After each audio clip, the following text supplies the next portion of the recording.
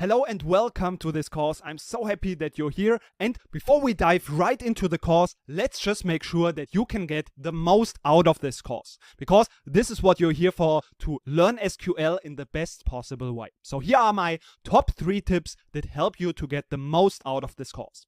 My tip number 1 is to make use of the Udemy tools. This is an on-demand video course which enables you to work through this course on your own pace. So you can take out a little bit of time every day and work on this course in a very flexible manner. Of course, this also requires that you do take out a little bit of time every day and work on this course. So you need to have this consistency. And this course is structured in such a way that you have this daily structure. You can work on the course every day. You have these sections, and this will guide you step by step from the basic topics to an intermediate level, advanced, and then at the end of this course, I promise you that if you stick to it, you will be extremely proficient at the end of this course. So this is hopefully motivating you to just stick with it, take a little bit of time out every day and work on this course. Of course, this is an on-demand video player, so you can always visit the lectures whenever it suits you. You can skip back and forth in the lecture, go through all of the different lectures, and also you can adjust the playback rate of this video. So if I talk too slow for you, for example, you can increase the playback rate. Also, whenever you want, you can make notes on the second that you are currently in the video. So for example, here in lecture 103 at 1:30, I can just go to the note section and select create a new note. And then I say, this is my note number 1, and then I can save this note. And now it appears in this section in the notes. So now I see at 1:30 I have this yellow icon where I see my note. And also I can always just jump to this lecture and this note, so it will immediately jump to the place where I have placed this note. Also, you have the Q&A section. So if you have a question regarding one lecture, you can just first of all search if the answer is already available. Somebody has maybe already asked this question. And if you can't find it in here, you can also just ask a new question. Also, I want to mention that very early in the course, you will be prompted to leave a rating of this course. I know this is very early and I have no influence on when this is appearing. So if you're bothered by that or you don't feel happy to leave a rating now, then you can just click on ask me later or ask me at the end of this course. So it's totally fine to just skip this rating if you are not happy to do so. Of course, I'm always happy to receive your rating if you are happy to do so. And I hope that, of course, you are happy with this course, and I will do my best that you have a great experience with this course. And also, the best way to learn SQL is to learn it by doing it. And this is why this course is completely hands-on. So I want to encourage you to take advantage of that and work along all of the codings that we are doing. And also we have a lot of challenges that help you to practice. So I want to encourage you to also do these challenges and work on them. Even if they are sometimes a little bit more difficult, then you still benefit from working on them. And last but not least, I've mentioned you can always ask questions if you are stuck somewhere. And on the other side, it's also beneficial if you know the answer to a question someone else has asked, that you also help others, and this will also benefit you. And of course, I will also always stick around this Q&A section. So that's about that. And now we want to have a look at what we are learning in this course. And right after that, we want to jump immediately into SQL. So hope you're excited and see you in the next lecture.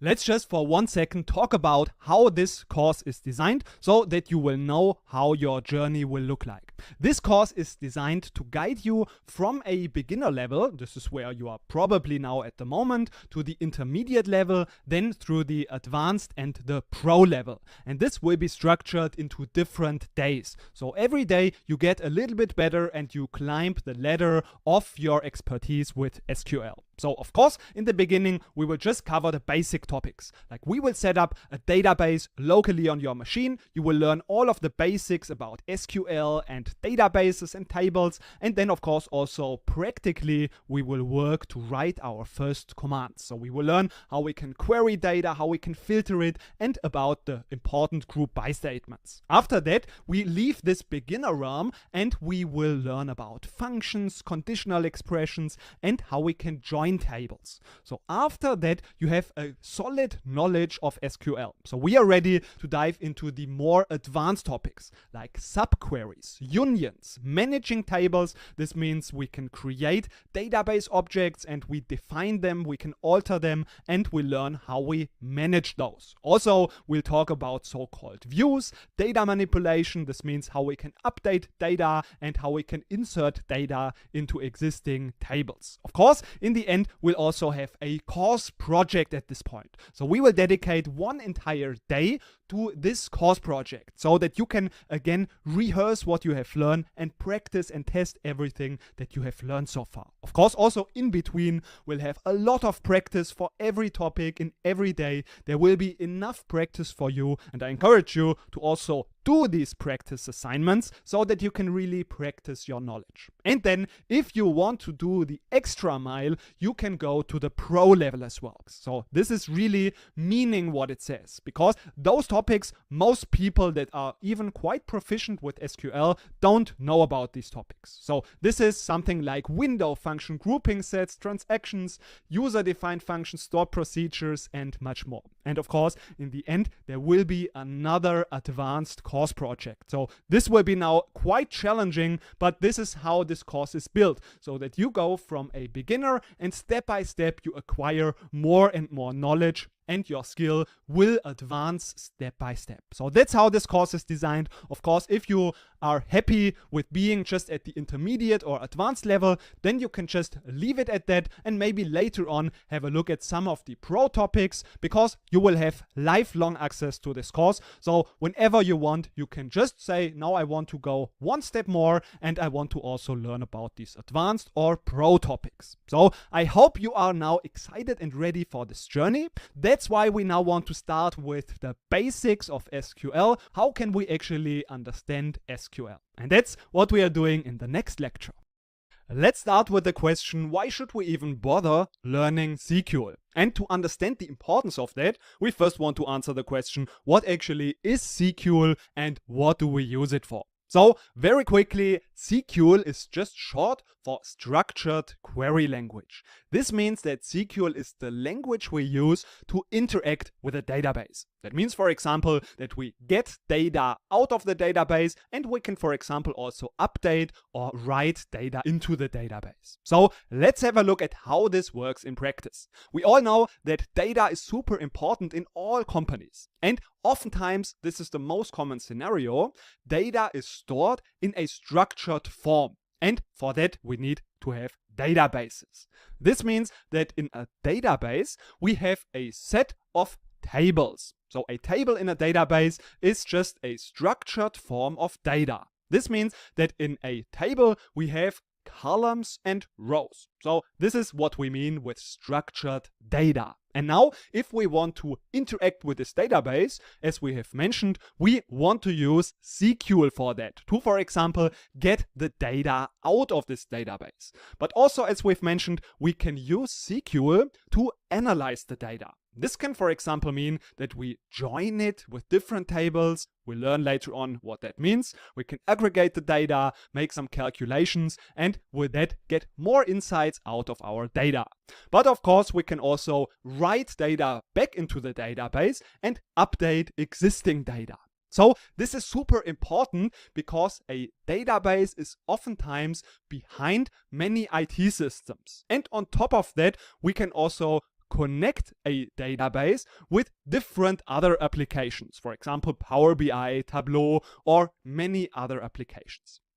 So now that we have understood what actually SQL is and what we are using it for, let's come back to our initial question of why should we even learn now SQL? So we've learned data is everywhere and oftentimes it is stored in databases. And now my opinion and my statement that I'm super convinced of, that SQL is maybe the most important skill in a broad range of professions. And this is especially true if you want to become a data analyst, data scientist, business analyst, and even more professions that are not so specialized in working with data. So you can benefit from the knowledge and the skill in SQL in a broad range of professions. And in many, if you are working with data, it is, in my opinion, even the most important skill. And luckily, on top of that, it is also very easy and intuitive to learn. So this is a great combination because it's super important, super beneficial,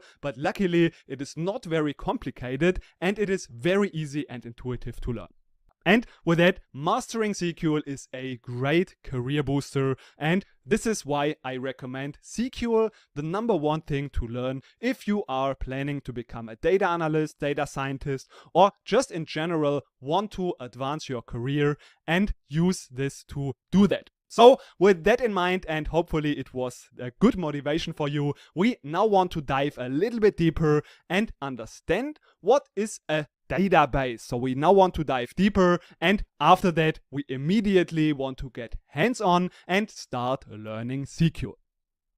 Now let's dive a little bit deeper and understand what actually is a database. We've already learned that companies use databases to store data in a structured form in form of tables. So this means that we have data available in columns and rows.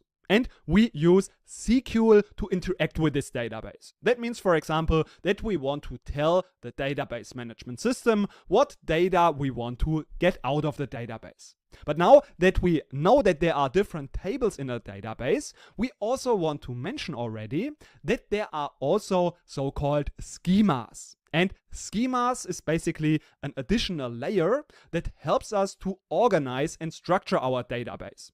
So you can think of this as, for example, on your PC, different folders. So in one schema, in one folder, you have different tables. And this just helps us to organize and structure the database. But we'll learn more about this later on in a more practical way.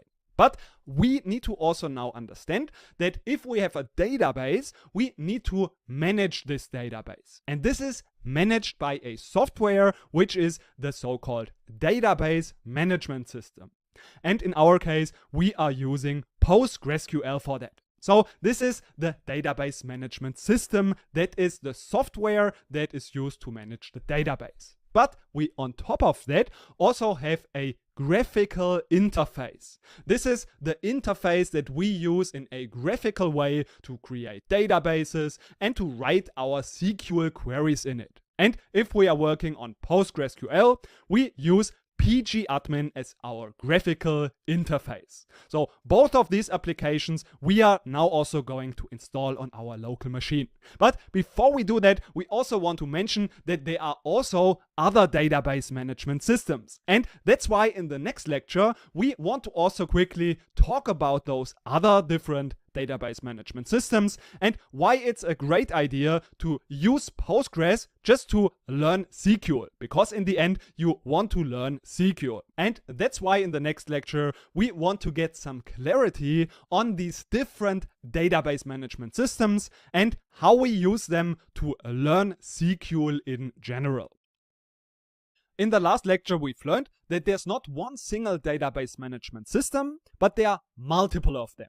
And this also means that the SQL that is used in those different database management systems is also slightly different. So we refer to this as different dialects, because in the end it is just one language. This is SQL, but there are just some slight differences. So this is why we refer to this as different dialects. But don't worry, if you want to learn SQL, you can just choose one of them, and then the differences are so small that the transition to the other database management systems is super easy. And in fact, Postgres is the one that is even the closest to the standard SQL. And this is one of the main reasons why we want to start, if we want to learn SQL, with learning PostgreSQL. Because this is the one that is the closest to the standard, and with that you are the most flexible, and the transition to the other dialects will be the easiest for you. So this is the number one reason why we want to use Postgres. And on top of that, why we want to use PostgreSQL to start our journey in SQL is because it is even completely free to download and use. It is one of the most popular database management systems and in fact the most advanced database management system in the world. So you can learn all of the different functions and options you have available in SQL, and all of those reasons combined make PostgreSQL, in my opinion, the best database management system if you want to start learning SQL. So this is why in the next lecture we now want to get hands-on, start learning SQL, and that's why we want to start with installing, of course, PostgreSQL and then our graphical interface pgadmin.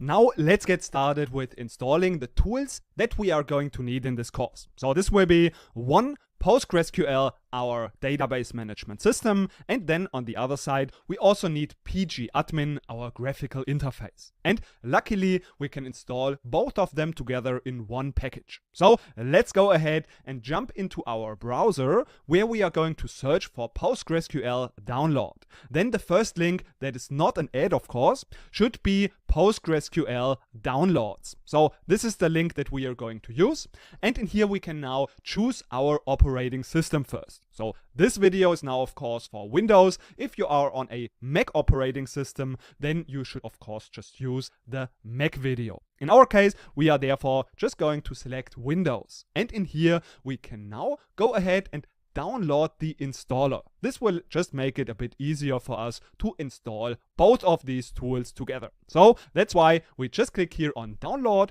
and in here again we can now just choose the PostgreSQL version for our operating system. So since I assume that you will probably also be on a 64-bit version, most of the Windows systems nowadays are 64-bit, that's why we are going to select this top link in here. And note that of course this version can be different in your case if there's a newer version available, but you can just go ahead and download your latest version. And if you should have some problems, then you can also try a lower version. But usually you shouldn't have any problems if you just go ahead with the latest version that is available for you. So in my case it's 14, and that's why I will just click here on this link, and this will now download this installation file.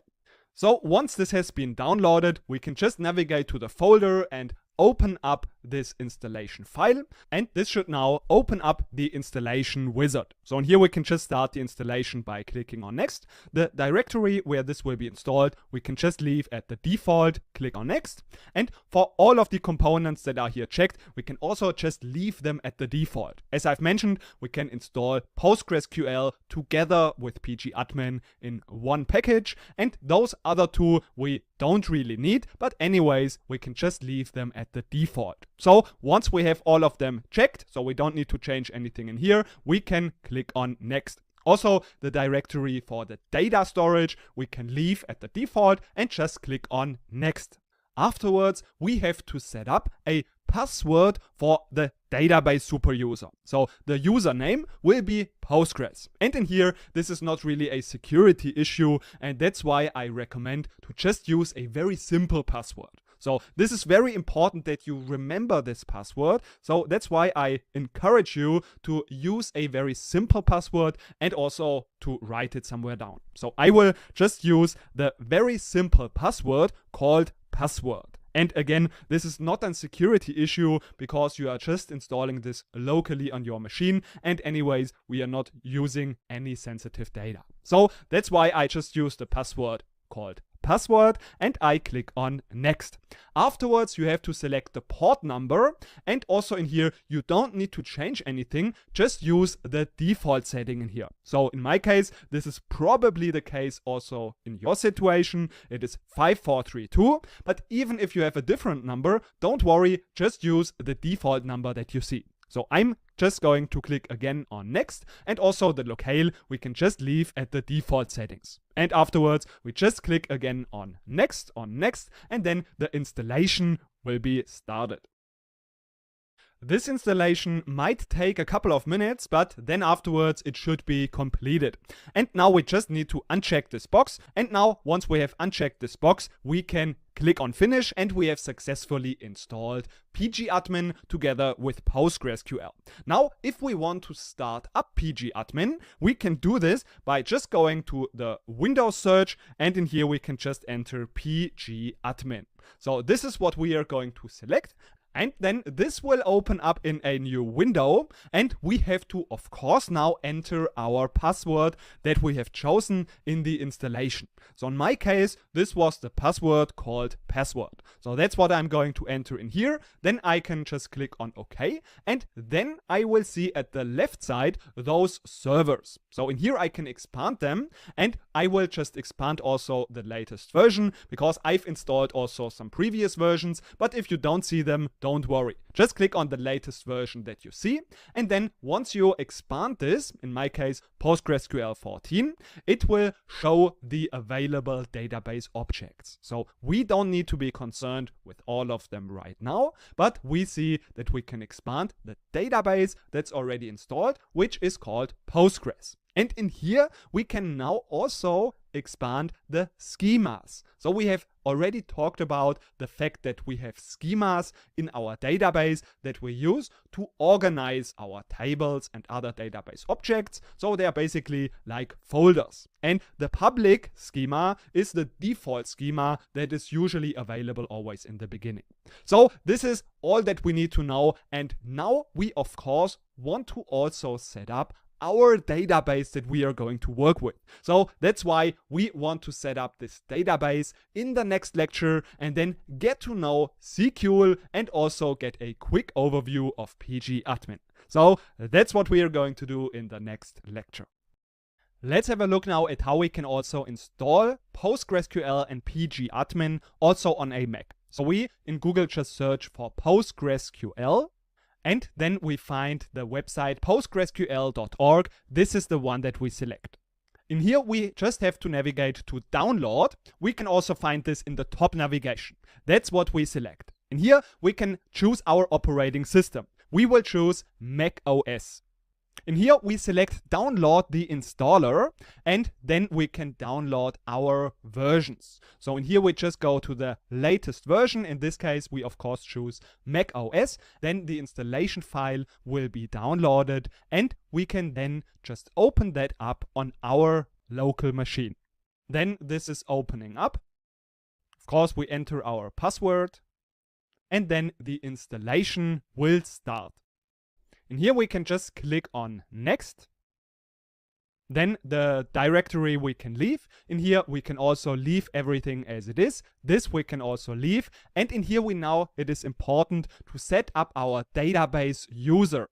So in here I just recommend, this is not a very sensitive topic. That's why choose a very simple password. I will just choose the password called password. This is something that we have to remember. And in here also the port we can just leave as it is. So if the number is different in your case, don't worry, just leave it as it is. And we can just here click on next. Usually it should be though 5432. So we can here just click on next as well. In here, we can also leave everything as it is. Again on next, again on next, and then the installation will take place on your computer. And then after a few seconds or minutes, this will be done. We can uncheck this box to launch Stack Builder, and then we just click on Finish. And now if we want to open up pgadmin, we can just search for pgadmin. This is now the graphical interface that we use to manage our database and write our queries. So this is where we will write all of the SQL commands, and this is then just opening up like this. So we just search for pgadmin and then it will open up. In here we can set a master password. I again recommend to just choose something very easy. This is not something that is very sensitive, so just choose again something very easy. I will just go again with the word password, so something super simple. This is not a security issue. So in here, we now have to enter our password for the Postgres user. So that's the one that we have chosen in the beginning in the installation. So again, I'm entering the password. And now here on the left side, we can open up our Postgres version. Below that, we have the databases. So we don't need to be concerned with all of them right now, but we see that we can expand the database that's already installed, which is called Postgres. And in here, we can now also expand the schemas. So we have already talked about the fact that we have schemas in our database that we use to organize our tables and other database objects. So they are basically like folders. And the public schema is the default schema that is usually available always in the beginning. So this is all that we need to know. And now we, of course, want to also set up our database that we are going to work with. So that's why we want to set up this database in the next lecture and then get to know SQL and also get a quick overview of pgadmin. So that's what we are going to do in the next lecture. Now let's get started with setting up our database that we are going to use in our course project. In this course project, you will be hired as a data analyst for a company, and you have to analyze the data and manage this database in this company. So this will be our course project that we are going to introduce in the next lecture. In this lecture, we want to set up our database and all of the data that we are going to work with. So this is what we will do. But now I also just quickly want to mention that you can always open up pgadmin by searching for pgadmin in the window search. And I have also just maximized this window. So this is possible. But now let's set up the database. The first step that we are going to do is create the plain database as an object in pgadmin. So we do this by just right-clicking on the database and of course make sure that you have expanded the latest PostgreSQL version, and then you will see the database where you can click on Create Database. In here we can now give the database a name, and this will be our name green cycles. For the rest, we don't need to make any additional changes. We can now just click on Save and the database will be set up. So we can see that now here we have again, if we expand the schema, our default schema called public. But now if we go down to the tables, which is the most important part of our database, we can see that there is currently nothing included. That's why we now also need to fill this database with some life. This means with tables and data in these tables. And this is why we now want to just download the resource file in this lecture. And then once we have downloaded that, we can also extract this file, and this will be now our file that we are going to execute in pgadmin. So we can just open that folder up and we can see that there is this so-called SQL file. Basically, it is just a text file that contains all of the code to set up our database. So how do we do that? What we want to do is we want to now copy this folder path. So we can click in the Explorer and just copy that. And now this folder path we want to now also paste in pgadmin. Let's jump over to pgadmin to do that. We now first open up the so-called query editor. We do this by right-clicking on the schema, and in here we find the option Query Tool. And then this new window will open up where we can now write our code. This is basically where we enter all of the SQL commands, and we will do and spend a lot of time in here in this course. But for now, we just want to insert our SQL file that we have just extracted. We can do that quickly just by going to this little icon where it says Open File. And in here, we can just click on Yes.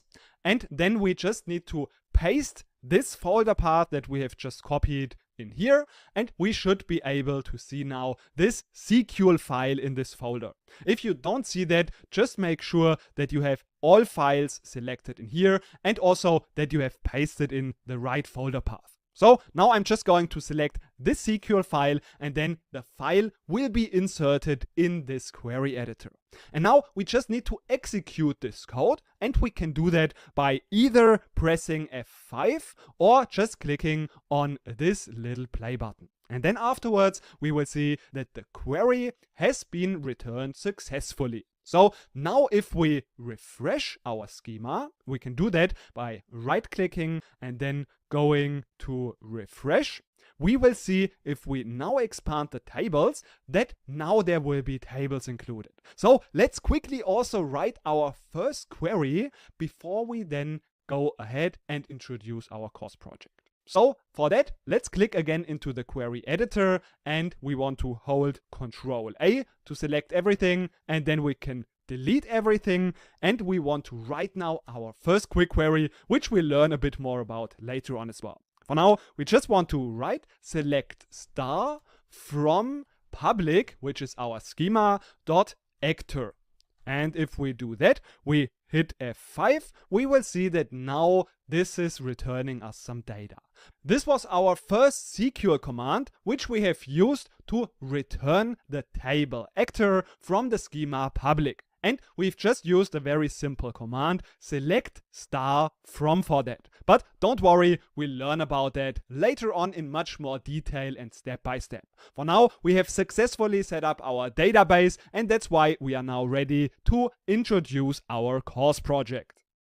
Let's introduce the course project. In this project, you are in the shoes of a data analyst that just got hired by a company that has recently acquired a business called Green Cycles, and this is an online movie rental shop. So this course will be super hands-on and as realistic as possible. So this is why you will play the role of a data analyst, and you have to help this company to operate the database. This means that you have to write queries and help the company to succeed, because this data in this database that we are going to work with is super important for the success of the company, and this is why your job is to work on this database, work on these tables, write queries, analyze the data, and basically help the company to succeed with this new business. This is why you need to gain insights and help the company to solve problems. And of course, step by step, your skills should also progress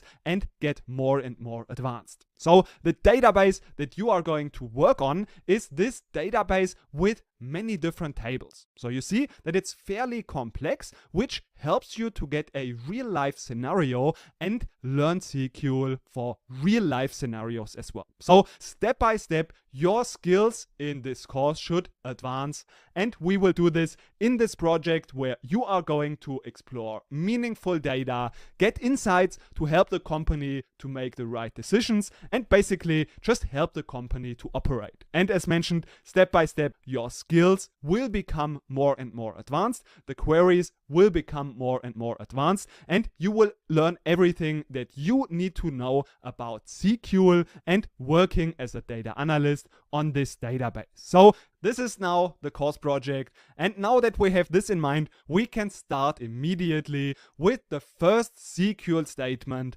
and this will be the select statement. That's what we are going to have a look at in the next lecture. Now let's get started with learning about the most basic keyword and statement in SQL. And this is the so-called select keyword. This is always present in all of our SQL queries, and we use that, as the term suggests, to select and return data. So this is always present in our queries, and this is also very easy to use. Let's see how this syntax works and how our most basic statement looks like. In the beginning, we of course use that keyword select, and then what columns we want to see. So in this case, it could be a column name, and then from, and then the table name. And now let's have a look at one example of how this could look like. We want to select, in our case, the column called first name from the table called actor. And the result of that would be just this column name first name with all of these data entries. So this is very simple. But now what happens if we want to see multiple columns? In this case, we can again, of course, just use the select statement. We use the first column name that we want to see, for example, first name, and then we need to separate the other columns with a comma. Afterwards, we use another column, for example. And note in the end, before we use our from statement again, we don't have a comma. So this is very important, just between the column names, but in the end, there is no comma. And then, of course, the result again is the data output for those two columns.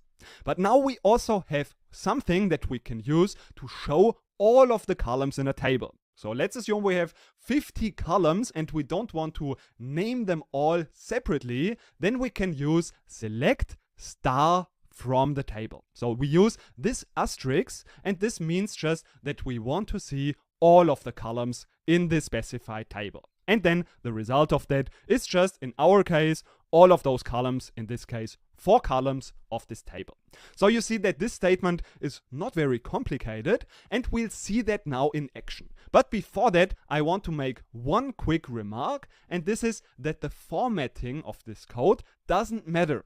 This means that we can either write the code like this, as we have seen it in our example, or we can also just format it in a different way. That means we just start the new line here and we write the column names in one row, or we can also just write everything in one row. Or we can even use some additional lines in between, and they will all be interpreted in the same way. So this is basically all the same. And now I think this is enough theory for now, and now we of course want to apply this knowledge, and this is why we now want to jump into pgadmin. And in here we first want to get a few basics again. And this is why we first want to now close this window again so that we start from fresh. To do this, we just select this little X icon, we say don't save, and then our query editor, this means where we write the code, is closed. And also we want to just collapse all of these options here, and we want to start from fresh. So we want to expand our server. This is where all of the databases are included.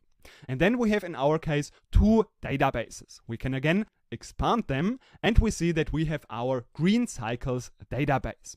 In this database, as we have learned, we can have multiple schemas. The default schema that is always available is the so-called public schema. And again, we use those schemas to structure and organize our database. In our case, we have just this one schema. And now if we want to open up our query editor, we can do this by right-clicking on this database called Green Cycles. And in here, we can now select the query tool. And in here, we see now that the query editor is opening, and we can in here now enter our SQL code. So let's see what we want to do. We can write select, and then we can use just the asterisk to see everything in this table. And then from, and now what is the table that we want to see? We can also have a look at this by expanding the schema public. And in here we see that we have 15 tables. We want to see now the table called address. And this is why we want to say from address. And now if we want to execute this code, we can either press this little play button. Let's see how this works.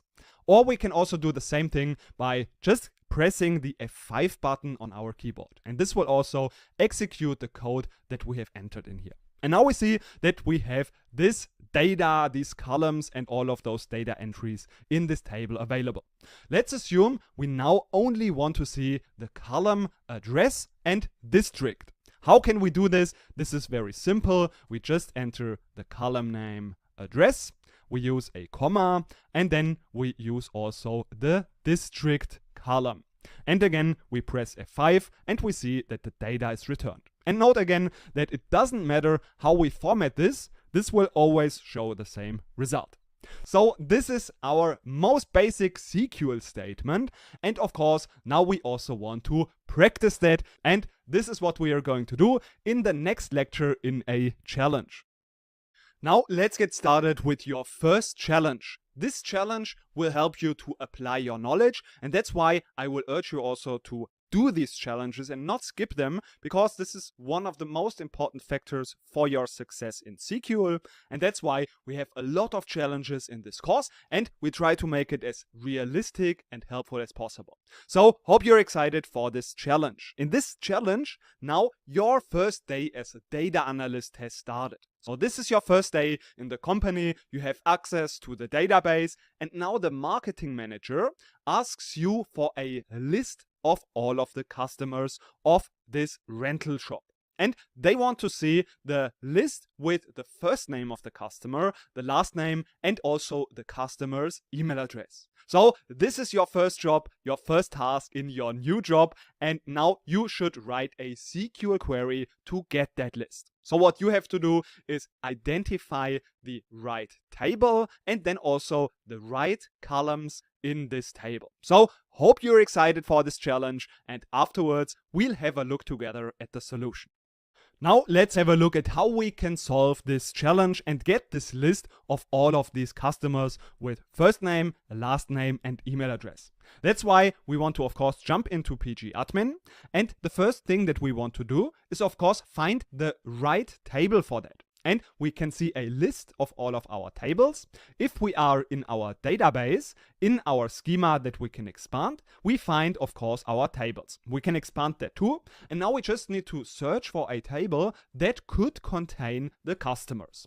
And we can see that here is this table called customer. So this is probably the table that we want to query from. Again, we can expand it and see that in the columns, we have those columns available. But we can also just use a simple select star to see what the data in this table looks like. So let's see how we can write this query. Of course, we want to use select, and now we can use star from, and then the table name in here is customer. And then we just execute it with F5, and we see that these are all of these columns in this table. And we see also we have the columns that we are looking for, which is first name, last name, and email address. So that's why we can now specify our query even further to only see the columns that we are interested in. So we want to use first name. We want to separate this with a comma, go into the next line just to make it a bit more readable. Then we have a last name, and then again in the end, email. So we can now execute it like this, and note that we have no comma in the end. So we execute it and we get all of these results.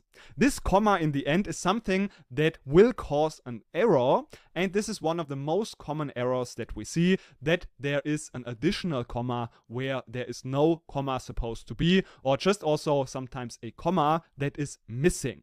And we can see this error message in here, that there's a syntax error near from.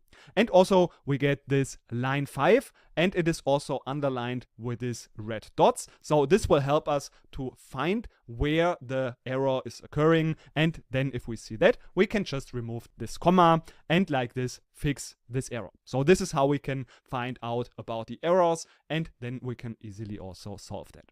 Now we have this list, and we can now even export this list. Of course, this is something that we have not learned yet, but we can very quickly see how this works by just clicking on this little button where it says save results to file. And of course, we just have to specify a location where we want to save this data output. And it will be saved, in our case, as a CSV file.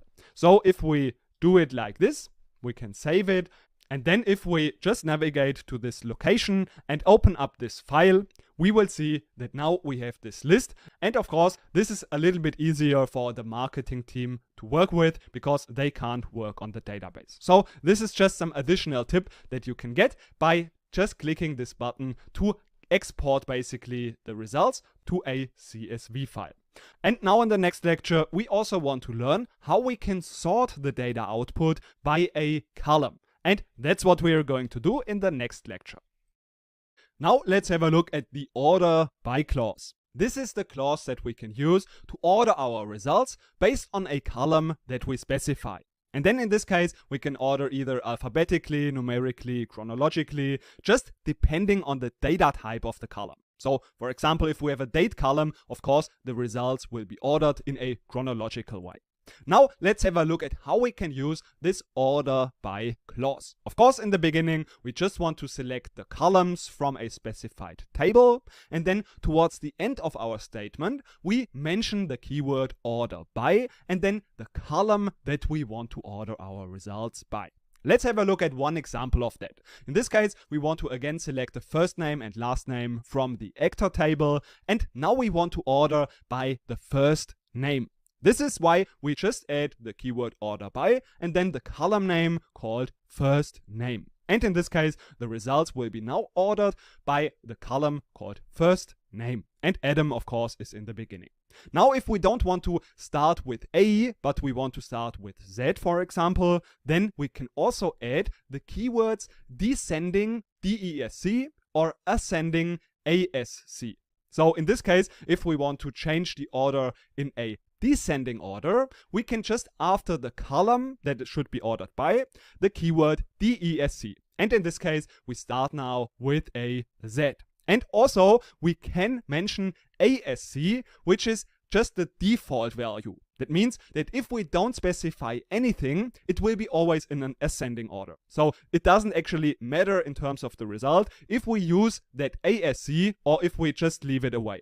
Now the question might be, why would we even bother mentioning ASC if this is the default anyways? And here we can just think of the readability, and this just helps to understand the code quicker. If you, for example, look at your code 2 weeks later, then you see that it was important for you to order the results in an ascending order. So this is just to make it a bit more understandable and readable. And now, if we see that there can be also duplicate values, we also want to order sometimes by multiple columns. So in this case, if we have a tie with Adam, so this is just the same value in the first name, in this case of a tie, we can have also a second criterion. For example, in this case, the last name, and then Grant comes before Hopper in this case. Of course, also, even if we have multiple columns, we can still use the descending or ascending keyword. We just have to attach it to the column. In this case, we have the first name in a descending order and then the last name in an ascending order. This is about the order by clause. Now let's jump into pgadmin and have a look at how this works in practice. In our case, we first want to have a look at the payments table. This is why we first want to just select everything from this payments table. So this is why we just use the select star. And then we want to see what is actually in this table. And now we see that there's no specific nice ordering in terms of our customers. This is why we want to also order now by the column called customer ID.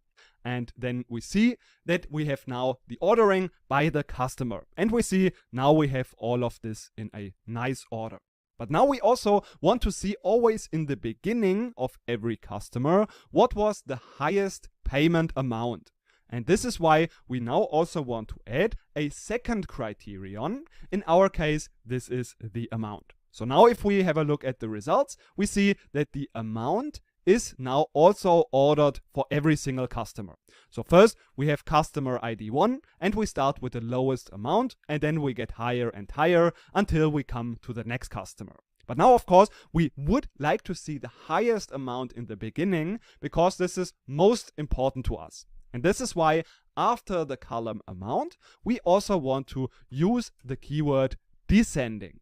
And now if we execute that, we see that now still the customer ID is in an ascending order, but now the amount is in a descending order. So this is how we would like to have it. But now it's your time to put this into practice again, and this is your chance because you get another request from the marketing manager that we want to have a look at in the next lecture. Now the marketing team again needs your help and you want to help them to make their work easier. And that's why the marketing manager now asks you to order the customer list that you have already given them by the last name. And they want to start working from Z towards A in that list. And also, in case there is the same last name multiple times in the list, you should, as a second criterion, also order by the first name. And the first name, in this case, as a second criterion, should also be from Z to A.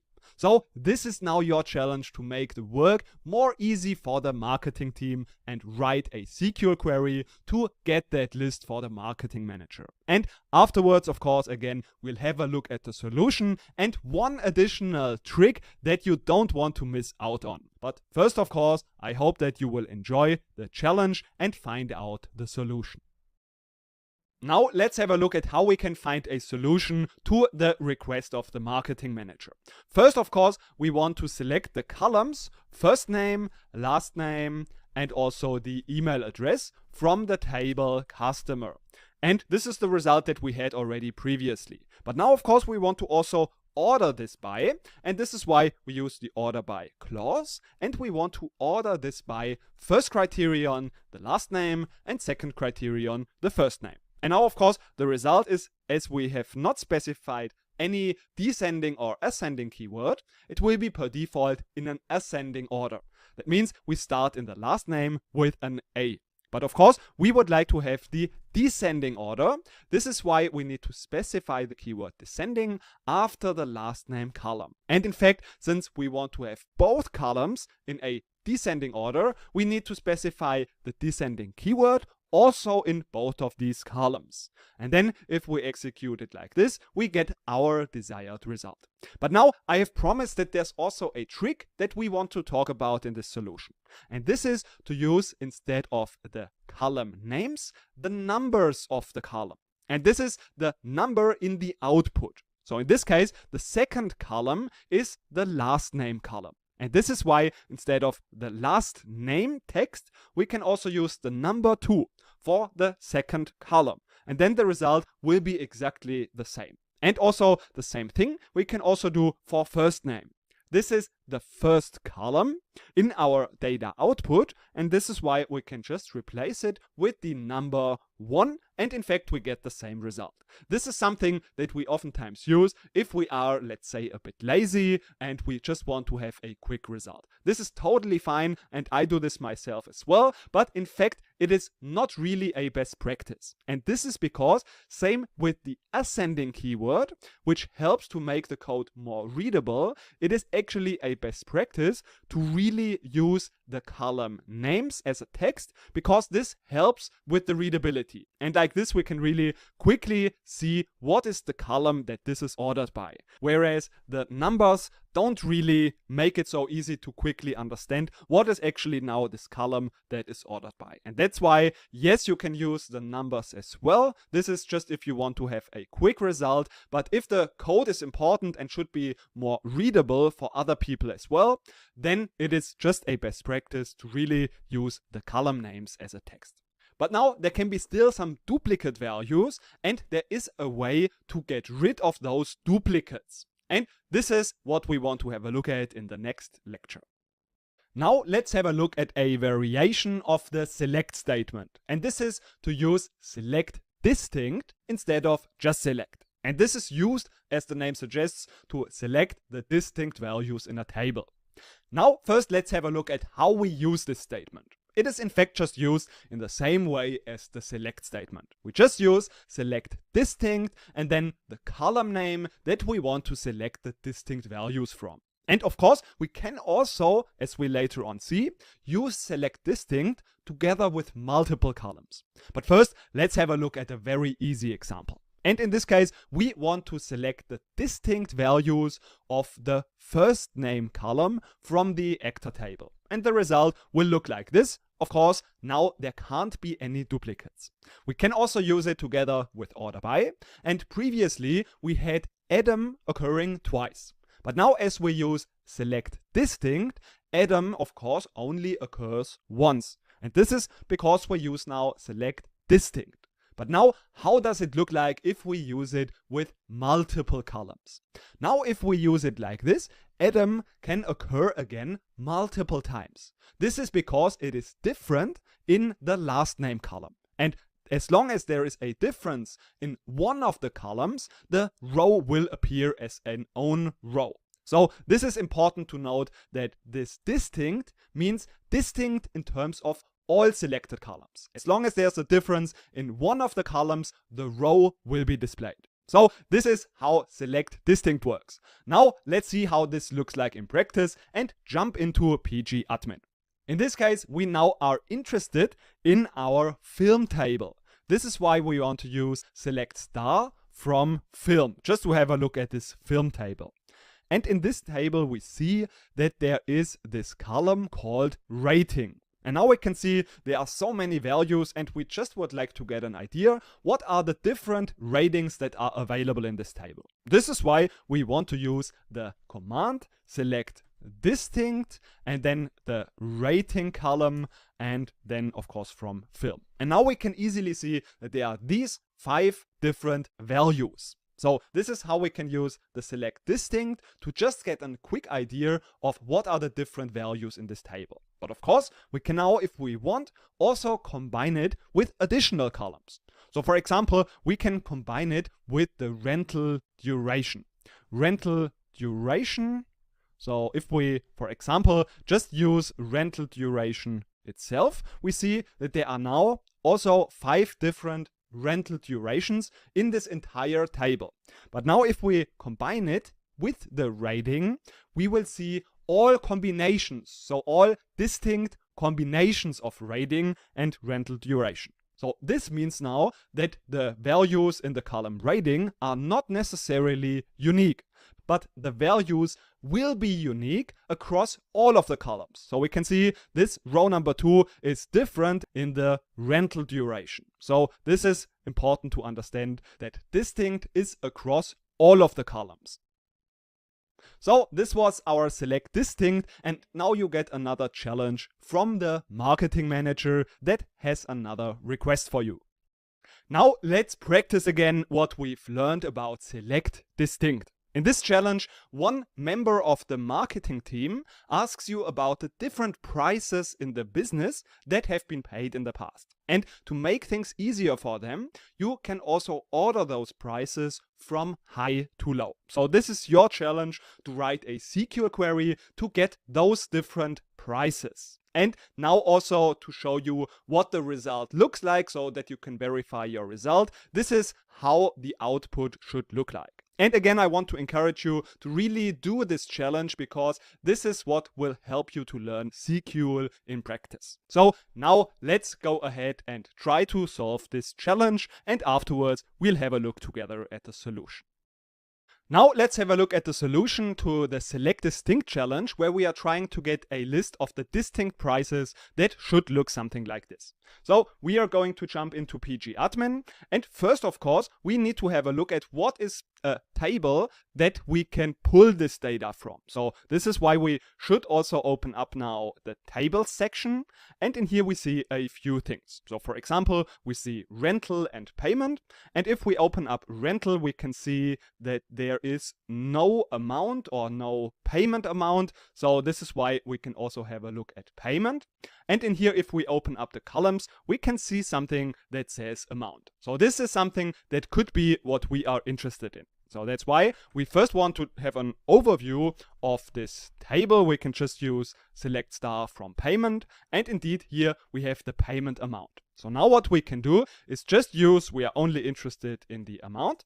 So we only want to see amount. And of course, as we have mentioned, we also want to order this. That's why we also add order by, and then we can write amount, and we want to order that from high to low. This means in a descending order. This is why we also want to add descending.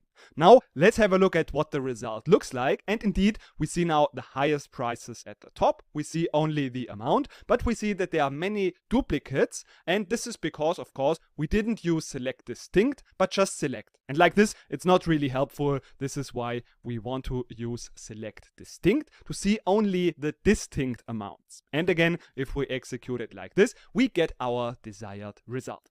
But sometimes we are not interested in all of the results, but we want to limit our outputs to a certain number of rows. So for example, we only want to see the first 100 or the first 5 or 3 results in the output. And this is a very important command. That is the limit command, and this is what we want to learn about in the next lecture. Now let's have a look at the limit command that we can use to limit the number of rows in our data output. And the syntax is very simple because this limit keyword is always at the end of our query. And we'll see soon an example, but oftentimes this is used to just get a quick idea about a table. So we just see a few rows, this will be executed very fast, and like this we get a quick idea about a table. But before we have a look at this example, we just want to see the syntax. And as mentioned, this is very simple because it is just at the very end of our query where we use the keyword limit and then the number of rows that we would like to see in the output. For example, if we would like to see those 4 first rows, we would use select first name from the actor table and then of course a limit 4 because we want to see the first 4 results. And oftentimes this is used in conjunction with the order by clause. And again, limit is always in the end. This is why it is order by and then limit. So this would give us the result like this, and this is oftentimes used together with order by, because like this we can see, for example, the first results or the last results in a table. But now we want to have a live example, and this is why let's jump into PG admin.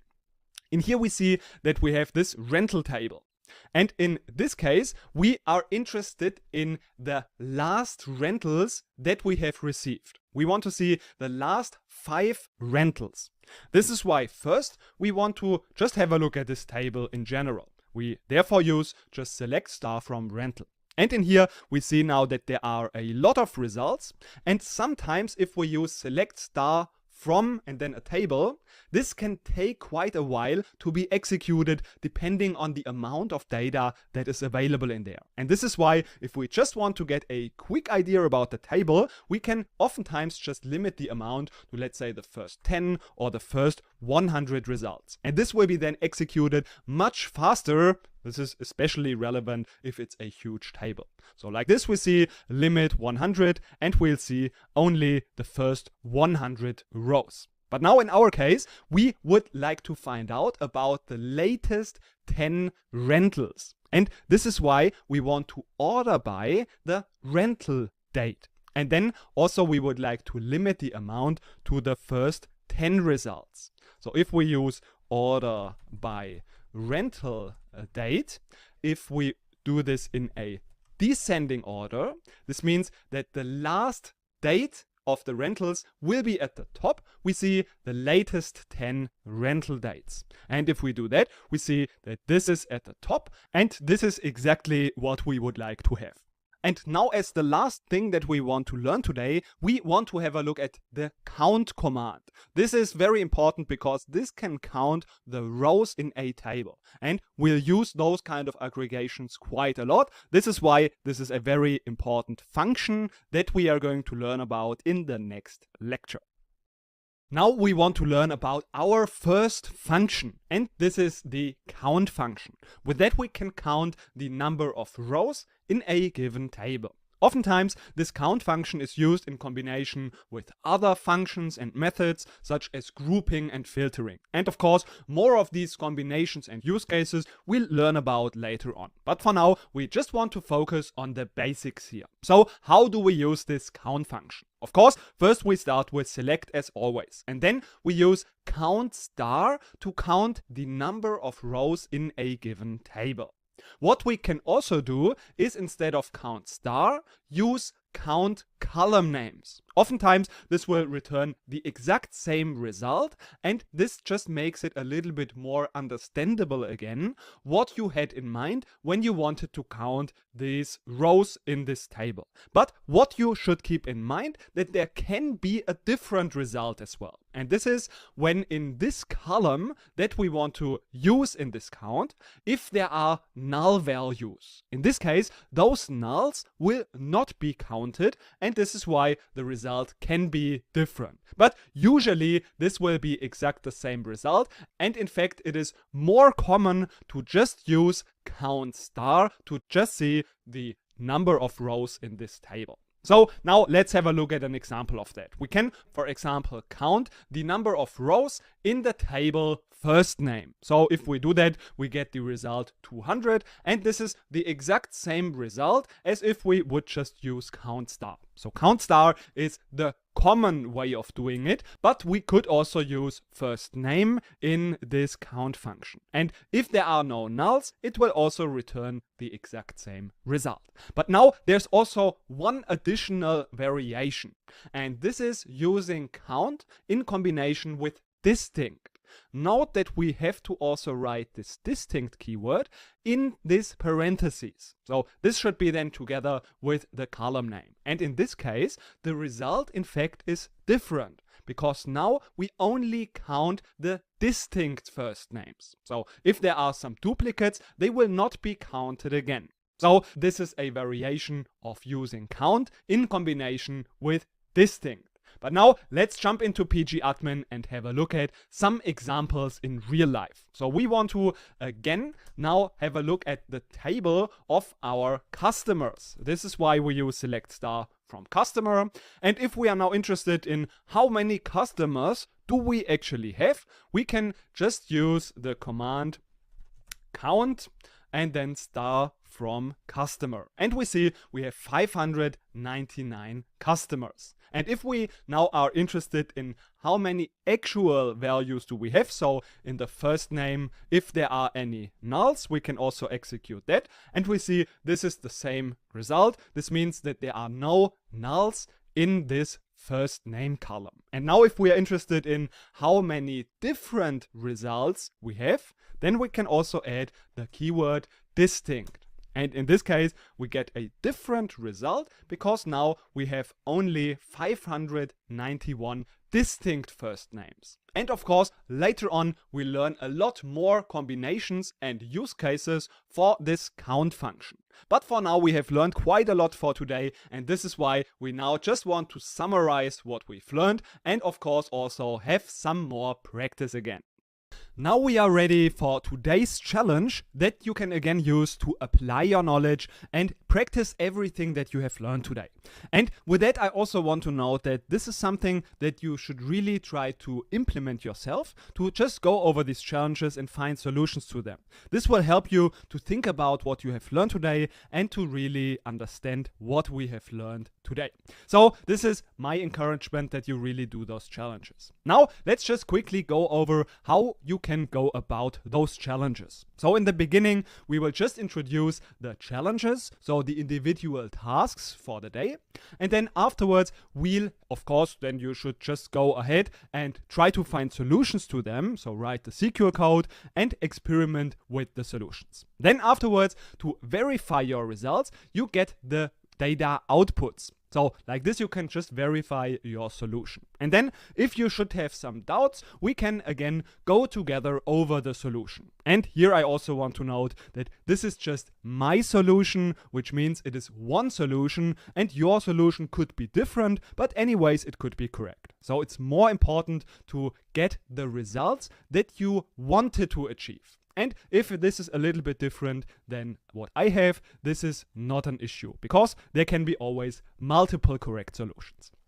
But now with that in mind, let's go over this list for today's challenges. So we want to start with the first challenge, which is to create a list of all of the distinct districts of the customers. And part of the challenge, of course, always is also to find the right tables that we want to work with and of course the right columns. So this is always part of the challenge. And then the second question, what is the latest rental date in the database? So the latest rental date, and here I want to just make a quick note that you can limit the result because we are only interested in one data row, only the one latest rental date. So this is some optional additional thing that you can do to just limit the data output.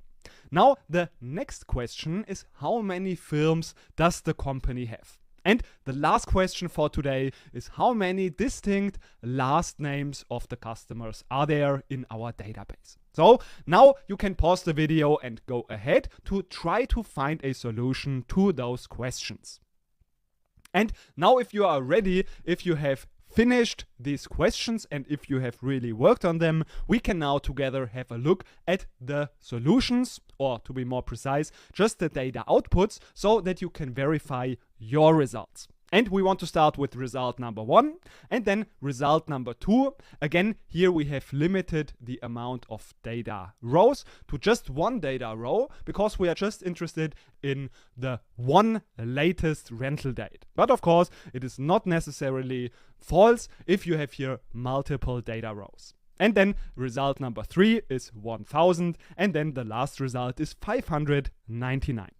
If you have different results, you can have a look at your solution again. Otherwise, we'll now just quickly have a look at all of the solutions. So let's start with question number 1, which was create a list of all of the distinct districts. So of course we want to use select distinct because we want to see the distinct districts. We have the column called district from the address table. This was not super difficult, hopefully. Solution number 2, what is the latest rental date? Here we want to use just select, and then we want to see, of course, the column rental date from the table rental. And what we can do now as well is to order the results by this rental date, because we want to see the latest rental date at the top, and this is why we want to start with the latest date, which would mean that we have to sort it in a descending order. And of course, optionally, we can also limit the amount of data rows to 1 because we are only interested in the very top result. So this was question number 2. And now the question number 3, how many films does the company have? We therefore need to just count the data rows from the table film. And the last question for today, how many distinct last names of the customers are there? We of course want to use select and then count distinct last names. Make sure that you use in the parentheses distinct and then the column name that you want to count the distinct values from, which in our case is last name. Of course, table name is customer. So these were today's challenges. I hope that this could help you to again apply your knowledge. Hope it was helpful and see you in the next lecture. Now that we've learned so many things today, let's just quickly go over today's summary to just quickly summarize the most important parts that we have learned today.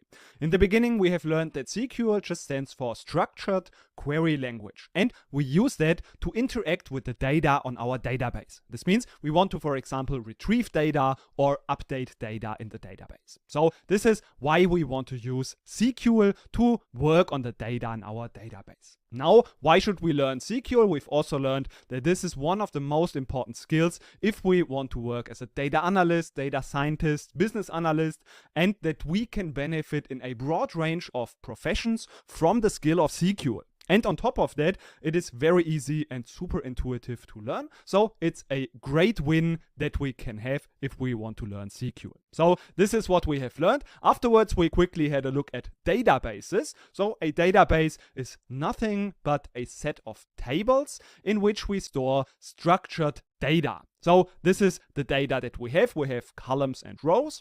And we, of course, we have seen we retrieve the data using commands in SQL. But now we want to work on these databases, and this is why we need to have a database management system. In our case, we use Postgres and pgadmin as the graphical interface.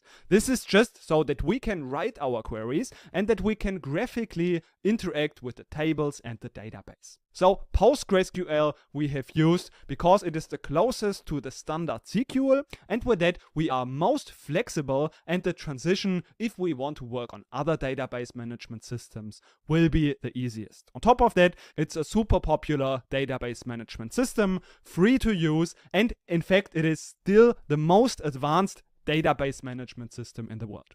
This is why we have then moved ahead and installed PostgreSQL as well as pgadmin. After which we have then introduced our course project in which you are working as a data analyst for a movie rental shop called Green Cycles. So you are responsible to work on this database in which you will work on throughout the course, and you will have a lot of challenges, and moving forward your skills will get more and more advanced. So after that we have then started to learn about the select from command that we can use to just retrieve columns from certain tables. After that, we've learned also about order by that we can use to order the results in our tables. We can either order them in a descending or also in an ascending order.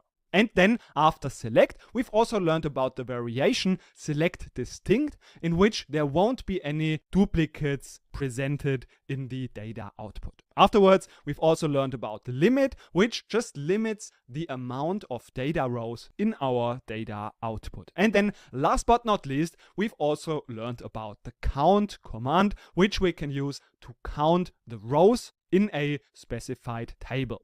So mainly we use count star, but we can also just call the column name, and then we get the amount of values that are not null in this column. And remember, null is just basically meaning that there's no data in this data row. So this is what we have learned. And then again, one variation is that we can also attach to the column name that we want to count the values from the keyword distinct, and then no duplicates will be counted. So then only the distinct values will be counted. So this is quite a lot for today, and with that we have a great foundation so that we can move on to a little bit more advanced topics tomorrow. Hope this day was helpful and you are excited already for tomorrow.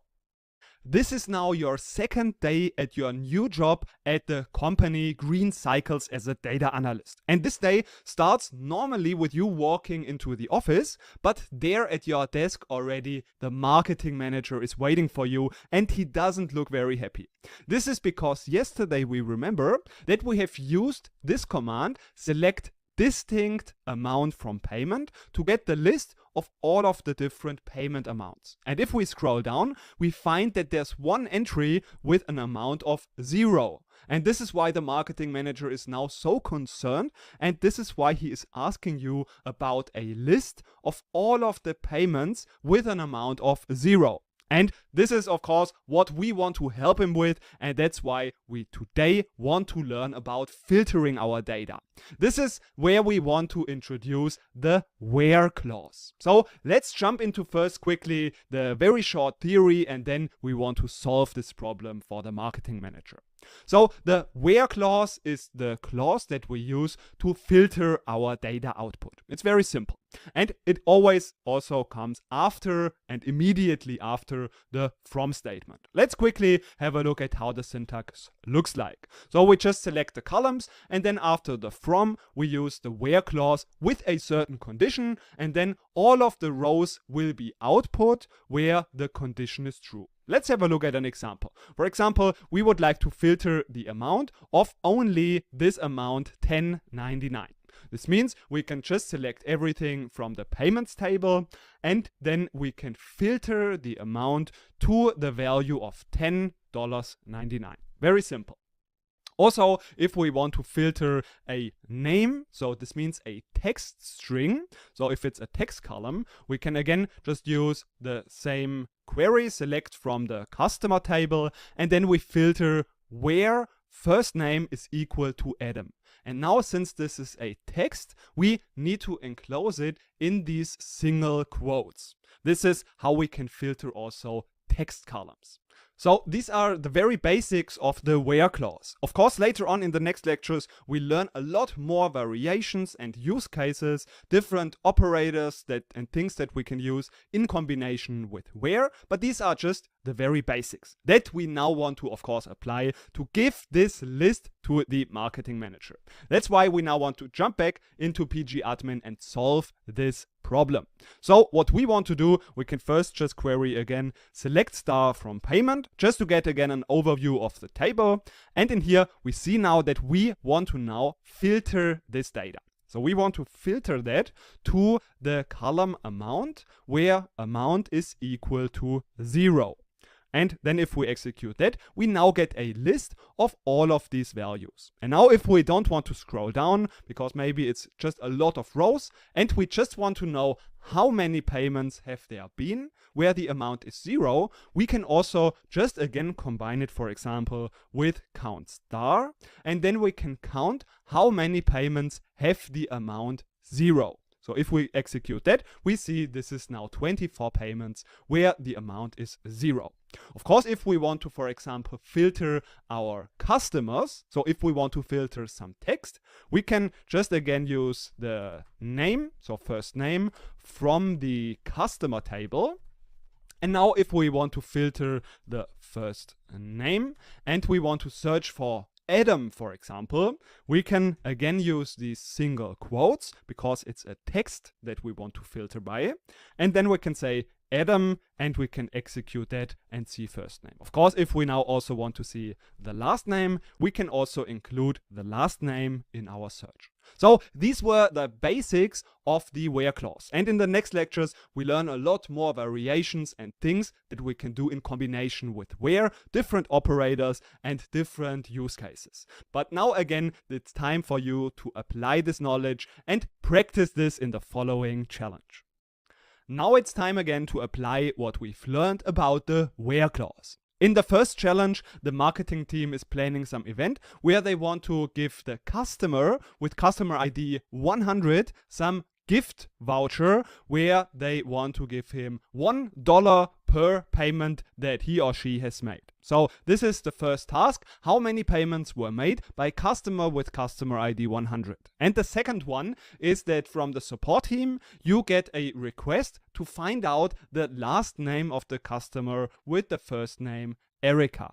So these are the challenges, and now it's your turn to write a SQL query to get those answers. And in the next lecture, we first have a look at the results and afterwards quickly at the solution. And stay tuned because in this solution, we'll also learn about one trick about pgadmin and how we can execute multiple queries all in once. But now, hope you will solve this challenge and then see you at the solution. Now it's time to first have a look at the results so that you can verify your solution. So the first answer to how many payments were made by customer with customer ID 100 is 24. And the last name of our customer, Erica, is Matthews. So these are the answers that we should expect. If you have different results, then just go over your solution again. And now we together want to have a look at the solution. So first we want to find out how many payments were made by customer with ID 100. So of course we can first have a look at the payments table in general. So we execute the query like this. And now we see customer ID is here. So like this we can filter the data by the customer ID. So we use the where clause, customer ID equal to 100, we execute it, and we see that this is the data. Of course, now we don't want to see all of the columns, but we would like to count the results. That's why we use count star from payment and then filter it to those 24 results. And now we also want to find the solution to the other question. And we can in here write first name and last name from customer and then filter it again to the name. But what you note here is that I write now the second query just in the same editor. And this is possible because we can just highlight the code that we want to execute. So if I do that and press F5, I get the result of this code that has been just highlighted. And for example, if I highlight not everything, but just this, I will see I will get an error because this is a keyword that has not been recognized. So this is what we can also do if we have multiple queries and we want to write them all in one query editor. Note that we can also use a semicolon after each query. And then with this semicolon, we indicate that now this query has ended and a new query will start. So if we execute like this, in fact, both of these queries will be executed. But since this is the last one, we see just the output of the last one. So this is something that we can use to just have it a little bit easier to write code in our query editor. But now, of course, we also want to filter this customer table to the last name, Erica. So this is why we filter last name, and remember, single quotes, we use Erica, and now I just execute it like this, and I don't get any result. This is because I have used last name, but of course it is supposed to be first name. So this is something that didn't throw an error, but we just didn't get any result. Now let's try again, and we see this is the correct result. But now we need to filter in a more elaborate way, because the marketing manager now wants to find out how many payments did we have where the amount was less than $10. So this requires a little bit more advanced filtering, and that's what we are going to have a look at in the next lecture. Now we want to find a solution to the request of the marketing manager to only show the amounts that are greater than $10 or $10.99, for example, in our case. And we can see that this is the result that we want to achieve. And we can do that, of course, by filtering our data, and we need to filter on the amount column. And now we can also use other operators such as the greater than sign. And this will also give us then the correct results of all of the rows where the amount is greater than $10.99. We can of course also use the less than sign, so then we will only see the results that are less than $10.99. And of course, as we can see now that it is not ordered by the amount in the output, and of course we can always, again as we know it, also add the order by clause. And like this, we could, for example, also order by the amount in a descending order. And on top of that, we can also use the less than or equal to sign, and same with the greater than or equal to sign. This works as well, and we can also use it. And last but not least, we can also use the not equal to sign. In this case, all of the results will be shown where the amount is not $10.99. This is something that we also want to use sometimes if we want to exclude certain rows with one specific value. And of course, we have also, aside to this exclamation mark and equal sign, as it is in also some other programming languages, we can also use as this not equal to sign, the less than, and then afterwards the greater than sign. This both means not equal to, and in fact there is no difference, and we can use them both as we wish to. I personally use just this exclamation mark and the equal to sign because this is just what I'm more used to. And last but not least, we also want to talk about one option, and this is if we want to search for all of the values where we have nulls included. In this case, we use is null. So in this case, we don't use any equal to sign, but we just use is null. And you remember, null is just indicating, it's basically a value that indicates that there is no value in this specific row, in this specific column. So this is what we can also do. And of course, if we want to search for all of the values that are not null, we can just use is not null. And then we will see only results where in the first name there is no null value. This works as well. And that's why now we want to jump into pgadmin and have now a look at how we can solve this request of the marketing manager. So we want to, of course, first have a look at the payments table. And from there, we want to just now filter the payments. So let's first execute that. We want to filter to the payments where the amount is greater than $10. And of course, we do this by just adding the where clause, and we want to filter by the amount. And now we want to state our condition. So amount should be greater than 10. And then if we execute the result like this, we can get all of these amounts. And of course, if we now also want to order that, we can add also the order by clause. We can say order by amount, for example. And if we don't specify descending or ascending, it will be, of course, in an ascending order. If we want to have it descending, we just add descending, and then we get the results in a descending order. And now, of course, it's your time again to practice. Let's practice again what we've learned about where and the operators. In this challenge, you get the request from the inventory manager that is asking you how many rentals have not been returned yet, which means that the return date is null. This is what it means, that the rentals have not been returned yet. That's the first query. Then in the second one, the sales manager asks you for a list of all of the payment IDs where the amount is less than or equal to $2. And they want to have a list with the payment ID together with the amount. So this is the challenge, and you should now write a SQL query to get those answers. Just to verify your results, this is what the answers should look like, and then you can verify like this if you have the correct result. So for the first question, the answer should be 183, and the list should look something like this. Of course, your results here can vary depending on some factors that we cannot influence,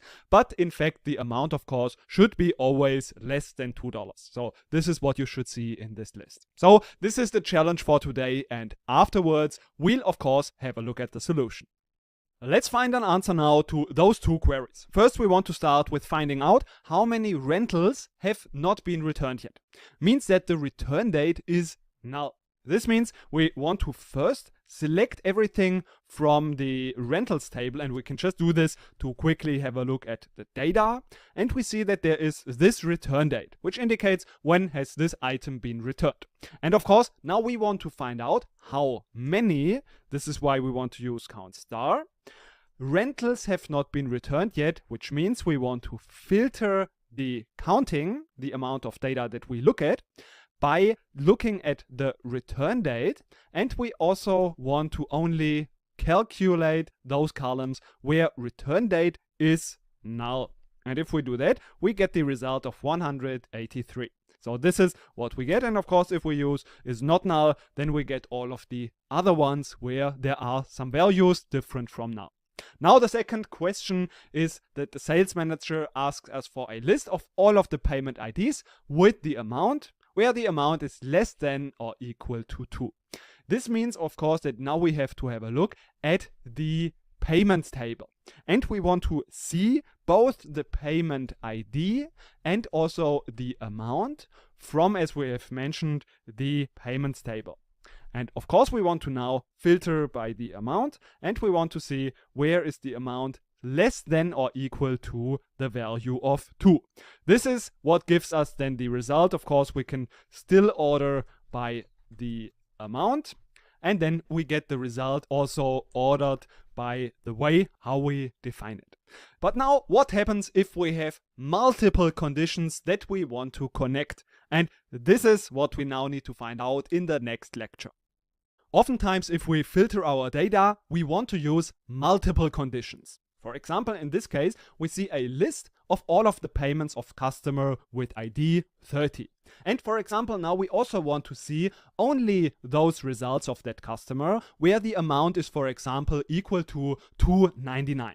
And this is when we want to use AND as well as OR conjunction. And this is what we want to talk about in this lecture. So this is used if we have two or multiple conditions that we want to combine, for example, when we want to filter our data. Let's see how this works. Of course, we select our columns and then we use our condition that we want to filter by. But now we can add a second condition using this AND statement. And this means that now both of these conditions must be true so that the data row will be present in the data output. Of course, if we want, we can even add more conditions, and this would then mean that all of these conditions must be true so the row will appear in the data output. But now let's have a look at this example. So how this works in practice. We want to see customer ID 426 and the amount should also be $10.99. In this case, we just select all of the columns and then we use the first condition, amount is equal to 1099, and the second condition must also be met, customer ID is equal to 426. And now, of course, in a similar way, it also works if we want to have either or conditions. So we can, for example, see all of the data where the amount is either 1099 or we are also okay to see 1099. In this case, we use again where amount is 1099, and now we use the or conjunction because either of those conditions must be met, and then we will see the result. So it's okay if it is 1099 or 999 works as well.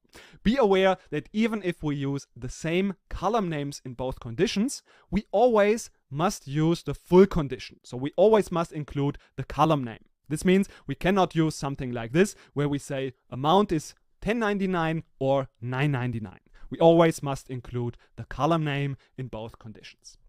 But now let's make it a little bit more complicated because for now it was quite simple. What happens now if we have a condition with or and we also add the and conjunction?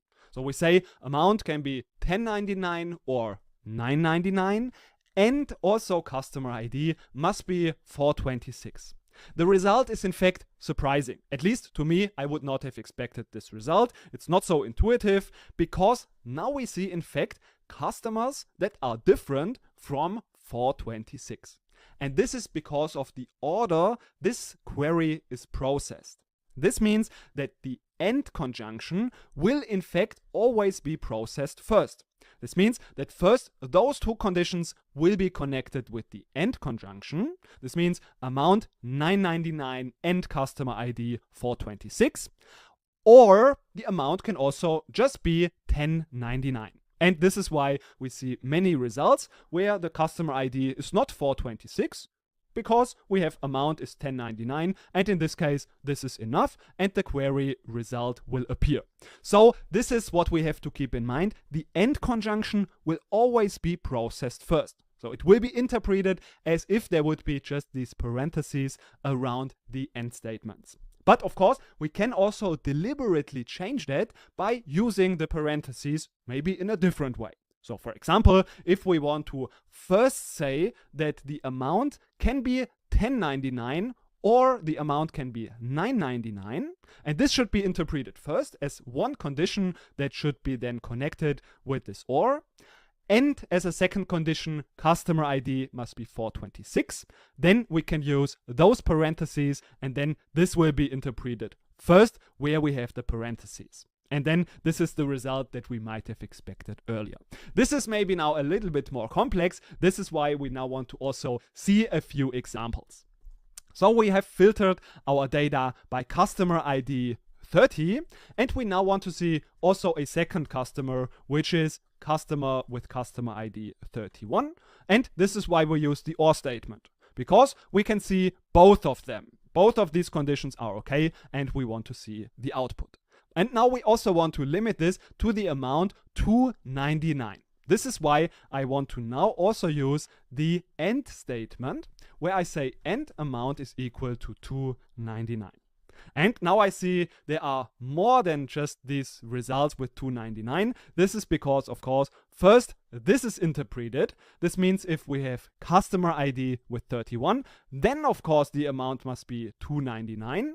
But if the customer ID is just 30, then it can be anything. This means it is interpreted like this. First, those two conditions will be connected. And this will in fact give us, of course, the exact same result.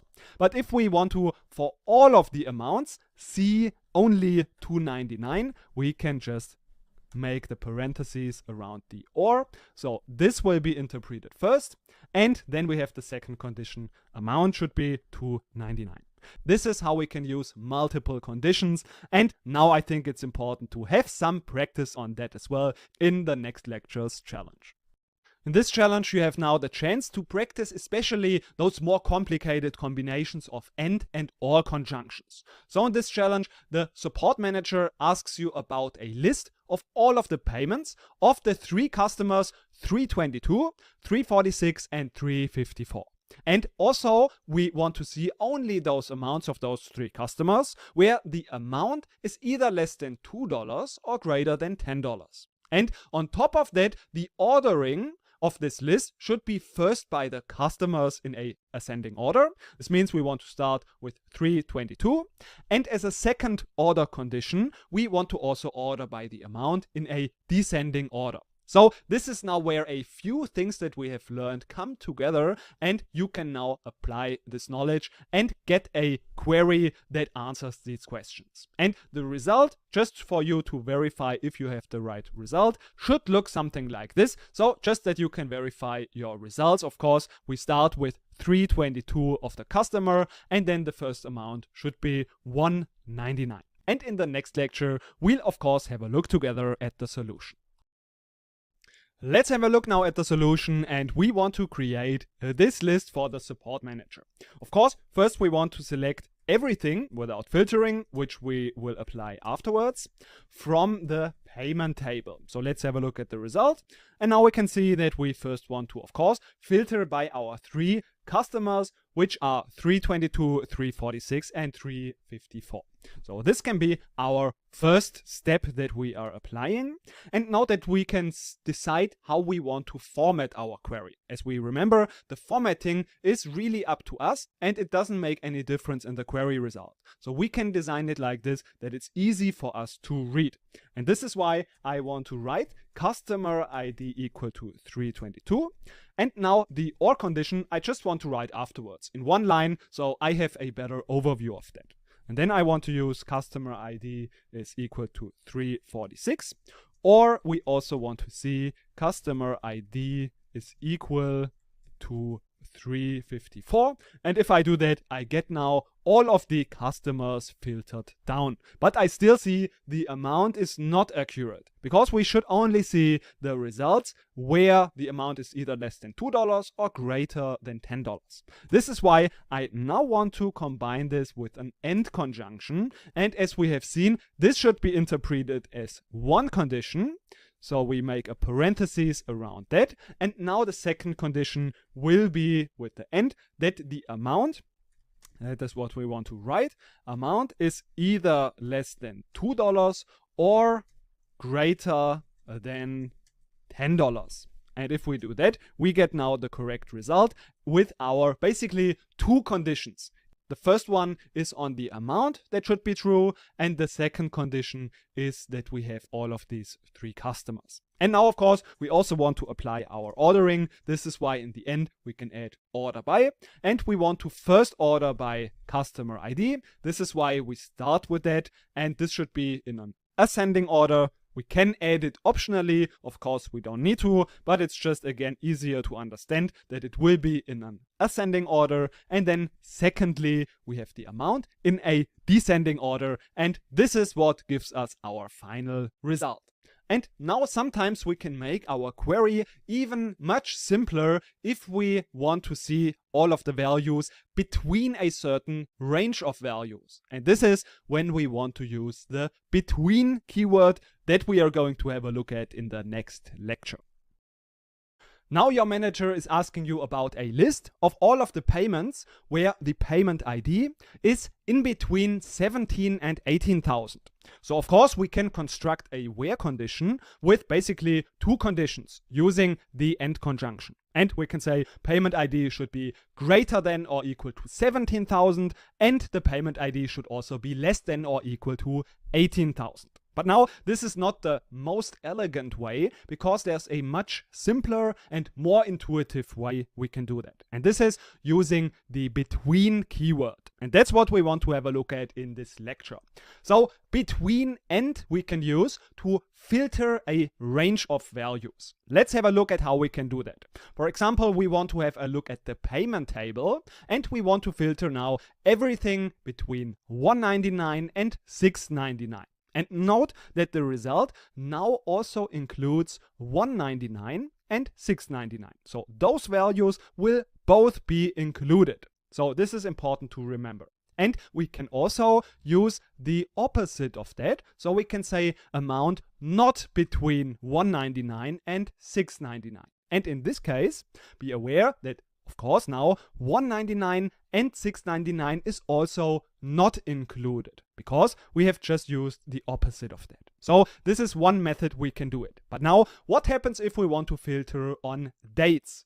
This is also possible with this between keyword, and we just have to be aware that we use these single quotes, and then we just use the format of year, month, and then also the days. So if we use this format, we can filter both date as well as timestamps where the time is also included. Be aware that if there is a timestamp where the time is also included, this will be internally transformed. So if we just write a date into 0 AM, this means that everything for this first date of 24th will be of course included, but if we have a look at the 26th in this case, everything that is after midnight in this case will not be included. This basically means that everything of the 26th, apart from when it is at midnight, will not be included. If we want to have 26 included, we just have to use either 27, or what we can also do is we can add manually another time. For example, we want to see everything till noon, for example. So this is how we can use the between statement. Now let's jump into pgadmin and have a look at a few examples. In our case, we now want to have a look at the rentals table, and in here we now want to filter to a specific date where we see everything between 24 and 26 of May. So this is why we first want to filter the rental date, and now the keyword, of course, between, and we now want to use the single quotes, the year 2005, and then we have the month, and now we start with 24th, and then afterwards we have 26. So if we execute that, we see that if we also order by the date, order by rental date in a descending order, we see that as we have expected, 26 is mostly not included because there is, in our case, nothing where we have the time midnight. So this is internally transformed into 0 AM, and this is why in this case we would get exactly the same results. So this is the same result, but if we, for example, say we want to see everything of this day, then we can also include, for example, something like this. So we say everything from this day, and then we see now all of the rows that are also from the 26th. But now it's your time again to practice this in the following challenge. Let's practice again what we've learned in this challenge. In this challenge, your manager has found out that there have been some faulty payments, and now it is your job to help to find out how many payments have been affected. So the question that it comes down to is how many payments have been made on January 26 and 27, 2020 with an amount between $1.99 and $3.99. So this is now your task to write a SQL query to find out the answer. And the answer or the expected result should be 104. So now it's your turn, and afterwards we'll have a look together at the solution. Now let's have a look at how we can find a solution to this question. First of all, we can just query from the table and limit the amount to something small so that we just get an understanding of the table structure and all of the columns. So we see, for example, that we have the amount and the payment date, which is a timestamp in this case. So this is why we can now start to filter our data. We want to filter by the amount and the payment date. So let's start with the amount, where we want to see the amount between $1.99 and $3.99. And of course, if we do that, we still have not filtered to the payment date, which we also want to do. And this is why, of course, we want to use the AND conjunction, because both of these conditions must be met. So now the second one is payment date. And now we use again the keyword between. And now since it is a date that we want to use to filter, we use the single quotes, and we want to filter everything from 2020 January. We want to start from 26, and we want to see everything from 26 and 27. This means we need to either use, if we use 27, then we need to use the timestamp of 23:59, because if we would not use that, it would mean that we just filter to midnight. And this means that almost all of the data, in our case, all of the data of 27th, will not be included, because internally it will be transformed just to 0 a.m. This is why we either use 23:59. This is one option. So we can again also just use count star, and we get the result 104. Or alternatively, we can also just use 28. And since there is no payment at midnight exactly, then we get the same result. So this is why it would be actually more correct to use 23 and 59.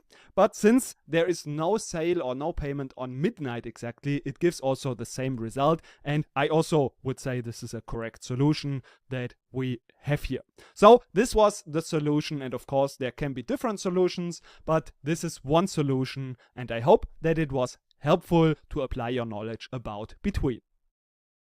Now again, the marketing manager is approaching you with a new task.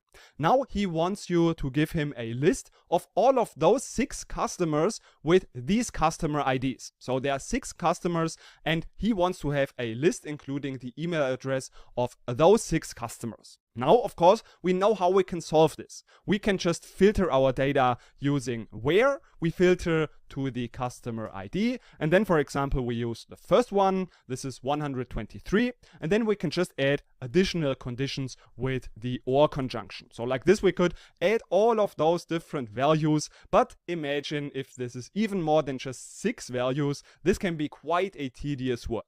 But luckily, there's a much simpler and more intuitive solution. So we can use the in operator. Let's see how we can make our task now like this much simpler. So we use the customer ID, and then we use the in operator, and here in these parentheses we can now just paste basically all of those values in, and then this works as if there would be an OR statement between. This means that now we get a list, or all of the rows, where the customer ID is either one of those values. So if we execute it like this, we see that now we get a list of all of those customers with those customer IDs. So this is now exactly the same as if we would combine this with an OR statement. So we would write customer ID and then all of the other values combined with an OR statement. So this is now making our work much easier, especially if we have a long list of values. And of course, we can also write in different values. So for example, if we want to just filter by the first name, then we can also just enter here the first names. Of course, if we have now text values, and for example, we want to search by Lydia, and then also, let's say, Matthew, then we can also do this. Of course, in this case, since it is a text, we just need to use those single quotes. And then if we execute that, we get all of these results that we are looking for. And of course, we can also add additional values in this list of the in statement. And this now makes it much easier, especially if we have a long list of values that we want to include in our where condition. And of course, we can also use the negation of that if we just add not in, and then every row will be presented where the first name is not Lydia and not Matthew. So this is how we can use the in statement. And now again, it's your time to apply this knowledge in the following challenge. In this challenge, the support manager is approaching you again, and she's telling you that there have been 6 complaints from customers about their payments. And now, of course, you have to find out about these payments of these 6 customers. So the customers that have complained have those customer IDs. So that's what we need to look for. And then also she's telling you that the payments that are concerned are all of the payments of these customers with the amount of $4.99, $7.99 and $9.99, and they have taken place only in January 2020. So this is what you need to filter to: January 2020, those amounts and those customer IDs. And then your job, of course, is to write a SQL query to get a list of all of those concerned payments. And so that you can verify the result quickly again, the result should be 7 different payments. So a list of those final 7 payments. So good luck with this challenge, and afterwards we'll again have a look together at the solution.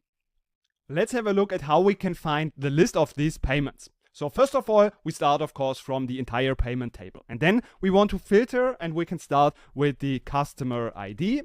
And now, since we have a list of a couple of values, of course, we should use the in operator, because this is now much simpler for us. Then we open up the parentheses, and we can just copy and paste those values in here.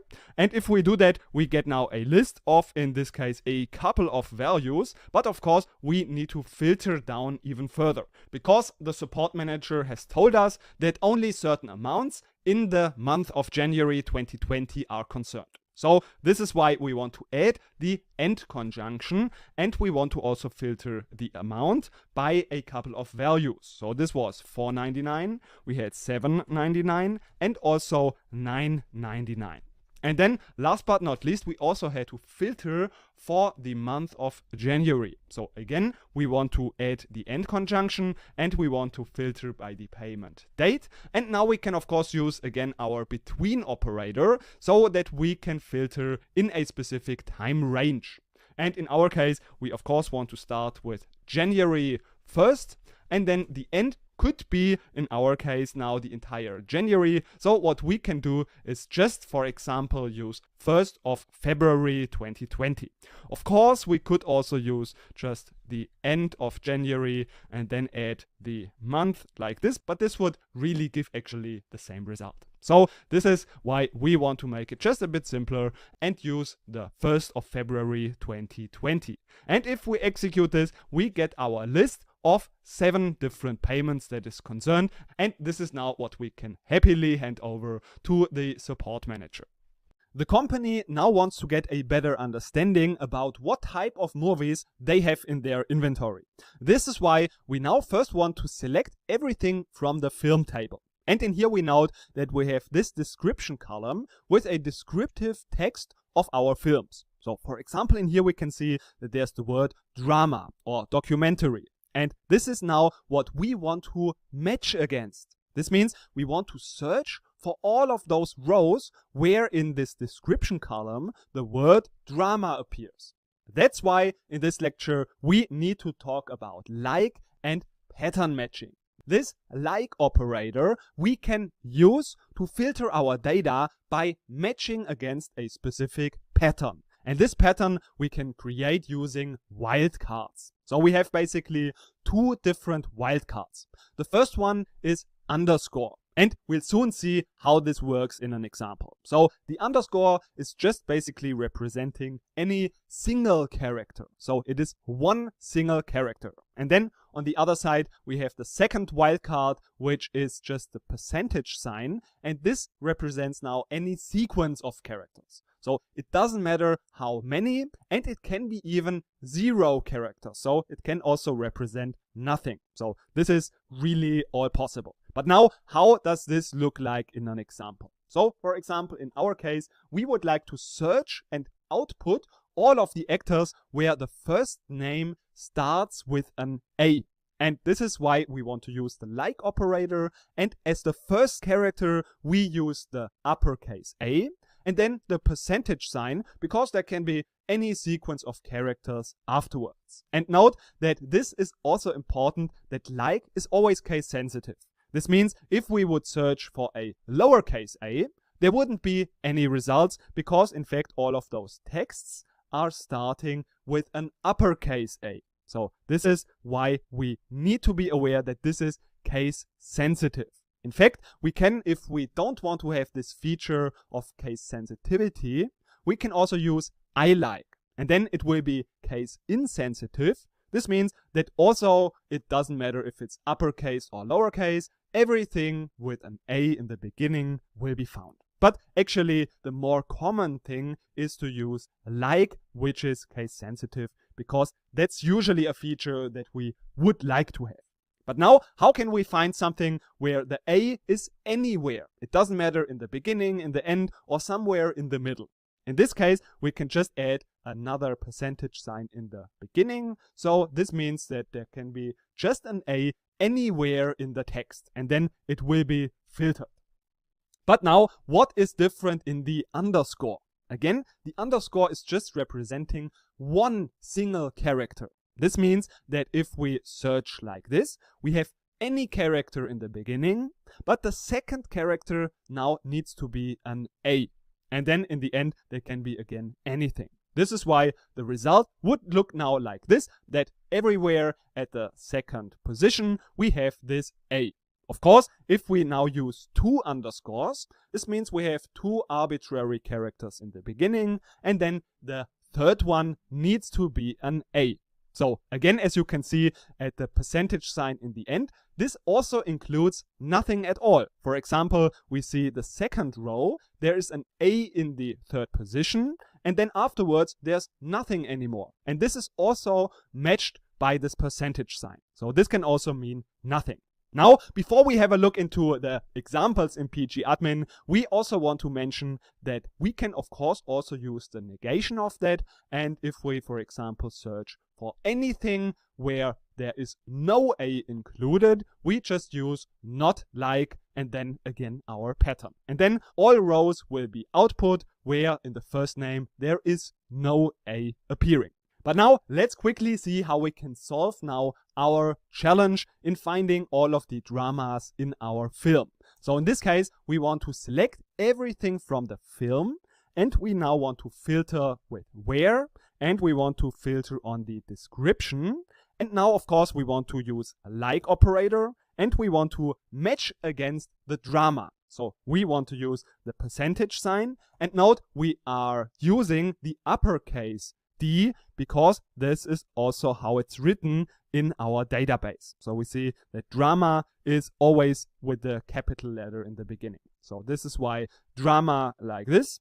And then if we search like this, we see all of the films where there is drama in the description. Of course, we can also now combine this with all of the movies that, for example, start with a T. So start with a T, and then afterwards there can be anything. This is why we use the percentage sign. So if we do that, we see we get here a few movies.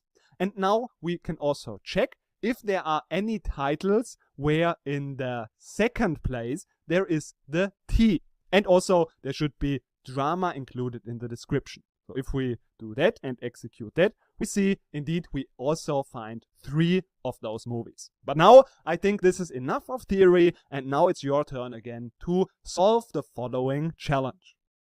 Let's have some practice about the like operator.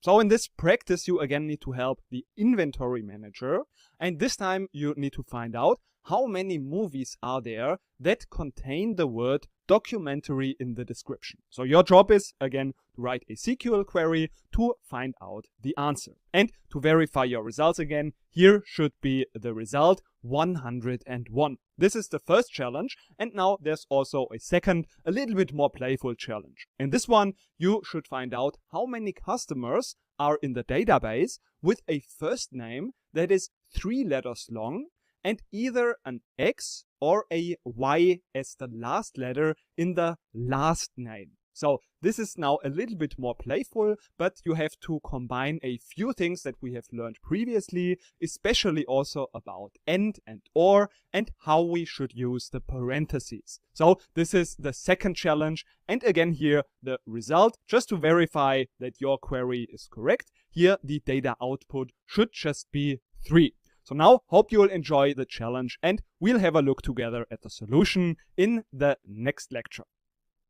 Let's find out how we can solve those two challenges. We want to start with the second one, which is how many customers are there with a first name that is 3 letters long and either an X or Y at the last letter in the last name. So for this one, we just want to first quickly query from the customer table. So we do this, of course, just to see what the data looks like. And in this case, we now, of course, want to filter first the first name, and there we want to, of course, filter to any first name where there are only 3 characters.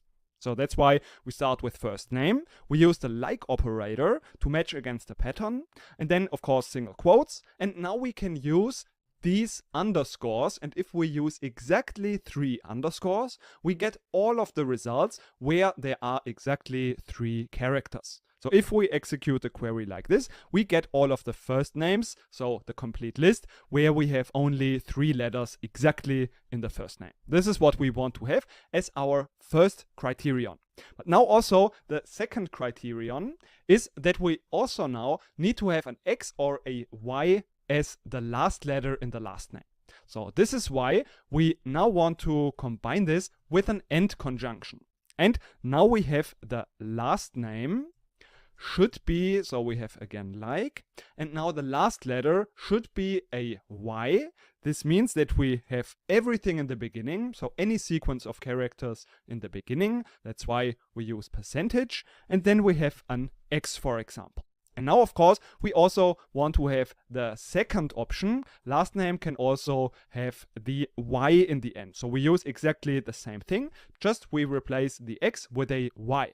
And now, if you think about this query, will this give already the correct result? And the answer is no, because if we execute that, we see that there are now first names that are more than 3 characters long, because the AND conjunction will be processed first. This means that the first option that we have is first name is 3 letters long and the last name ends with an X. Or what can also be the case, and then the data will be returned, just the last name needs to have a Y in the end. So if we find something where there's no Y in the end, for example this one, then only we need to have the first condition also be true. So this is basically how it's interpreted, that now we have these parentheses. But this is not what we would like to have. We would like to use the parentheses like this, so that first we have this 3-letter condition, and then we have this OR condition. And since AND is processed always in the beginning, we need to use those parentheses to change the order of how these conjunctions are processed. So if we execute like this, we get these 3 results. And of course, now we can also, of course, just use count star to get the answer of 3. So this was our first challenge, where we had to also use our previous knowledge about AND and OR and setting the right parentheses. And now if we have a look at the first challenge, how many movies are there where documentary is in the description? We can also just use select count star from film, and now we want to filter by the description, and we use again like. Now somewhere should be just documentary in the description. This is why we use 2 of these percentage wildcards, so in the middle there can be just the word documentary. And then in the beginning or in the end, there can be also other things. So just documentary should appear. And if we execute the query like this, we get our result of 101. And before we finish off with this day, we just quickly want to talk about how we can make our code more readable and more understandable by adding comments and using aliases in our code. That's what we're going to learn in the next lecture.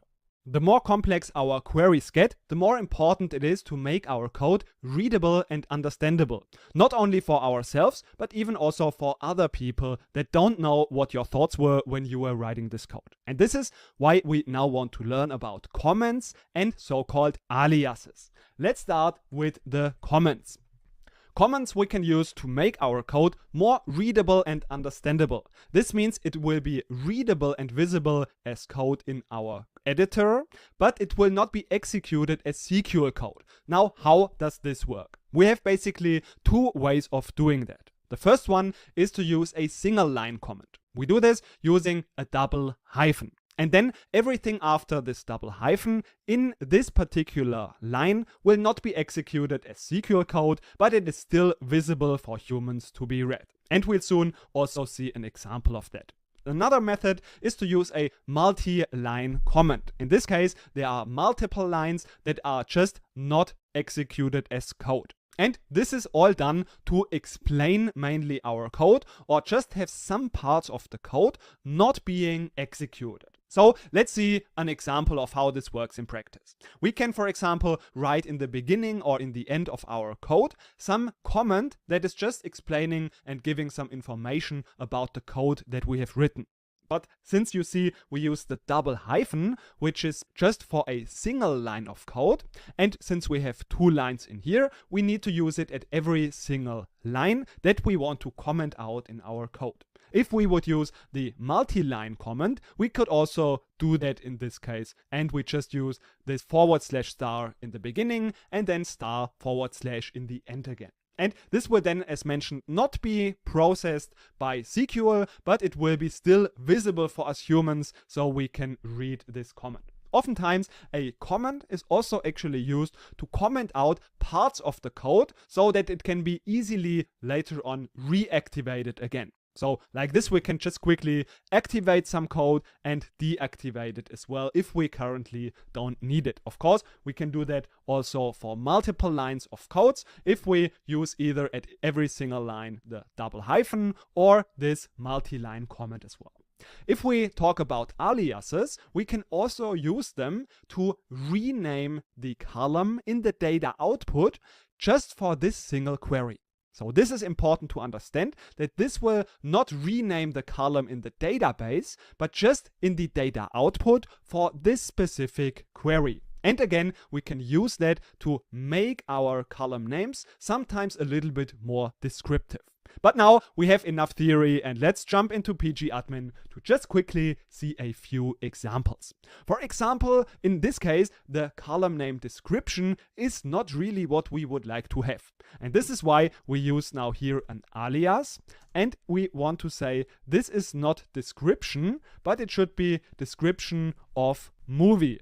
And then if we execute it like this, let's not forget about the comma in the end. We can see that now this output has changed and we see now description of movie. Of course, in the database, the column will still be called description. This is only changing the alias, basically the column name here in the data output. And now if we want to comment out a few lines of code, so for example, we don't want to see the title, then we can also execute it like this, and the title will not be visible. Something that I want to mention here as well is that we can use different formats. So if we have the commas always in the end of our line, then we cannot comment out the last line, because then the last column will have the problem that there's a comma in the end and there will be another column expected. This is a minor issue, but sometimes this is the reason why we don't use the commas in the end, but we use the commas in the beginning of the column name, and this just makes it easier to comment out every single column, and this will not cause any issues. So if we do it like this, then it should work if, of course, we don't have the comma in here. So this is something that I'm also not always doing myself, but this is, of course, up to people, and this is just one way of doing it that I also wanted to mention in here. So this is how we can use these aliases and comments. And oftentimes this alias is used if we have some column name or something like the count star that is not so descriptive. So in this case, who knows what this count is supposed to mean if we just see the data output? And this is why we can give aliases that are just more descriptive. So we can say this is, for example, the number of movies, and then everyone will understand what we meant with that. And if we don't want to have this where condition, we can easily also comment that out. And then if we need it again, we can activate it again. So this is how we can use the comments and aliases to make our code and our data output just more understandable and more readable, which is something that we should learn as soon as possible. Before we finish off today and we go to our final challenges of today, let's quickly summarize what we have learned today. So today was all about filtering our data. We do this using the where clause. This is what we just use after from and then the table name. So it will be right after from. And then we can just use a condition which usually just contains our column name. And then we can match, for example, against a specific value. This can be done, of course, in different data types. So if a column is, for example, a text column, we can also match against a text. We just should then enclose this text into the single quotes. But of course, we can also use different operators such as less than or equal to, and also, of course, not equal to with the exclamation mark and the equal sign. But even if we want to match against nulls, we can do that just by using the keyword is null, or if we want to match against all not nulls, of course, we use is not null. And then after that, we've also introduced the different conjunctions. So this is and as well as or, where the and conjunction means that both of these conditions must be true so that the data will be returned. Of course, afterwards, we've also introduced the or conjunction, which means that if any of those conditions, either one of them is true, the data will be returned in both cases. But then what happens if we have both of them included? In this case, we just need to be aware that the and conjunction will always be combined first. This means that internally it will be processed as if there would be parentheses around the and conjunction. This means they will be combined first, and then only afterwards the or conjunction will be combined. But of course, if we want to have a different order, so if we would like to have the or first, we can also always use these parentheses to change that order as well. Afterwards, we've also learned about the between statement that is now matching against a range of values. And again, we can of course also use the not between, which is then just giving everything that is not between this range. This between keyword can also be used for dates if we just be aware of the right format, and then it can also be used to match against timestamps. In this case, we just have to be aware that if we only use the day, it will be internally transformed into 0 a.m. So basically midnight, which is exactly just the beginning of that day. So everything that will be after midnight will in this case not be included. Then we've also learned about using wildcards to match against a pattern in a text. So if we don't want to have one specific exact string, but a specific pattern that is included in the text, we can also use like together with those two wildcards. So we have the underscore for single character and percentage for any sequence of characters. And like this, we can just match against specific patterns. And last but not least, we've also learned about the comments and aliases. So comments we can just introduce by using the double hyphen for a single line comment, or we have also the multi-line comments. And then, of course, similarly, we can also use the aliases, which will just be used after the column name, and then with the as keyword, and then the alias. And this will now just change the column name in the data output just for that specific query. Note, this will not change the name of the column in the database, but just in the output for this specific query. So that's what we've learned today. And now let's go to our final challenges for today. Now let's have a look at the final challenges for today, where you can again apply everything that you have learned today. So in the first challenge, you are asked how many movies are there that contain the word saga in the description and where the title starts either with an A or ends with an R. And you should also use the alias number of movies in the data output.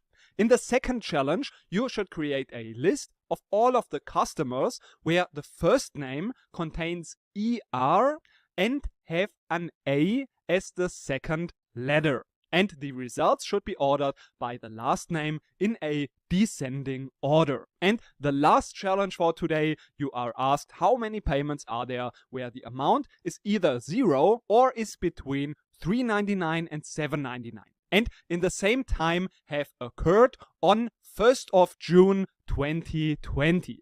These are the 3 challenges, and now it's your turn. You can pause the video and solve those challenges. Afterwards, we'll have a look first at the results. So once you have the results, you can now verify those results just by looking at the data output. And afterwards, we'll have a look at the solution. So if you're ready, let's have a look at the results that you should expect. First, we have the number of movies, which should be 14.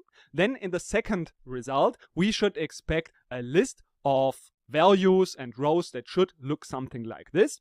And in the last challenge, the number should be 27. So if you are ready and if you have tried and worked on those challenges, we can now have a look at the solutions if you are ready. So let's have a look at solution number 1. How many movies are there that contain Saga in the description and start either with A or R in the end?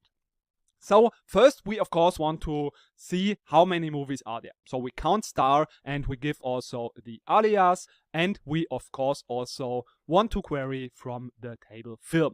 Then we want to start to filter our data using the keyword like. So we want to search for Saga. This is why we use percentage in the beginning and in the end, and be aware that this is case sensitive, so we should also include exactly this uppercase letter in the beginning, and the other ones should be in lowercase. But now we have also a second condition, and this second condition is now basically a combination of a OR condition, because the second condition is that the title starts either with A or ends with an R. And this is why in this condition we need to use those parentheses so that these 2 conditions will be combined first. Because otherwise, per default, it would first combine the end conjunction. And since this is not what we want, we need to use those parentheses. So that's solution number 1. Let's have a look at solution number 2. Of course, first we want to select everything from the customer table, and our first condition is we want to have ER included somewhere in the first name. And then we have the second condition that also the second letter should be an A. This is why the first letter is an underscore, so we use a wildcard for any single character, and then it can end with anything. This means any sequence of characters, and this is why after the A we can use this percentage sign. And of course we should also order the result by the last name in a descending order. So this comes after we have defined our where condition. And last but not least, we also have solution number 3, where we want to see how many payments we have that have the amount, which the amount should be either 0 or the amount should be between $3.99 and $7.99. And since this is our first condition and we have the OR conjunction between them, we should use again the parentheses so that this is combined into our first condition. And then the second one is that the payment date should be on the 1st of June 2020, which means basically that it's between 1st of June, the beginning of the day, and the beginning of the next day. If we would be really more accurate, so if we want to be 100% accurate, we could also just use the timestamp as well, but this is basically giving exactly the same result. So this is really close enough to be absolutely correct. So these are the challenges for today. I hope they were helpful, and congratulations on mastering the second day, and tomorrow we will have new learnings and new challenges. Welcome to day number 3. In this day, it will be all about grouping our data. That's one of the most important things that you can learn if you want to apply and work with SQL.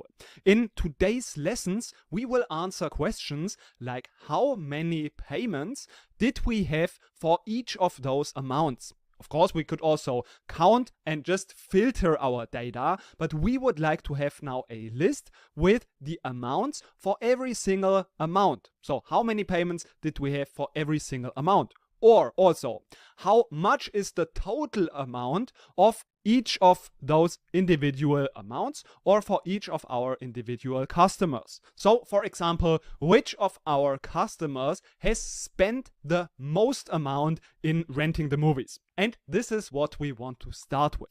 How can we aggregate data? Apart from counting, we of course also have sum and other aggregation functions. That's what we want to have a look at in our first lecture. And afterwards, of course, we want to have a look at how we can group data.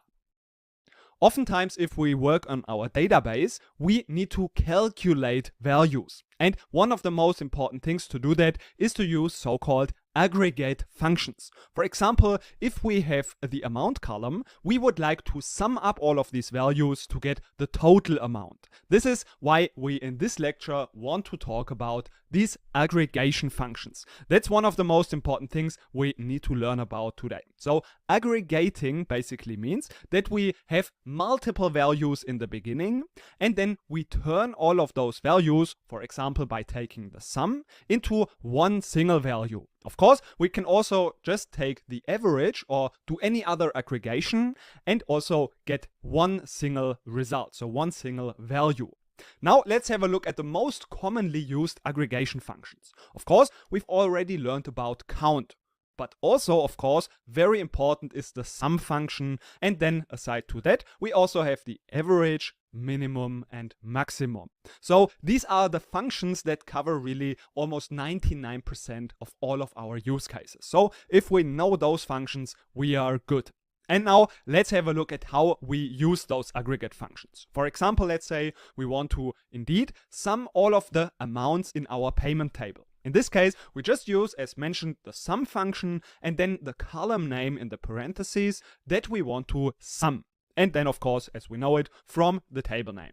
Of course, we can also, and that's what we've learned about, use the count function. This is just to count the rows in this table. And actually, the count function is the only function where we don't need to specify necessarily a column name, but we can also use just the asterisk. In this case, we would just count all of the rows in the table. But for all of the other aggregation functions, we indeed need to use a column name. So for example, the amount that we want to sum up. And now one thing that we cannot do is to use, if we use an aggregation, use also another column that is not aggregated. This is not possible. Of course, logically this makes sense. If we want to have one value that is aggregated, we cannot use another column that contains just many values. So this is not possible to use a column that's not aggregated together with an aggregation function. The only exception to that is if we are grouping our data. So this is something that we are going to learn about in the next lecture as well. So this is not possible, but what is possible indeed is to use multiple aggregation functions in the same time, because they all result in one value, and like this we can indeed use multiple of them together. But now let's jump into pgadmin and have a look at a few examples. So in our case, we have mentioned we want to aggregate the amount. So this is why we want to use the sum function and we aggregate the amount from the payments table. And in this case, we get this result, which we are expecting. Now let's have a look at what we can do to take the average. In this case, of course, we just take the average. And indeed, actually, we can use both of them together. So let's do that. So we sum the value in one, and in the other one, we take the average. And now we see that this is a very long number with a lot of decimal places. So it can make sense to round our values. That's why we also quickly want to see how we use this round function. We can use it around the average. So we want to round this value, and then there's a second argument expected, and this is to how many decimal places we want to round that value to. So for example, if we use the value 3, we get to 3 decimal places the rounding, and in our case it makes sense to round it just to 2 decimal places. And of course, now we see that the column name is called round, and we've learned we can just use an alias. So for example, we can say this is the average. And then this will be also the column name. And of course, as we have seen, we cannot use additional columns, for example, the payment ID, and this will then result in an error. So this states this payment ID, this column, must appear in the group by clause or be used in an aggregate function. And this is why we now want to also learn about grouping our data. So that's what we are going to do in the next lecture. But first, of course, there's again the challenge that you can do to apply your knowledge about aggregate functions. In this challenge, your manager now again wants to find out more about the films in your store. And this is why you are asked to write a query to find out more about the replacement costs of the film. And that's why you should find out what is the minimum, the maximum, the average, rounded to 2 decimal places, and the sum of the replacement cost of the films. So this is now your task to write a query to find out the answers. Of course, also this includes to find out what is the right table that you should find these options in. So that's part of the challenge. And now you can of course pause the video, jump into pgadmin and find out the solutions. If you have done those challenges, then you can now use those results to verify your solution. So here are now, if you are ready, the solutions, so the preview of how the solution should look like. We have those 4 values aggregated, and these are the values. And if you are ready, we are now going to have a look at the solution. Of course, after you have done the challenge yourself. So of course, we select first it doesn't matter the order, but here we first choose the minimum, then the replacement cost. This is the column that we want to aggregate. Then we have the maximum of the replacement cost, and then of course the average that is rounded to 2 decimal places, and then we have given the alias average again. And then last but not least, also the sum of the replacement cost from the film table. That was the challenge, and now we want to dive deeper into grouping our data. Usually if we aggregate data, we also want to group it by a specific category. So what does that mean? For example, if we have this payment table and we are aggregating the amount, we just get the overall total amount. But maybe we would like to see how much every customer has spent in total. That means we want to group by the category of customers, so that for every customer we see the amount, the total amount that this customer has spent. And that's why we want to talk about grouping our data. We can do this with the so-called group by clause. This is used, as we have mentioned, to group our aggregations by a specific column. For example, this means that if we have the list of customers, so we have the different amounts for the different customers, we now want to group every single customer ID value and get the total amount for this specific customer. And this, of course, for all of our customers. So the result would look something like this. Of course, in here we have also already ordered the data by the customer ID, but we see for every single customer, we now get the sum of the amount. This is what we want to achieve with the group by clause. Let's have a look at how we can now achieve exactly this result. So this time we want to indeed use the customer ID column, even if it is not included in an aggregate function, and we are also using the aggregation of our amount. So since we are now using the customer ID not in an aggregate function, we need to include it in the group by clause. So here we have the customer ID column and also the customer ID now in the select. Of course, what we can also do, so usually the group by comes right after the from clause, but we can also, if we want to filter our data before we group it, we can also use it after the where clause. Of course, we know where comes always immediately after from. This is why group by comes either after from or just after the where clause if there is a where clause included. So of course, also we can order our data as we see it in this case. In this case, order will always be in the end of our statement. What we should keep in mind about this group by clause is that every column should be, if we are using an aggregate function, should be either included in the aggregate function, such as the amount, but if it is not included in the aggregate function, in this case it must be included in the group by clause. This is the most important thing that we need to know about group by. It needs to be either in the group by or in the aggregate function. This is the one thing that we need to make sure. Whenever we aggregate, either the column should be aggregated or it should be in the group by. Now, let's have a look in pgadmin to see how we can make this work. So in our case, we wanted to group by the customer ID. This is why we can now include the customer ID as an additional column. And of course, like this, it won't work because every column, this column here, is not included in the group by and has not an aggregate function. That's why we now also want to add group by, and of course we now also include the customer ID. And since we see this is not in a nice order, we can also now order this. So for example, we order by the customer ID, but what we can also do is just order by the sum amount. So this is also possible. If we do that, we see, let's say we want to see the highest column in the beginning. In this case, we can say in a descending order. And like this, we see this is the customer that has the highest amount spent. And of course, we can also, for example, include the maximum. So this is also possible to include multiple aggregations, and they will all be aggregated by this customer ID column that we are grouping by. And now it's your turn again to prove and practice your knowledge in the following challenge.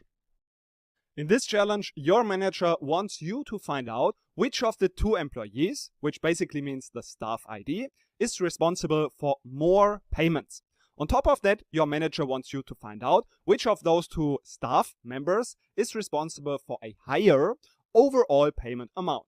And then lastly, also you should find out how would those numbers change if you would not consider the amounts that are equal to 0. This means this would be a second query that you should write. So your task now is to write 2 SQL queries to get answers to those questions. So you can pause the video now and jump into pgadmin to solve those challenges.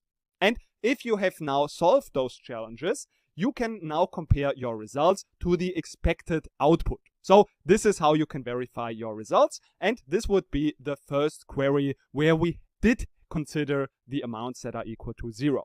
And then if we would write a second query where we don't consider the amounts equal to 0, we would get a result like this. So you see that the count has indeed changed, whereas of course the sum has remained the same. So these are the results, and in the next lecture we are now going to have a look at the solution together, of course, after you have hopefully completed those challenges yourself. Now let's have a look at how we can find answers to those questions. The first step that we can always do is just quickly have a look at the table. We can also just limit the results to a few rows, and we can now see that there is this staff ID. So this is the number for the employees. And of course, we also want to aggregate the amount. We want to take the sum and we want to count the number of payments. So this is why we would like to first use the staff ID, and then we want to aggregate the amount, and we also want to count the rows. So we can use count star because one row is just equal to one payment. And of course, we have the payment table, and we now need to group the data because staff ID is not included in an aggregate function. This is why we need to group by the staff ID.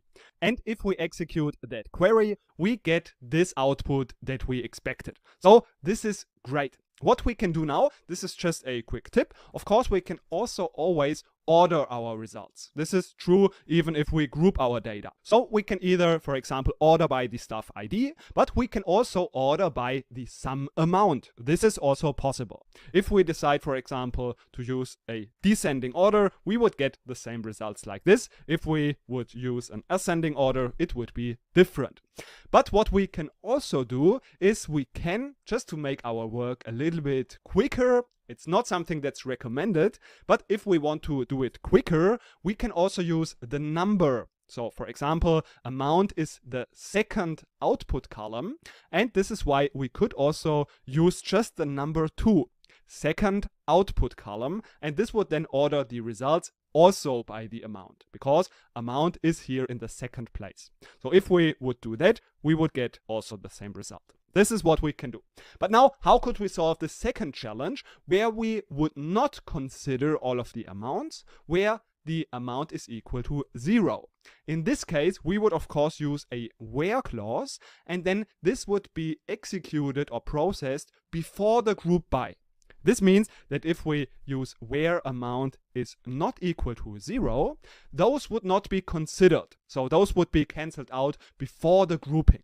And we always, this is what we should remember, use the where clause immediately after from. This is why it is now in between the from and the group by. And if we execute the results like this, we see that the sum should not change. We can again verify this by commenting that out. So the sum should be the same, but the count will indeed change. So this is how we can solve those two challenges. And in the next lecture, we are going to learn how we can now group by multiple columns. That's what we are going to learn in the next lecture. Of course, sometimes it is necessary and important to group our data and our aggregates by multiple columns. So this is why we first want to quickly again have a look at our payment table. I can just write this query like this and then just highlight this query, and if I now execute the results, only this what I have highlighted will be executed. And now if we have a look at this, we can of course, as we see, group our data actually by multiple columns. So there are multiple options. And maybe we would like to find out which of our employees has had the highest amount of payments with one specific customer. This means that we need to group by both the staff ID and the customer ID. So let's see how this would look like. This means that we need to include in our select both the staff ID and also the customer ID. And now that this is also not included in an aggregate function, of course, it should also be included in a group by. And we do this the same way. We just use a comma to separate the columns. And now also we just mention the customer ID. And if we execute that now, we see that now the results are aggregated and grouped by both the staff ID and the customer ID. Of course, if we are grouping our data, it usually makes sense to also order the data. So if we, for example, would like to order by the count star, and we can write that in capital letters, then we see that now if we order it in a descending order, we see that staff ID number 1 wins because this has the most payments for a specific customer. So staff ID number 1 was responsible for 26 payments for customer 176. So these were the most payment amounts that one of our employee was responsible for with a single customer. So this is how we can group our data now by multiple columns. Of course, we can also use the rental ID, for example, and then in this case, we can group our data also by multiple columns. So there is basically no limit for how many columns we want to group our data by. It is just important that if we use one of the columns in the select without an aggregate, it needs to appear also in the group by. And then oftentimes it can also make sense to order our data. And now again, it's your turn to apply this knowledge and practice it in the following challenge. Before we introduce the next challenge, we just quickly want to discuss one function. And this is the so-called date function. This function, and don't worry, we'll talk later on a lot more about dates and timestamps, how we can work with those dates and timestamps, extract different parts of the timestamp. But for now, we just quickly, just for this challenge, want to introduce this date function. So what this date function does, it's basically just extracting only the date from this entire timestamp. So if we execute the query like this, we can see, and if we also want to see still all of the other columns, we can just use count star for all of the columns that are included in the table. And then additionally, this date column, we see that if we execute it like this, that we have the date column now, and we have just extracted from this timestamp this date. But as I mentioned, don't worry, this is just quickly for this challenge, and later on we'll talk a lot more about dates and timestamps. But for now, let's quickly introduce the challenge for today. So there are now two competitions between the two employees. The first competition is which of those employees had the highest sales amount in a single day. And the second competition is which of those employees had now the most number of sales in a single day. And for this query, we want to not count the payments where the amount is equal to 0. So your challenge now is to write 2 SQL queries to answer both of these questions. If you want, you can also just write one query and modify this query just a little bit, and then you can find the answer to both of these questions. And now it's your turn, of course. Pause the video, and if you want, you can also already see the result, which could look something like this. So, of course, there can be, again, different solutions that are all correct, but this could be one expected result. Of course, now it is your turn, and in the next lecture, we are going to have a look at the solution together after you have figured out, hopefully, the solution yourself. Now let's have a look at how we can find the answer to those questions. First, we want to group by the date and also the staff ID.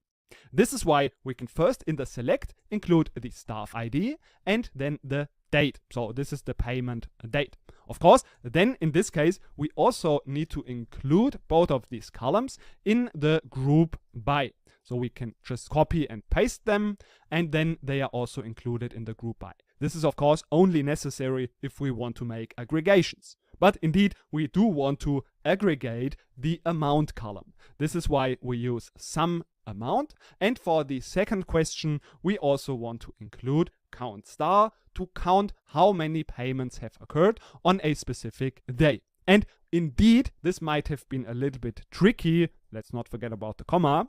Tricky to find out that we can indeed use this entire column, which is a date of payment date, also in the group by, even though it is enclosed by this date function. This is absolutely possible as well. And now, of course, we would also like to order these results. But first, let's quickly have a look at the results, so that we can see which is now the winner. We want to, of course, as mentioned, order by, and now we can just order, for example, by the sum of the amount. And we want to order this, of course, highest value at the top in a descending order. And then we see for this first challenge, the staff ID number 2 is the winner for 30th of April. So this is now the first competition. But now what happens if we want to order this by count star? And we also should be aware that for this challenge, we don't consider the amounts where the amount is equal to 0. This means that we need to filter the underlying data. That means after from, we use amount is not equal to 0. So in this case, we get, in fact, still the same result. So in fact, this is the same day, the same staff ID that also in the same time where it was the highest amount in total, also this was the highest payment numbers. So this is something that makes sense, and this is why in this case also competition number 2 goes to staff ID number 2. So we have seen in this challenge that, of course, we can filter the underlying data using the where clause. But now what happens if we also want to filter by the aggregate functions? This means that we want to influence how many output rows, for example, we want to see. Do we only want to see, for example, those rows in the output where count star is higher than 300, for example? And this is something that we cannot do using the where clause, but how we can do that, we want to have a look at in the next lecture. If we are grouping our data, sometimes we want to limit the number of rows only to those that really matter to us. This means we want to somehow filter our output, and we want to do that by some of the aggregation columns. So for example, we only want to see those rows where count is greater than 400. And this we cannot do using the where clause, but we need to use the having clause. So that's why in this lecture we want to learn about the having clause. The having clause is used in group by statements to filter by aggregations. This means, for example, we have seen we have such a data output where we've grouped by staff ID and date. And now we want to limit the output to only those rows where count is greater than 400. In this case, we need to use having count star greater than 400. And in this case, we would now then limit the output to only those rows where count is greater than 400. And note that this is only possible to use if we are grouping our data. So only when there's a group by clause, we can immediately after group by use the having filtering. If we are not grouping our data, then we can just filter our data as usual with the where clause. But now let's quickly have a look at an example of how this works in practice. We, for example, in this case, want to group by customer ID and sum the amount, but we only want to see those sums or those customers where the sum is greater than 200. This means we just use customer ID and sum amount from payment table and group by customer ID. But now we want to filter also by the sum of the amount. This means we need to use the having clause right after group by, and we can use now our aggregation or basically our condition. So sum amount is greater than 200. Now let's jump right into pgadmin and see how we can now also solve this problem here where we want to filter to only those rows where count is greater than 400. Of course, as mentioned, we need to use it right after group by. So we introduce having, and now our condition, count star is greater than 400. And in this case, we now only get those two results. Of course, we can now also use something like we only want to see those that are, for example, less than 50, or we can also say we want to see only a specific number, so for example only those with the value 28, or we can even combine multiple conditions. So for example we can say or count star can also be, for example, equal to 29. This works that we can also combine multiple conditions. In this case we can see that now we see both 29 and 28. And now it's your turn again to apply this knowledge in the following challenge.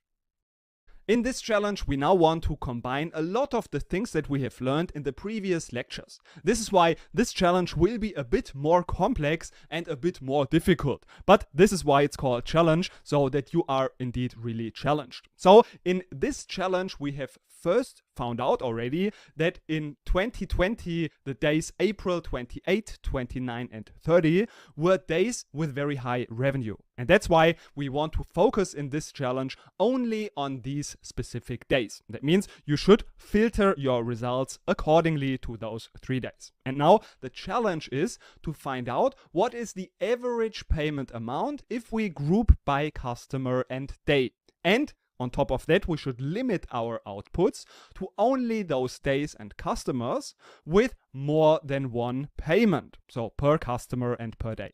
And now, of course, the results should be ordered by the average amount in a descending order, so that we see the highest average payment amount for a given day customer combination. So this is the task. I know it's a little bit more challenging, but this is what we want.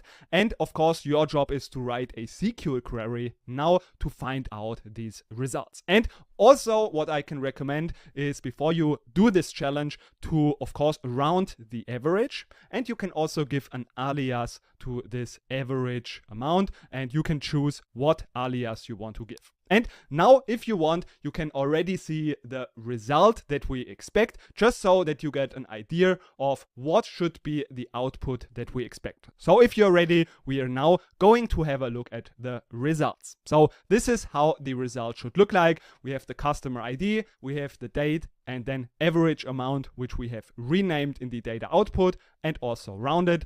And of course, in this count column, we can show, but we don't need to show it. So this is optional to show it, but in this case, it is just a little bit easier to verify our results so that we are sure we only see the counts where count is greater than 1. So this is the challenge, and in the next lecture, we are going to have a look together at the solution. Now let's have a look at how we can achieve that desired result from the challenge. Of course, we want to start with select, and now we want to group by customer ID as well as the days. And this is why we call the date function on the payment date. And of course, never forget the commas in the end.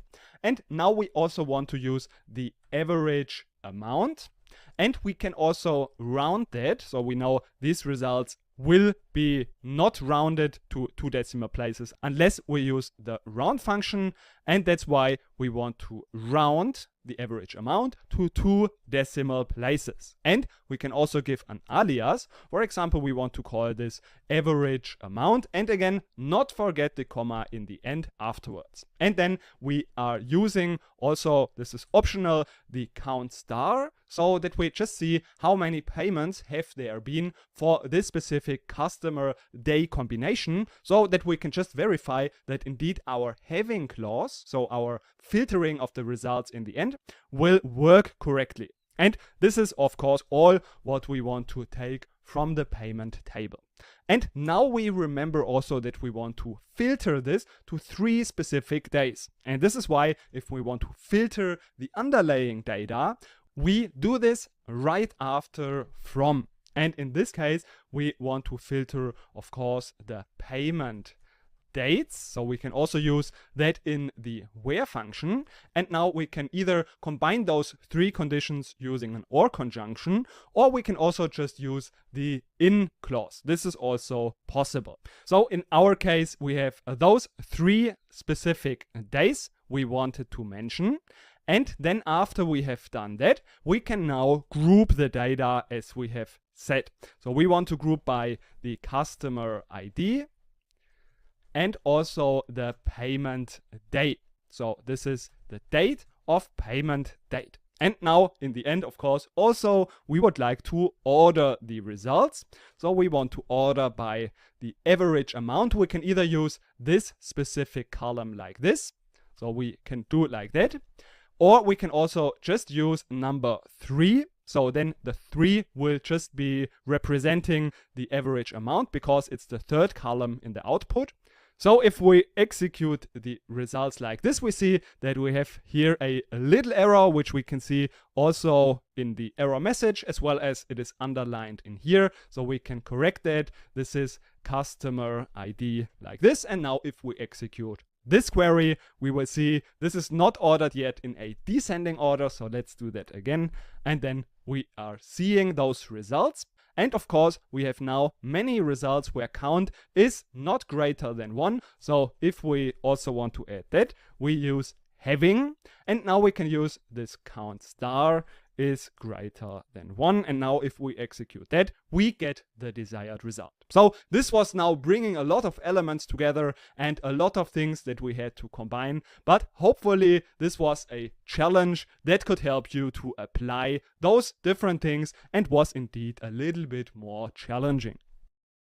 Now, of course, we want to get more practice. And for that reason, we also want to set up an additional database. This will just give you the opportunity to practice more with more different data. And the first step in which we are now going to set up this database, you have to just navigate to the resources in this lecture and download this zip file called flight database. That's the database that we are going to set up in this lecture. And afterwards, you can also practice with this new database. So after you have downloaded this database, just right click on it and go to extract all. Afterwards, we are going to extract it, and then if we are opening that up, we have now these 2 files. So this is now the SQL file. So this is basically a lot of code that is all going to set up our database. We don't need to do anything with that. The thing that we need to do is only open up now a text file. So you can, for example, open up Notepad, and in here we now want to paste the file path of this file, because this is what we are going to paste later on into pgadmin.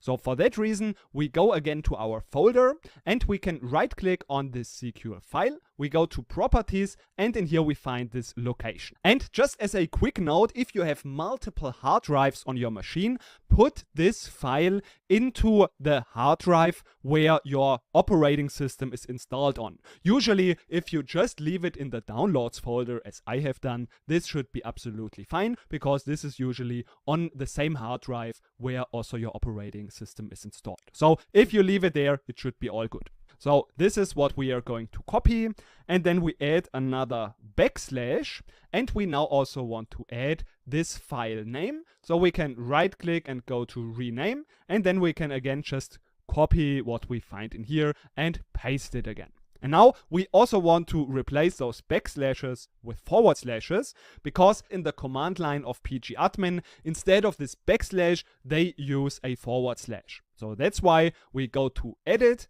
and then we find replace. So in here we want to replace those backslashes with a forward slash. We can select replace all and then everything will be replaced. And all that we need to do now is add also the extension .SQL. We want to end this with a single quote, also a single quote in the beginning, and now again one backslash and I. And also don't forget about this white space. So we have backslash I white space. This means that we want to execute this file. So this means we want to execute this file that we see in this path. And now we can just copy all of that, and now we need to paste that into the command line in PostgreSQL. So how do we open up this command line? It's very simple. We can just right click on any database, for example green cycles, and in here we have this pSQL tool. So this will be our command line. And in here we can now just paste all of this entire code, and now we just hit enter, and like this all of that code in this file will be executed in pgadmin. All of the data will be copied and inserted, and then after just a few seconds our database should be ready.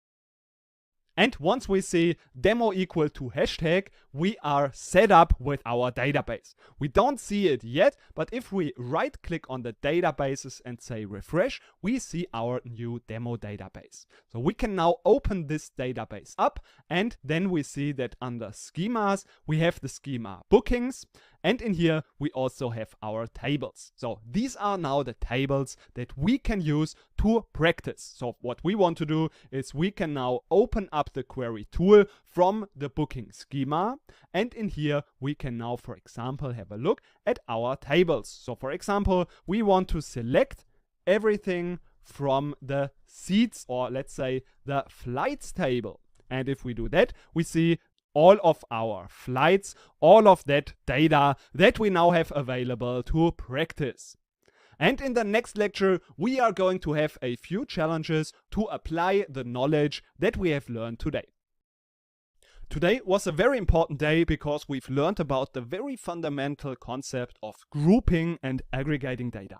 This means that we have started in the beginning just with aggregating data. This means we take a lot of values and combine them, condense them using some aggregate function like sum into one single value. And these were the 5 most important aggregate functions that really cover almost all of our requirements. So we've seen if we do this, we can aggregate one specific value. What we cannot do is, if we are using an aggregate function, use another column that is not aggregated without including it into the group by clause. And that's why we've introduced the group by clause.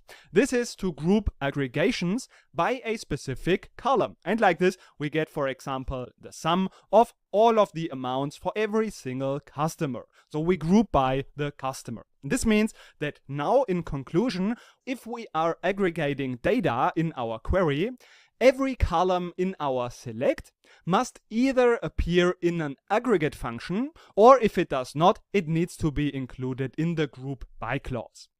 And in the end, we were also learning about the having clause. This is not used to filter the underlying data like with the where clause, but it is occurring and filtering after the data has been already aggregated. So with having, we are filtering based on an aggregate function. So the condition is in this case an aggregate function. So this is what we have learned today, and tomorrow is the first day where we are entering the intermediate level. So congratulations on that, because tomorrow will be an exciting day where we are learning about functions, time calculations, strings, substrings, positions, and different types of functions. So it's going to be an exciting day tomorrow, and I'm looking forward to see you back tomorrow. Welcome to today. Today we are going to learn about the different functions we can use in SQL.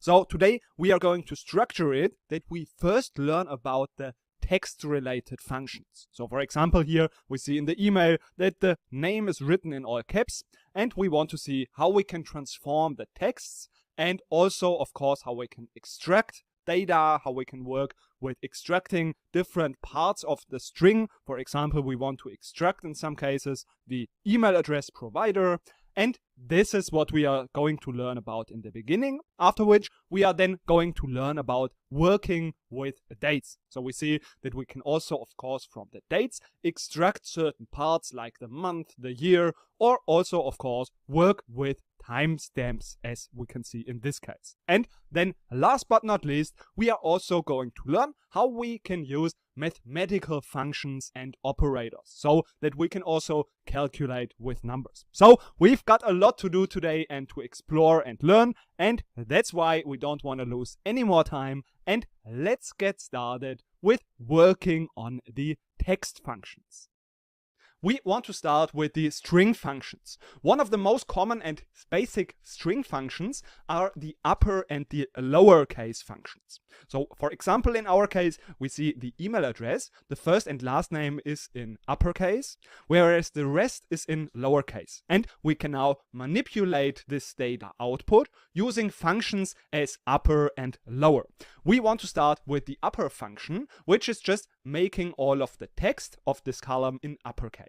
So in our case, we therefore just call this function called upper, and we include the column name in the parentheses. So if we do that, we see that the result is now this email column where everything is in all caps. Of course, we can also rename this email upper by just using an alias, so it's a bit more descriptive.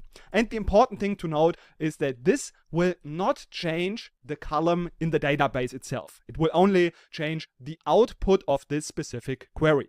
This means that if we still call the normal column email, in this case, it will still give us our original result, because the column in the database is not affected, just the output of this specific query. And now, if we also, for example, want to use the lower function, we can do that in the exact same way. So we can also give it an alias, and we should not forget about the comma. And then we see we have now all options, and we can choose which option we would like to use. In my case, I think this email lower is the nicest option. And we also in this lecture want to learn about one last function, which is the length function. That's also a string function that is just returning the length of the string. So for example, if we use again email, then we see in the end we have, so for example, in our case, we can just get rid of this first one. So we see here we have now the length as well. So this is the number of characters in this text string. So like this, we could, for example, now filter to only those customers where the length of their email address is, for example, less than 30, for example. So like this, we see only the customers with very short names. And at this point, I also want to mention that, of course, it is not important to memorize all of those functions. That is really not necessary. But in the daily work, it is a very important skill to just research the function and how you do something. Of course, we are here to learn the basics and the fundamentals and all of these practical skills. But in your daily work, it will still be necessary that you sometimes Google something. So this is why, for example, if we want to make something uppercase, we we can also just Google. For example, we can search PostgreSQL since we are working with Postgres, and then we can just search, for example, uppercase. We can just do that, and then we will see immediately the uppercase function, and we will find something about that. If we also add the word documentation, we can immediately see here on postgresql.org the official documentation where we have now all of these string functions in this list. For example, if we now want to make something into lowercase letters, we can just now on this page search for the lower function. And in this case, we find, okay, we have this lower function, how this function works, and what this function is doing. So this is something that we can just always do. And I want to just stress that it's not necessary to memorize every single function by head. So these are these three first functions, and now it is your turn again to apply this knowledge in the following challenge. In this challenge, there was a problem in the company's email system in such a way that with names where either the first name or the last name has more than 10 characters, the email will not be sent. So this is why in this case, your task should be to create a list where all of these customers occur. So where either first name or last name has more than 10 characters, including the email address. And all of this should be in lowercase letters. So this is your job to write a query to find out those results and to compare the results again to see what the expected solution should look like. Here are also now the expected results. This is how the results should look like. And now it's your turn to write this SQL query, and in the next lecture we are going to have a look at the solution.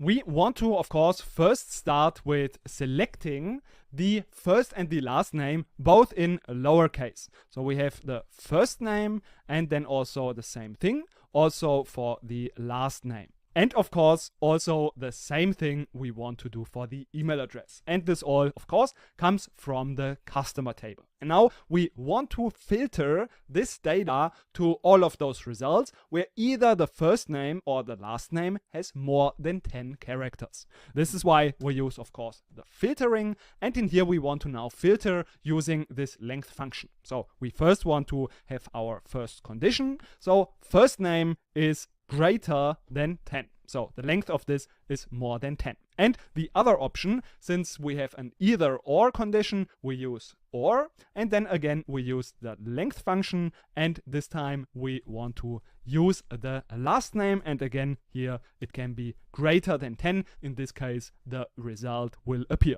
So now if we execute this query like this, we will get our expected results. But now, what happens if we only want to see a certain part of the string? For example, the email provider or the first letter in the first name or the first letter in the last name. In this case, we need to learn about left and right function and also how we can combine text from multiple strings. So that's what we are going to learn in the next lecture.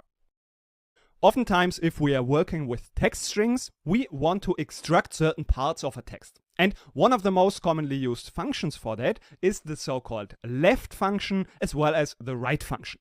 Let's start with the left function. The left function is used to extract a part of a string starting from the left side. So for example, if we want to extract MA from the name Mary, we can use the left function. This means we want to insert in this function the column name. So it is first name. And then we can have a second argument, which is specifying how many characters should be extracted. So in our case, we want to have 2 letters extracted. This is why we use the 2. And then, of course, we can just to verify our results also include this first name column. And then we see that indeed we have now just extracted the first 2 letters of this column. Of course, we can change this up to how many letters we would like to have. So for example, only 1, then only the first letter is extracted. And now, of course, the same thing works with the right function. This is just basically working exactly the same way. So this is very easy. We have now in this case just extracted the last letter, so Patricia, the A, Linda, the A, and so on. So this is not very complicated. But now what if we want to extract, for example, only the second letter? So we want to extract only the second letter of the first name. In this case, there is also another solution that we are going to talk about later, which is a little bit more intuitive, but in fact we can also solve that only with the left and the right functions, by nesting those two functions. This means that first, if we want to extract only the second letter, we use first the left function. So the left function is there to just go, we want to extract the second letter, so this is why this has to be included. If we execute that, we have here our A. And now, since we want to get rid of this first letter, we can nest now the right function. This means that we want to now apply the right function so that we only get the first letter from the right side. So this is now the argument that we put into the right function, and we want to extract only one character. And like this, we will, if we execute that, get now only the second letter. So if we now make a comma in here again, we see that indeed we have just extracted now this letter. And if we want to now, for example, get the third letter, we can use a 3. And then we have extracted the third letter. So this is how we can use the left and the right function. And of course, if we, for example, want to extract the initials, we might also want to concatenate strings. This means that we want to combine multiple strings and bring them together in one column. But before we learn about that, it is now again your time to practice what we have learned in this lecture. In this challenge, your task is to extract the last 5 characters of the email addresses. This is your first challenge. And the second challenge, for this challenge, be aware that the email address always ends with .org.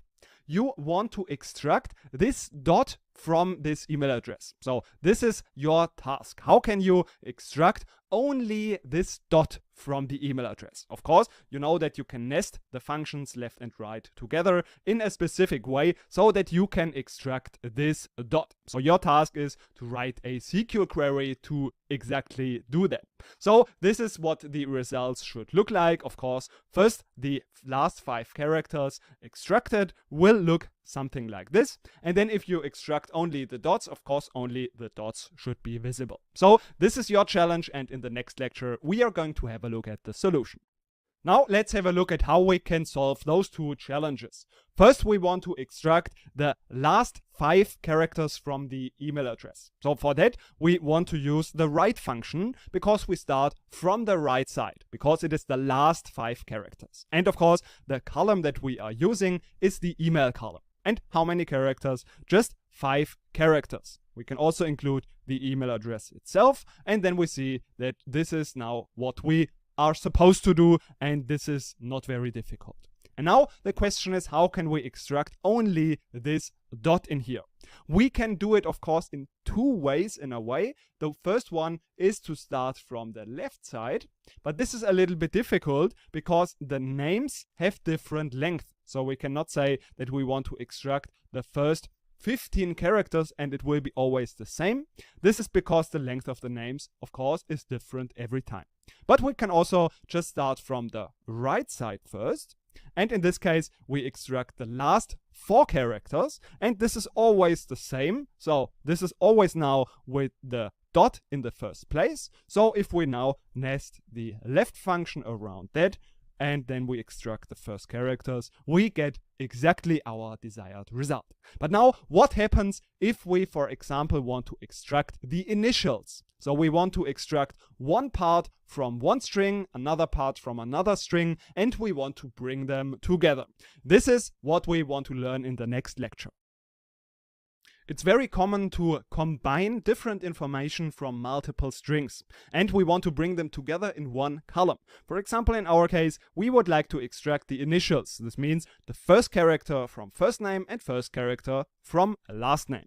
Of course, we can do that very easily using the left function, so first name, first character, and then the same thing we can also do for the last name. So we just say the last name and also first character. In this case, we can extract those first character strings. But now, if we want to bring them together, we can just combine them using the double pipes. This is called concatenation and just means that we add this string to that string. So they will be now combined. If we do that, we see that now they are together. Of course, we can also include the first name and the last name just to see the results are correct. And this is really indeed correct. So we combine this string with that string just by using these two pipes, and that's called concatenation. Of course, we can add many more strings. This is not limited to a specific amount. And for example, if we now also want to include the dots in between, so a dot after the M, for example, then we can also just concatenate a text string as well. And a text string that we manually type, we do with using those single quotes. So for example, we want to include this dot manually, then we can also just concatenate that. And then we see that now after the first letter of the first name, we also have this dot. And now, of course, if we want to also do that after the first character of the last name, we again use the double pipes and now again a second dot in the end. And of course, if we want to give it an alias, we can also do that, for example, initials. And then this is much more descriptive. And like this, we have now extracted also the initials by concatenating multiple texts. And now in the following challenge, you will be again prompted to solve a challenge for the manager that you are working for. So that's what we are doing in the next lecture. In this challenge, you should now anonymize the email addresses. So you should create a list of the anonymized version of the email addresses. This means Mary Smith, for example, should be in the following form. First, the first character of the email address, then these 3 asterisks, and then the email provider starting with @sakilacustomer.org. So this means the first character first, afterwards these 3 stars, and then the last part that starts with the @. And note that always the email address provider is the same, so the email address always ends with @sakilacustomer.org. So this is your challenge to write a SQL query to get this list. And the result, of course, should look like this. So just that you can verify again your results. So good luck with the challenge, and afterwards we'll have a look together at the solution. Now let's see how we can create this anonymized version of the email address. We want to have a look at the customer table. And first we want to, of course, extract the first character of the email address. So we use the left function, we use the email address column, and 1 because it should be only the first character. Now we want to concatenate this with the 2 double pipes, and we want to add now these 3 asterisks. So if we do that, we see that now we have M and then these 3 asterisks. And then afterwards, we again want to concatenate now the last part. And now we know that the email address always has the same structure, and we can use therefore the write function from the email address to get the last parts of this address. And of course, we can count how many characters are there. And indeed, these are 19. So we can also, of course, test and find out like this by just testing different numbers. For example, if we try 20, we see it's 1 too much. Therefore, we can try, for example, 19. And then we see this is exactly the result that we want. And of course, we can also give this an alias as well. So anonymized email. And like this, our column is again more descriptive. But now what happens if there would be a different structure? So if we would, for example, have different lengths because the email structure would be different, we have different email providers, how could we then find this last part, which always starts with the if we could not use this left and right function? For that, we would have to find a different solution. And this is what we are going to find out in the next lecture. Oftentimes in practice, the structure can be different in every single row. And this means that sometimes we need to search for one specific character or one specific string. And for this reason, we are usually using the position function. This position function we want to have a look at. So if we use this position function, we can now specify what type of string we are searching. So for example, in our case, we are searching for this @, and then we can specify where we want to search this in. So we say in, then the string that we are searching this in. So in our case, this will just be the column email. And then everywhere we get the position of this character in this column returned. So if we, for example, also add the email address, then we see that now we have in the first row at the 11th position this @. So we can count 1, 2, 3, 4, 5, 6, 7, 8, 9, 10, 11. So this is the 11th position. And of course, now what we can do is we can nest this into the left function, for example. So this means we want to extract from the left side from the column email address, and now this gives us the value 11. This means we want to extract all first 11 characters in this email address. So if we close the parentheses of this left function, we get now, of course, here the first 11 characters extracted. But of course, the 11th position also includes this @, but this is not a big deal because we can just subtract a specific value, like for example 1, and then this @ will also be removed. But we can not only, of course, specify our own custom string that we denote with these single quotes, but we can, for example, also search for a specific value of a specific column. So for example, we can search for the value in the column last name. And if we do that, we see, if we also remove maybe this 1, we see that now, of course, we get the position where the last name starts. So this also includes this first character of the last name. And therefore, if we now subtract 2, we remove this first character of the last name as well as this dot. And then we can, like this, for example, extract only the first name of this email address. So this is something that we can do. And oftentimes, this position function is used in combination with the so-called substring function. And this function is super interesting. That's why we want to have a look at this in the next lecture. Now let's challenge your knowledge about the concatenation as well as the position function. So in this challenge, you have only the email address and the last name available.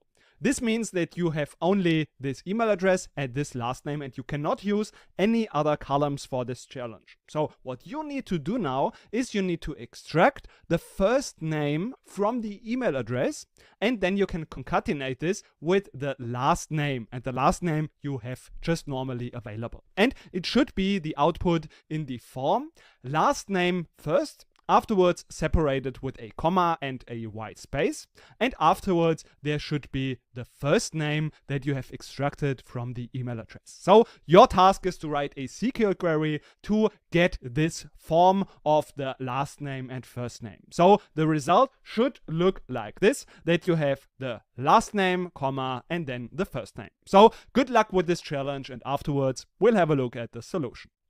Let's have a look at how we can find out how we can get this form of last name and first name, while we have only the email address and the last name available. First, of course, we want to extract the first name, because this is a little bit more difficult. So for that, we want to extract first the first name, and one thing that we can do that is using this dot, because we know this dot basically separates the first name from the last name. So if we do that, we use the position function from the email address, and we are searching for this dot in the column email address. If we do that, we get the position of where this dot occurs. And now, of course, we want to use the left function to just extract this first name part.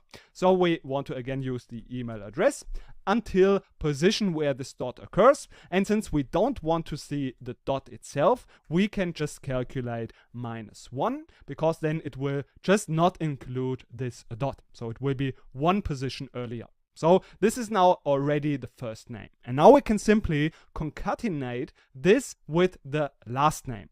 So of course we said we want to have the last name first. And now if we immediately concatenate this, we will not get exactly the correct result, because in between we also want to have a comma and a white space. This means that we need to also concatenate that. So we have first a comma, afterwards a white space, and then we can after that concatenate the first name from the email address. So if we execute that, we now get this result in the desired format. So this was another practical example that hopefully could help to practice your knowledge about concatenation as well as position.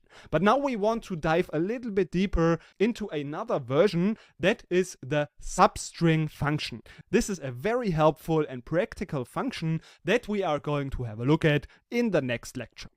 It is a very common requirement that we need to extract some substring of a given string.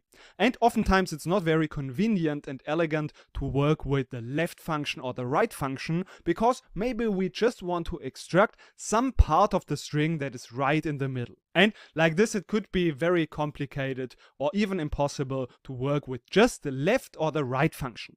That's why in this lecture we want to have a look at the substring function. This is used to, as the name suggests, extract a substring from a given string.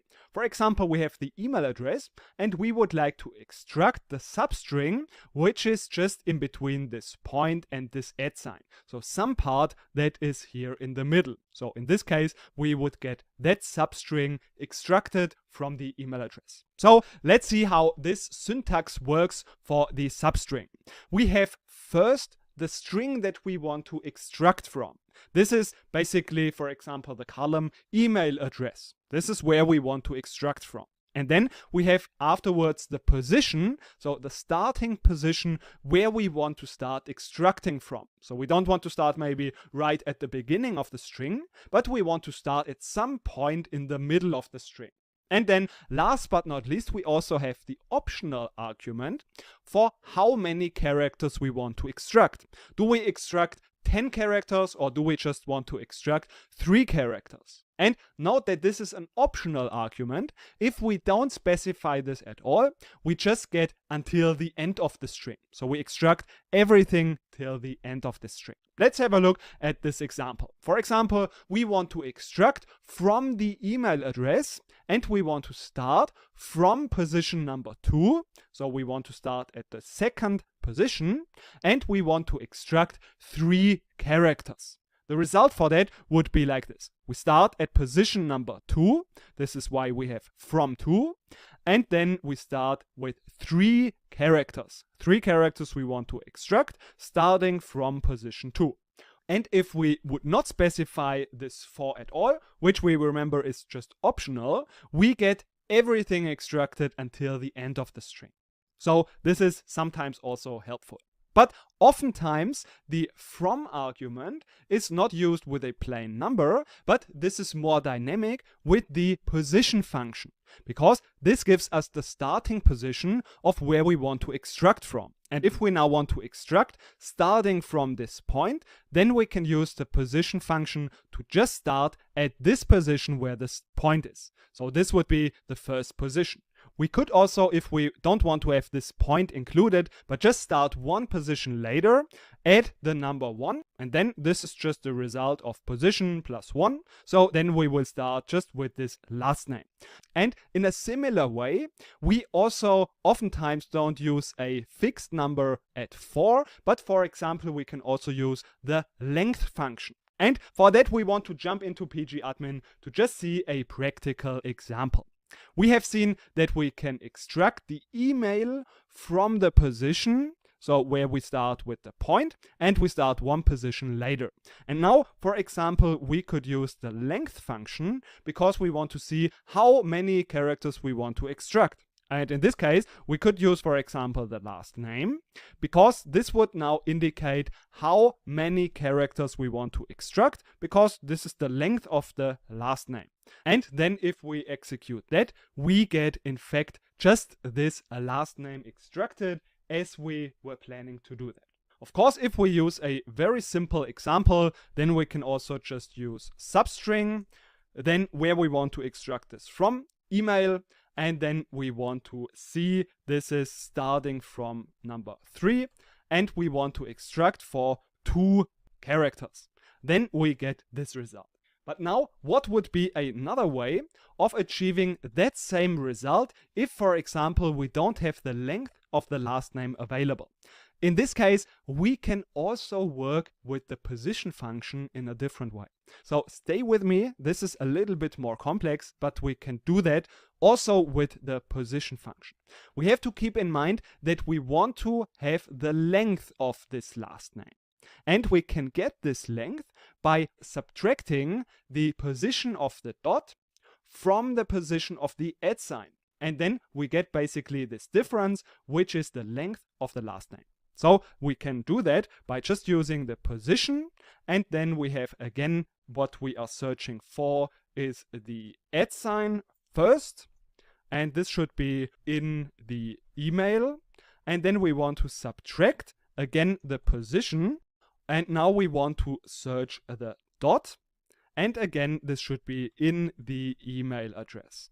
And if we execute that, we get this, but we see that in fact the length is 1 too long because it's also including this @ sign. So we can also just manually add or subtract a value, for example 1, and then we get very dynamically this last name subtracted from within here. So this is how we can just extract a string that is in between 2 different characters. So we can also use the length and the position function in this substring. But now it was enough theory, and now it is again your turn to practice and apply your knowledge. Now let's again challenge what you have learned in the previous lectures. In this challenge, you should again create an anonymized version of the email addresses. And the first version, we are going to have 2.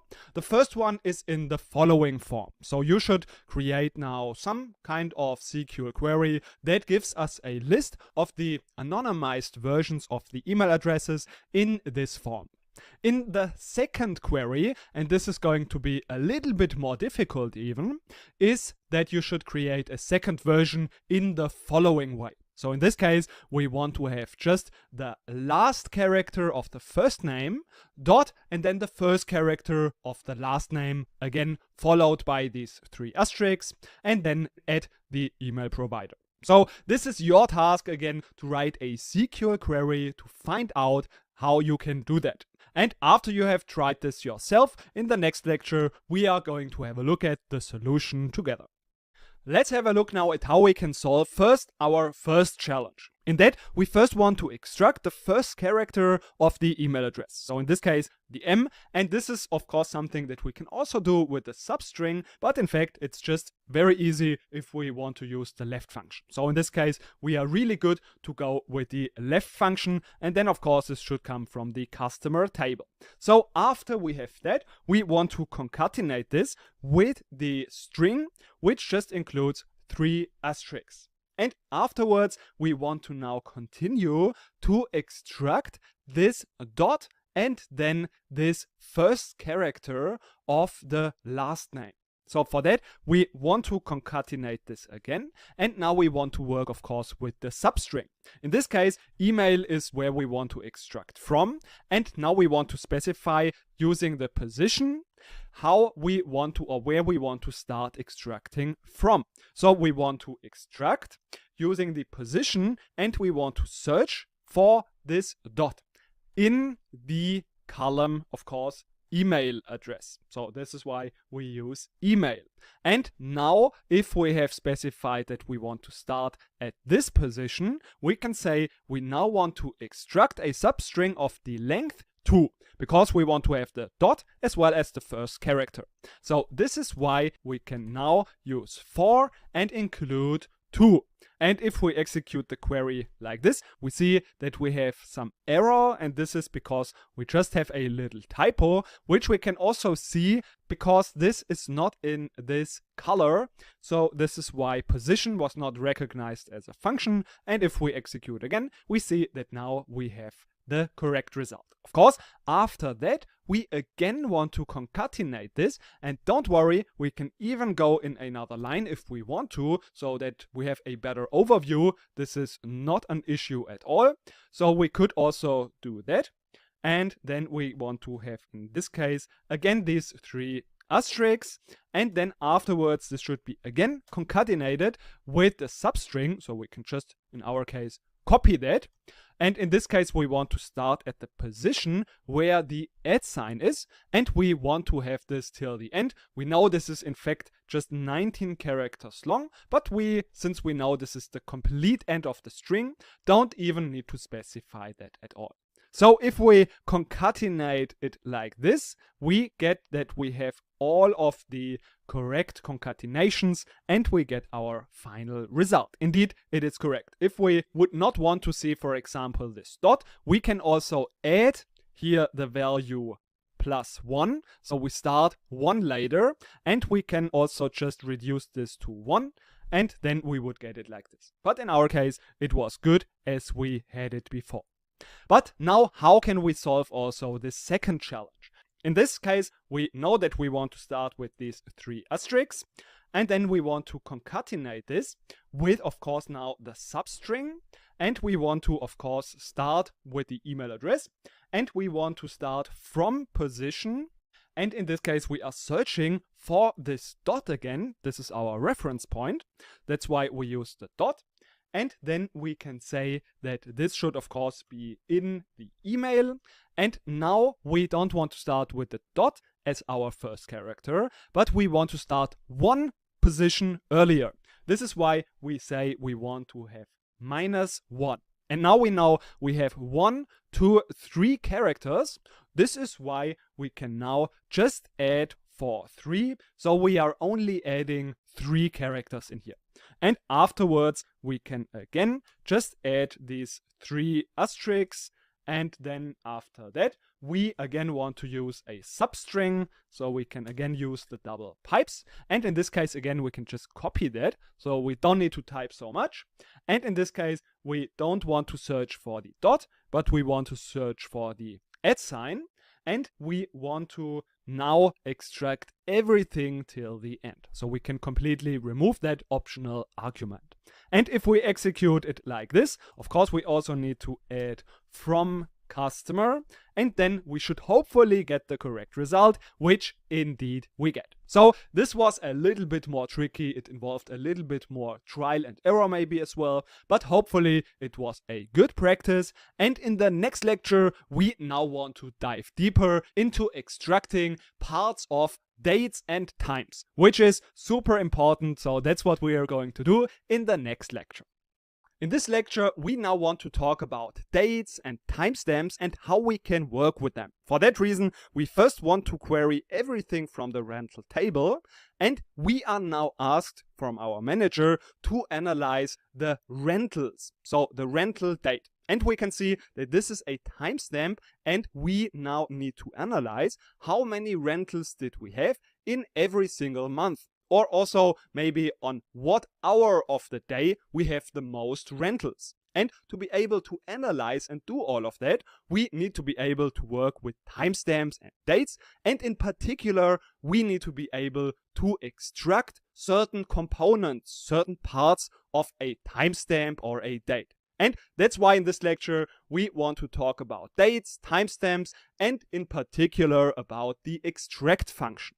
This is the function that is used to extract certain parts of a timestamp or a date, or in some cases also an interval, which we are also going to talk about. So, for example, we have this rental date, which is in a timestamp, and now we would like to extract just the day of the month from this timestamp. So, if we want to do that, we can just apply the extract function in the right way, and then we get all of the dates. So, for example, in this case, 24, 25, 25, and 25. But also, we can extract different parts. For example, we can extract the seconds, and this is also possible with the extract function. But before we talk more deeply about how this extract function works, we just want to get a brief overview over the different date, time, data types. So, first of all, we have the date type. This is just a regular date without any time. And in here, we have one example of how this can look like. And this is the standard format. So we have year, month, and then we have the days. This is the standard format. Note that there are also other formats accepted, but this is the standard format, and that's why I also recommend to just work with this format if possible. Then also we have the time. And in this case, the time can be with the time zone or without the time zone. This example is without the time zone. If we would have the time zone included, we have plus, and then in this case it is plus 2 hours UTC.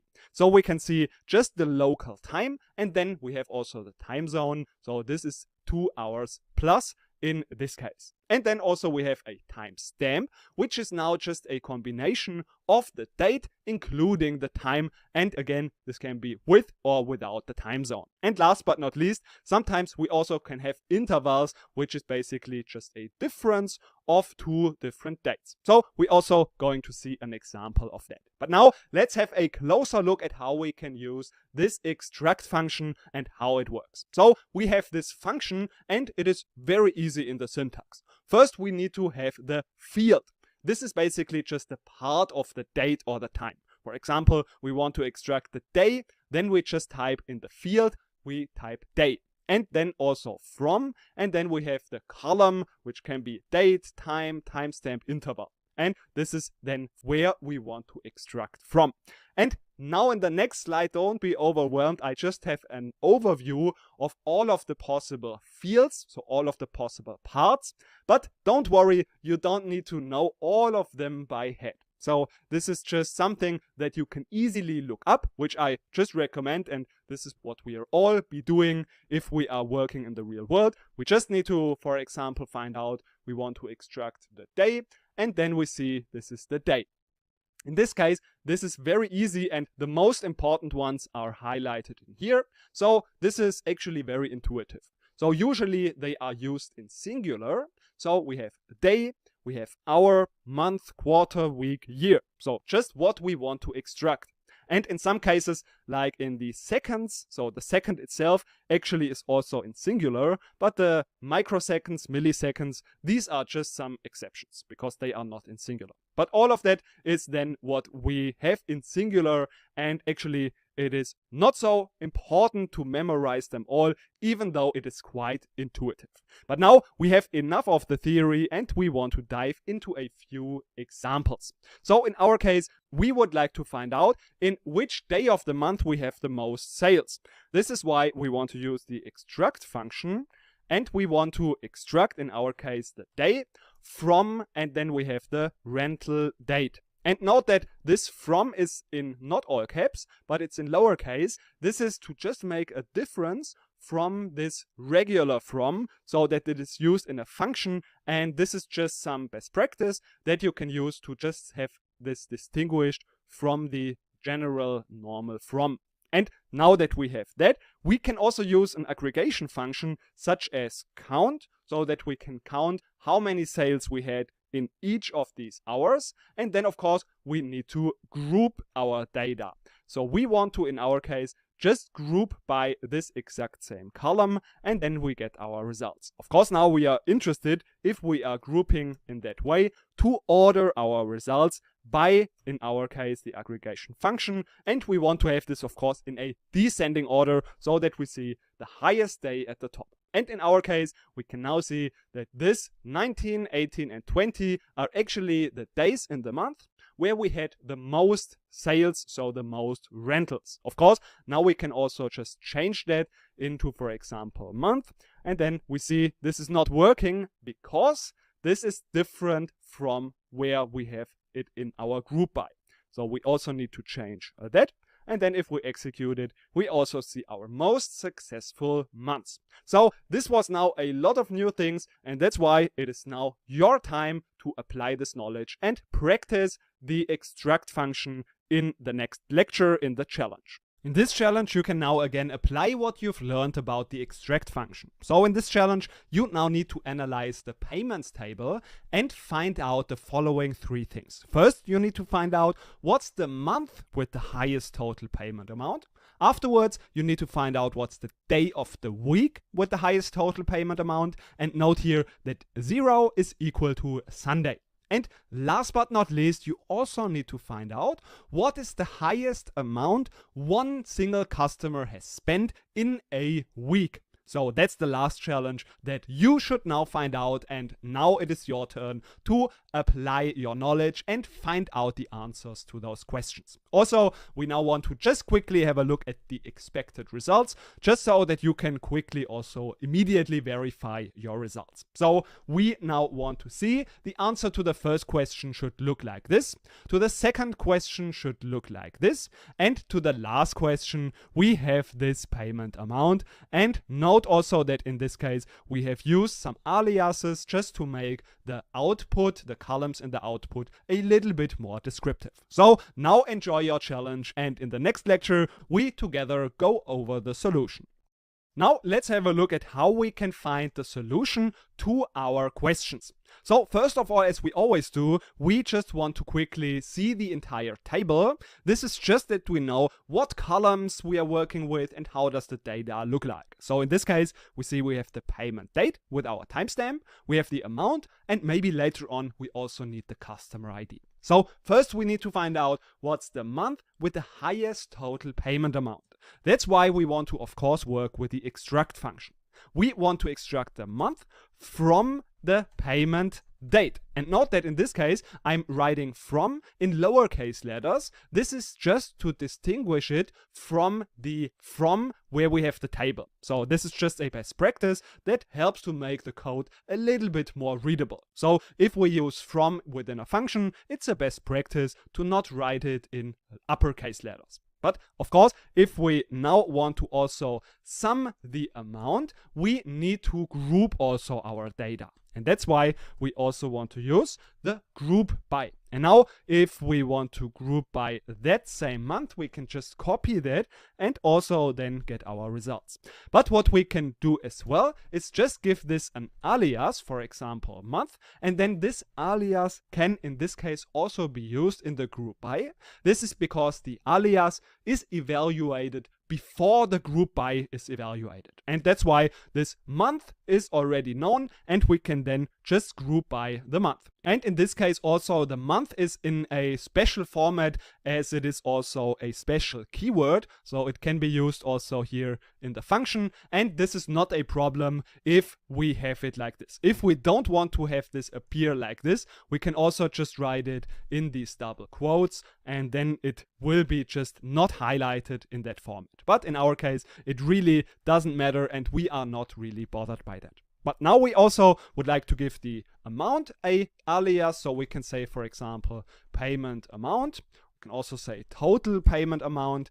And then, of course, we also would like to order this in a descending order. So we can order this by the total payment amount. And we want to do that in a descending order, and like this we get our expected result. And now if we want to get not the month, but we want to get the day of the week, we can just use the field day of week. Of course, we can rename this into day of week, and the same thing we can also then do here, of course, in the group by, otherwise it wouldn't work.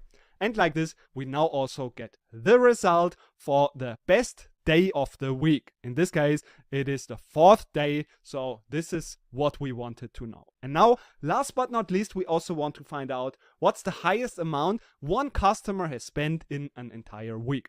For that reason, we also need to include the customer ID, and of course, we also need to group by that customer ID. So we also need to include it in our group by. And then if we execute our results like this, we see we have an error. This is because we have forgotten about the comma, which is one of the most common mistakes we can do. So we can quickly fix it. And then we also get our results. And of course, what we have forgotten is to change the day of week into the regular week. So we need to do that as well so that we get the correct results. So if we now execute it again, we get the results that we expected.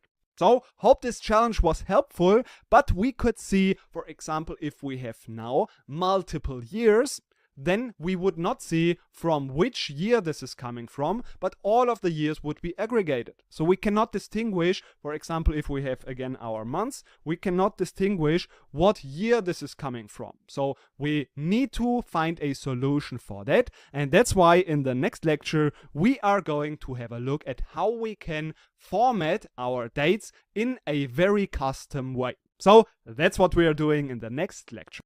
In the last lecture we have seen how we can extract certain parts of a date or a timestamp, and this is what we can do with the extract function.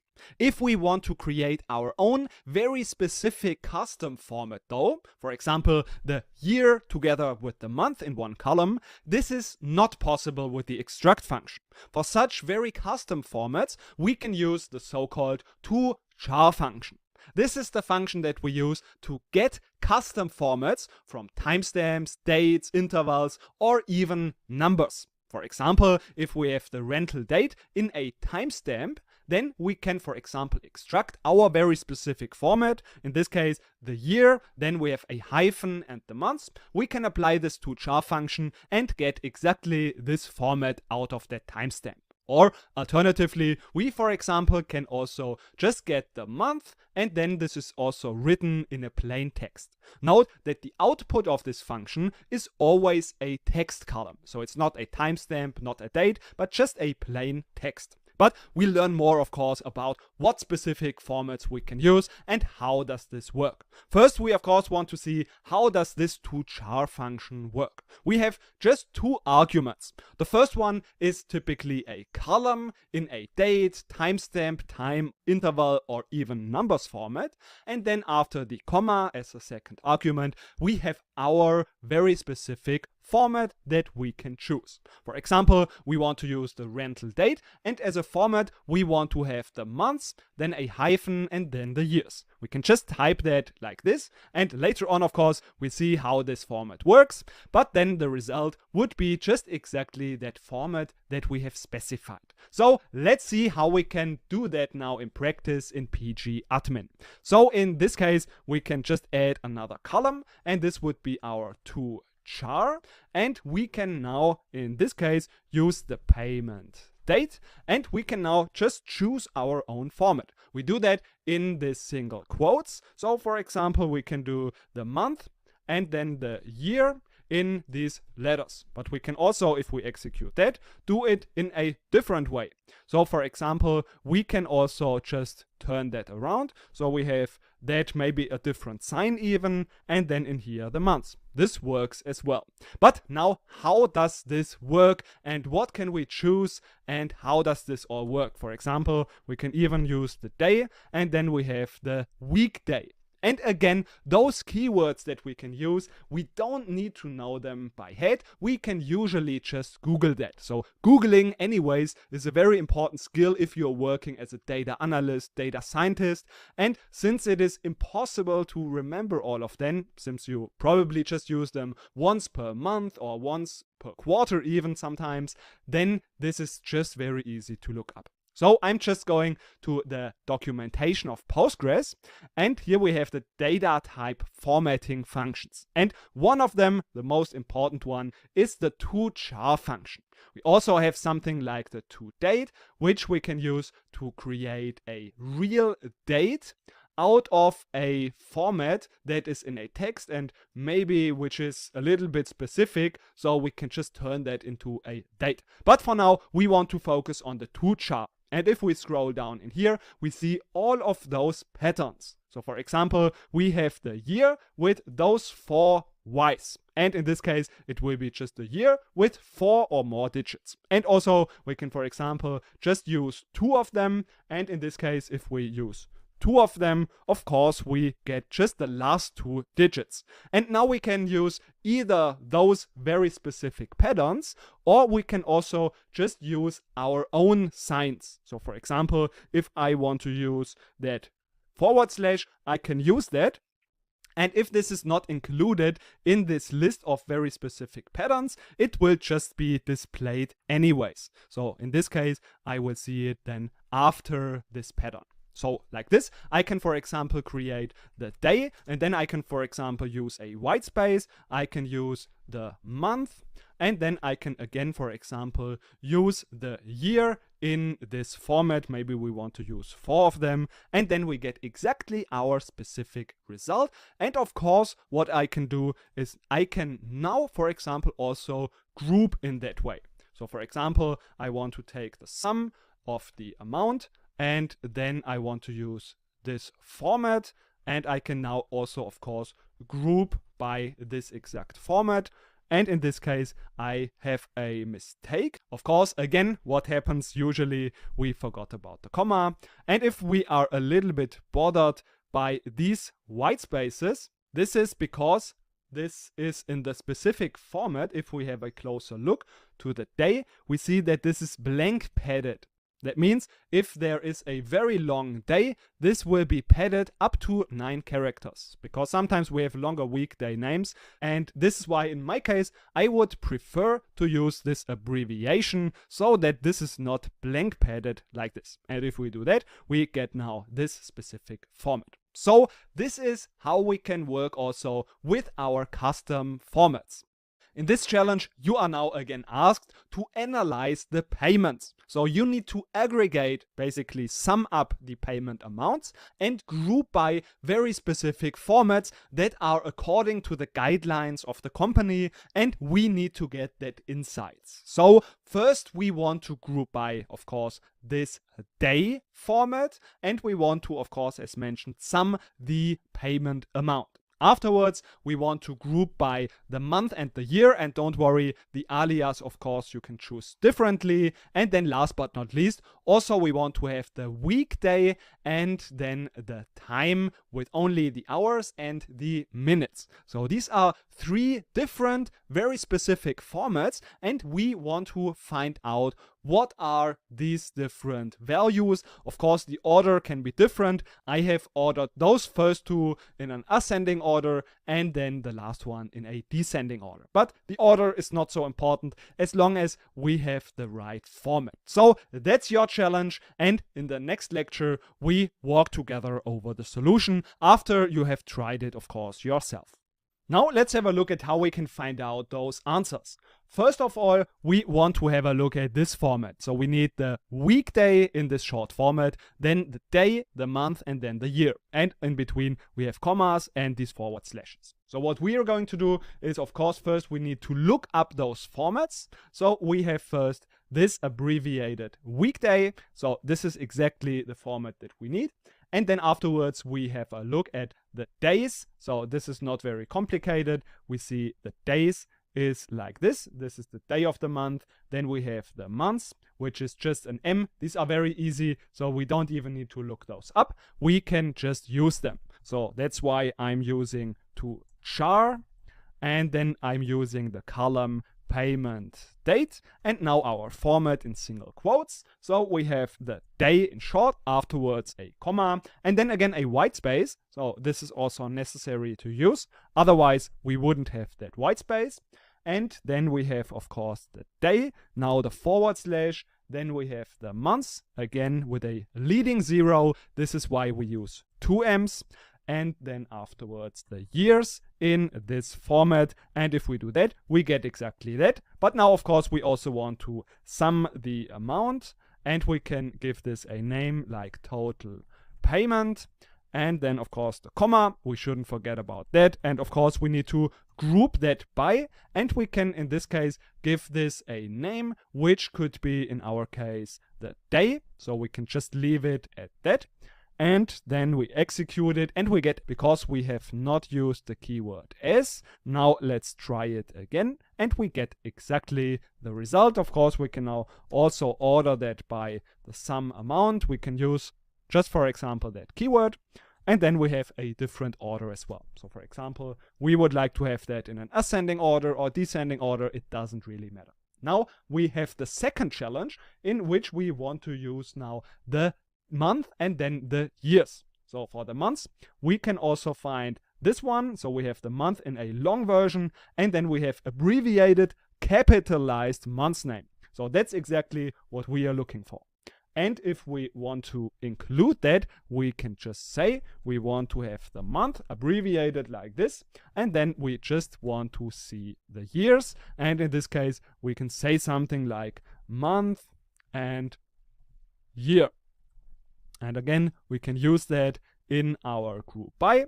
And then if we execute that, we get the results that we wanted to have. So in this case, we have those results. Of course, depending on if it's ascending or descending, we get our different results. And the last option is now just the weekdays, which we've already seen. It's like this. Then we have the time in hours. And then the minutes. We need to check the minutes because it is a little bit different from what we expect. We have to search for the minutes. And if we do that, we see that the minutes is actually this MI. So that's what we want to use as well. And then we can also change that to day and time. So day time, we can copy, and then if we execute that, we get our desired results. Of course, again, if we want to do that in a descending order, we get our expected results. In this lecture, we just quickly want to mention a few helpful and interesting things about timestamps and intervals. So we can, whenever we want, just use the current date, and then we will just get the current date. So this can be done just by having select, and we don't even need to, of course, mention a specific table. The same thing we can also do with current timestamp. Then it will not be a date, but just the exact timestamp. But if we now want to do that and also query from a specific table, because maybe we also would like to see the rental date, then we can still have this current timestamp also included. Then just both of them will be included. And of course, the same thing we can also do with the normal date. This is just fine. But if we now want to, for example, subtract the rental date from the current timestamp, then we get the difference. And this will then automatically create an interval. So we can see if we execute that, we will get an interval. And this is now an interval that we can also use within the functions like extract as well as toChar. So we see that if we, for example, want to do that, we can also just replace it with the return date, for example. This is maybe more interesting. And then we can just extract now specific values. So for example, we can extract the day. In this case, we can write day from and then this interval that we have specified in here. And of course, if we do that, we get now this number 3 extracted. And of course, now since this is an interval, we have not so many options, but we can, for example, extract the hour, we can extract the minute, and so on. So for example, if we would like to change that into the total number of hours, we can calculate that ourselves. So for example, if we say we have the day, then we multiply this, for example, with 24, because we want to convert everything into hours. And then we say plus, and then we want to extract again. So we can also write that in the next line. And we this time want to just extract the hours. And if we do that, we have everything transformed into the number of hours. And now we would also like to see the hours in a text, and we can do that by concatenation. So if we concatenate this numeric value with a text string, such as white space and then hours, everything will be just concatenated, and then basically just this 92 will be internally also converted into a text, and then this will be concatenated with hours. So this is something that we can do as well. And same thing we can also do with toChar. This also works with intervals. Just be again aware that this just has not so many options available as well. We can just, for example, use the days, but most of those options, for example minutes, we can also extract. This works, but not everything is possible. So for example, if we want to extract, of course, this weekday, then this will not work because this interval is not tied to something that is specific about a calendar date. So that's just something to keep in mind, and that's why actually this toChar function is not so super useful. But we can work with those intervals and also calculate them from timestamps and dates, and then we can also just extract specific values from it. So this was the wrap up about the timestamps and dates in SQL. In this challenge, you are now asked by the support team to create a list of all of the rental durations of the customer with customer ID 35. After that, you're also asked by the support team to find out which is the customer with the longest average rental duration. So this is something they need to find out so that they can solve some problems. And your task, of course, is to find out how you can answer these questions by writing a SQL query. And the results that we can expect should look like this. So for the first question, we are expecting just a list with the rental durations, all of the individual durations, and afterwards we have the list of all of the customers, and the highest value should be in the beginning. So this is the average rental duration. And of course now it's your turn to find out the answers to those questions, and then together we have a look at the solution. First of all, we want to find out what is about this customer with customer ID 35. So we just first mention the customer ID so that everyone knows. And then afterwards we want to create a calculation of the return date minus the rental date. And then if we do that, we also want to filter that by the customer ID with ID 35. So that's what we get. And like this, we get this list. And of course, we can also just name it, for example, rental duration. And then once we have that, we can have a look at the second question. So in this question, we also need to find out which customer has the longest rental duration. So for that reason, we want to group by the customer ID, and we want to aggregate, so we want to take the average of this rental duration, and if we execute that, of course, we can also order this by the rental duration and in a descending order so that the highest value is at the top. And if we do that, we get the expected result, and customer 315 is the one with the highest average duration. So far, we've talked about functions with strings and date and time data types. So there's one data type left, and of course, this is the numerical values. So in that context, of course, we are talking about mathematical functions and operators. So the most important operators are just very basic operators, and this is also super intuitive. So of course, we have the addition, and this works exactly how we expected. We add, for example, 4 plus 3, and the result is 7. The same goes with subtraction, multiplication, and division.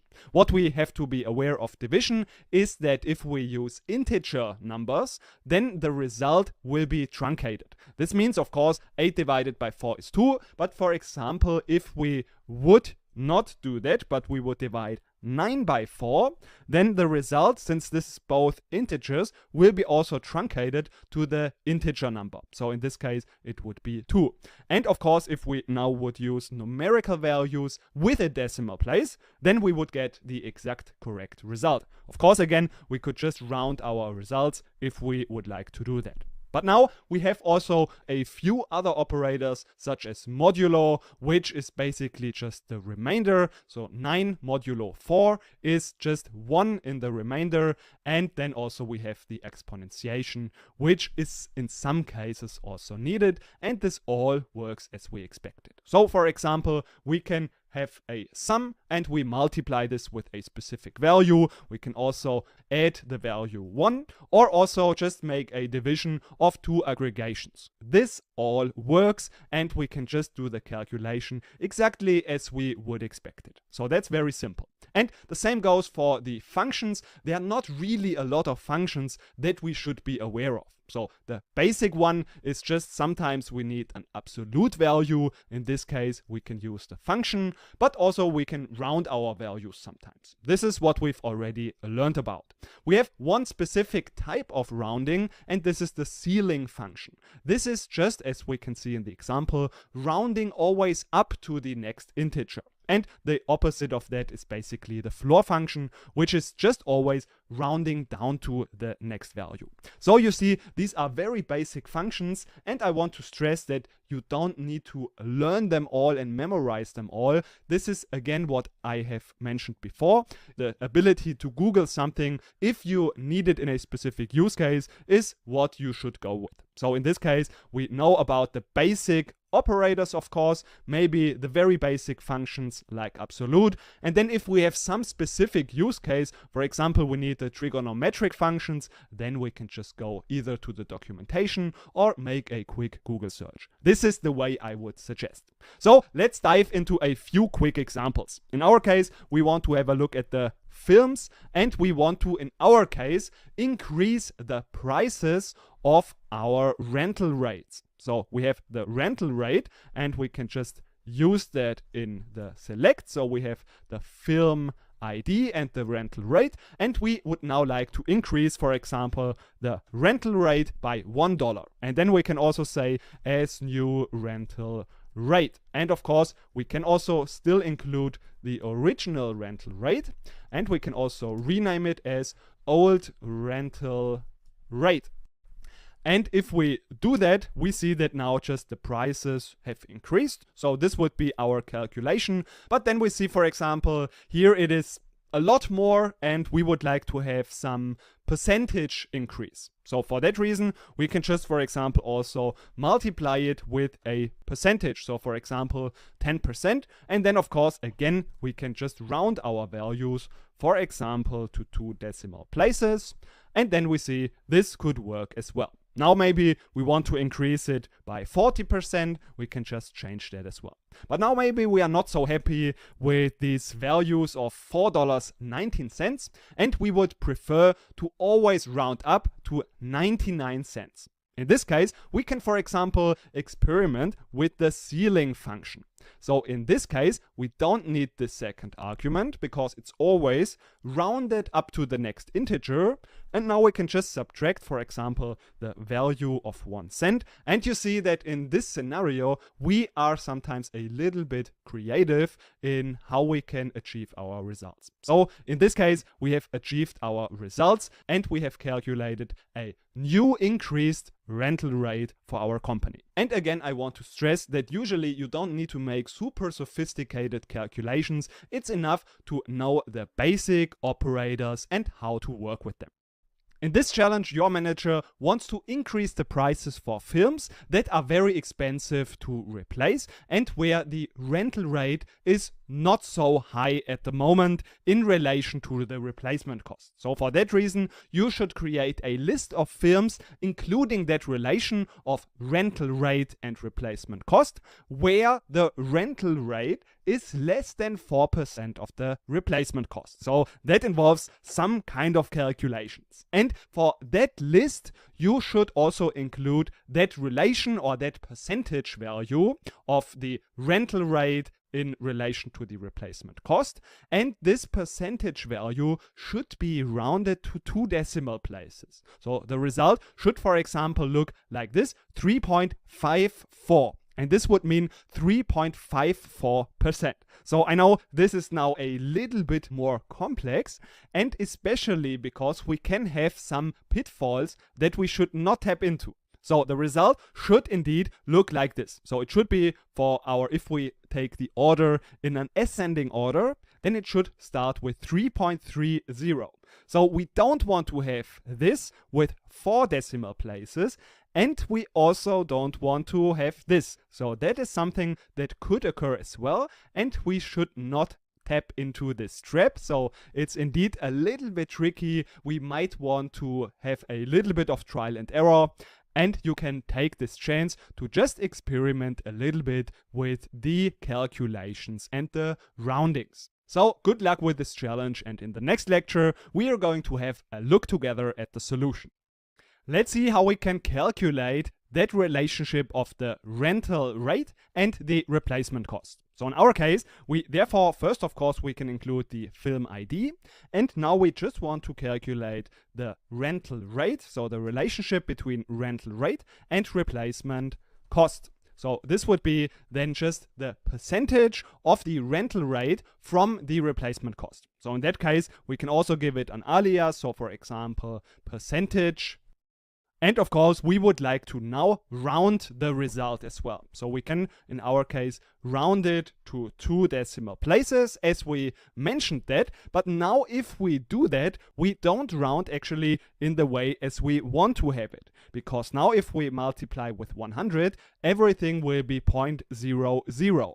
So that's why we don't want to round like this. This is the first pitfall. So we should not do that, because then if we, for example, not have that 100, we see that we should actually round, rather in this case, to 4 decimal places, because we also want to have this 4.72. In this case, we can now multiply with 100, and then we see again we have 4 decimal places. Of course, now what we could do again, we could round all of that again. This would work, and it is not so elegant actually. So what would be a much more elegant solution would be to just include that multiplication of 100. So we have that first, and then afterwards we are rounding. So we first do that calculation of 100. So we can just, for example, remove that. And then afterwards we have the rounding. So first multiplication with 100, and afterwards we can round by 2 decimal places. So if we do that, we get now the result that we want to have. And of course, now all that we need to do is filter by this percentage value. And if we try to do that, we have to be also a little bit aware that we cannot use this percentage alias now in the where clause. So if we now want to do that, less than 4%, we will see that this won't work, because where will be evaluated and processed before the aliases will be evaluated. So that's the reason why at the moment where the where is evaluated and processed, this name does not exist yet. But we can just use this exact calculation in here as well. This is not a problem at all. And then we get the values. And indeed, we have to use now in this case the value 4, because we said 4%. And then if we now also order this, for example, in an ascending order, so we use 2 because it's the second column in the output. Of course, we should not forget about the by. We get the result that we wanted to have. So this was a little bit more tricky, because you had to test a few things out probably, but hopefully it was also teaching you something about rounding and the calculations.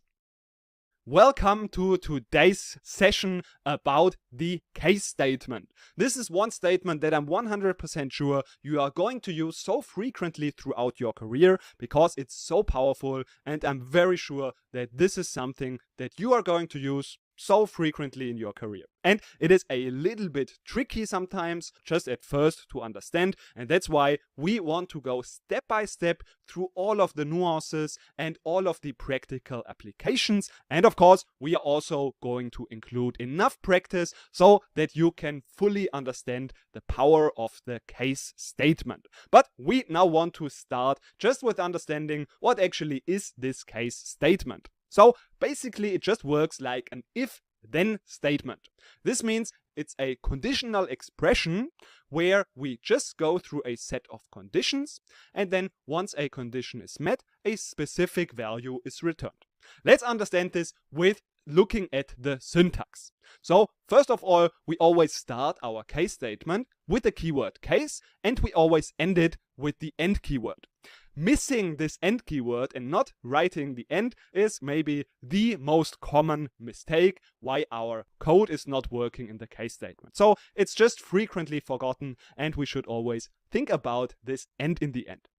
And then, of course, in between, we have our conditions and then also the according results. So we start, for example, with condition 1.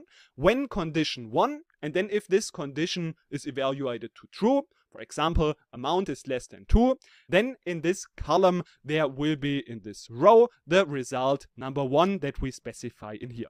And then we just go through all of the conditions and note if multiple conditions are met, then the result of the highest condition. So in this case, for example, if condition 1 and 2 are both true, then the result of condition 1 will be returned. So always the first condition that is true for a specific row, this result will be returned. And then if none of those conditions are met, we have the else result, which is basically just the alternative result. So this is just a theory, and now let's have a look at a practical example. We want to select the amount, and then we start our case statement.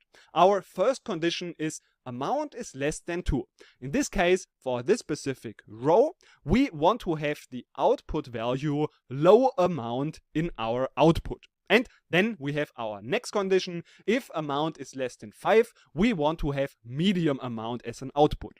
And note, for example, if the amount is equal to 1, both of these conditions are met. So both it's less than 2 and also 1 is less than 5.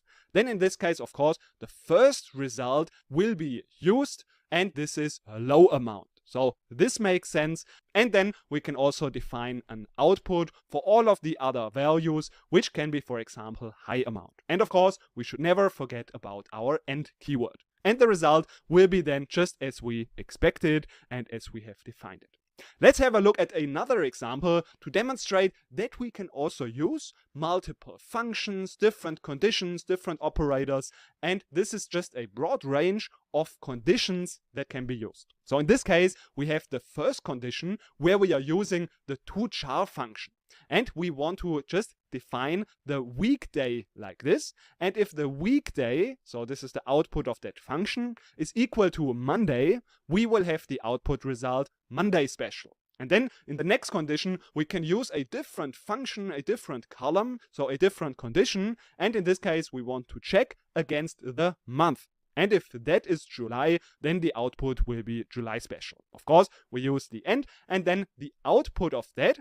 If both of these conditions are met, so if it is a Monday as well as July, as in this case here, we see that the output will be, of course, Monday special, because this is the highest condition, the first condition that is met. And that's why the output is Monday special and not July special. So that's what we just have to keep in mind. And of course, if none of those conditions is met and we also don't have the else keyword, then the output of these rows will be just null. So this is something that we can avoid by using the else condition. If we use else, then basically all of the nulls will be filled up. So that's just what we have to keep in mind. And of course, we can use, as mentioned, many different functions in the condition. We can also combine it with different columns, with all of the operators basically that we already know from the where filtering. So we have seen all of the conditions that we can use there. We can also use in our when statement. And of course, we can also just use some calculations, and this is also a valid condition. And one last tip regarding the formatting is that, of course, we have mentioned the case and the end is always the only keyword in the row. This is just to visually see all of the conditions and to make it easier to read the code. And sometimes we also see that those conditions are indented. So that's again a little bit more easy to read, and that we know where our case starts, where our case ends, that we didn't forget anything, that we have set all of the commas and so on. So that's enough of the theory. And now we, of course, want to dive into a few practical examples as well. Now let's have a look at a few practical examples of the case statement. For these examples, we are going to work on the flight database. This means that we need to go to the demo database, right click on it, and open the query tool from there so that we can work on this database. And in here, we first want to have a look at the flight table. So we select everything from the table flights, and in there we remember that we have our scheduled departure as well as the actual departure. And like this, we remember that we can calculate the difference and like this calculate how much this flight is delayed. So we have the actual departure and we can subtract the scheduled departure. And like this, we get the interval between them, and this is in that format. And like this, we see how much time the flight is delayed. And since we remember we have the interval in this format, we also need to be aware of this when we use this interval in our condition. So now what we want to do is we want to create buckets. That's a very common use case for case statements of how much our flights are delayed. So we want to say a flight is on time if it is less than 5 minutes late. So let's define this as our first condition. So we have case, then we start with when, we use that as our condition, and now we say if this is less than 5 minutes, and remember we need to use these single quotes for all of the time, timestamps and intervals and dates. And then we also need to stick to that format of the interval, which looks like this. So we see that there are also the seconds, and if we don't use the seconds, then it will be just removed, and this just counts then as 5 minutes. So that's 5 minutes, and this is 9 minutes, 1 minute, because it also has these seconds, which we don't necessarily have to have. So this is our condition, and now in this case, we want to have the output on time. So this is our first condition, and then of course if we don't specify anything else, we can end our case just with the keyword end. And then we get our result, and then for some of the flights we have that they are on time. And we also want to use this entire column so that we can just verify our results. We should copy it and use also of course the comma. And now if we execute it again, we can compare the results. So we see that, for example, this flight is on time because it's less than 5 minutes, and this one has no output, so it's null, and this is because this condition is not met and we don't have anything else. So we can, for example, say else is, for example, late. And if we do that, for all of the other ones, there will be late. But of course, if the interval is not defined, this should be our first condition, and then we don't want to say that it's late, but then we just want to say that actually we don't know. So there's no arrival time yet. So that's what we want to define then as our first condition. So if there is no actual departure time, if this is null, that's also a condition, then we want to say no departure time. And like this we get for all of those nulls just no departure time. And of course, now we can create additional buckets. So if we say we want to specify how late the flight is, we can also, for example, say the condition when it is more than 5 and maybe in our case less than 1 entire hour. So we could do it like this. Then we can say that we are a little bit late, and then for all of the other conditions we can say we are very late. So if we execute that, we have also a distinction between a little bit late and also, for example, as in this case, very late. And if we find also a little bit late, we see, for example, this one is exactly 5 minutes. So this condition is not met because it's not less than 5 minutes. But afterwards, the next condition is then met. So it's less than 1 hour. And that's why we get this result a little bit late. So this is what we can do. And of course, something that makes this statement super powerful is that we can now also group by this statement. So we want to count the number of flights. So we can say this is the name as flights, of course, the comma. And then we can also give our case an alias. So this is, for example, the flag is late. and then we can now group by exactly this case. So we say group by, and of course we could just copy this entire statement, but we can also just use that alias in the group by, and if we execute that, we see that now we know how many flights are late, how many flights are on time, and like this we have created our own categories, our own buckets, which makes it just much more easy to get real insights from our data. And of course, now it is again your turn to apply this knowledge and practice what we have learned regarding the case statement. Now again, let's use these challenges to apply your knowledge about the case statement. So we are going to have 3 different challenges, and every new challenge will become a little bit more challenging and difficult, and the last one will be the most difficult one. So we are just going to introduce those 3 challenges. In between, you can just pause the video and do the challenges, and then you can move on to the next challenge. And now we want to start with the first challenge, in which you need to find out how many tickets the company has sold in the following price categories. So we have the low price ticket, which is less than 20,000, mid-price ticket between 20 and 150,000, and high-price ticket, everything else, so that means greater than or equal to 150,000. And the answer that you should help the company with is how many high-price tickets the company has sold. We are now going to have a look at the result, what we should expect, and this is looking like that. So this is the first challenge. You can now, of course, pause the video and find out how you can solve this challenge yourself. And once you have solved this challenge, we can have a look at the second challenge, in which you can now again help the company to find out how many flights have departed in those following 4 seasons. We have the winter season, spring, summer, and of course the fall season. And the result is looking like this. Yes, we have only 2 seasons, so that is fine, and that's the result that we should expect. So again, pause the video and do this challenge. Find out how you can write this query like that.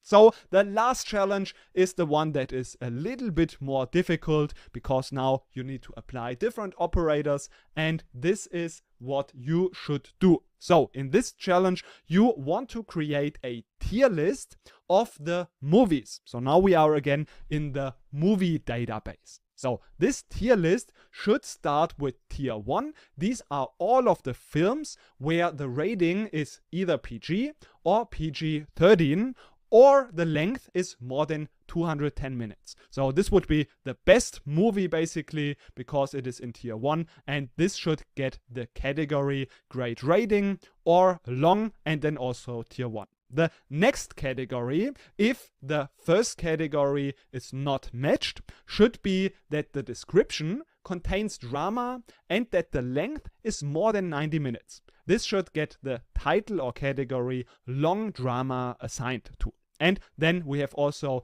the description contains drama and is not more than 90 minutes. So that's then a short drama. And last but not least, we have also a low rental rate of less than $1. Then it would be still in tier 4. So of course, as mentioned, if one movie can be in multiple tiers, always it will be in the higher tier. So for example, if a film can be in tier 1 and tier 2, it will be in tier 1. So that's what I mean with higher tier. So the better tier basically.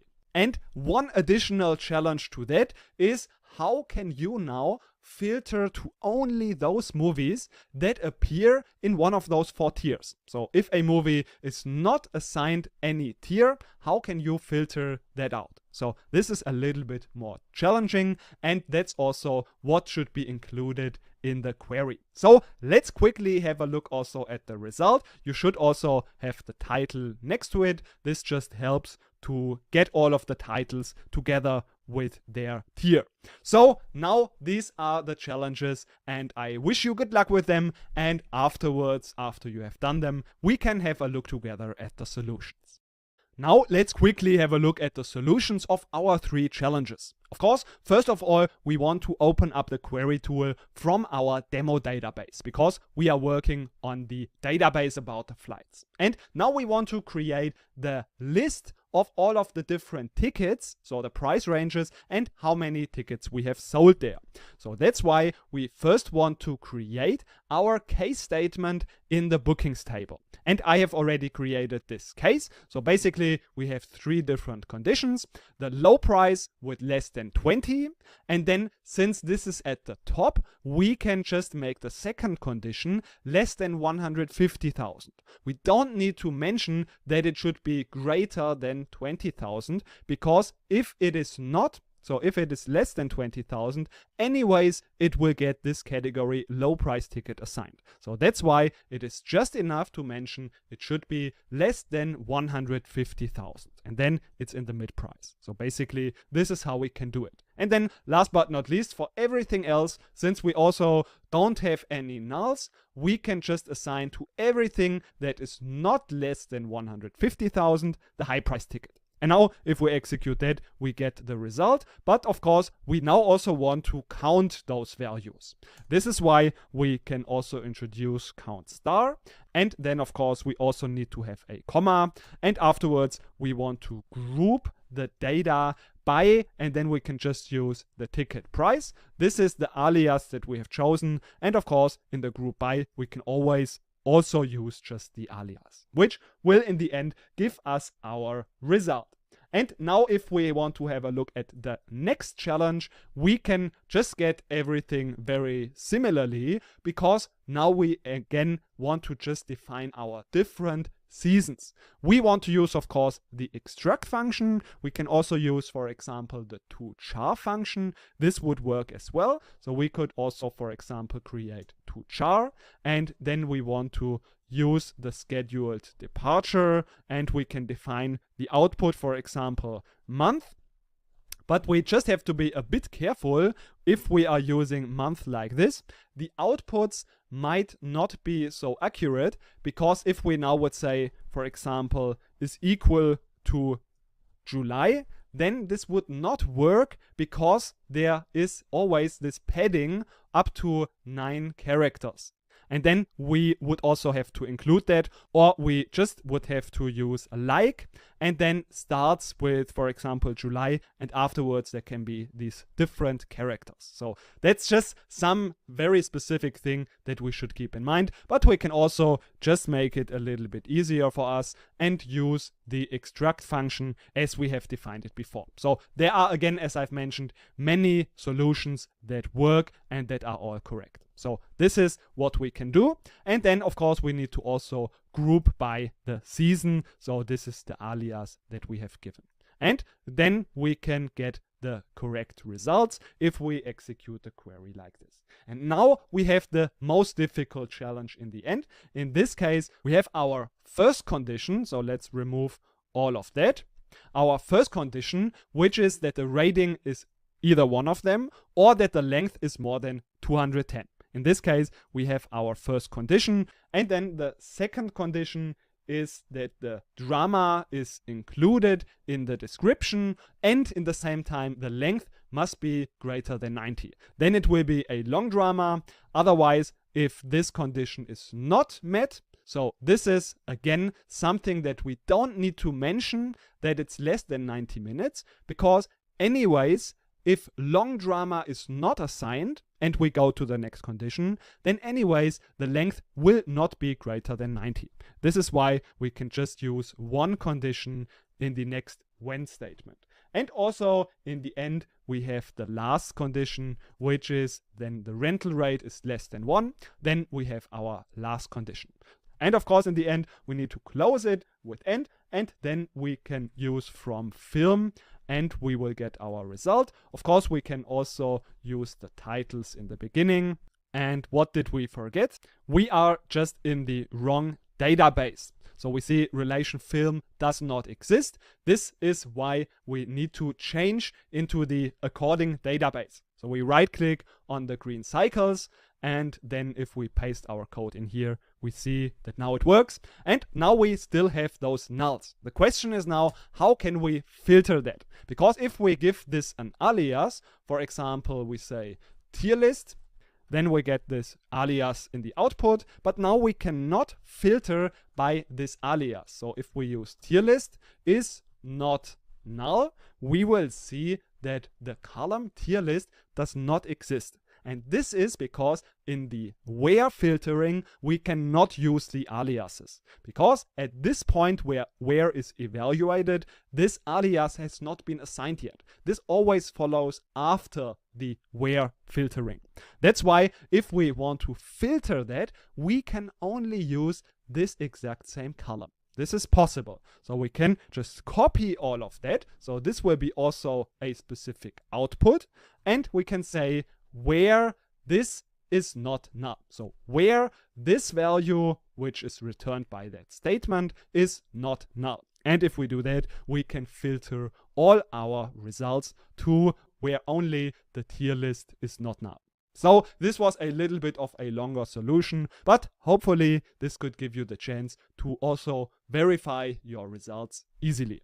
In this lecture, we want to have a look at a very special practical application of the case when statement. That's very commonly used, and that's why we want to have a look at this practical application of case. So that's like a special use case. So in our case, we just first want to have a look at the film table, and in here we see this column called rating. Now imagine the two best ratings are PG and G.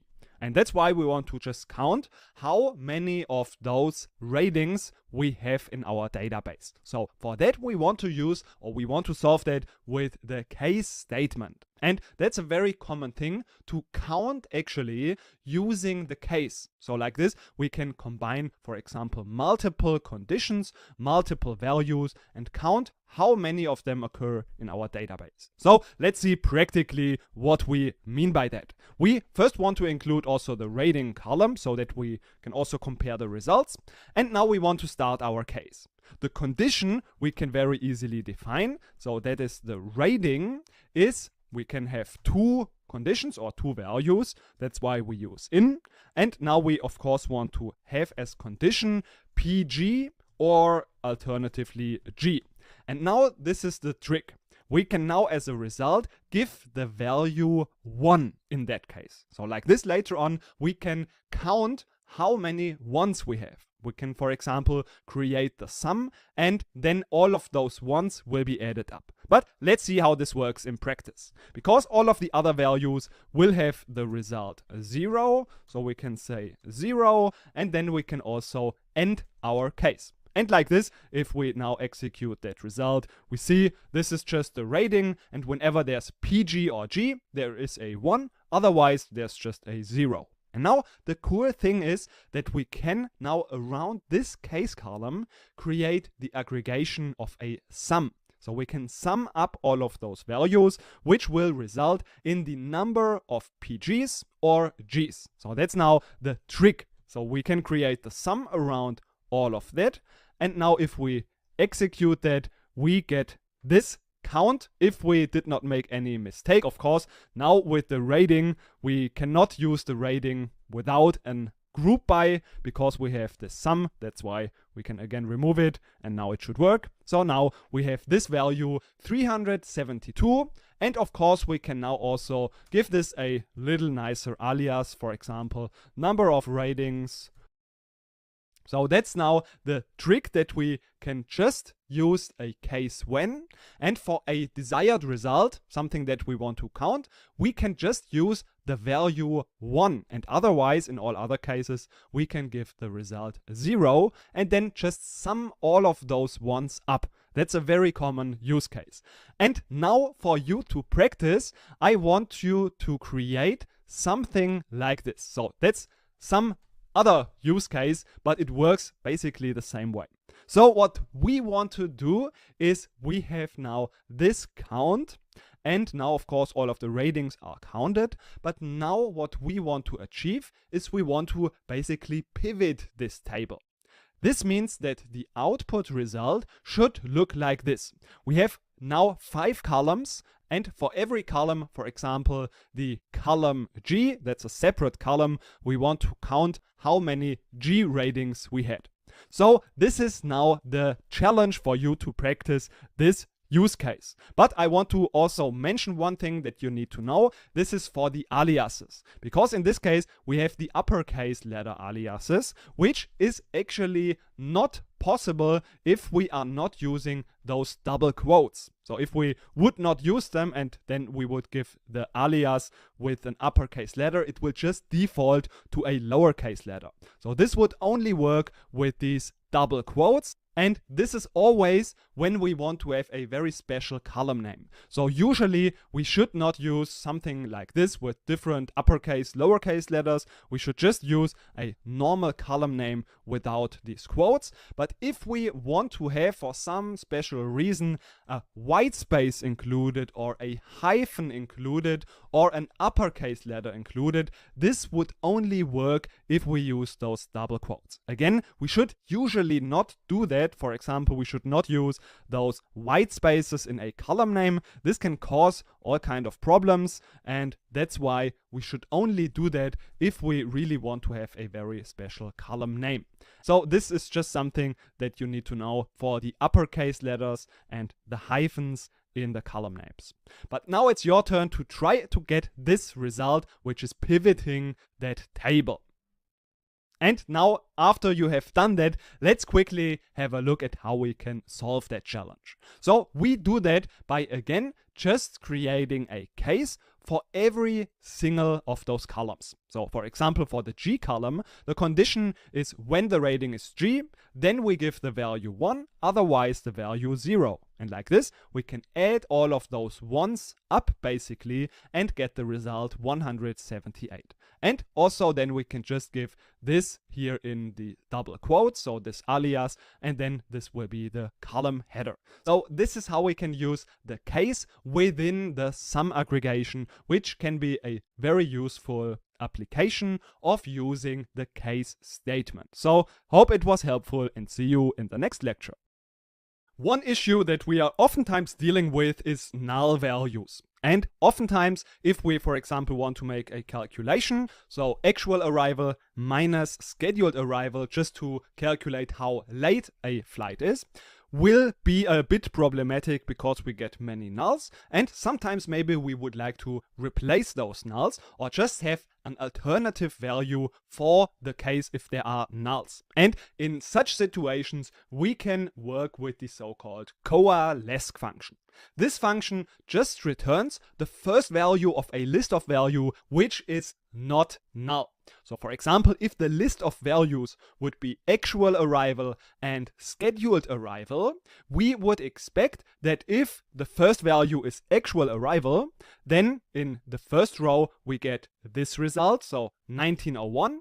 And also in the second row, we would get 1934. But in the third row, we see that the first value that is not null is actually, because the first value is null, the second value, which is then 1220. So let's have a look at the result, and this is what we would actually get. So 1901, first value, 1934, first value, and in here first value is null. So the first value that is not null would be 1220. So it's not so complicated, and if we would like to get such a result, we can use just that syntax of actual arrival, first value, and then the second value. And note that we can also make more than two values, more than two columns. This is totally possible. And also what we can do is, if we don't want to use an alternative value from a column, then we can also just use a fixed value. So the only thing that we need to take care about is that if we want to do that, we need to have both of those data types aligned. So if actual arrival is of the data type timestamp, then this alternative value also needs to be in the format of a timestamp. So otherwise this would cause an error. So now let's see if we can use this coalesce function to create something where we don't have these nulls included. So that's why we want to create the coalesce function around it. And this will be now our first value. And if this value is null, we can have an alternative result. And of course, we cannot use a text string such as not arrived yet, because this would not match the data type interval.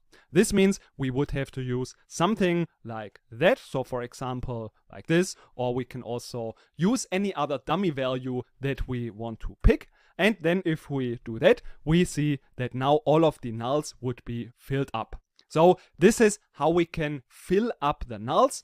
But if we now indeed would like to use some text string like not arrived, we see that this would cause an error because this is an invalid input for the data type interval. So if we would like to do that, we would have to change the data type. And how we can do that, we want to have a look at in the next lecture. Oftentimes it is helpful to change the data type of a specific column. So for example, because we want to match the data type, for example, if we want to use a function that only works for a specific data type, and in all of these cases, we want to change the data type of a column. And this is why we want to talk about the cast function.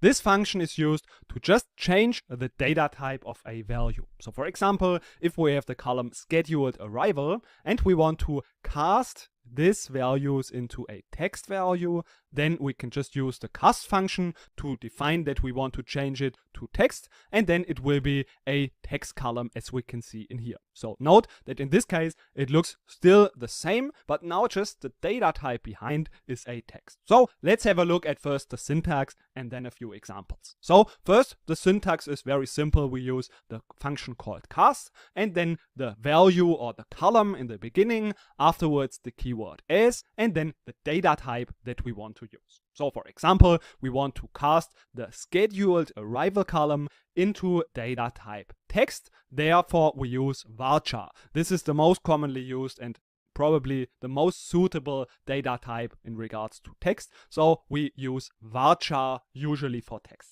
And then the result will be like this. So now character varying is the data type of this column. And also what we can do if we are changing, for example, the data type to date, this works as well, even though this is actually a timestamp. So then in this case, it will just cast it into a date and this time will be just lost. So this is possible sometimes, but of course it needs to be able to somehow cast the data type. So not everything is possible. So for example, we cannot cast the value ABC into a number. This would not work. So therefore we have to use something that is really possible to cast. So now let's have a look again into pgadmin to see if we can now use the cast function to solve that problem that we can use now this text not arrived. So what we need to do is we need to make this value into a text value.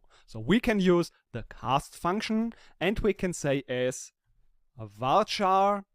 This is how we use the cast function, and then this should match now this data type not arrived. So let's see the result, and indeed we see that now we have the value not arrived, and sometimes we have this value of the difference, but this is now also of the data type varchar. And with that data type, we can now, for example, also use some functions. For example, if we want to calculate the length of a value, for example, actual arrival, then we cannot do that if this is a timestamp. So if we do length of actual arrival, we get an error because this function does not work in our case. But if we would cast it into a text, so we say cast as varchar, then we can actually get the text. So if we now see those results, we see that now we get those results. And of course, if there's a null, the output will be just null. So like this, you can see that sometimes if it's necessary because we want to use a function or the data type is not matching, we can change the data type using the cast function. And something that can also happen, if we have a look at the tickets table, for example, we can see that in this case, we have the ticket number, which is actually a character, but we see that this should be a number in fact. And we can now also use again the cast function to change the ticket number into a integer, or we should use for large integers the big int data type. And if we execute that, we see that now it's an integer. And in this case, this can be a more suitable data type. We can now make calculations with that and so on. but sometimes it is not possible to cast values. So for example, if we have a look at the passenger ID, so if we use the passenger ID and we are trying to cast that, because we see this should be a number as well, so then we try to do that as big int. We see that this will not work, and this is because we have this white space in between. And this is why we sometimes also need to replace values from a string so that we can really clean our data and, for example, change the data type of it. So that's why in the next lecture we want to talk about the replace function. But before we do that, you have one more quick challenge to practice coalesce and cast in our previous movie database. So that's what we are doing in the next lecture. Let's now apply and challenge our knowledge about coalesce and cast. If we have a look at our green cycles database, so if you have not opened that yet, just right click on the green cycles and open up the query tool. Then we see if we query from the table rental and we have a look at the rental date and the return date, we see that many times the return date is not filled with data. So there are many nulls, and this is why we would like to replace those nulls with the value not returned. And be aware that not returned, of course, is a varchar, whereas this column return date is actually a timestamp. So this is why you need to combine coalesce and cast. And now I wish you good luck with the challenge, and afterwards we'll have a look at the solution together. If we are trying to replace the nulls with the coalesce function, we will see that if we try to do that and we now, for example, write the value not returned, that this will not work, of course, because this is not matching in the data type. So for timestamps, this does not work. That's why we can, if we want, change the data type of return date using the cast function into varchar. And if we close the parentheses on that and everything is closed, then we execute it, and then we see now indeed we have not returned for some cases, and then for the other cases, if we are not ordering that by the rental date like this, we see that now we still have those values included of the return date. So this was just a quick challenge, but now we want to deal with some problems if we cannot cast a value, for example, because the structure is not so clean. That's why we need to sometimes replace characters, and this is why in the next lecture we want to have a look at the replace function. Oftentimes we need to replace certain values. This is mainly to clean up our columns and bring it in a shape that we can work and process this data. So this is why in this lecture we want to talk about the so-called replace function. So this replace function, of course, just replaces a text from a string in a column with another string. So for example, if we have the flight number, we would like to replace this PG. We can just apply this function to replace, for example, PG with FL, then the result will be like this. So it's a very simple replacement. Of course, what we can also do is replace PG with nothing. And this will basically then just remove PG. So in this case, we have now this text, which now can be transformed, for example, casted into a data type of integer. So this could be, in this case, useful. Let's have a look at how the syntax of replace looks like. So again, it is pretty simple. We just have the column that we want to work on, what is the text string that we want to replace, and then new text, what do we want to replace this with. For example, in the flight number, we want to replace PG with FL. So then this would result in this output. And of course, if we would replace it with nothing, we just use the single quotes and then close the single quotes immediately. So this would then just replace PG with nothing, so basically remove PG. Now let's have a look into pgadmin to see if we can use that knowledge to remove this white space from passenger ID so that we can change the data type into a big integer number. So we want to first use the replace function, and we want to insert, of course, passenger ID. We want to search for the white space, so we insert a white space, and then afterwards we replace this with nothing. So we just use the double quotes and nothing is included. And if we execute that, we see that now it is replaced. And now we can easily cast this output of that function into a big integer number. So we use big int for bigger integer numbers. And now if we execute that, we indeed get this as a result and we have achieved what we wanted to achieve. And of course, the same thing we can also do for the flight number. So you can take this as a quick challenge to try to replace PG of the flight number. So here we can also, for example, just use the cast function. We want to replace now in the column flight number the value PG again with nothing. And then we want to cast this value of the replace function into a integer number. So we use int and then we get the result of the flight number. We can also compare the results. So if we use flight number as well, we see that indeed the results are correct. So you see, these are functions that we can work with to change the data type, and this is not very complicated, but still it can be quite helpful. Today we are going to talk and learn everything about joins. That's a super important concept, and we are going to discuss everything from theory to practice and of course again include a lot of challenges. But first of all, why do we actually need joins? What do they do?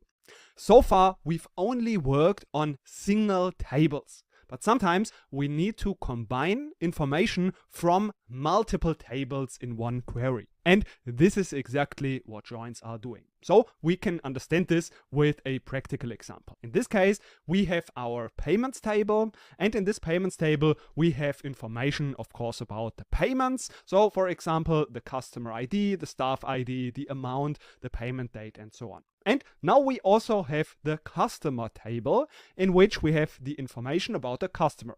So in fact, we see that in this payment table, we reference with this customer ID the information about the customer. So for example, if we see that in the payment table we have customer ID 269, we can also see that this is the customer Cassandra Walters. And now what we would like to do in this query with the join is combine those information into one single output. So that we have also in this payments table, for example, the information of the first name and the last name of this customer who has made this payment. So this is the broad idea about joins. And in the following lectures, we are going to discuss how joins work, how we can use them practically, and we are going to talk also, of course, about the 4 different join types. So we are going to talk about inner join, outer join, left join, and also the right join. And before we dive into each of them, I want to say again that joins are super important, and that's why we are going to spend enough time to understand all of the different perspectives, all of the different options that we have with joins. In the beginning, I also want to say that these can seem a little bit complicated at first, but once we get the hang of it and we have a lot of practice and theory, I'm pretty sure that you can feel very confident in the end, because we are going to have many examples, again, practical applications, and of course enough challenges so that you can practice everything that we are learning about join. So let's not lose any more time and let's dive into our first join type, the so-called inner join. Let's have a look at our first join type, the so-called inner join. This is the easiest join type, and that's why we are going to start with that, because this helps us to understand also the general concept of joins, because later on we can apply this understanding also to the other join types. So an inner join is best understood with a practical example. That's why we are going to have a look at this sales table where we have a couple of employees that are in different cities and they make different sales amounts. And now some of those employees get a bonus and some of them don't get a bonus. And that's why we have a separate bonus table. But now what we want to do in a given query, we want to combine those tables and the information of both of these tables in one given query. And to be able to do that in a join, we always need a so-called reference column. This is basically a common column, our join column, that helps to combine the table in the right way. And in our case, of course, we see that we have the employee column. So this is the common column that helps to reference the values and join the table correctly.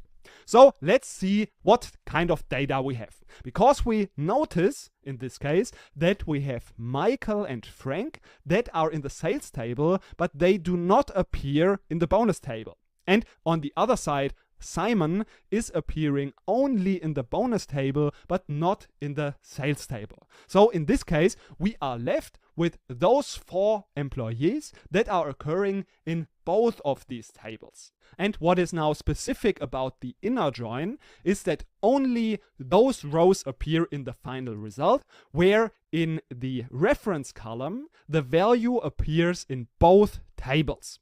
So in this case, Michael, Frank, and Simon are only in one of the tables, and that's why in the final result, they will not appear. So we are just left with those 4 employees. And now we want to combine all of those information together in one output result. So in this case, we have, of course, Sandra at first. So we have the information Frankfurt and sales. This makes sense. But now what is the bonus value? We can now see that easily by using this common column, because we have Sandra from the one table, and now we can just use and go to the bonus table, see where is Sandra, and we see Sandra has a bonus, so she has the value yes, and this is why we also get now yes in this row. And like this, we can now proceed. We just use all of the values from one table. We use this reference table to check what is the bonus, and then we can just combine this information together in this table. So this is the basic principle of a join. And we can also visualize this. This is oftentimes done to help to understand the differences between the different join types. We're using such a Venn diagram.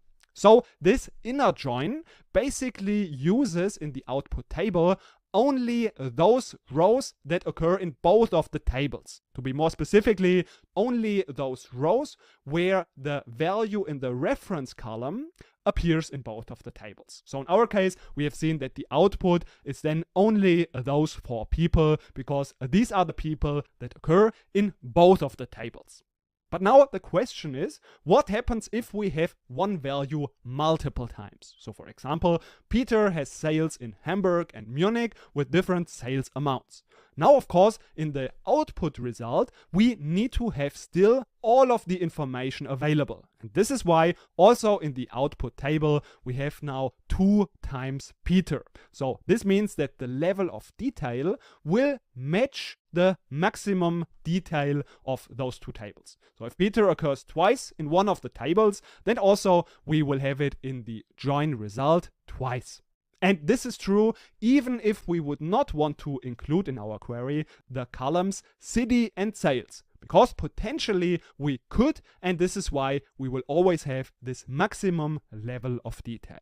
But now let's just have a look at the practical syntax and how we can use this join, because later on anyways we are going to see practical examples. So in this case we want to combine table A and table B. So we start with just, in our case, selecting everything from our table A. And now after the from and the table name, we just use the keyword inner join, and now the second table that we want to join. And of course, as we have mentioned, we need to use a common reference column, and we introduce that right after the join using the on keyword. And we use the employee column, so we say where basically employee is exactly matching. So we use the full table name, table A, dot employee is equal to table B dot employee. And we have to mention this table names because employee is a column that has exactly the same name in both tables.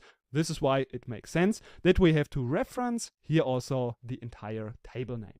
And now what is specific about the inner join, we can also see this on this diagram, that it doesn't matter whether we are using table B in the beginning or table A in the beginning. So this doesn't matter because it is just in the end everything that is in both of the tables. So we have no difference between those two queries because this operation is basically symmetrical. This means we can just swap them around and we get the exact same result.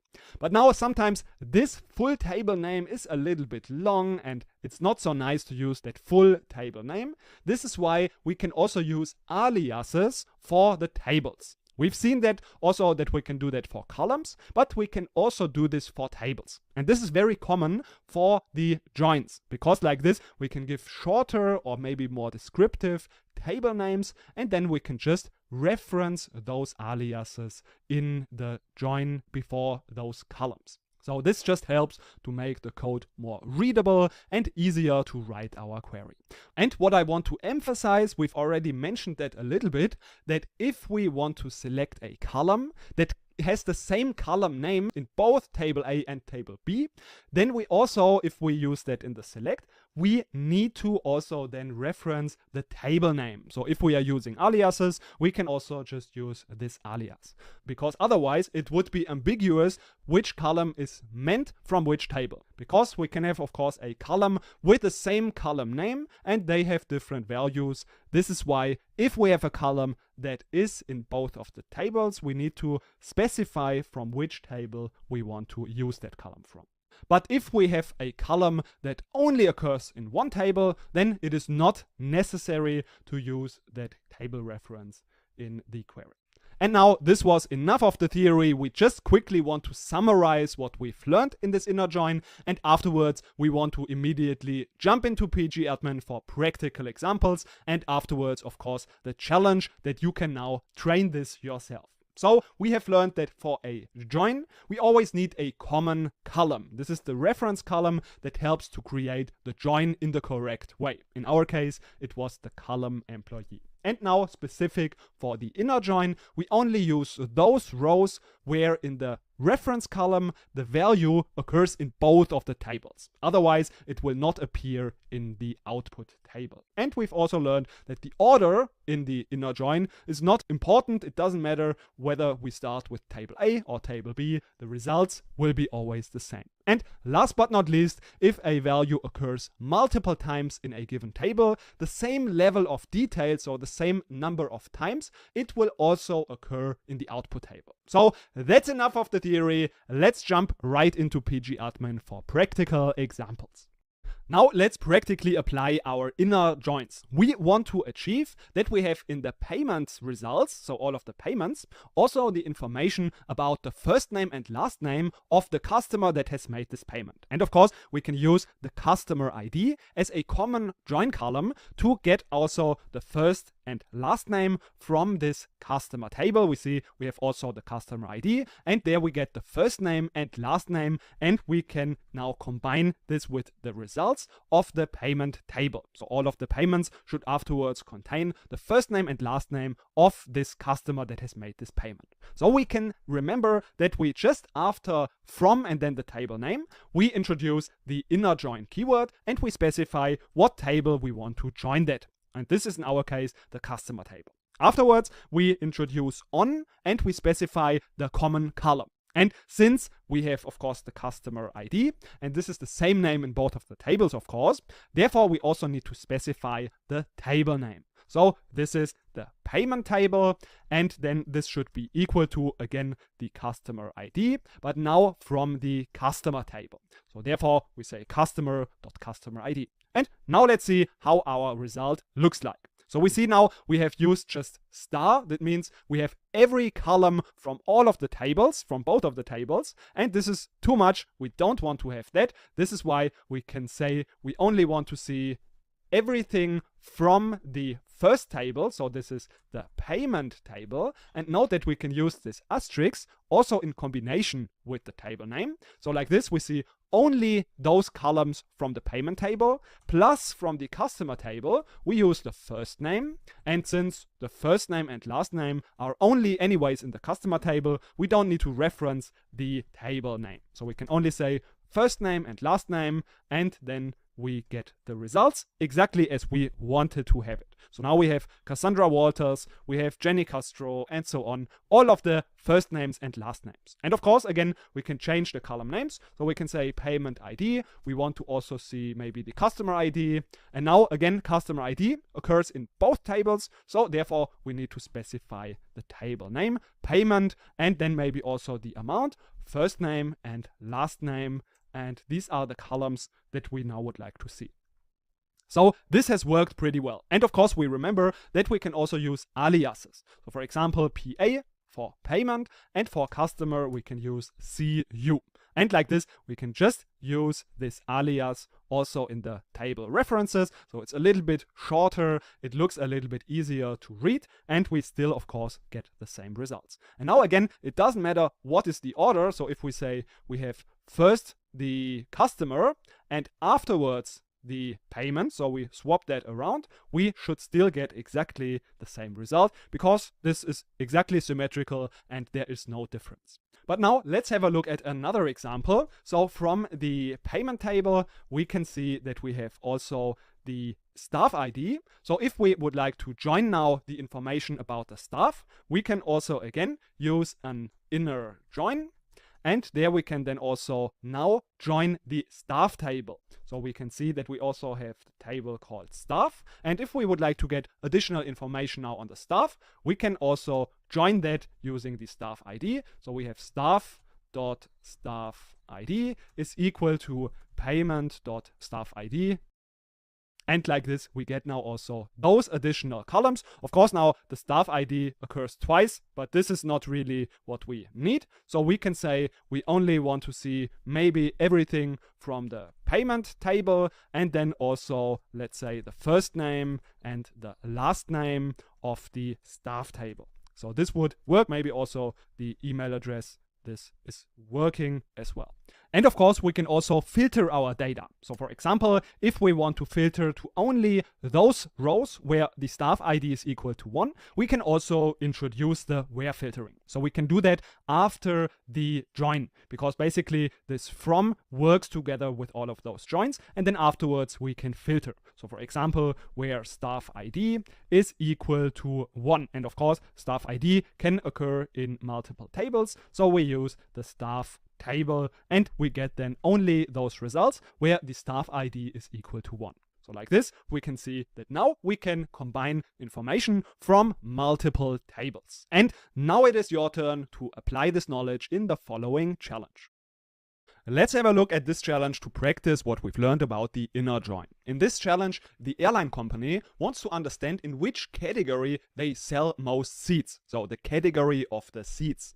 So the question is, how many people choose seats in the category business, economy, or comfort? So this is what you need to find out. You need to write a query to answer this question. And also as a little hint, you need to use the seats table as well as the boarding passes table. And also again, of course, here is the expected output. So that's how the result should look like. And now I wish you good luck with the challenge, and afterwards we'll have a look together at the solutions. Let's have a look now at how we can get this result that we would like to get. So we, of course, first want to have a look at the tables. So we can say we want to see the seats table just to get an understanding of which column we can use. In here we see we have the seat number, the aircraft code, and the fare condition. And now also we can have a look at the boarding passes table and if we can find some column that we can use. So we see there is also the seat number, which is a common column. So this can be a column that we can use to join those tables. And again, it is not important which table is the first one, since the inner join is symmetrical. This means that it doesn't matter which table is the first table and which one is the second table. So we can just now join this with the table seats. So the first one is boarding passes, the second one seats. And now our common column, we join this on the seats number. And of course, we can also give aliases. So this is making it just a little bit easier to work. So we have B, which is the boarding passes table, and S for the seats table. So we can also use that in our join columns. So we have seats, and then also we have this same column from the boarding passes. And like this, we can now execute the result and already get this join right. So now we have all of those columns included. And now we can just group by this fair condition column and count basically the rows. So this is now no different from what we have learned before. We can use this fair conditions column, and we can of course also now count the rows. And then we can, of course, we need to actually group by this fair conditions column. So we can just copy, paste that, and see if we get the right results. Indeed, this is what we have expected. And this is now the analysis of how many flights we have booked in the different fair conditions. So hope it was helpful, and see you in the next lecture. Now let's have a look also at the full outer join. We've already understood the basic principle of the joins when we had a look at the inner join, and now it's pretty easy for us to understand also the full outer join. We have seen in the previous lecture also the Venn diagram, and this can help to understand the differences between the different join types. So now in the full outer join, we get all of the rows from both tables, even if they are only present in one of the tables. So we get all rows from both table A and table B. So to understand that a little bit better, let's again have a look at our example to see what this full outer join would result in. Because we have now here 2 rows in the sales table that only appear in the sales table, and Simon that only appears in the bonus table. So let's have a look at how the result of the full outer join would be. Of course, we have those 4 rows that we also had in the inner join. So for them, the result is pretty clear. But now what happens with Michael and Frank, for example? Here we can say also, of course, Munich, Frankfurt, and sales are available, so we can just take them. But what happens now with the value from the bonus table? So the bonus. And since it is not available in this table, we have to just fill those values up with nulls. So that's what happens. And now, of course, also what happens with Simon? Of course, Simon has no bonus. So that's why there is a no. And city and sales are also nulls because this is just not available in the table. But now what happens with the column employee? And now it's a little bit surprising at first, but we'll also understand why this happens. So here there's also now a null value. And this is because it is actually just the employee column from our sales table. And therefore, even if they have exactly the same name, both are called employee, they are still different columns. So one of the employee columns is the column that is from the bonus table. And then we have one employee column that is coming from the sales table. And like this, we have just all of the columns, so all of these 5 columns from both of these tables combined. And if one column has the same name, it's still in the output, of course, always in all of the joins actually appear anyways. So they are both always present, even if it's just exactly the same name. We can, of course, use some logic, like for example the coalesce function, to merge them into one column. So if the first value is null, just take the second one. So we are just left basically with one column. But now also let's have a look, before we get a practical example in pgadmin, at how this syntax works. Because now, of course, we've seen already the inner join, so that's very easy now for the outer join. Just instead of inner join, we use the keyword full outer join. And of course, also we then use an on keyword and we define the matching column so that we have our join condition. And everything else, just that we use full outer join instead of inner join, is working exactly the same way. So now let's quickly also jump into pgadmin to see a practical example of that. So for this purpose, we want to just right click on the demo database, select query tool, so that we get an example of the flight database. And in here we can have a look at the tickets table. So we want to select everything from tickets. And there we have the tickets and the ticket information. And now also we have the boarding passes. So we can also have a look at the boarding passes, and we see that there is also this ticket number, so we can create a join for that. But now we have to keep in mind that not for every ticket there's already a boarding pass issued. So there can be some tickets without a boarding pass. And this is what we would like to find out using this full outer join. So let's see how we can do that. So first we can start with the boarding pass ticket. It doesn't matter because this is again symmetrical. And then we can make a full outer join, and we can now use the tickets. And of course our join condition is the ticket number, and again we need to use the name of the table, and we can also use aliases, so B and T for example. So we can say B.ticket number, and then we can just copy that and say T of ticket number. And now if we have a look at the results, we can see that now those tables are joined. But how can we now find out what are the tickets that have no boarding pass attached to them?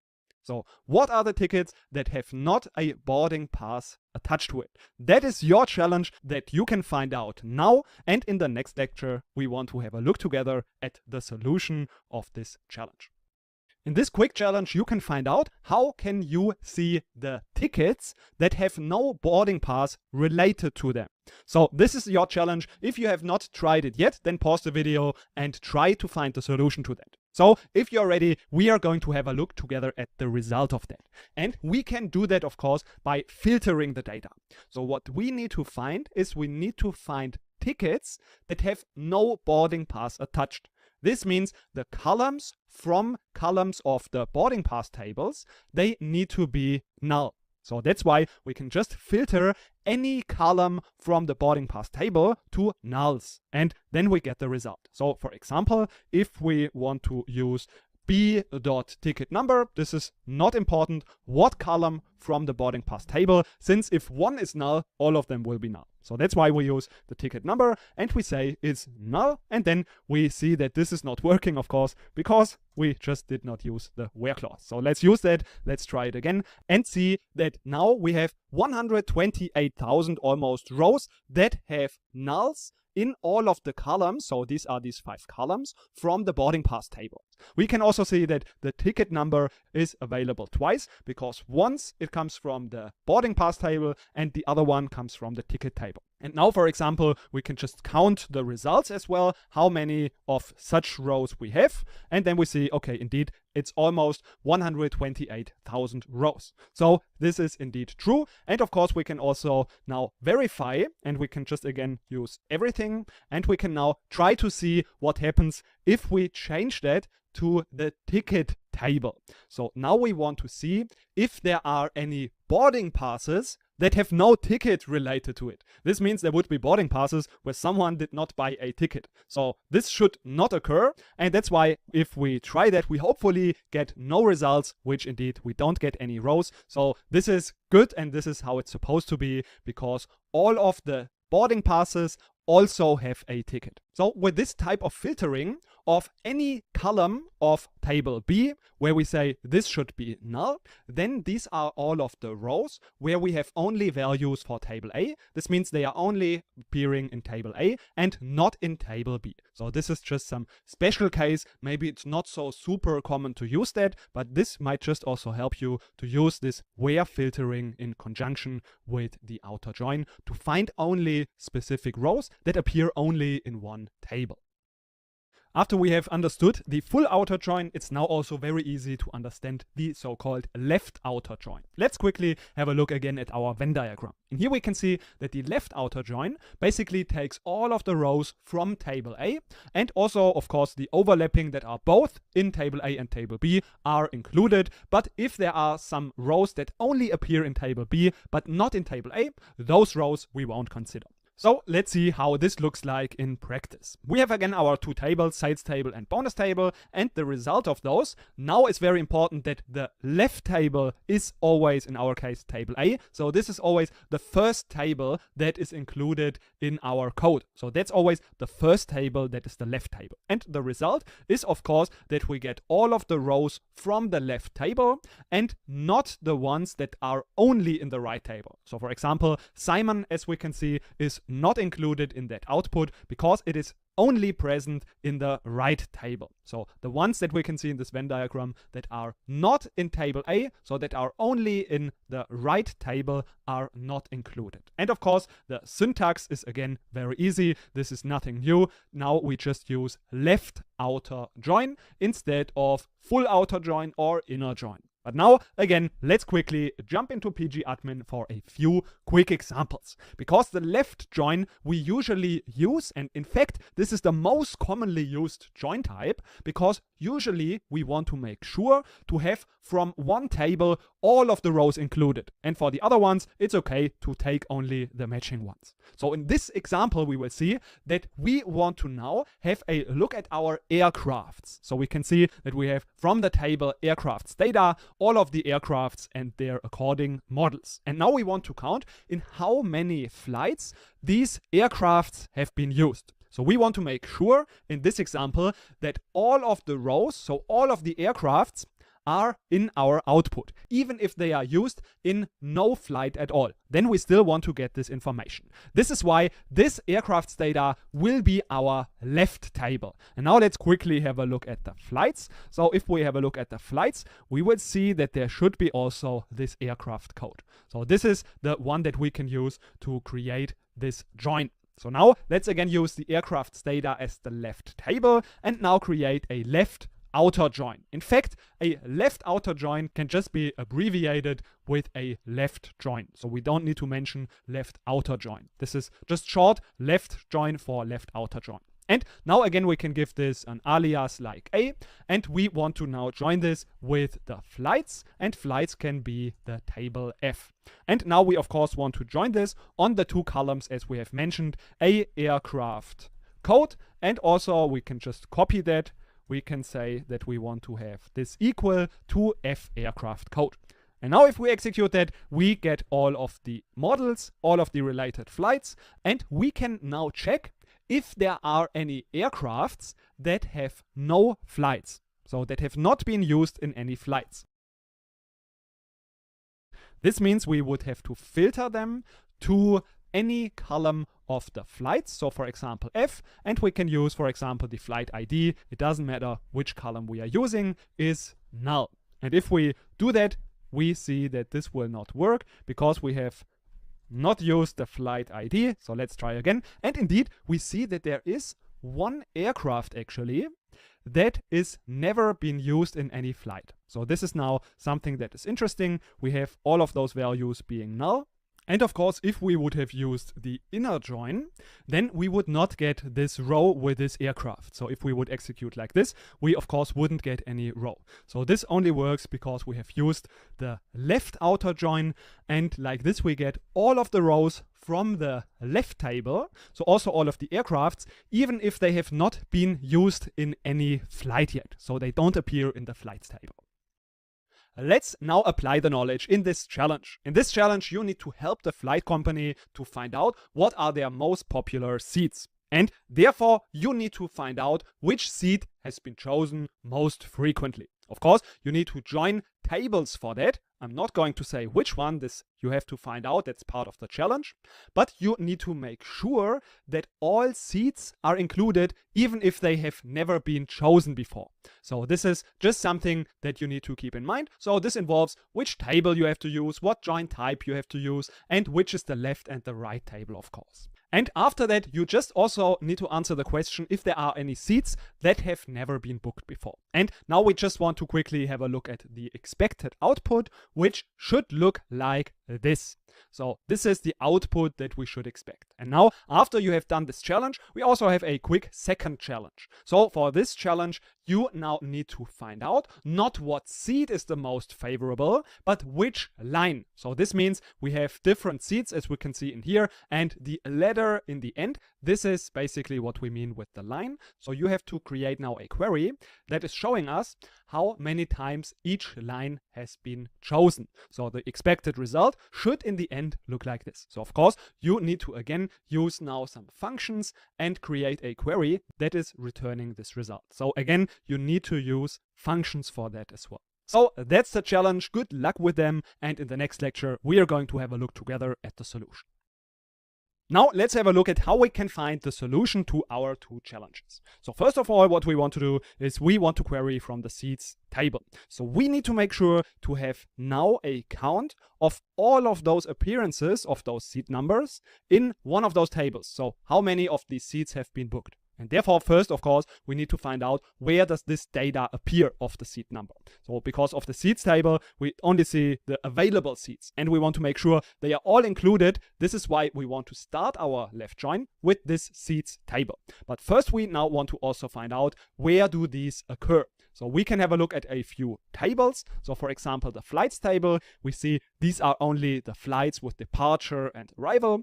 Then we can have a look at, for example, tickets and bookings, and we see they all do not appear in there. But then we see in the boarding passes, indeed, we have this data now appearing. So if we execute that, we see that in here we also have the seed number.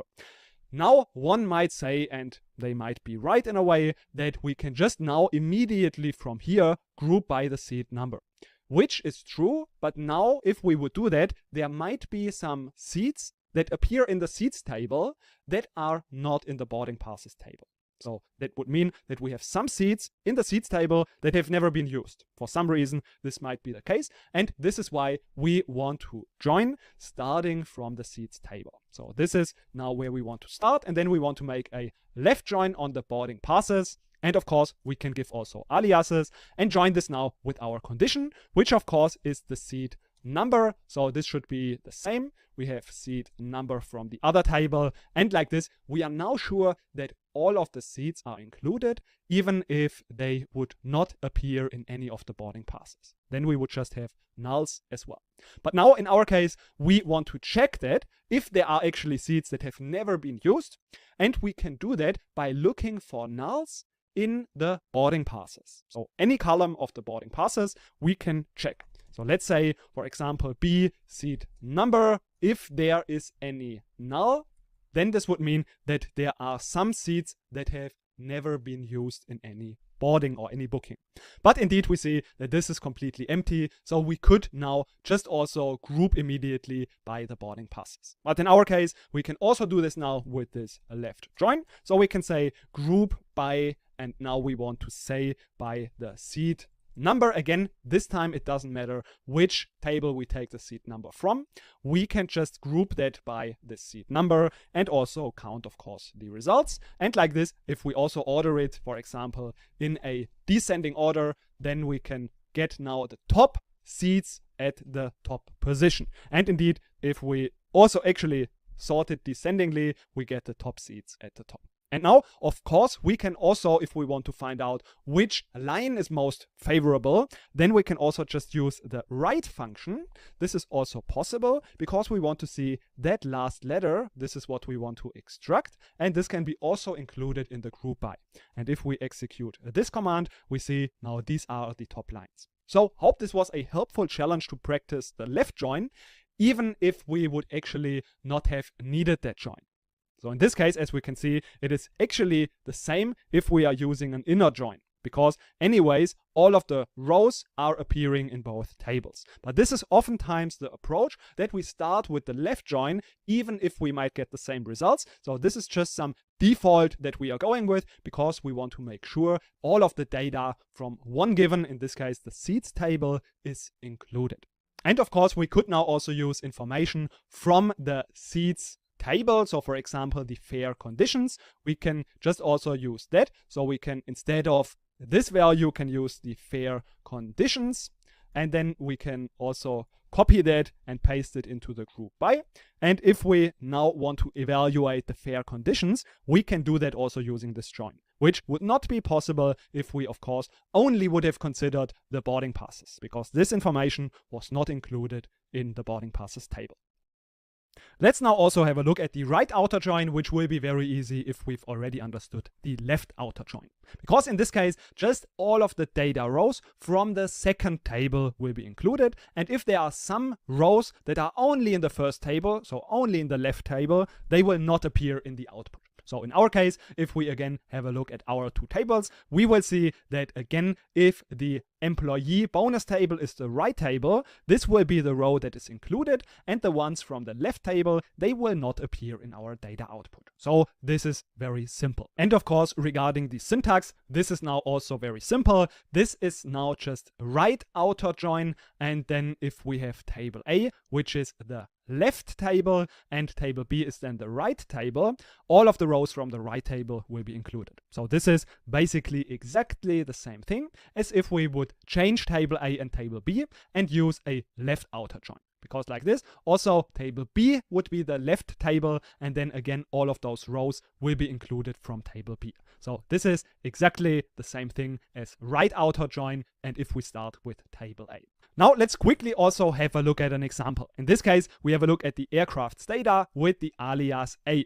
And previously we've already used the left join on the flights table to count how many times those aircrafts have been used in flights. And of course we have done that using the column aircraft code, so a.aircraft code, and we can again copy that and paste it to have it also in the other column, so f.aircraft code. And now if we execute that, we see that there is f not given as an alias. If we execute again, we get the result. And now we can see that there is an aircraft that has never been used. So we have seen that by filtering to where and then something from the flight table. So if something from the flight is null, this means that aircraft has never been used. So we filter to is null and we find this table. And of course, this would now not work with the right join, because with the right join, we would not even have this column included at all,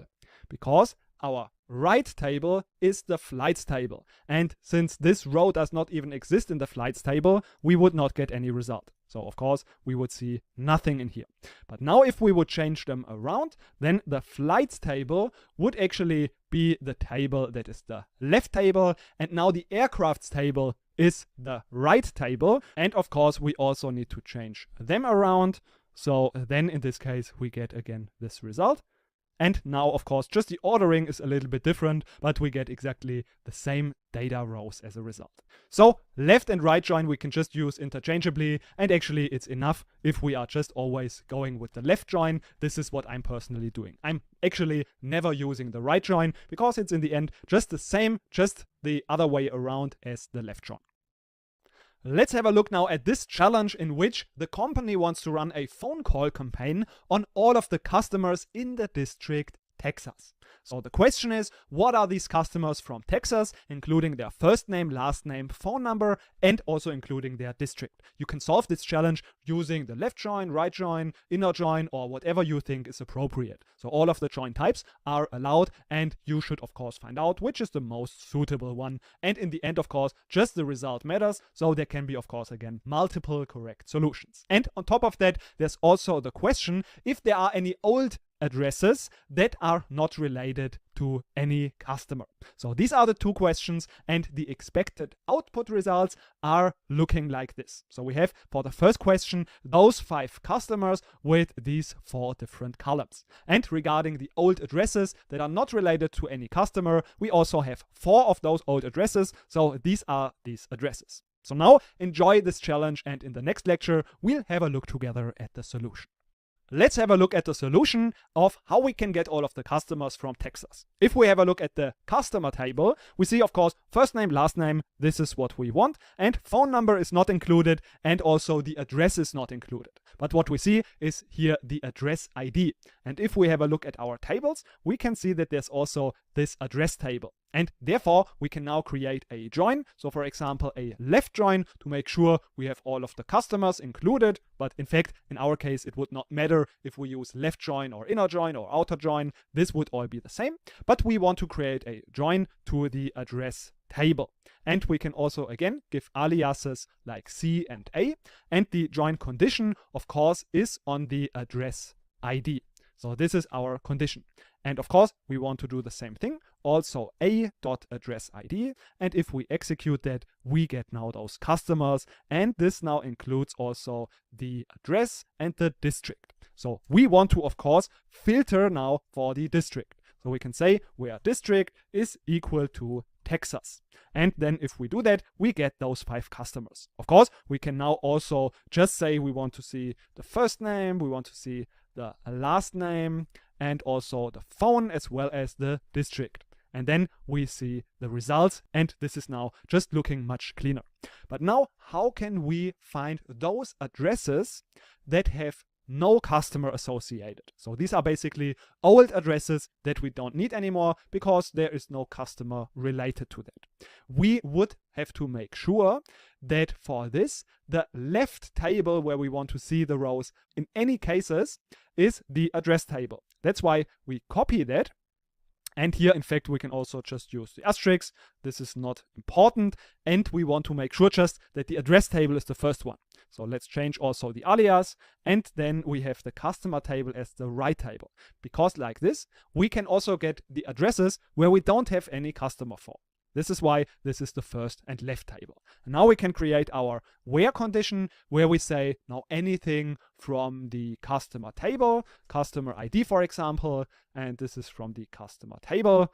Let's make sure to use the C as the alias here as well. And if we execute that, we see that, of course, the condition is null we have to add. So like this, we see indeed we have 4 rows where we have data that only appears in the address table, but this is not associated to any customer. So this address ID is not occurring in any of our rows in the customer table. Sometimes we need to make multiple join conditions. This is when we have multiple columns that make up a join between tables. Because so far we've of course only seen that we can create a join using one common column. So for example, in this case, we have the employee column and now we can join those 2 tables. But what happens if we have a table or 2 tables where we have 2 columns that make up a join? So for example, the first name alone is not enough because in here we have, for example, the first name Sandra, but this is actually a different person. And this is when we need to use 2 columns. So first name as well as last name. But this is not a problem at all and we can do that also in SQL. So how we would do that is just we use the first column. So first name is equal to first name and then we just add and then just the second condition. And like this, we can even create 3 or more conditions to join tables. It is, of course, more rare to have more than 2 conditions, but theoretically it is possible. And now one more expert tip. We can also use a second condition, not only for a second join column, but also to filter the data. And you might now ask, what is the difference to a regular where condition? Because, of course, we can also do that. And in this case, also, of course, the result would be the same. But now we have to keep in mind, and this is now an expert tip, so don't worry, this is not super important in the beginning, but once you have queries that take a very long time to be executed, then you can benefit from this and filtering, so this condition, because this is more performance efficient. So this will be executed faster, and this is just an expert tip that you can keep in mind, so that this end filtering with this second condition is more performance efficient in joins than adding just the additional where condition. So this can be some tip if we have performance issues. But now let's jump into pgadmin to see this practically applied. So in this case, we have the ticket flights table, where we see how much the ticket for one specific flight was. So this is a little bit different from this bookings table, because in this bookings table, we can have multiple tickets, multiple flights in one booking. If, for example, a person makes a booking with 2 tickets, return flight, and for example, including the return flight. So we would now like to find out, using this ticket flights table, how much a seat was costing. So we want to find out how much a specific seat costs in average. So we need to use this tickets flight table as well as the boarding passes table, because this is the table where we have the seats actually. So if we select this table, we see that here we have the seats number, and we also have the ticket number and the flight ID. And in here, in these columns, we see, as we have already learned, the data type. So this is character, 13 characters. We have then an integer, and here varchar. And also on top of that, we see in these brackets PK. This stands for primary key. So this means that with those 2 columns, so these are both primary keys, and if they are both primary keys together, this means that we can only identify every unique row using those two columns together. So usually, if we, for example, have a look at the tickets table, we see that we have one column that is the primary key. So this primary key's purpose is to uniquely identify every single row. So if we get the ticket number, so this value of the primary key, we can uniquely say which row this is, so what data there is. But for the boarding passes, we cannot do that because in fact the ticket number is not unique. We can see that by ordering by the first column. Then we see that if we scroll down a little bit, it seems all unique, but at one point we find that there are some duplicates. So for example, in here we see that there is 40, and this is just now for different flights. So the same ticket number can also appear in different flights. So we need to have both of those columns to uniquely identify every single row. And in that case, we also need those two columns to create a join to, in our case, also the ticket flights table, because in there we have the same situation. But we know how to do that, and this is why we can create this join. To now create the average amount, so the average price for every different seat. So this is your challenge now, to create these joins between those two tables and calculate now the average price, so the average amount for every of those single seats. So good luck with this challenge, and afterwards we'll have a look together, of course, at the solution in the next lecture. Now we want to calculate the average amount for every single seat. That's why we now want to use an inner join, or we can also use a left join. It's not so important. And there we want to join the table ticket flights. And now we have our two columns. Of course, we can again use the alias B and T. And we want to use the column ticket number is equal ticket number. And now our second condition is now the flight ID. So flight ID is equal to T flight ID. And now if we execute that, we have successfully combined those two tables, and now we can create our grouping on the seat number. So now we can say the seat number, and we take the average of the amount. Of course, now we also need to group by the seat number. So we say group by seat number, and we can see if we can get a result. This looks pretty good. Of course, we can also now round those results to 2 decimal places. And then, of course, we could again also order this in a descending order. So I say 2 for the second column. And now we have, of course, order by. Let's quickly correct that and execute again. So we see that now we have the most expensive tickets in 5H, 3H. So this is all in this H line. So this is sometimes necessary if we have multiple columns that we need to use in a join. So far, we've only joined 2 tables. So for example, the sales table and the bonus table. But we can also sometimes have multiple tables that we want to join. So for example, in this case, we have the sales table and the city table, and of course we can join them together using the city column. But now, what happens if we also want to get the information about the country?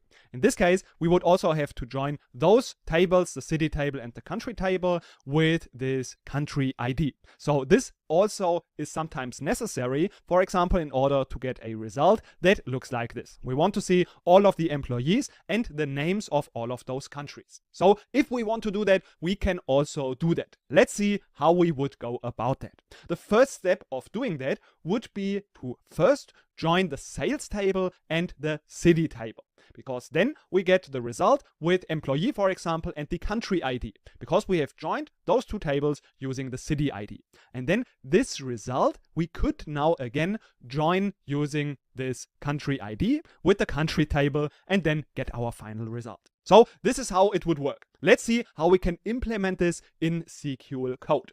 The first step, as we have mentioned, is just joining those 2 tables, the sales table and the city table. And like this, we get the name of the employee and the country ID. And now if we want to join another table on that, we can just add that below that query. So just after the last join, we can just add inner join, then country ID on the column names that we want to join. And now, of course, we can use also columns like the country from this country table. So this is now possible. And what we have to keep in mind, that this join, so everything that comes from sales inner join with this table, inner join with that table. So everything from that join is belonging together. So if we want to add a where filter, we would have to do this in the very end after all of those joins. So all of those joins always need to be together. So it's not super complicated. We can just join multiple tables with each other. What we have to keep in mind is again that if we are using an inner join, in fact, this helps with the understanding, I think. It doesn't again matter which order we are doing. So, for example, if we would just change city and country, for example, we would get exactly the same results. And the same is also true if we would change sales and country. We can just swap them around. And since these are inner joins, it really doesn't matter in which order we are joining those tables. So that's very important to understand. The output will always be the same. So that's the first idea. But now, of course, this is different for the left or the right joins, because there we have remembered the order matters. Let's assume, for example, we have in this sales table also Frank with city ID number 4. In this case, if we also want to have Frank in the final table result, of course country can only be null, but then we would have to use a left join starting with the sales table. So in this case, if we would swap the order around, so if we, for example, would start with the city and then do a left join again, then we would of course lose this result Frank, because this will not be included in the first join, and therefore in the final result, this will also not be included. So this is the theory about using multiple joins. And I think it makes sense again to jump into pgadmin, have a look at a practical example, and afterwards have again a challenge so that you can practice these joins with multiple tables. In this practical example, we now want to create a query where we want to have for every single ticket, including the passenger name, the column of the scheduled departure.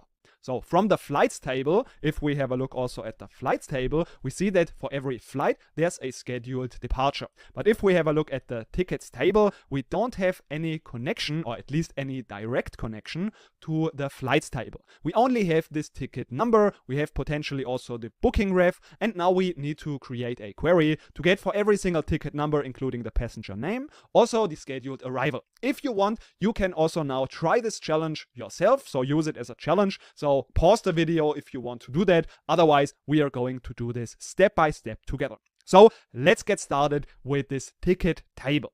If we want to see how we can create a connection to the flights table, we can have a look at the other tables, and we here immediately see the ticket flights table. So this sounds like a good table that we can use basically as a bridge table to come from the tickets to the flights table. Because in here indeed we see we have the ticket number and we also have this flight ID. So we can first create a join from the tickets to the ticket flights. Let's do that first. So we can create a join. It doesn't matter, we can use an inner join. So we want to use the ticket flights, and we want to use as columns the ticket number. So we can again give this aliases, so T and TF. And now we use, of course, the column ticket number.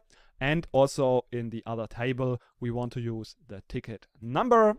And if we have a look at the output of that, then we see if we have a look to the right. So we can, for example, only use the ticket number and also, of course, from the ticket table. And we can also use now the flight ID. So the flight ID can come from the ticket flight table. And then from there, we can now create a join using this column flight ID. So let's continue the inner join. And now we want to go to the flights table. We can call this F. And again, on the column F.flight ID.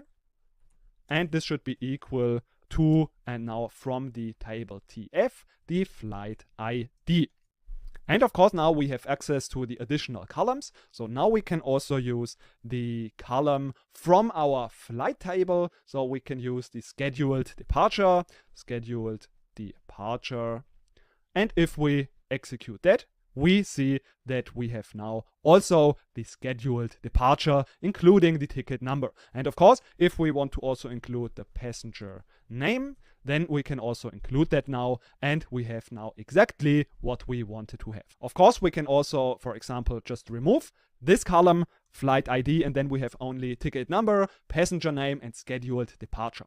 And again, the order in this case is not relevant, so we could also swap them around. So for example, we can change the tickets table and the ticket flight. So if we would swap them around, we would still get the same result. And also, for example, if we would use this one first, so we want to make this join first, then we can again try and we should again get the same result. So this should always be the case. Of course, if we have no mistakes and if everything is named correctly, then this should work. But we can just anyways do it intuitively and start with a table where we want to start and then work our way step by step up to the table where we want to arrive. So hope this was helpful, and now it is your turn to practice and apply this knowledge in the following challenge. In this challenge, your company wants to customize their campaigns to customers depending on the country that they are from. And this is why you need to find out which are the customers that are from Brazil. So what you need to do is write a query to get the first name, last name, email address, as well as the country from all of the customers that are from Brazil. So this is the challenge, and the expected output should look like this. So I wish you good luck with this challenge. Hope you'll enjoy it, and afterwards we'll quickly have a look together at the solution. Let's have a look at how we can get this output. So we first want to have a look at our customers. So we can select everything from the customer table, and there we see, if we have a look, of course, first name, last name, we can have this included already. So first name, last name, what else can we find? Of course, we also see the email.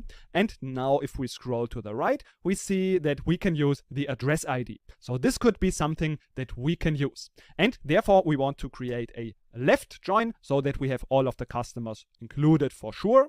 And then we want to make this join to the address table because we use the address ID to make this join. So we can use that column. Of course, we can again give aliases like CU and ID. And then from the customer table, we use the address ID. And again, in the address table, we also, of course, use the address ID. We assume that there is also this column. Of course, we can also have a look if we go to the table green cycles, and there we have also the address table. So of course, we also have this address ID. And now if we execute that, we can see what this is looking like. Of course, now we can include also things like the city ID. So this can be now also included from the address table. So city ID.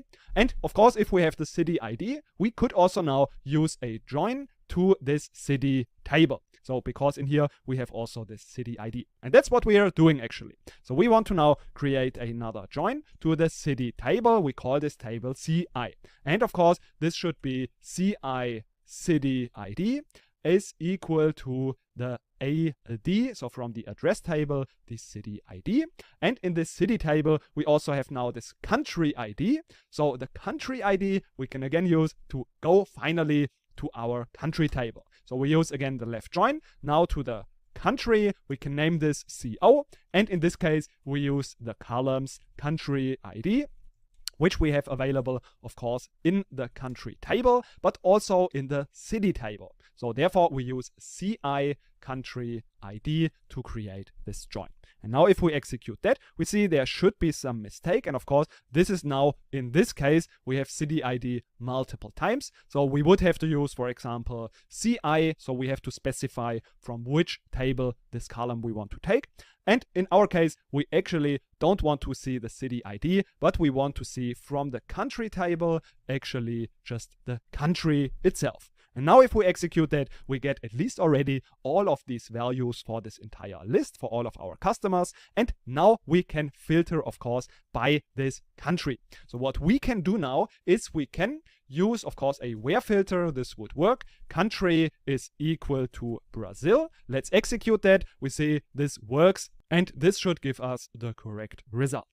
I know this was a lot that we have learned today, but this is super important about the joins. That's why now you have also the possibility, of course, optional, to apply your knowledge and practice a little bit in the following challenges. But of course, I want to already congratulate you that you've made it so far, and especially this day today was a lot that we've learned. So that's why congratulations, and again, hope to see you, of course, tomorrow.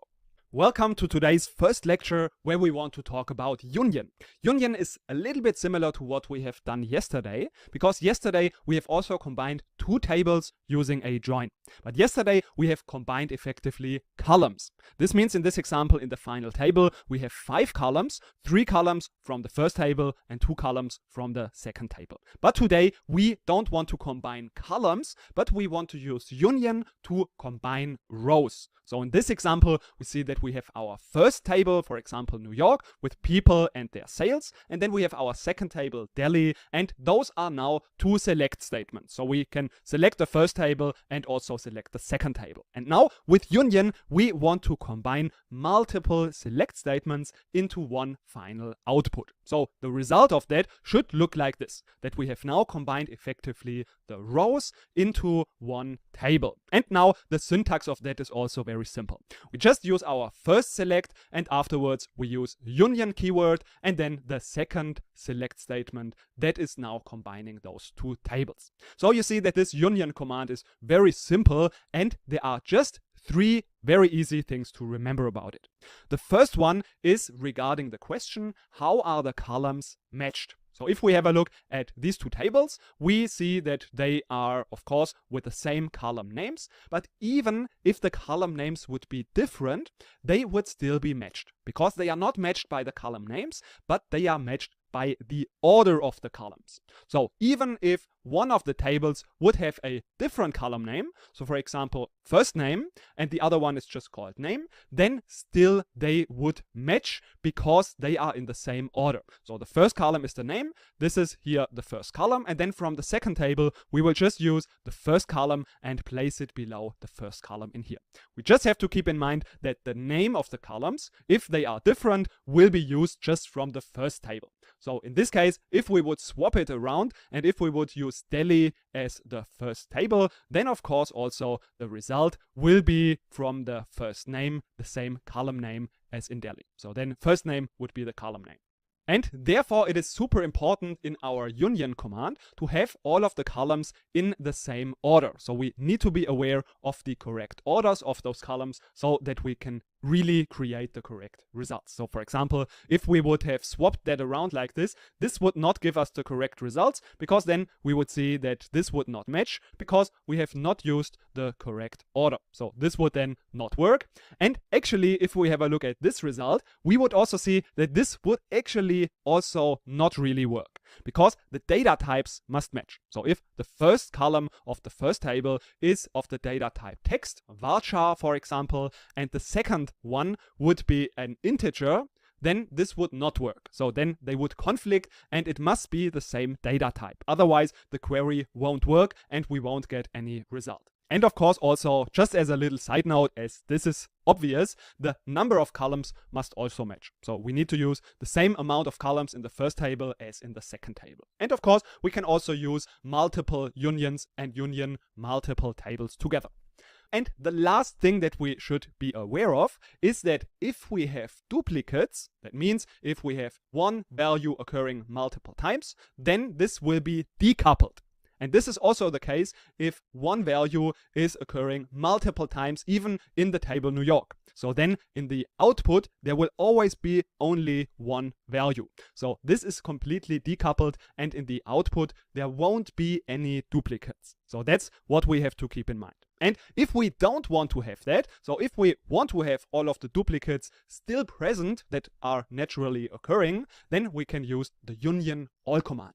And this is also very simple. Just instead of union, we are using union all. So this is everything that we should keep in mind. The first one, the order is responsible for matching the columns. Secondly, the data types must match. Of course, also the number of columns must match. And with the union command, the duplicates are decoupled. So if we don't want to have those duplicates decoupled, we should use union all instead of union. So this is everything that we need to know about union. And now let's jump into pgadmin and have a look at a practical example. Now let's have a look at how this union command plays out in the real world. So in our case, we want to combine multiple rows. So we have the actor table. So this actor table contains a first name. And if we order this by the first name, then we see that there are actually also some duplicates that we need to be aware of. Of course, if we use the last name as well, we see that these are just different people with the same first name. So therefore, if we now would union this with the first names of the other table called customers, then we would lose those duplicates. So let's use union, and we can use the same syntax just now in this case from the customer table. So if we execute like this, we see that now Adam occurs only once. And now we see that this is maybe not exactly what we want, and therefore we could decide to use union all. So if we would use union all, we see that now actually Adam occurs 3 times. But now we are not sure how many times it comes from the actors table, how many times it comes from the customer table. And this is why we can use also a little trick. If we are using such unions, we oftentimes want to understand where are these values coming from. And this is why in all of those original selects, we can add a fixed value. So a fixed value means we just, for example, write the text value actor from the actors table.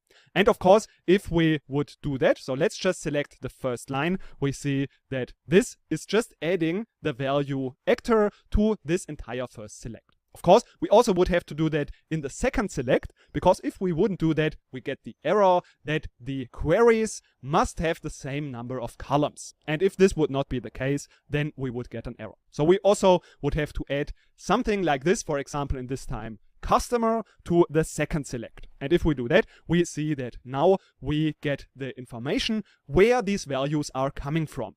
And now we see that the duplicates were already also present in the first table, the actor table. So Adam is occurring twice in the actor table. But now if we wouldn't use union all, but just union, we would also note that now Adam is not a duplicate anymore, because there is a difference in this second column. And we don't like also this column name, so we could also just give this an alias like origin.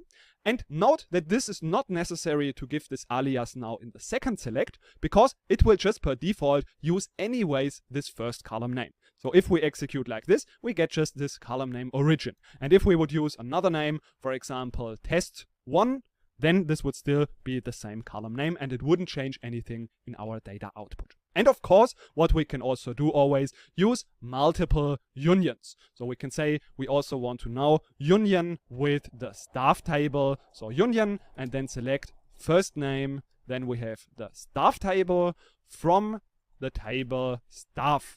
And then we have combined all of those tables. So now if we want to see, for example, order by the last column, let's say by 2, and then in a descending order, we see the staff people at the top. And of course, if we want to make some modifications, like we want to have these names also in uppercase, we can also use our function. This is not a problem at all. So we use, for example, the upper function, and then we of course should be aware to name this properly, because if we do that, this just turns into the value upper, and therefore we should also just rename it again to first name, so we have a proper column name. But we see that this doesn't work actually, and this was because we have used it in the wrong place. So let's use it here at the bottom. We can use the upper function, and now we should get the correct results. So you have seen that there can be some small details to be aware of, but actually in practice, union is a very, very simple command. And as you see, it's not super complicated to use it. Now your manager is asking you to return a little bit of a complicated query.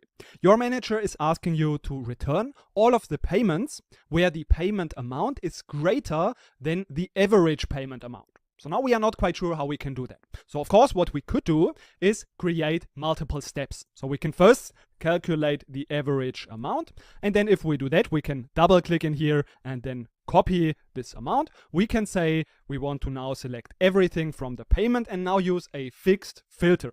So we can say where now the amount is greater than this specific value that we have just found out in the first query. So now we can use this fixed value, and of course we get now our result with 7,746 rows. But now of course this is changing. We get new data, the values change, and this is why we want to use a more flexible, more dynamic approach that will always give the correct result. And for this, we are going to use so-called subqueries. A subquery is basically a query within a query. So what we could do is, instead of using this fixed value, just calculate the select ourselves. So just calculate the average amount ourselves. So we can just say we want to select the average amount from the payments.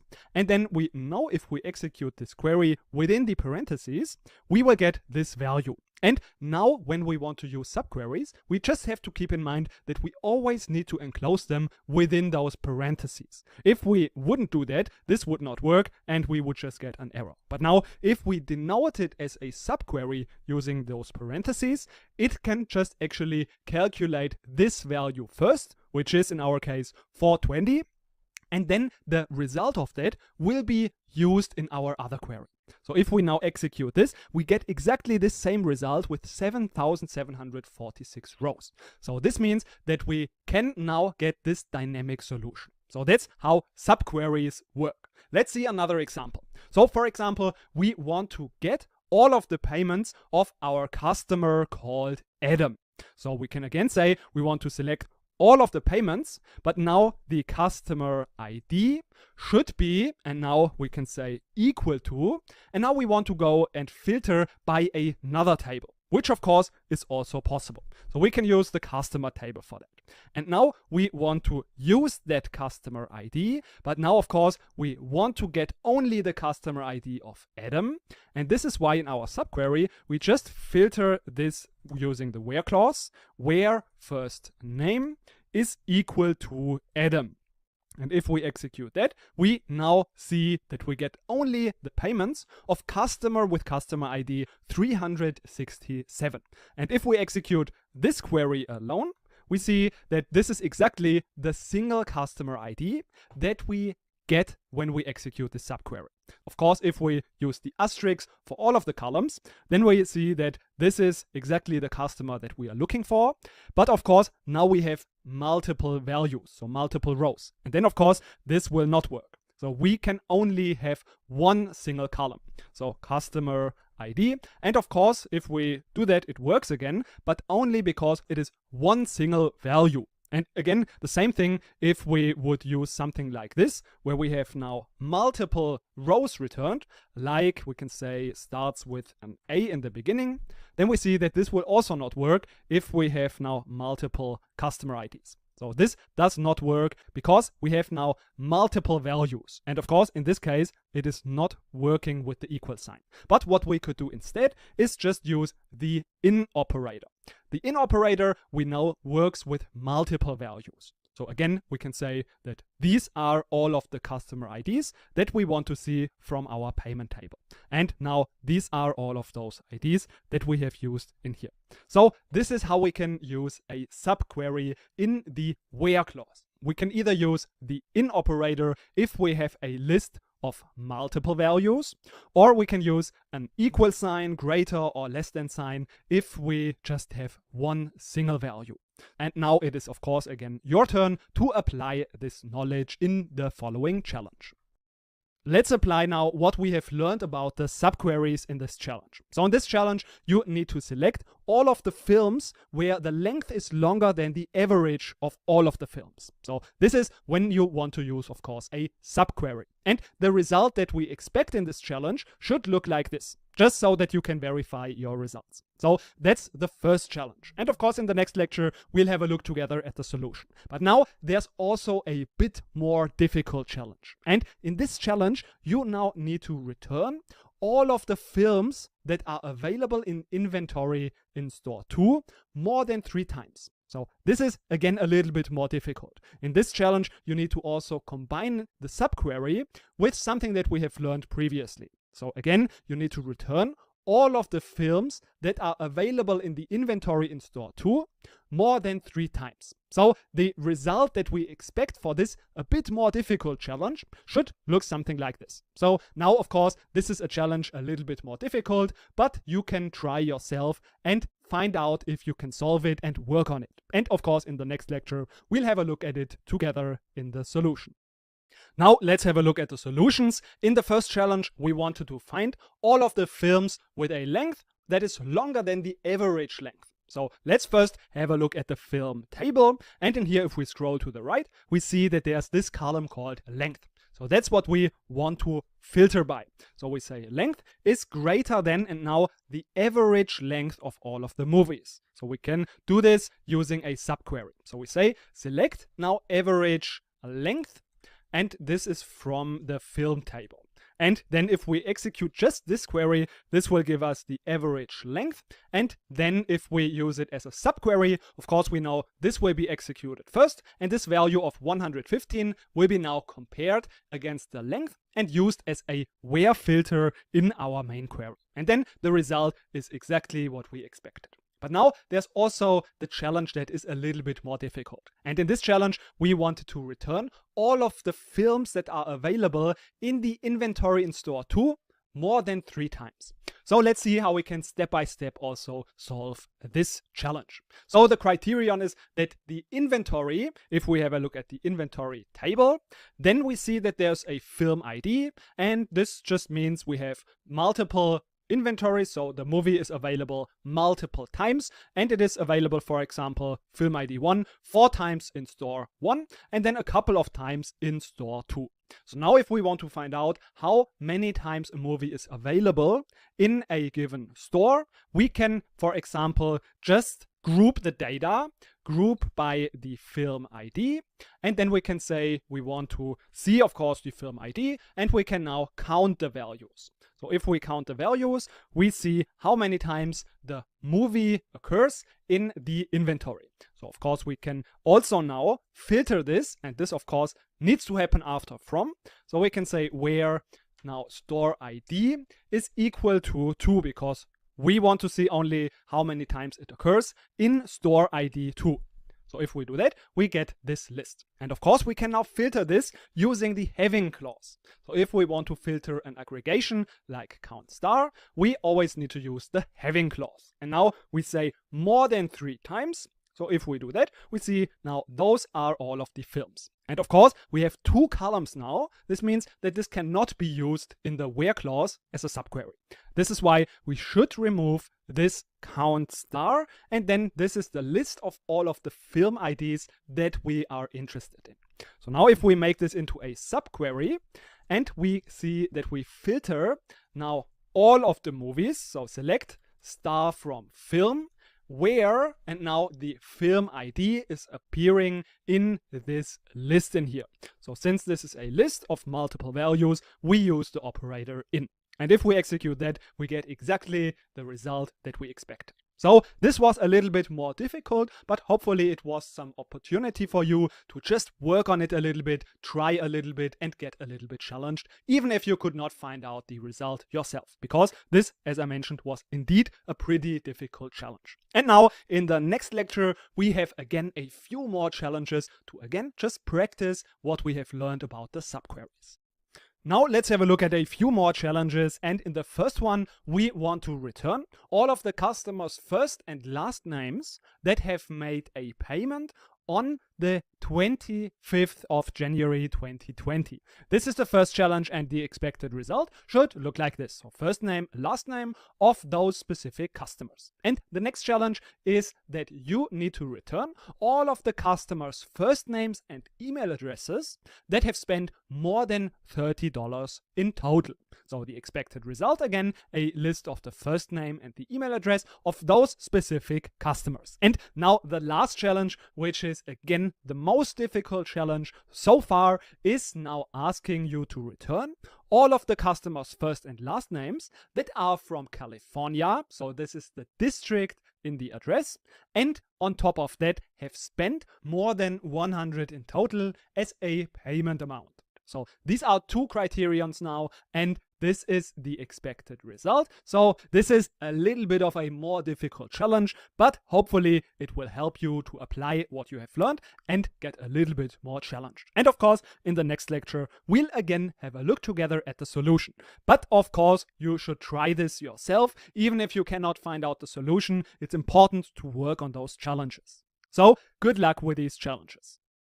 Now let's again have a look at the solutions of those additional challenges. First of all, we want to return all of the customers' first and last names that have made a payment on the 25th of January 2020. So let's jump into pgadmin and see if we can find the solution. So of course we can already say we want to see first name and last name of the customers. So we can say first name, last name from the customer table. But of course, these are now all of the customers. And that's why we now also want to filter this to all of the customer IDs. So customer ID is in, now we want to provide a list of all of the customers that have made a payment on 25th of January 2020. So we can make this list by using a subselect. So we have our select and then we say now the customer ID, and now we want to filter this. So we say of course from payment,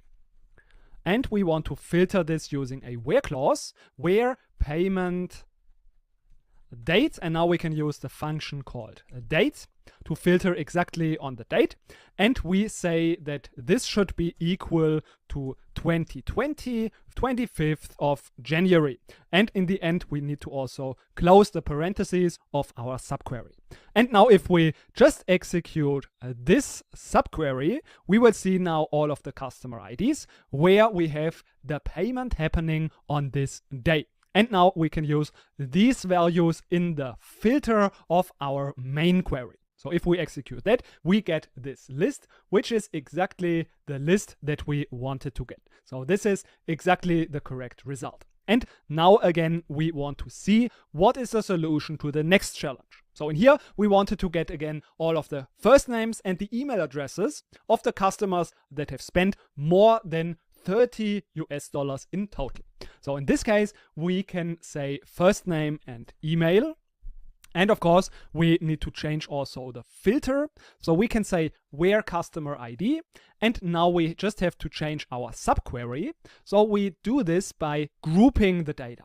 So we say from payment, group by, and now the customer ID. And we want to now filter this grouping using the having clause. And we can now say our criterion, sum of the amount should be greater than 30. And if we do that, we can just verify the results. So let's execute that and quickly also have a look at the expected output. So we have Mary, Patricia, and Linda, which is in fact correct. So this is the second challenge. And now with the last challenge, which was a bit more difficult, we have two criterions. So we now want to get first name and last names where the people are from California and have spent more than 100 in total. So let's see how we can make this work. We can first of all say have spent more than 100 in total. So we can just modify this a little bit. So the sum amount should be greater than 100.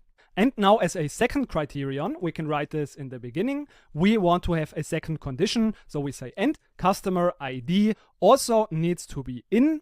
And now a second subquery, because now we want to get all of the customer IDs that are in the district California. And for that, we need a join in our subselect.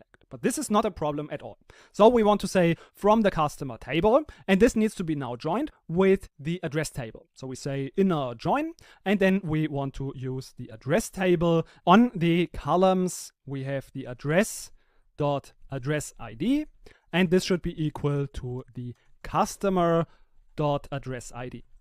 Dot address ID. And now if we have those two tables joined, we can filter using the district column. So in here, the district column should be equal to California. And now, of course, we need to close the parentheses for the subquery. And if we execute the result like this, we get this result that we wanted to have. So again, this was a little bit more difficult, but hopefully it could help you to practice a little bit more on the subqueries. Now that we've already learned about the subqueries in the where clause, we are ready to see two more applications of the subqueries. And the first one is in the from clause. So instead of querying from a table, we can also query from a subquery. And now we want to make it practical immediately. So we want to find out, because our manager is asking us to find out the average lifetime spend per customer. So we remember we have our table called payments, and in here we have now a couple of customers, and now we could, for example, say we want to sum the amount, and we want to do that by all of the customer IDs. So we can just group it as we have learned it, group by customer ID, and then we get the list of all of the spendings, so all of the lifetime spendings of our customers. But now, how can we calculate the average of those sums so that we have the average lifetime spend per customer? So if we wanted to do that, we can use again a subquery. But this time we use it in the from clause.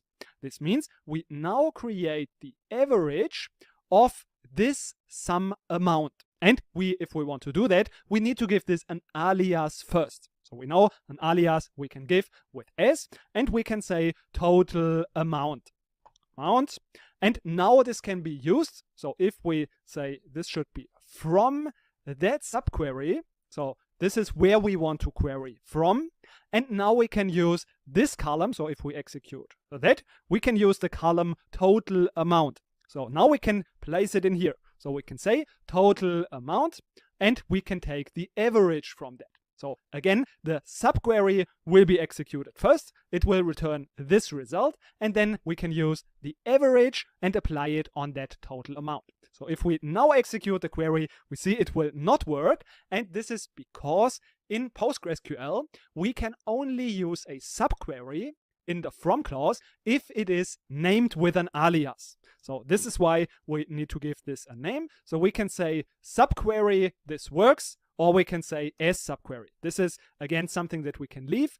It will work as well, but it is just a little bit more descriptive and easier to read if we also write as. But again, it is not necessary. So if we execute it, we get the average amount, and of course we can now also round the result to 2 decimal places, give it also a new alias. So for example, we say lifetime spent, and this is then our result. So we use now a subquery in the from clause to make a 2-step calculation. So sometimes we need to do that. So this was the example of how we can use a subquery in from. And now again, it is your turn to apply this knowledge in the following challenge.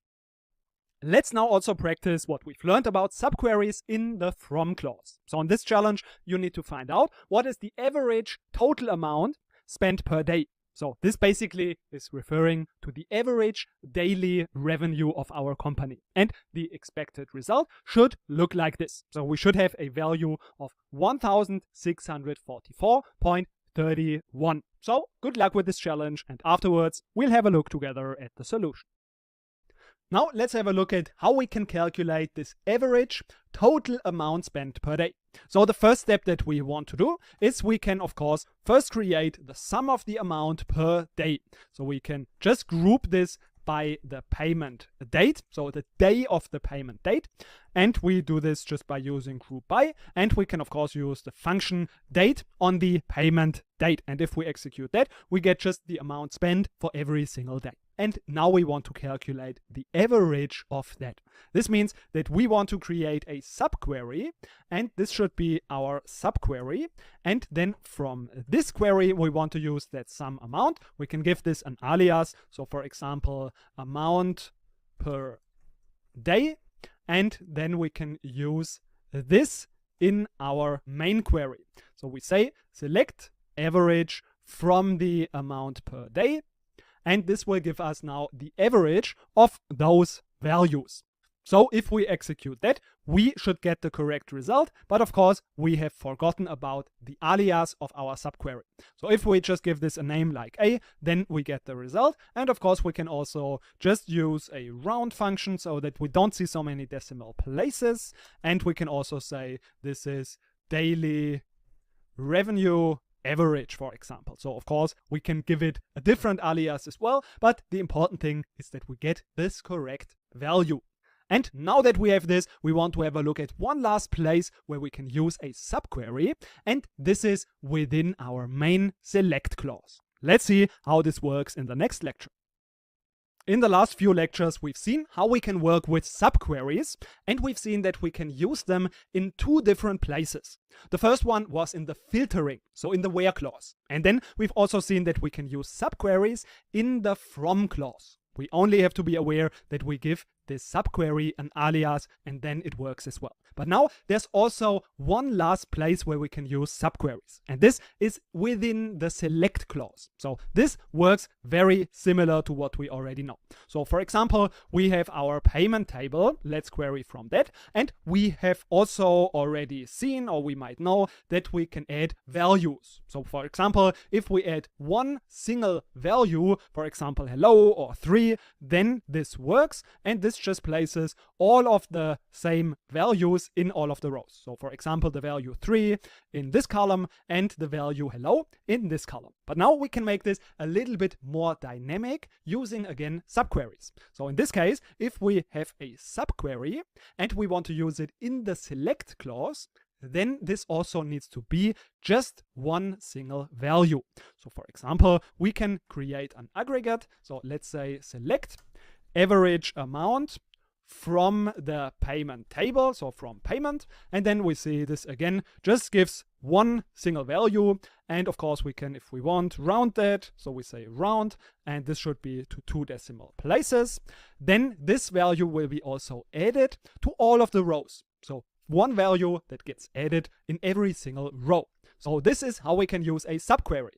And now what doesn't work is if we have something like this. So we have just the amount from the payment table. And if we just use this query, we see these are now multiple different values. Of course, as a main query, this works. But now if we want to use this in the select, this does not work, because it is multiple values, which is not possible to execute. So then we don't know where which value should go to. And that's why this is not possible in a subquery if we use it as an expression in our select. But what we could do, if we just want to limit this to just the first row, then again, we have just one single value, and then this will work again. So like this, we can get this result. So this is what we have to be aware of if we are using a subquery as an expression in our select clause. So that's very simple, and also the use cases are not super common. But anyways, in the next lecture, we will have a quick challenge that you can also apply what we have learned now about using subqueries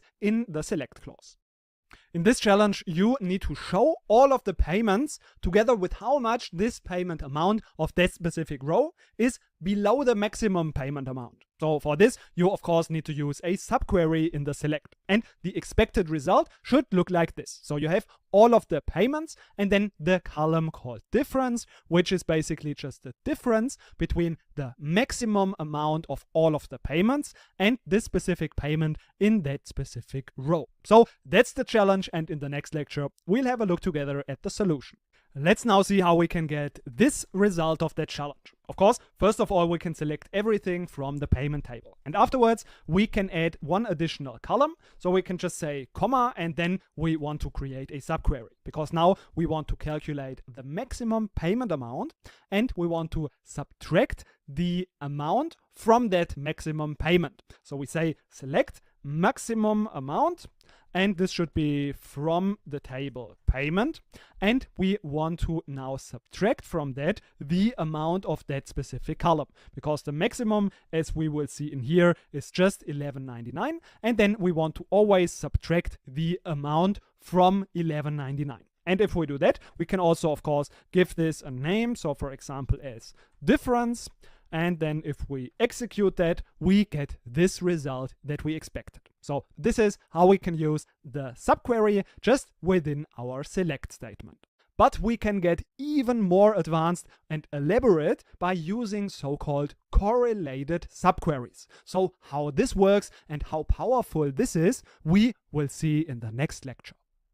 Now let's also have a look at the so-called correlated subqueries. To understand that, we first want to summarize quickly what we could do with the normal subqueries. So we could see we have a table with people and their sales, and what we wanted to get now is all of those people that have sales that are higher than the average. That's what we could do with the standard subqueries. So we see the subquery is just getting the average of the sales, which is 300, and then we get all of those people that have sales higher than 300. But now what happens if we have the following situation? Now we have an additional column called city, and now we want to get all of those people that have sales that are higher than the average in their city that they are living in. So then we do need the correlated subqueries. This is now not possible anymore with the standard subqueries. So let's see step by step how this works. So our select in the beginning is exactly the same. We have then our where condition with the filter on sales, and then we just have our correlated subquery. So this correlated subquery also starts exactly the same way. We select the average sales from the employees. But now we also need to add a where condition, and we need to name our two tables. So we have E1 and E2, for example, and then we define our filter. So this is now E1.city is equal to E2.city. Now this looks a little bit complicated, but let's see how this works. The key thing here is that now every single row gets evaluated independently. So let's see how this works. Let's have a look at our first row, for example. And here we have sales of 600. So the sales value of this row is 600. But now the question is, what does this subquery here evaluate to? We see that E1 city is in our case Delhi. So that means that now we take only the average of all of the cities of Delhi. So we say that now this is an average, in this case, of 366 around, and this now means that we get this value indeed. So 600 is greater than 366, and that's why we see this value. And now if we are in the next row, again, we check, okay, the sales value is 400. We are currently in the city Delhi, and again, the average of that same city Delhi is 366. So 400 is greater than 366, and like this we also see that value. But now for the next one we have 100, so that's not greater than 366, so this value does not appear.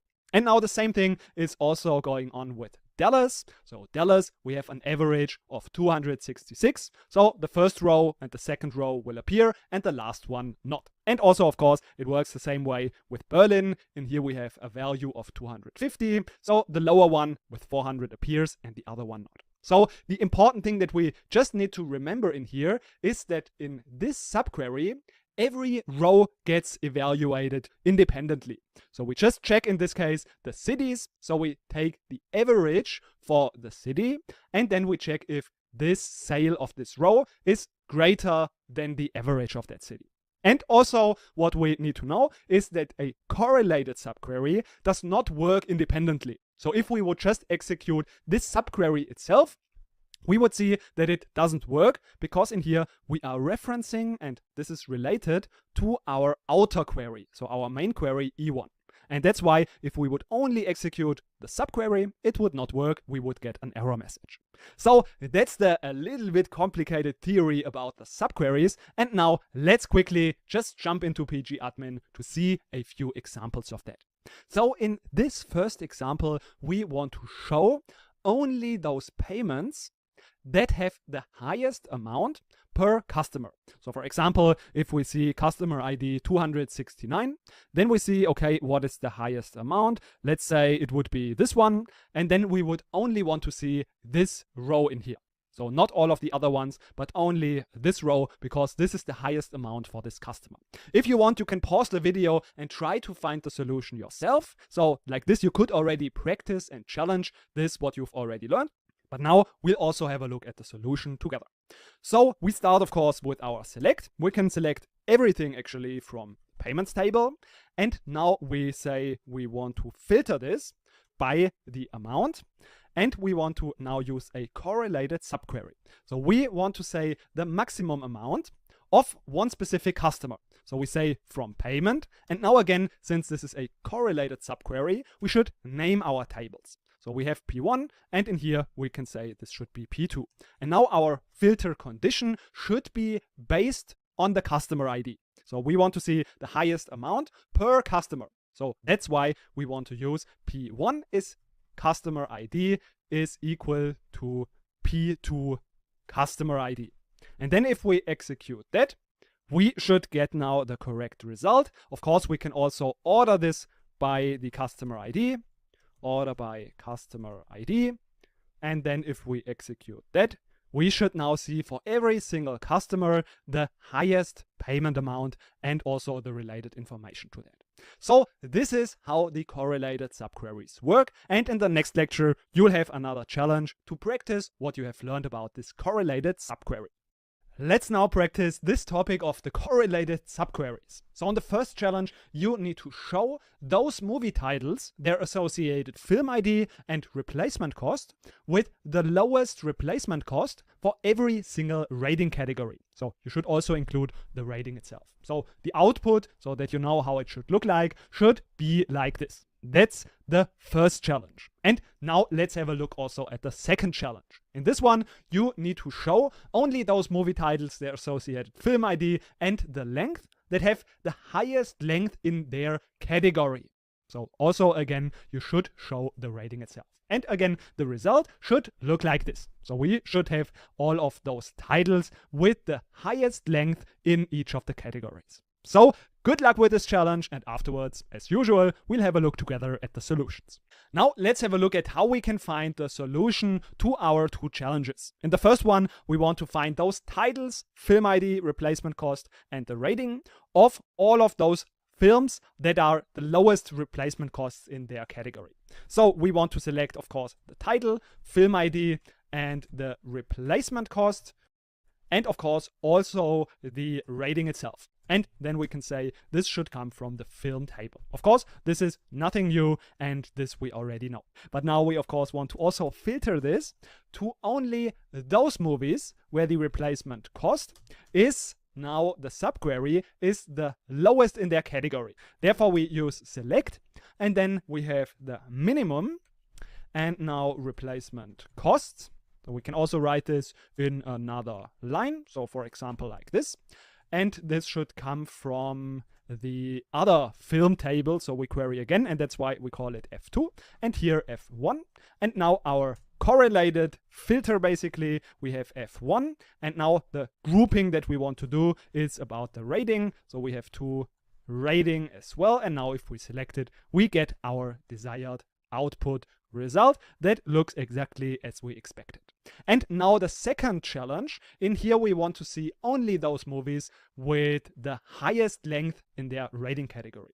So if we just want to modify this query, we just need to do the maximum, and this time it is not the replacement cost but the length, and of course also in here the length that we compare against, and also we want to see not the replacement cost but the length. And now if we execute that, we should again get the result that we wanted to get.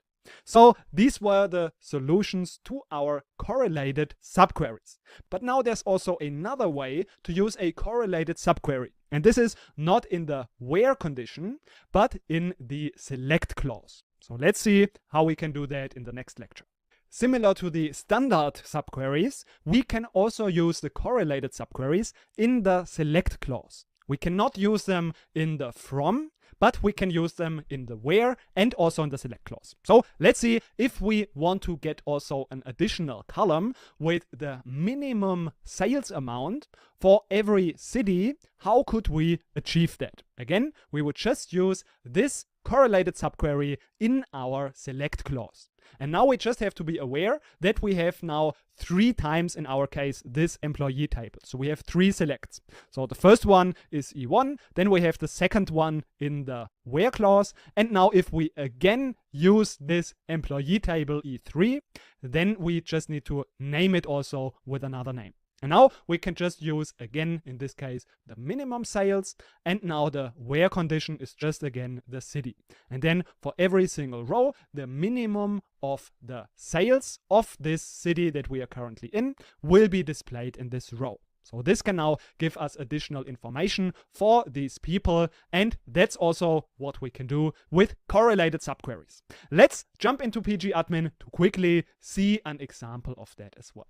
So what we want to do is we want to get the maximum amount that a customer has spent next to all of the payments. So we see we have all of those payments, and now for every single customer, we want to see also in this additional column the maximum amount that this customer has spent in a single payment. Let's see how we can add this in here. So we just need to use a comma to add another column, and then we say select. We want to get the maximum amount, so we say just maximum amount. And this should now come from the payment table. And we can name this P2. So the first one was P1. And now our correlated where condition, this is where, in our case, it will be grouped by the customer. So we have P1 customer ID should be equal to P2 customer ID, and then we should get the correct result. So let's execute that, and we should see we have now also this maximum amount of each of those customers. So for example, this customer has a maximum amount of $10.99, so we should find it somewhere in this list. Of course, this is not completely ordered by the customer ID, but if we would do that, customer ID, then we would see that now the maximum amount should be in here. So for example, this customer with that amount. So this is how we can also use correlated subqueries in the select. And now again, it's your turn to just apply this knowledge in a few challenges. Let's now have a look at a few more challenges that are also now a little bit more difficult, just to apply what you've learned about the correlated subqueries. So in this first challenge, you need to show all of the payments plus the total amount for every customer. So the sum of the amount for this specific customer of this specific row. And also the number of payments of that same customer. And the result should look like this. So we have all of the payments with the payment ID, and then we have the total amount. You can call that sum amount or something else, and then the number of payments of that customer. This is the first challenge. Now the next challenge, in this one you should show only those films with the highest replacement cost in their rating category. Plus on top of that an additional column with the average replacement cost of that same rating category. So again, the result, just that you can imagine the result, should look like this. We have the titles, then the replacement cost of that title, and again only the highest replacement cost of the category should be displayed. And then we have an additional column called average, in which we have the average replacement cost of that rating category. So now on to the last challenge. In this last challenge, you should show only those payments with the highest payment amount for each customer's first name. So now you need to also use joins. I know we have not done that before, but still you can apply that and try it out, because you should actually know everything already about that, but it's some new thing that you have to just put together, and this will be good for you also to practice and find out about that. And also you should of course include the payment ID of that same payment. So all the payments with the highest payment amount for each customer's first name, including the payment ID. And now another question on top of that. How would you solve this if you would not need to see the payment ID? So only the highest payment amount for every single first name of the customer. So this would be then much easier to solve, and that's why we have also this additional question. And again, the result should look like this. So we have first name, amount, and also the payment ID. So these are the challenges. I wish you now good luck with those challenges, and in the next lecture we'll have a look together at the solutions. Let's now also have a look at the solutions of those additional challenges. In the first challenge we should show all of the payments and the total payment amount for every customer, as well as the number of payments for each customer. We'll first have a look at the result, and afterwards we'll have a look at the solution and how this solution works. So if I execute that, I see this is the result, and we start by first selecting, of course, payment ID, customer ID, staff ID, and amount. So everything that we want to see. And then we want to also add the sum amount. And this we can do with a subselect, so a subquery in the select. And this should be now a correlated subquery, because we want to see that sum amount just for every customer. This is why we use sum amount. We can give this an alias here already. And then we use payment P2. We need to give this a new name. And then our condition where P1 customer ID, because we group by the customer ID, is equal to P2 customer ID. And the same thing we can also now do for the payments. So we have here this grouped again for all of those customers. So for example, customer 1 and then customer 2. That's why we basically use the same syntax, apart from the fact that we use count as an aggregation. But the rest will be just the same. And then just after we have this complete select, so all of those columns, we say this should now come from the payment table P1. And then optionally, we can also order our results. And now the next question is where we have to show now the highest replacement cost for each rating. So all of those films we want to see. So let's first again select everything and then quickly also explain how this query works. Because we have two things in here. First of all, we only want to see those films with the highest replacement cost. This is why we need to use in the where the condition about the replacement cost and a subquery. So we use max replacement cost from our table film and we use F3 because this is the third time that we are using this table. So we have F1, this is the first one, then we have F2 in our select, and then we have also F3. And now, of course, this should be a correlated subquery. This is why we use F1 rating is equal to F3 rating. This means that we group by the rating and we want to see only the maximum replacement cost for every rating type. So in every rating type, we see the highest replacement cost value.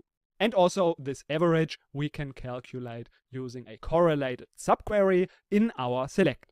So we just use the average replacement cost from the film table and then our correlated condition. So this should be based on the rating. That's the solution of the second query. And now the last query in which we should also use a join.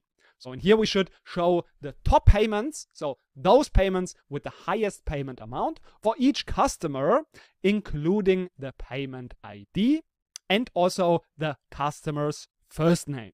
So again, we use first name, amount, and payment ID from the payment table. And now, of course, we need to join this with the customer table because we also want to see the first name of the customer. Let's quickly select it so we can see what we are doing. So this is the first name coming from the customer table. This is why we can first make an inner join using, of course, the customer ID from our payment table. And now on top of that, we have, so if we would just use this without the where condition, we would just have all of the payments with the first name. But we now also want to filter this to only those payment amounts where we have the maximum payment of that customer. This is why we also use a correlated subquery based on the customer ID. So like this, we see only the maximum payments for each customer ID. And of course, also the first name of that customer. And now the additional question, how would you solve this question if you would not need to also include the payment ID? In this case, we could just group our data and use the maximum. So if we would not have to include the payment ID, we could just use first name and we could get maximum amount. So let's use maximum amount. And then we can just group by the first name. So we can just remove that and say group by the first name. And then if we execute that, we can also just get that result just without the payment ID. So if we do that, we also get that. Just we cannot see like this the payment ID. So this would be an easier solution just with grouping, but then we don't see all of those other informations. So then we don't filter the data, but we group the data. So these were now a lot of challenges. And again, there can be different solutions that are all correct. So don't worry if you have another solution. This is also totally fine as long as you get the results that you are expecting to get. I know this was a long day, this was also a challenging day, but congratulations on completing this day. You've come already super far, so congratulations on that. And hopefully, of course, see you again tomorrow. You have now learned so many things and improved your skills so that it is time to prove your skills and evaluate your skills in this mid-course project. So you remember that you were working and you were hired as a data analyst in the company about the movies. And so far, this company is very happy with your work. You have developed your skills, and this is why they want to now promote you from a junior data analyst, and that's what they are thinking about, of promoting you to a senior data analyst. On top of that, they also have a few changes going on in their company. That's why they want you to help them with a few questions and challenges. So you need to do some analysis for them and solve a few challenges for them. So if you can solve 10 out of 14 challenges, then they will promote you. So this is the goal, and I know this is not something super simple, but you have, of course, multiple tries. If you cannot figure out one, then just try it again, and by the end, the goal should be, and this would be an extremely good achievement, if you can solve 10 out of these 14 challenges. Because the last one, the 14th challenge, is actually more of a bonus challenge because it's extremely difficult to solve that, and I don't expect you by all means to solve this bonus challenge. So if you can make it for 10 out of 14, this would be already absolutely great. And now also I want to just mention how this course project works. So in the beginning, you have a list of the questions with a few information. So, for example, in the next lecture, you will see all of those questions. So we have question 1. There is the difficulty level ranging from simple over moderate to a little bit difficult to very difficult. And then, as I mentioned, one question that is extremely difficult. And that's the bonus question that you are not expected to solve actually. And then also we have the topic, which helps you just to understand what this question is about. And then you have the task. So this is the SQL query that you should write. And associated to that, there's also a question and an answer, which should just help you to verify your solution that you are doing then, of course, in PG Admin. And then after you have done those questions and solutions, you can verify the solution. So you only need to do that if the question is not correctly answered, or if you cannot find out the answer yourself. In this case, we have in the following lecture the solution sheet with all of those solutions presented. And also, if you don't understand one specific solution, in the following lectures, we also have a video walkthrough through all of those solutions, just so that you can refer to them if you don't understand one solution. But if you have the answers correctly, you should actually not even worry so much about my solution, because your solution is the correct one. And if my solution is different, this doesn't mean that yours is wrong, because you should just judge that by the fact if you have the answer correct or not.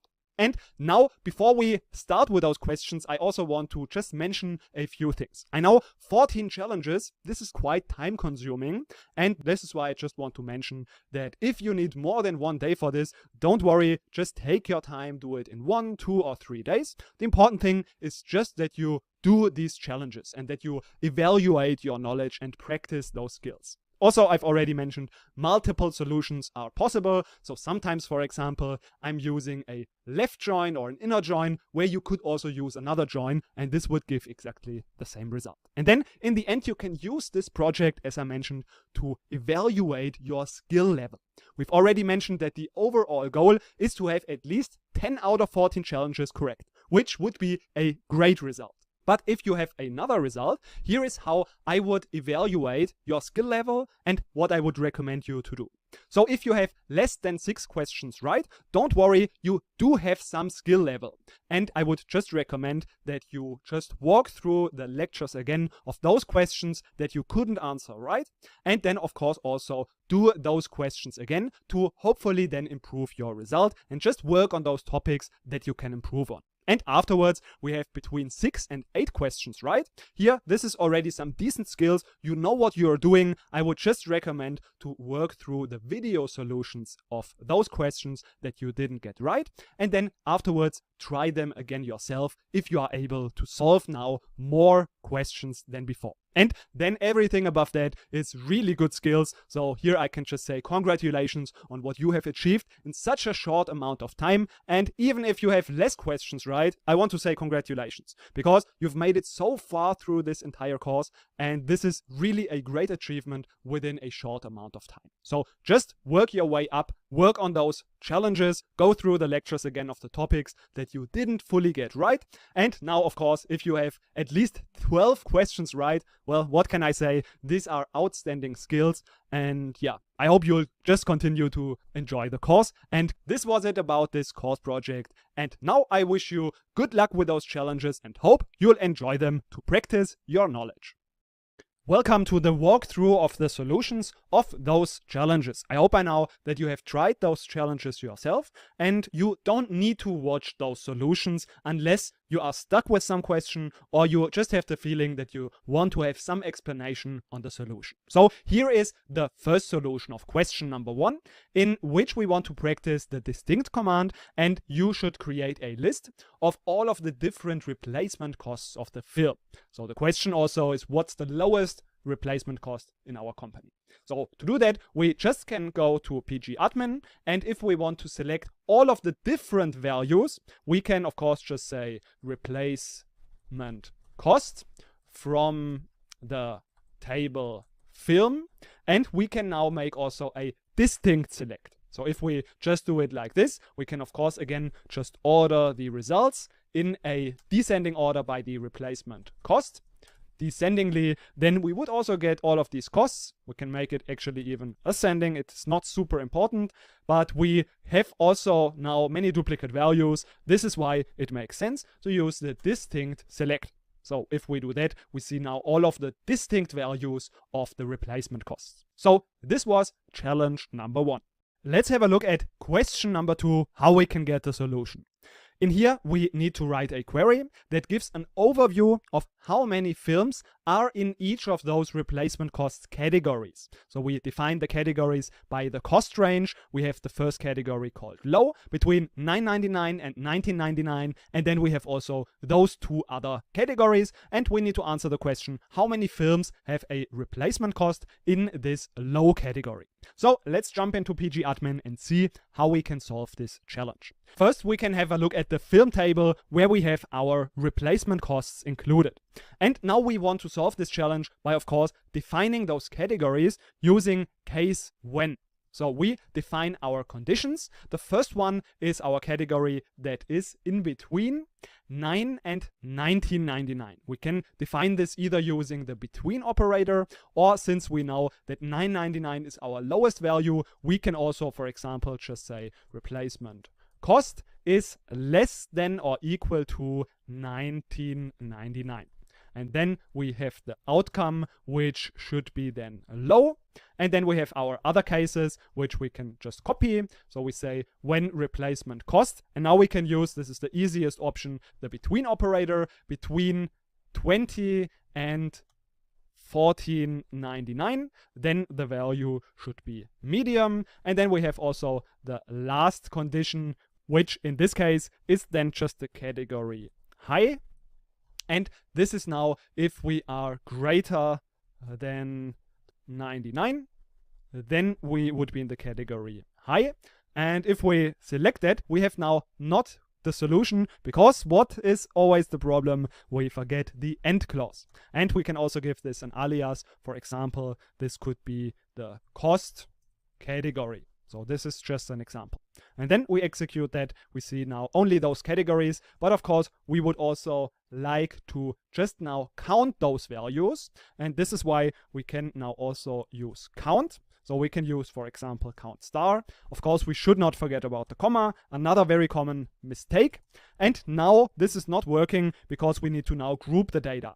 We can try to also use that cost category in here, and this will work as well. So if we execute that, we now get those results and our solution of 514 movies in the low cost category film. So this was challenge number 2. Hope it was helpful, and see you in another lecture. Let's have a look at question number 3, in which you should create a list of all of the film titles, and included should be the title, the length, and the category name. And this should all be ordered descendingly by the length. And on top of that, it should be filtered to only the category drama and sports. So let's see how we can solve this challenge. So we first can start with selecting everything that we want. So we have the title, we have the name and the category basically, so that's the name. We have also the length, and this is everything that we need.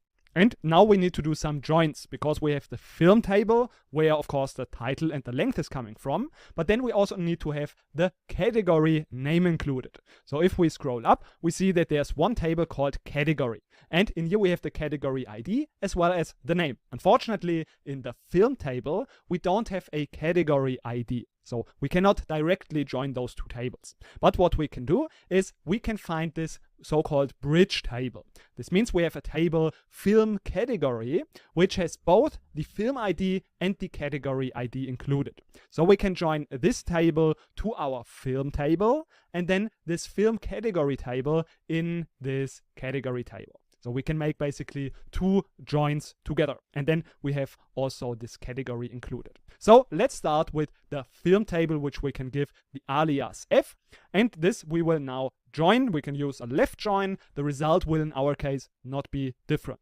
This we want to join to film category. We call this FC. And we join this using the column film ID. So this should be equal then to film ID of both tables. Afterwards, we can now make the join to our category table. We can give this again the alias C, and now we can use the column category.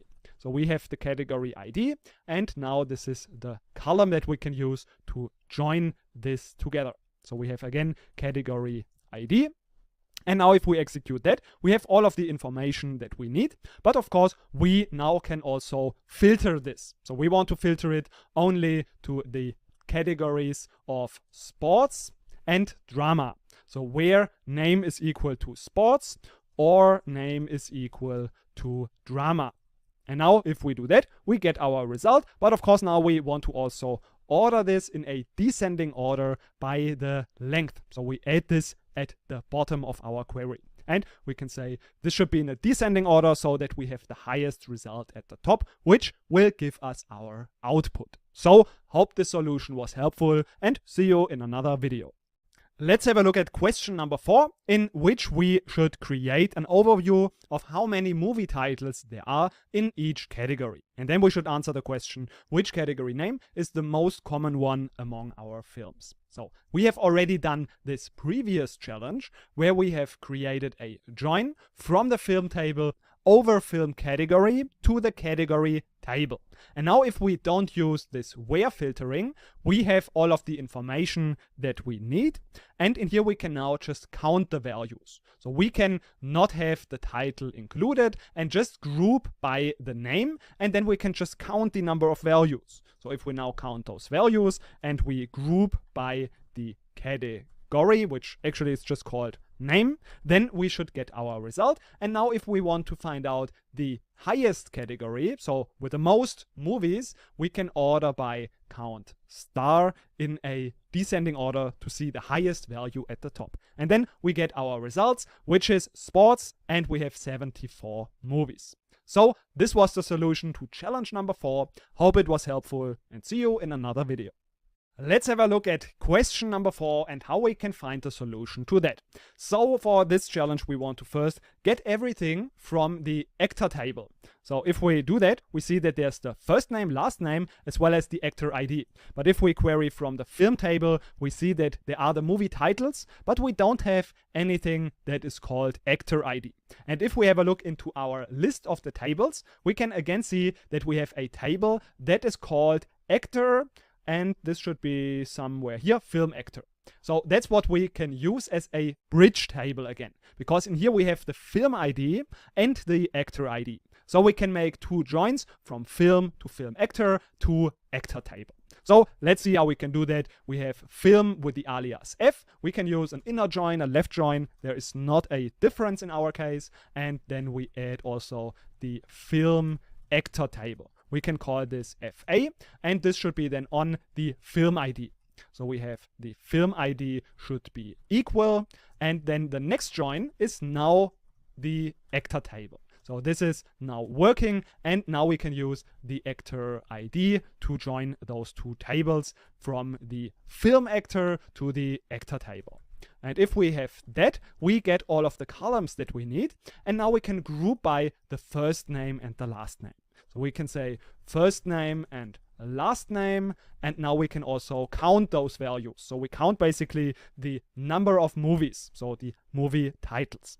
And then we get the result. Of course, we need to also use group by, and then those two columns that we want to group by. And then if we do that and we execute it, we should get the correct results. Of course, we can again just order our results. Just at the end of our query, we can say order by 3 or by count star. And then this should be also, of course, in a descending order to see the highest value at the top, which gives us the desired result of Susan Davis with 54 movies. Let's have a look at question number 6, in which we want to create an overview of those addresses that are not associated to any customer. And the question is, how many of those addresses are in the database? So let's have a look at how we can do that. Of course, if we query in the beginning from the address table, we cannot exactly see if there are any addresses that are not associated to a customer, because we don't even have a customer ID in here, but we have the address ID that can also appear in the customer table. So if we have a look at the customer table, we see that there's also for every customer this address ID. But some of these address IDs of the address table might not appear in any of our customers. And this is why we can start with this address table and make now a left join. So this is now important because we also want to see those addresses, so those rows that are not associated to any customer. So they will have blank values, and we can then see exactly those addresses where there are blank values for the customer. So let's see if we just add the customer table, and we can also, of course, as always, give a few aliases so we have it easier to create the join. We have a.addressID is equal to c.addressID. And now if we see that, we have all of this combined, and now there can be some values where we have no value, so nulls, in the first name or last name. But of course, we should filter this, because looking like this is not the way to go. This is why we want to now add a filter. So if we say where c dot and now just any column of the customer table, and ideally it's the primary key actually, because it could be that there are nulls in the first name or in any other column, but actually there would be a customer ID available. So if we say where customer ID is null, we can now see that these are indeed all of those addresses where there is no customer associated to, and we see there are actually 4 addresses that are not associated to any customer. Let's have a look at question number 7, in which we should create an overview of the cities and how much sales we had, so the sum of the amount, have occurred there. So let's jump into pgadmin and see how we can do that. Of course, we want to have a look at the payment table, because here we have the amount that we want to aggregate. And of course, we now also want to get the cities. So how can we come from the payment to the cities? We can do that via the customers. That's why we first want to create a join. Let's just use an inner join. Ideally, we would use a left join, but in our case, there wouldn't be a difference. So let's just use a left join. So we have the customer table. We can also give these names. And now we use the columns for the join customer ID. So we have p.customer_id is equal to c.customer_id. And then we also, from the customer table, use a left join to the address table. And again, here we want to use the address ID. So again, the primary key. And this should be equal to the c.addressID. And from there, we can then create a join again. We will see that if we have a look at the columns to the city ID. So now we can create a join to the city table. We can call this CI. Be aware that this needs to be, of course, a different alias than C, because C already appears. And now again, we have the columns. In this case, city ID is equal to city ID of the address table. So if we do that, we get all of the necessary columns, and now we can just group all of our amounts by the cities. So we use the column city, and then we just sum the amount. And of course, we need to then use the group by the city. If we do that, we have an error. Let's see where it occurs. Of course, we have done this little mistake. We should put it right at the bottom, and then we get the correct results. Of course, now we can again order the results by the amount. So we say sum amount. And then if we do that, we get the results. But of course, it should be in a descending order, which gives us the expected solution of Cape Coral with 221.55.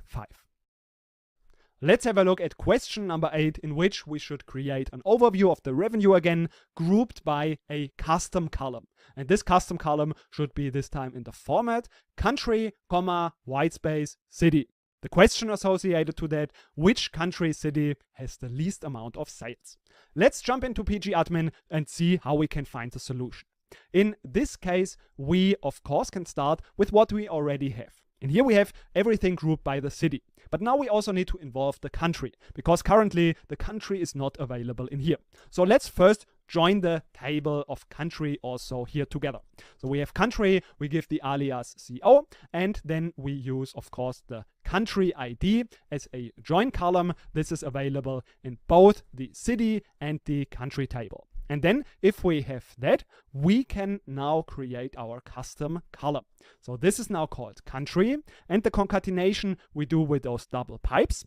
Also be aware we want to have the comma including the white space, and afterwards we concatenate the city. And this we can give now an alias as country city, for example, and now we can just copy that and paste it in our group by. The order, in this case, we can just sort in an ascending order, and then we have our expected result, and we have now the city-country combination with the lowest amount in total. Let's have a look at question number 9, which is now already a difficult question. In this task, you should create a list with the average sales amount of each staff ID per customer. So you should answer the question, which staff ID makes in average more revenue per customer?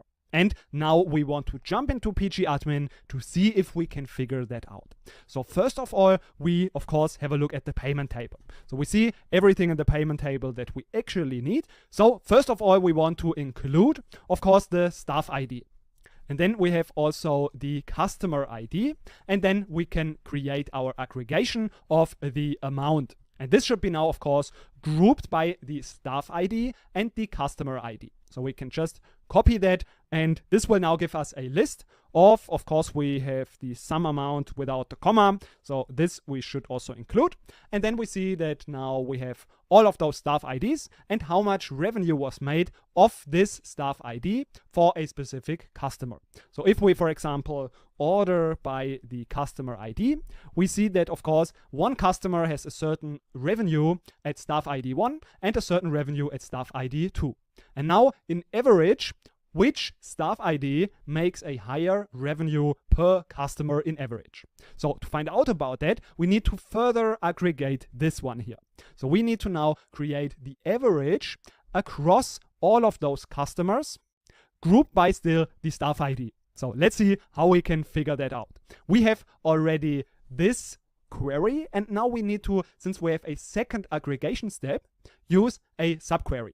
So in this query, so our main query, we want to take now the average of these values in here. But this should be grouped by the staff ID. So we can just call this total, then we need to give this an alias, which can be total. And now this is our subquery. So we can say from, and here we have our subquery, which is the result that we can see. The order by, we can leave or not leave. This is not important. And now this should be, as we have mentioned, grouped by the staff ID.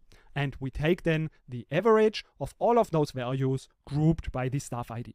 Let's see if we have some mistake. We have, of course, used this subquery in the from clause, so we need to use an alias. We can call this, for example, just sub, and then we get those two values. But of course, we should also, to understand where which value is coming from, include the staff ID, and we can also just round it, so the result is a little bit more readable.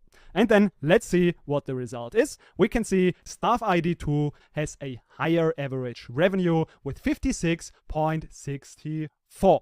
And this is exactly the result that we wanted to see.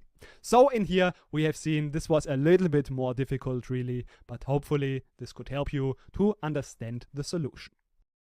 Let's have a look at question number 10, which is now already pretty difficult. In this question, we need to create a query that shows the average daily revenue of all Sundays. Let's see how we can approach this challenge. So we first want to again select everything just from the payment table, because in here we have everything that we need. We have the payment date and we have the amount. So this is the first step that we can already group by.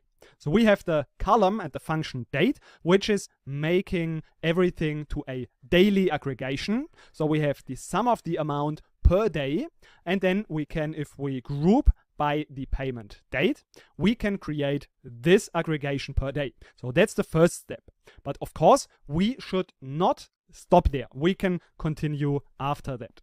So now we first take the group by, and then if we execute that, we get our first result. But now we can also add, just on top of that, the weekday.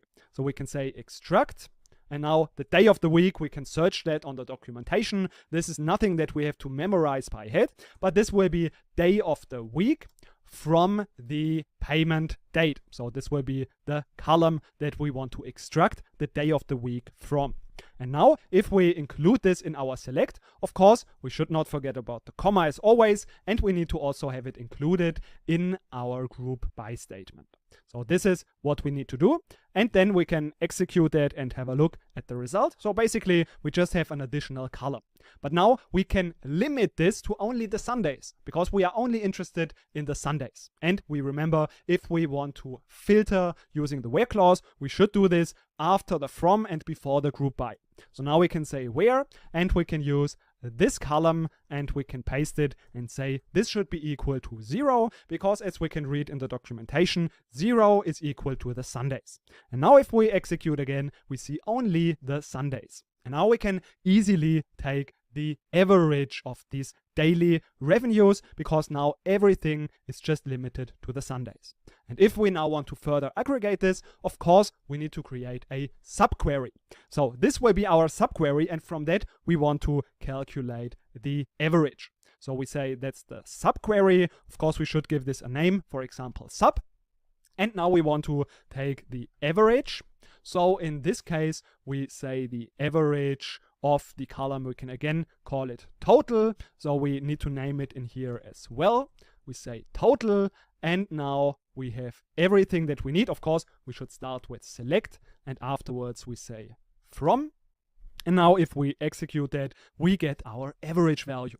Of course, again, we can round it, we can give this a nicer alias as well, but I'm sure that you already know about this by now. So this was a pretty difficult challenge, but hopefully this explanation could help you to better understand how you can solve this challenge. And if you couldn't figure it out, just tomorrow try it again and then see if you can figure out the solution this time yourself. So hope it was helpful, and see you in another lecture. Let's have a look at question number 11, in which we should now create a list of movies, including their length and their replacement cost. And now we should limit this to only those movies that are longer than the average length in each replacement cost group. So this is what we need to limit our results by. So let's see how we can figure this out in PG admin. We can first create our select. This is not very complicated. We know we have the title. So we know we have the title, the length, and also the replacement cost. And now this should be limited to only those movies that are longer than the average in each replacement cost. So let's see how we can do that. Of course, we have first from our film table. And if we execute that, we see just the regular results. But now we should also limit this. So we have the where filter on the length. So we should only see those values where the length is longer than the average of these replacement costs. So this is something we need to do using a subselect. So we say select, and now we have the average length, and now this should be a correlated subselect. Of course, we say from film. This can be film, so we say F2, and in here we have just F1. And now we have our correlation condition. So this should be grouped by, so this average calculation should be based on the replacement cost. So this should be included. That's why we have F1 replacement cost should be equal to F2 replacement cost. And this should give us the correct result. Let's see where we are in here, replacement cost. And now if we execute that, we see this limited. And now the question that we need to answer is which two movies are the shortest in that list and how long are they? So now we have, of course, the results limited. And now if we order this by the length in an ascending order, then we should see the two movies that are the shortest. And this is here Celebrity Horn and Seattle Expectations, which should be the result that we expect indeed. So this was our challenge that we could solve with a correlated subquery. Let's have a look at question number 12, in which the task is to create a list that shows the average customer has spent in total.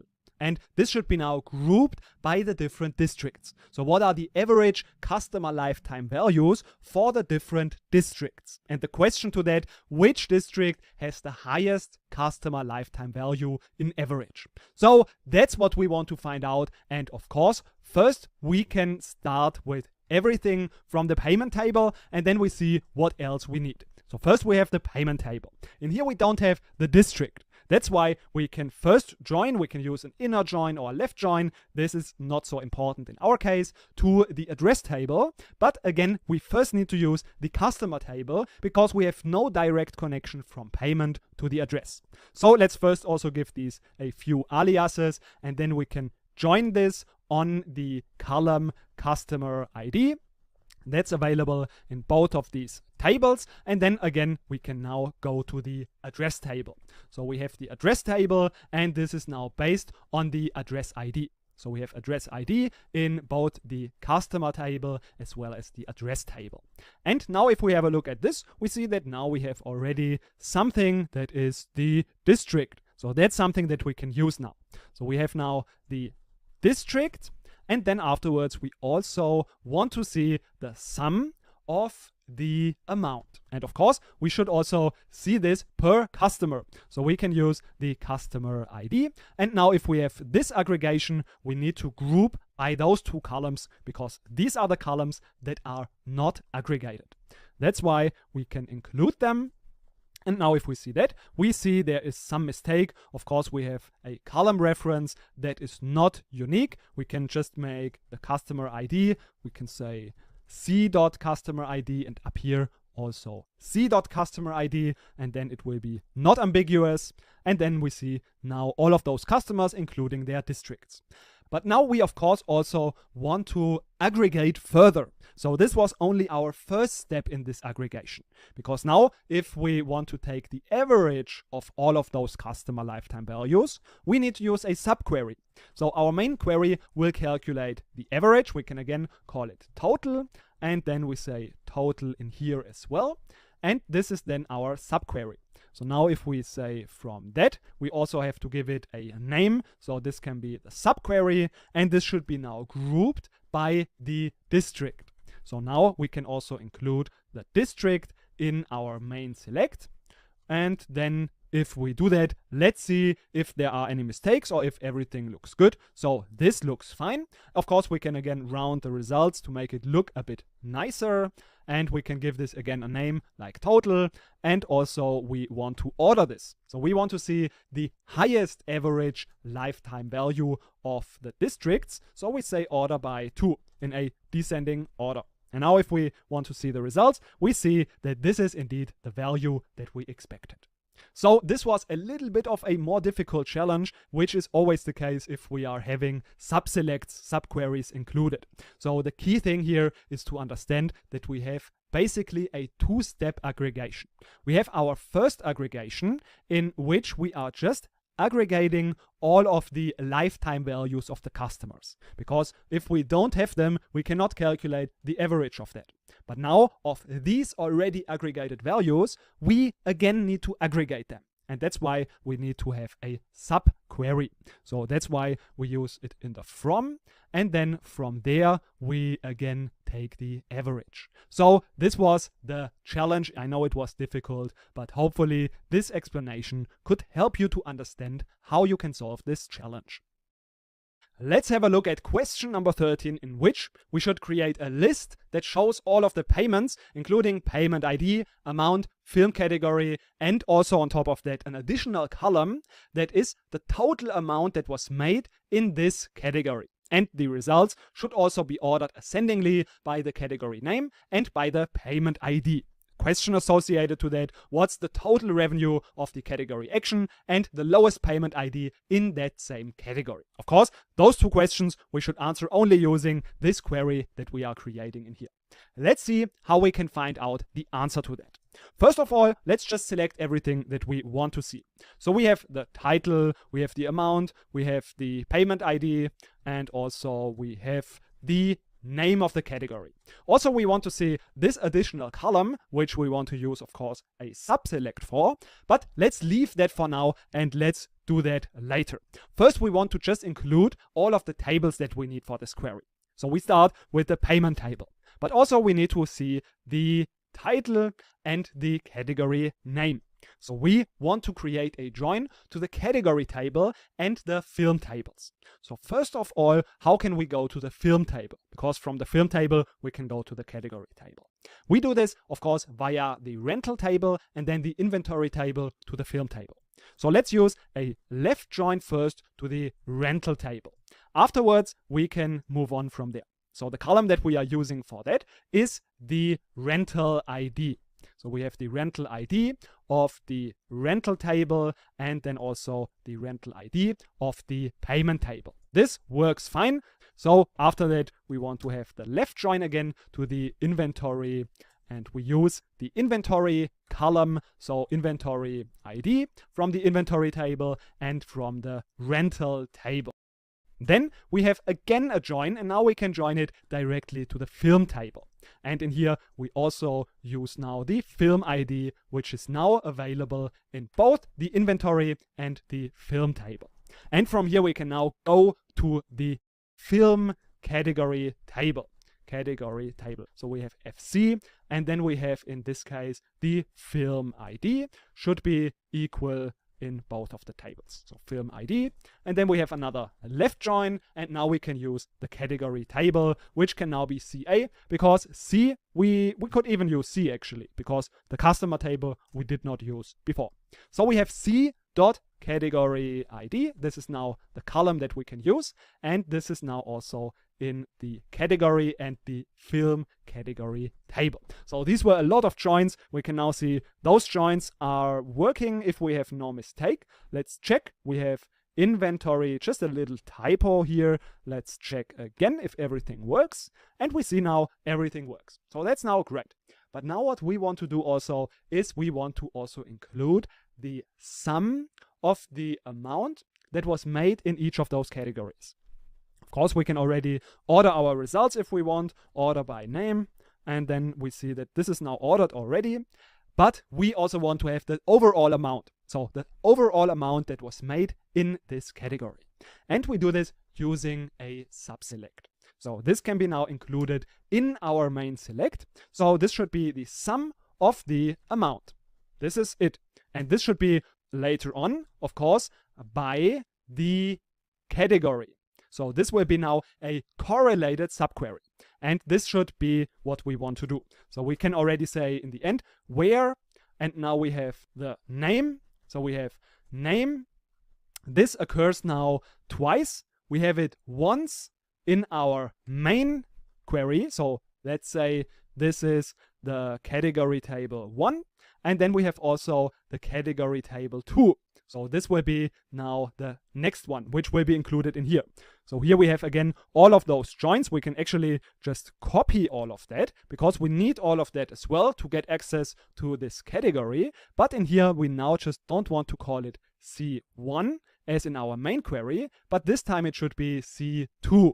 So let's make a little break in here so we see that here starts our main query again.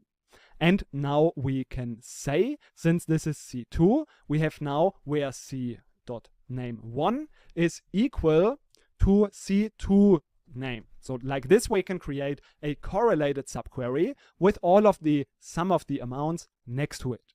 So this was a little bit complicated, but let's just first have a look at the result and then let's go over the solution again. So in here we see there's still some mistake. Where is it occurring? We see we have from just twice. And now let's try again. Of course, now that we have renamed our tables, we also need to do it in our join. And also, of course, in here. Let's try one more time. And now indeed it works. So these are some mistakes that can happen. So that's why it's also nice to just see where some of these mistakes can occur. And this query can now really take a while because these joins and this calculation of that subquery has to be calculated now in every single row over and over again. So this is a query that really takes quite a lot of time. And of course, the overall result, we should also now order not only by the name, but also we have this ascendingly, which is anyways the default, but we have this also by the payment ID as second criterion, so that we can easily answer this question. And like this, we get then the result that we were looking for. Let's have a look now at the bonus question, which of course you are not expected to solve. So this is extremely difficult, and that's why we just want to have this as a bonus question so that you can work on it and hopefully also learn something from the solution video. So that's just something to keep in mind, that you are of course not expected to solve this very, very difficult question. And in this question, the task is to create a list with the top overall revenue of a film title. So this means the sum of the amount per title for each of the categories. So we want to limit our results to only those film titles and the overall revenue of them for the top value in each of the categories. And then the question, what is the top performing film in the animation category? So let's jump into pgadmin and see if we can find the answer to that. First of all, we can just select every column that we need. So basically, it's not very complicated. We have the title, we have the category, and then also the amount that this film title has made in the total amount. So that's the first thing that we want. So if we execute that, and of course we also need to have all of those joins so that we can use the title and also the name of the category. And then if we execute that, we have just all of the titles with all of their categories and also all of their total amounts. But now we also need to limit those results to only the top performing movies of each category. So we can do that, of course, since we want to filter by this column, which is an aggregate. That's why we need to use the having clause. So we can say having some amount is now equal to the maximum of this sum amount. So that's why we use, again, a subquery. So we say select, and we now want to use the maximum. And we have done something that is just here an alias. So we can do the same thing in here. So we say total. And now since we want to get the maximum of this list, which is already aggregated, we want to use again a subquery in here. Because like this, we can take the maximum of this sum. So we can basically just copy everything that we have already here, because this gives us just this entire list, of which we then want to take the maximum. So this is why we can just again paste that into that subquery. So this is then where we want to take the maximum from. And we can also just again indent that a little bit so it looks a little bit easier to read. And now if we have that, we still need to take the maximum per category. And this is why we need to create a filter, which is making this into a correlated subquery. And of course, since we have here a subquery in the from clause, we need to name that also. So we can, for example, just say this is sub. And now what we need to do is, of course, we need to add our where filter, so our correlated condition. And this should be based on the name, because we want to get the top revenue title per category. So we need to correlate it with the name category. And of course, the name from our main query is coming from this category table. So we can say where c.name is equal to, and now the question, where is this other name coming from? And this is coming basically just from this subtable, because in here we have our query. So this is basically our main query from the table which is called sub. So that's why we need to use sub.name. And if we now execute that, we will get exactly the result that we want to achieve. So then after just a few seconds, we get all of the titles that are the top titles in their category. And then we can see animation and the total number, which was the result that we were looking for. So again, this was a challenge that was really, really difficult. And you were, of course, again, not expected to solve that, because this was just something to work on, some little trick, something that is really taking things to the extreme. And that's also not something that is very frequent in the daily work. So don't worry if you couldn't solve this challenge. Hopefully this solution video could show you how you can work on something like this. So hope this was helpful, and see you in another lecture. So far, we've only worked with data that already exists in our existing tables, databases, and so on. And in our daily work, this is actually also the most important part and the most time we spend on this. But we now also want to enhance our skill set and also learn how we can manage tables. This includes that we learn how we can create databases, tables, schemas, and other database objects. We also learn how we can alter those objects. This means we can change the properties, the names, and so on. And of course, last but not least, this is something that's very simple. We can also drop those objects. This means we are basically deleting them, which is something we should be, of course, very careful with in the daily work. This is a very simple command, and actually also it's very rare that we just drop objects. And then this is something that is called data definition. And data definition is actually just dealing with the data structures. So the table name, the table properties, the database properties, and this is all not dealing with the data itself. If we want to change or insert data itself, we refer to those commands as data manipulation. So this includes insert command, which of course inserts data in a table. And also we can sometimes update specific rows in our tables. And similar to dropping an entire object, we can also delete specific rows in a table. And all of that, as I have mentioned, we refer to as data manipulation. So again, data definition is just dealing with the properties of the tables and the database objects, so all of the data structures. But data manipulation then is dealing with the data itself. And of course, we are going to learn everything about data definition as well as data manipulation.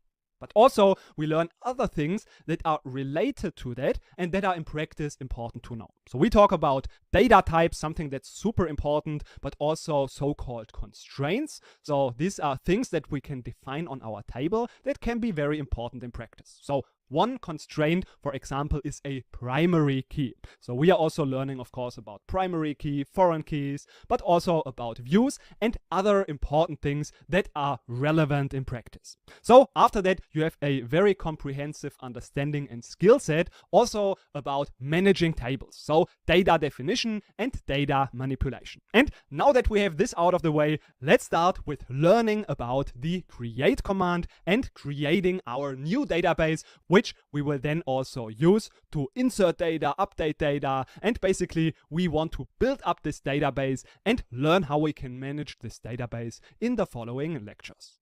Let's have a look now at how we can start with using the create command by using it with creating a database. That's the most simple process because most of the properties will be defined in a table. So creating a database is usually a super simple and straightforward process. We just use the keyword create, then the object will be a database. So we say create database and then the name of the database. So since that is so super simple, we want to jump right into pgadmin and see how this works in practice. So if we are in pgadmin, we see that we have our databases on the left side. And of course, we can always create a database by using the interface. So we can just go right click on the databases, select create, and then database. And here we can now just enter a database, for example, company X. We can also give a comment. This is our database. And then we can just create this database. So it is very simple. And now we see this database is created. So that's now just the data structure itself. Of course, we can define later on tables and other things in this database. But for now, we want to focus on just creating the database itself. So we see we can do that using the interface. But we can also do that, as we have seen, using SQL commands. So if we want to do that, we can use create, database, and then the database name. So for example, company Y. So we can not use white spaces unless we use the double quotes. So if we wanted to name this company Y, then we would have to use these double quotes. So that is something that is actually very uncommon in databases, to have names with a white space. So usually we would rather use this underscore if there would be the need to have white spaces included or multiple words.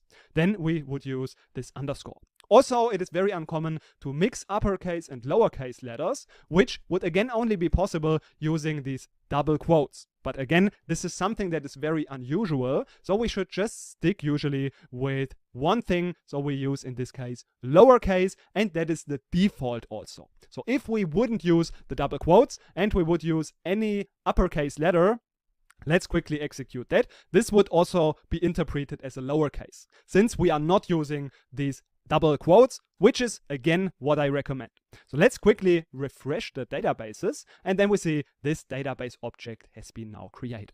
So that's basically all that we need to know, but we can also add a few more parameters. This is something that is not super important, but I just want to mention that this is possible. So we would do that using the with command, and then we can add, for example, a different encoding.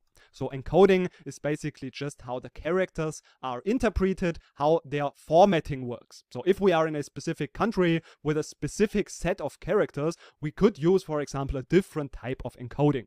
The standard encoding, so the default also, if we don't specify that at all, is UTF-8.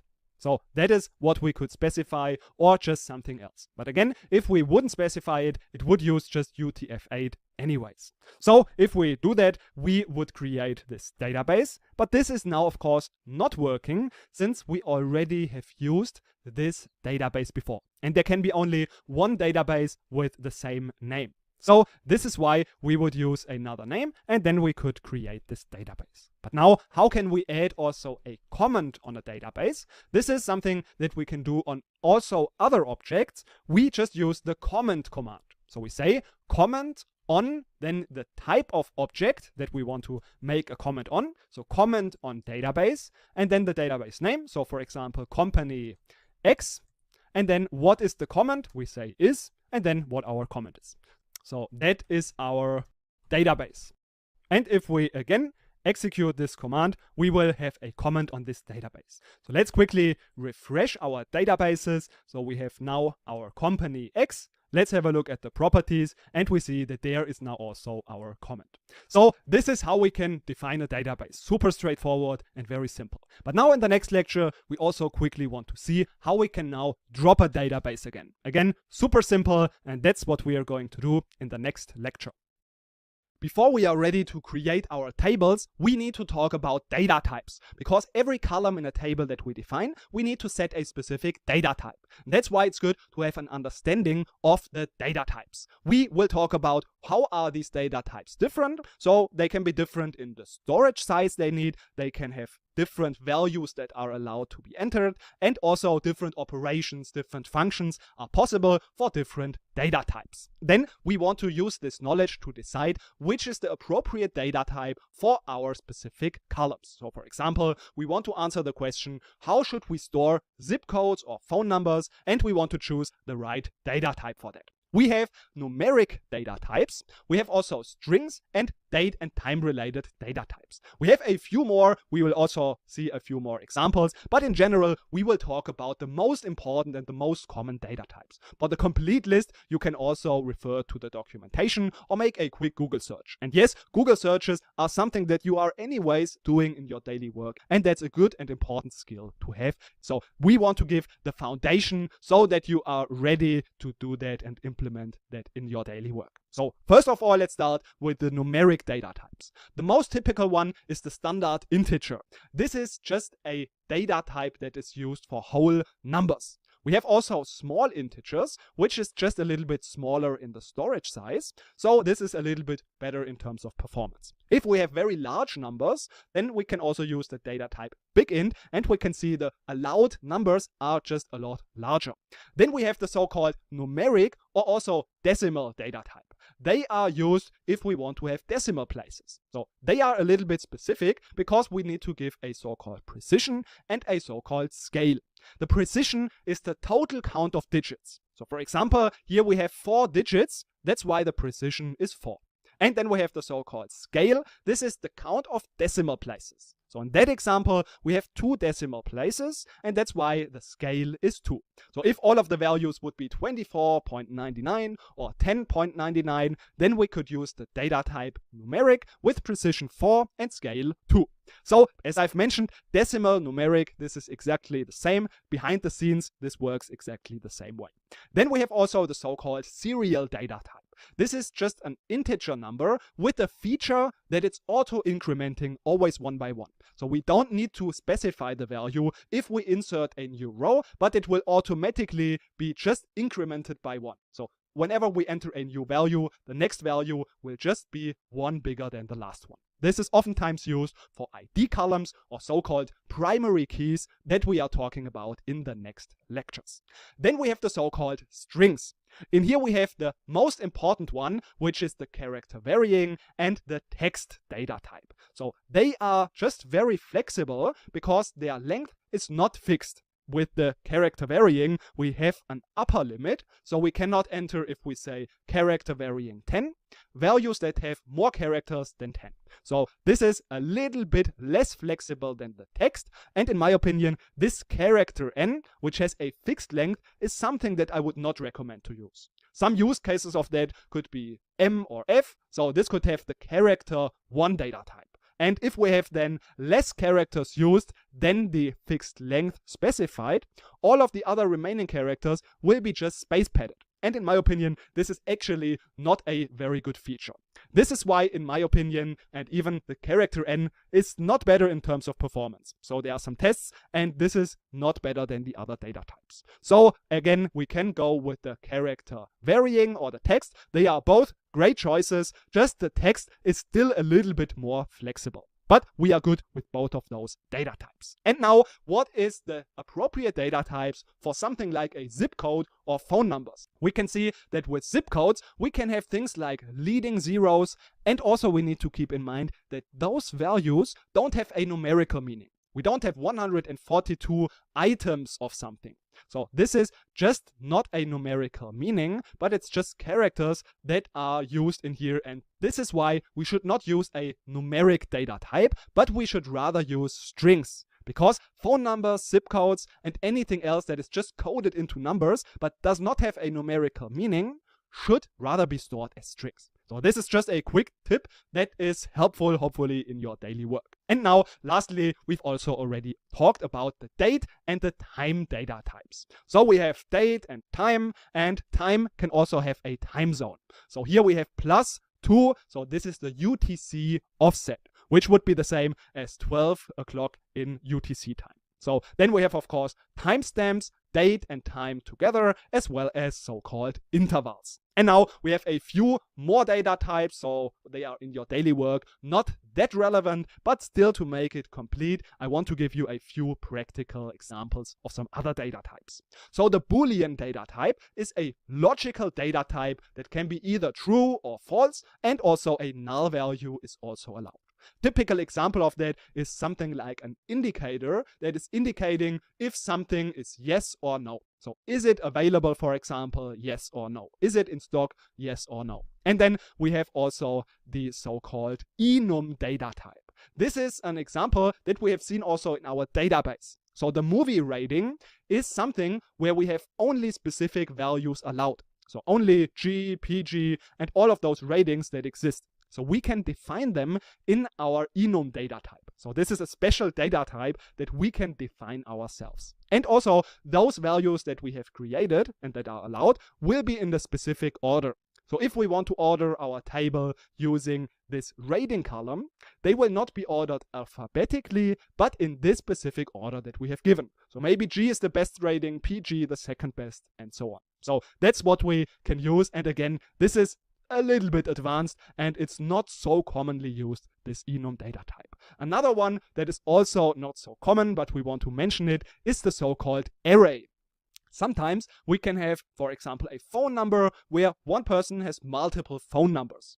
In this case, we can store multiple values of the phone number. And then we can just get all of those numbers using this phone column. And we can also just get one column. So if we wanted to get just the first number of each person, then we can use this one inside these brackets. And like this, we can access those values also independently. We can even use them in searches. So if we want to search one specific value wherever it occurs, we can also use the any operator.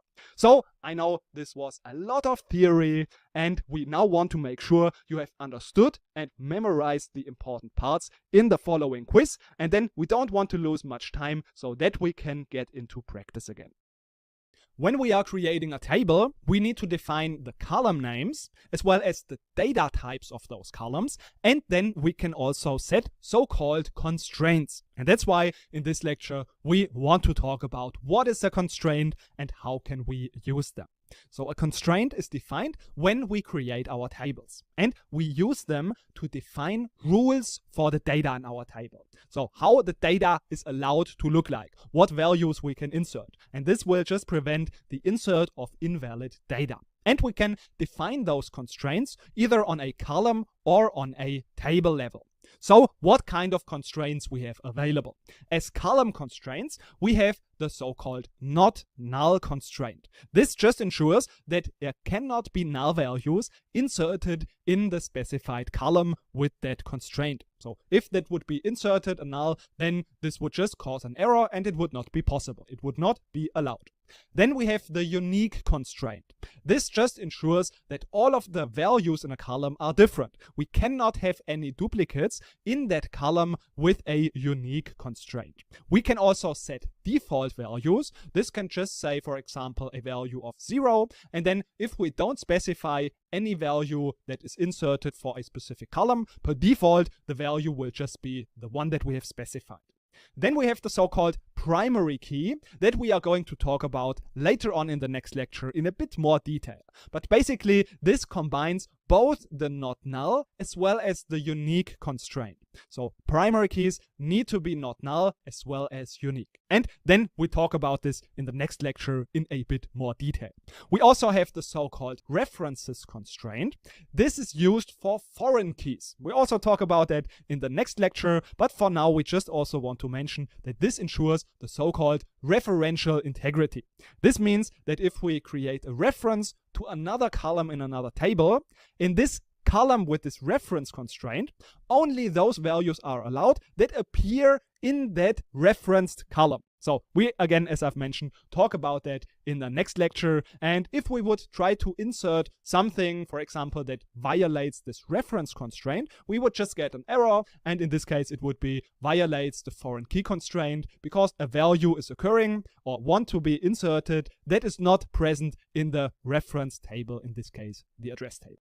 And then lastly, we also have the so-called check constraint, where we can just specify a condition that needs to be fulfilled so that value can be inserted. For example, only values that are between 10 and 100 can be inserted. We'll talk about this in another lecture in a bit more detail as well. But we can also define those constraints on a table level. So for example, if we want to define a primary key on multiple columns, we can also set it as a table constraint and just insert all of the columns that should be part of the primary key. And the same we can also do for the unique constraint. So we can just enter all of the columns that should have this unique constraint. So that's just a way that is sometimes a little bit faster if we have multiple columns that should have this unique constraint. And the same thing we can also do with the check constraint. So that is just a very brief theory. And of course, afterwards, when we create our tables, we will see how this works in practice. And we see many examples of that.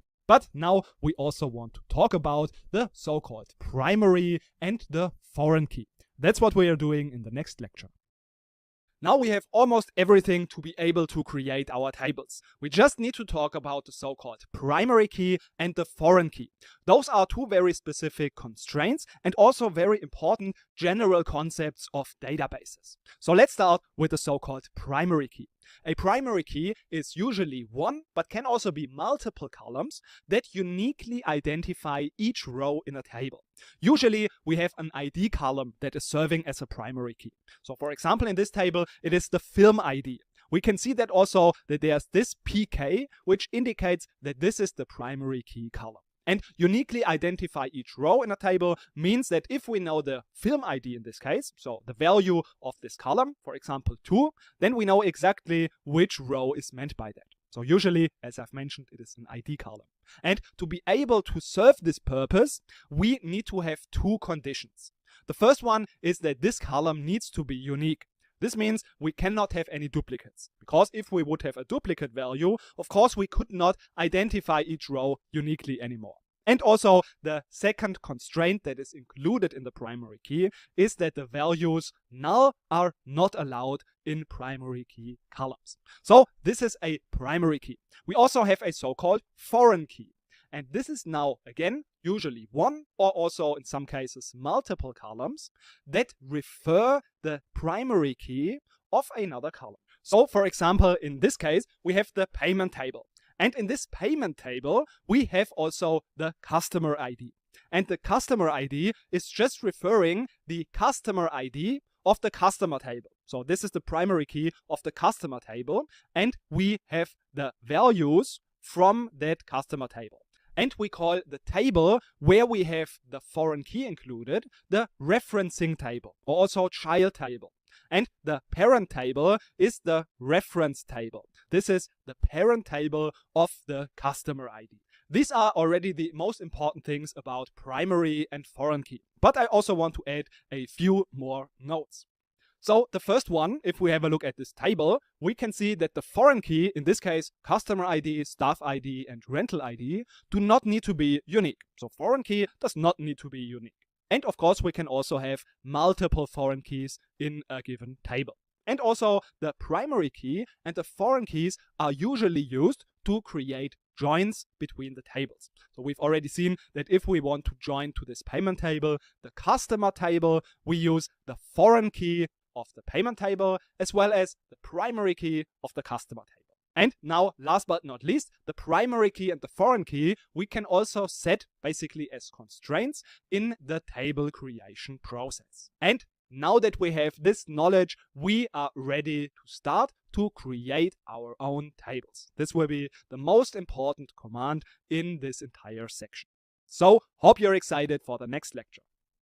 Now that we have the knowledge about data types, constraints, and primary and foreign keys, we are finally ready to dive into the most important command in this entire section. That's the create table command. We use that, of course, to define our tables in the database. The command for that is pretty simple. We use create, database object is a table, and then afterwards the name of the table. But of course, always we need to insert the columns of the table. So the columns we can just enter after we open up the parentheses. Then we can just specify the name of the column, including after a white space, the data type of this column. Of course, we can also have multiple columns. We just separate them with a comma, and in the end, of course, again, there is no more comma. So for example, we want to create a staff table.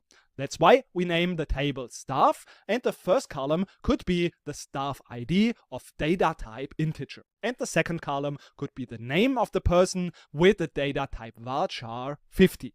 And as we have learned, we can also use constraints in our table creation. So these are optional, but we could mention them after we have specified the type of the column. For example, in our case, the staff ID could be the primary key. And as we have also mentioned, the best data type or common data type for the primary key is the serial data type. This just auto-increments the value automatically. So we don't need to enter any value in here. It will just auto-increment one by one, so we don't need to bother with inserting any value in here at all. And now we can, for example, also at the name column, use the constraint not null. And we can even use multiple constraints. For example, we can combine the unique constraint with the not null constraint. And if we want to make work a little bit easier, and for example, we have one constraint that should be on multiple columns, we can just make this a little bit easier if we use it as so-called table constraint. Like this, we would just in the end mention unique, open the parentheses, and then insert all of the columns that should have this constraint unique. This is how we can create tables. So you see, it's not super complicated because we have already all of the knowledge. And that's why we now want to jump into pgadmin to implement this practically. We want to create now an additional directors table. So if we want to create that table, that should have the name director. And then we open up the parentheses. Our first column will be the director ID. This will be our primary key. That's why we use the data type serial and the constraint primary key. Then we have the next column. This will be the director account name. So we can have some account name, and that's what we want to use. The data type varchar 20 for that. So only 20 characters will be allowed. And for this account name, we require the constraint unique. So we cannot allow duplicates for the account name. Then we have also the first name, which can also be varchar, in our case, maybe 20 or even 50. And then we can have also the last name, which can also just be the same data type, for example, varchar 50. And don't even worry with setting a too high value here. This will be anyways variable, and you will not need more storage for that if you have a higher number in here. This is just the upper bound that is allowed. And we could even use a default for that. So if we wanted to use a default, we could say, of course, this needs to be in accordance with the data type. We could, for example, say, if there's nothing entered, we could say not specified, for example. And then we have also another column, for example, the date of birth of this director, which could be of the data type date. And lastly, we also want to create a foreign key, so a reference to the address table. So we would use the column address ID, which can be a normal integer. And now we use the references constraint. So references, now we use the table name. So this will be address, and now the column that should be referenced in the address table, which of course should be the address ID. So this is how we can create basically a foreign key in our table. And this is all that we need for our table definition. If we now execute that command, we have created our director table. So if we now go to the tables and make sure just to be in the public schema of the Green Cycles database, we have now, if we right click on the tables and click refresh, we should see now our director table. And if we open that up, we see under columns, all of the columns that we have created. And under constraints, we can see the different constraints that we have defined. So for example, we have the address ID as our foreign column. If we want to see what that is referencing, we can right click on that foreign key and say properties, go to columns, and then we see that this address ID column is referencing the address ID of the address table. And now we have also the unique constraint of the director account column. And we have the primary key, which is the director ID. So we can again right click and see that in the definition that the column is the director ID. So like this, we can create our tables, set the data types, and define our constraints. And now again, it's your turn to apply this knowledge in the following challenge. Now that we have learned how we can create a table, we also want to learn how we can insert data into this table. This also helps us to better understand the different constraints, the different data types, and makes things just a little bit more practical. So how can we use the insert command to insert data in a table? We just start with insert into, and afterwards the keyword values, opening up the parentheses, and then using the values that we want to insert. So let's make this a bit more practical. If we have this table with these 5 columns, and then we want to insert the values in here, we use, of course, table name online sales. That's the table name. And then we need to insert these 5 values. And we need to use the same order that the columns are in this table. So the 1 will go into the transaction ID, the 269 goes into customer ID, and so on and so forth. Of course, the data type must match the column that we have defined, and also the constraints that we have defined need to be fulfilled and cannot be violated. So this is something that we need to do. And afterwards, the values will be entered and visible in the table. But sometimes we only want to enter specific values in specific columns, and the other columns we don't want to enter anything. So then we can also open up the parentheses right after the table name, and then we mention the columns that we want to insert values to. And all of the other columns that we don't want to enter values into, we don't even mention in here. So this is also possible, and then afterwards the values just need to be again in the same order as we have mentioned them above, and then the values will be entered accordingly. And in this case, the value none was entered into promotion because we set the constraint that there's a default value which is none. And also in the transaction ID, we were using the data type serial, which just is auto-incrementing an integer number. So the next value would have the value 2 in this column if we would not mention it. And of course, if we leave only these 2 values and we don't mention anything for the film ID, then this can also just still have the value null. If, of course, this is not violating any not null constraint. And now if we even would change those 2 columns, then we would just also have to change the order of the values so that they are again inserted in the right way.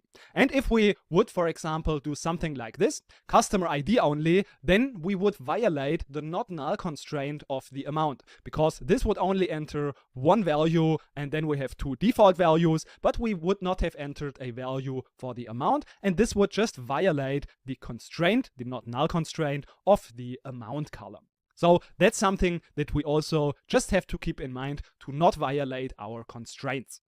And if we want to add now multiple rows, we can also do that just by adding a comma after the first set of values, and then we go with the next set of values. So in this case, we can enter 2 values. And as you see in here, this is now the value 8 and 9 at the ID. This is because I have deleted rows before, and the auto increment, so the serial data type, works like this, that even if we delete some values, it will just still auto increment from the last value that was inserted, even if we delete those values again. So that's a very good property actually of the serial data type, because this also helps us to see if there is some data deleted. So this is how we can insert data using the insert into command. And now again, it is your turn to apply this knowledge in the following challenge.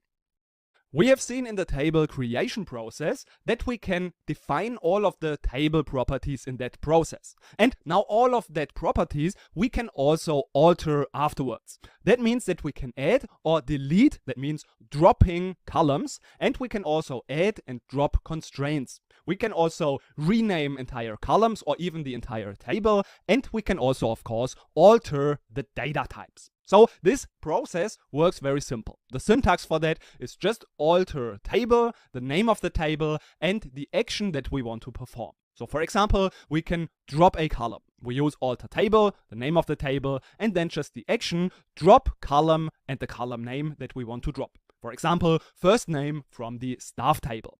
And we can even add the keyword if exists. So this will then prevent an error message if that column first name would not exist. So maybe we have multiple steps that we want to perform, and then if there would be an error message, this would just stop the entire operation and the entire command would not work. But if we just add the keyword exists and this column does not exist, this will just give a little notice, but it will not stop this complete command. And also we can add a column. Similar to when we have created the column, we also, of course, need to define the data type. And in here again, we can add the keyword if not exists. So if that column already exists, then there will be not an error message like this. And the command will still work and we will not stop this entire command. Also, we can change the data type of the column. We use alter table, table name, alter column, column name, type, this is the keyword we have to use, and then the new data type. For example, we want to change the address ID from the staff table into the data type small integer. And we can also rename a column. For example, the column previously was called first name, and now it should be renamed to the column called name. And we can also add constraints. So for example, we can set a default. In this case, we have to be aware that we have to use additionally the keyword set default. For example, we want to have the default value 1 for the store ID in the staff table. And if we can set a default, we can also drop that default again. And the same thing we can also do for the not null constraint. We just use the same syntax and we say set not null. If we want to drop that constraint, we again use the column name and then drop not null. But we can not only add the standard constraints on the columns, but we can also add the table constraints. This just means that we have a name of the constraint and we can add it in once to multiple columns. So for example, we can have column 1, column 2, and a few more to be added to the unique constraint. So that's something that we can do as well. And of course, we can also add primary keys. And as you have seen, we can even add multiple of these action steps in one alter table command. So that's something that is useful because we don't want to do all of these steps alone, but we can say, for example, all of those steps should be performed in one command. And that's why you see it can be helpful to sometimes add the, for example, add column if not exists, so that this will not cause an error message and will stop all of those commands to be executed. And these action steps we can all combine apart from the rename step. This is the only step that we have to perform in a single action. So we always need to use that individually. And also if we want to rename an entire table, we can also do that like this. So we alter table, the old table name, and then this should be renamed to the new table name. For example, the table director should be renamed to director table. These are all of the steps that we have seen. It seems now like a lot, but we've actually already seen all of those things. And now, of course, let's put that into practice in PG admin. Now we have seen that there are many different steps that we can perform to alter our table. And now we want to, of course, apply this knowledge practically. So in this challenge, you need to change the director table. If you should have not created that before, you can still create that using that command. If you should have created that before, of course, you would get an error message that the relation director already exists. So a table in a relational database is just called relation sometimes. So that's what already exists. And now if we have a look at this table, so the director table, we see that this already exists, and now we might want to do some changes. So these are the steps that you need to perform in this challenge. The first one, change the data type of the director account name column to varchar 30 from varchar 20. The second step, drop the default on the last name column. This should be dropped. The third step, add the not null constraint to the last name column. Here we should add this not null constraint. And then we have also add the email column with the data type varchar 40. The fifth step is rename the director account name column just to account name. And then the last step, also rename the entire table from director to directors. So that's the challenge. I wish you now good luck with that. And afterwards, of course, we'll have a look together at the solution. Let's have a look now at how we can perform those alter steps. We of course start always with alter table and then the table name. So this is the director table. Afterwards we can list all of the steps that we want to do. So director account name, we can just copy that to the varchar 30 data type. So we say alter column, this is what we want to do when we want to change the data type. Then we use the keyword type, and then afterwards we use the new data type. So in this case, it's varchar 30. And then the next step we have to introduce after a comma. And then we can go with the next step. Drop the default on last name column. We again alter the column, and then we have the last name column, and we want to drop the default. So we can just say drop default. Afterwards, the next step would be the third step, add the constraint not null to last name. Again, we can just copy that and we say alter column last name, and now we want to set not null. And of course, default we should remove. And now the fourth step is add the column email of data type varchar 40. Let's already copy that. So we want to say now add column, and this should be the email column, and the data type should be varchar 40. Here we don't need to have the keyword type. This is only when we want to alter the data type. So of course, if we just add the column, we have the column name, and then right afterwards the data type. Afterwards, we have our fifth step. So the fifth step would be to rename the director account name, which we have mentioned. This cannot be combined with other action steps. So if we would do that, we can try rename the column director account name to account name. Then we would see that this would not work. And then afterwards, we see that this was causing actually the error. So let's select everything, perform it, and we see already here there is this syntax error. So here the error already starts because this will not work. So let's just remove that and perform just all of those steps. We see now it works, and we can of course again select everything from that table just to see that the steps have really been implemented. So director, and now we see we have changed the varchar in the director account name column. And of course, we could now also check that there is now no more default on the last name column, for example. This is what you could check if you just would insert values here. And of course, if you want, you can do that as a little side practice to insert those values.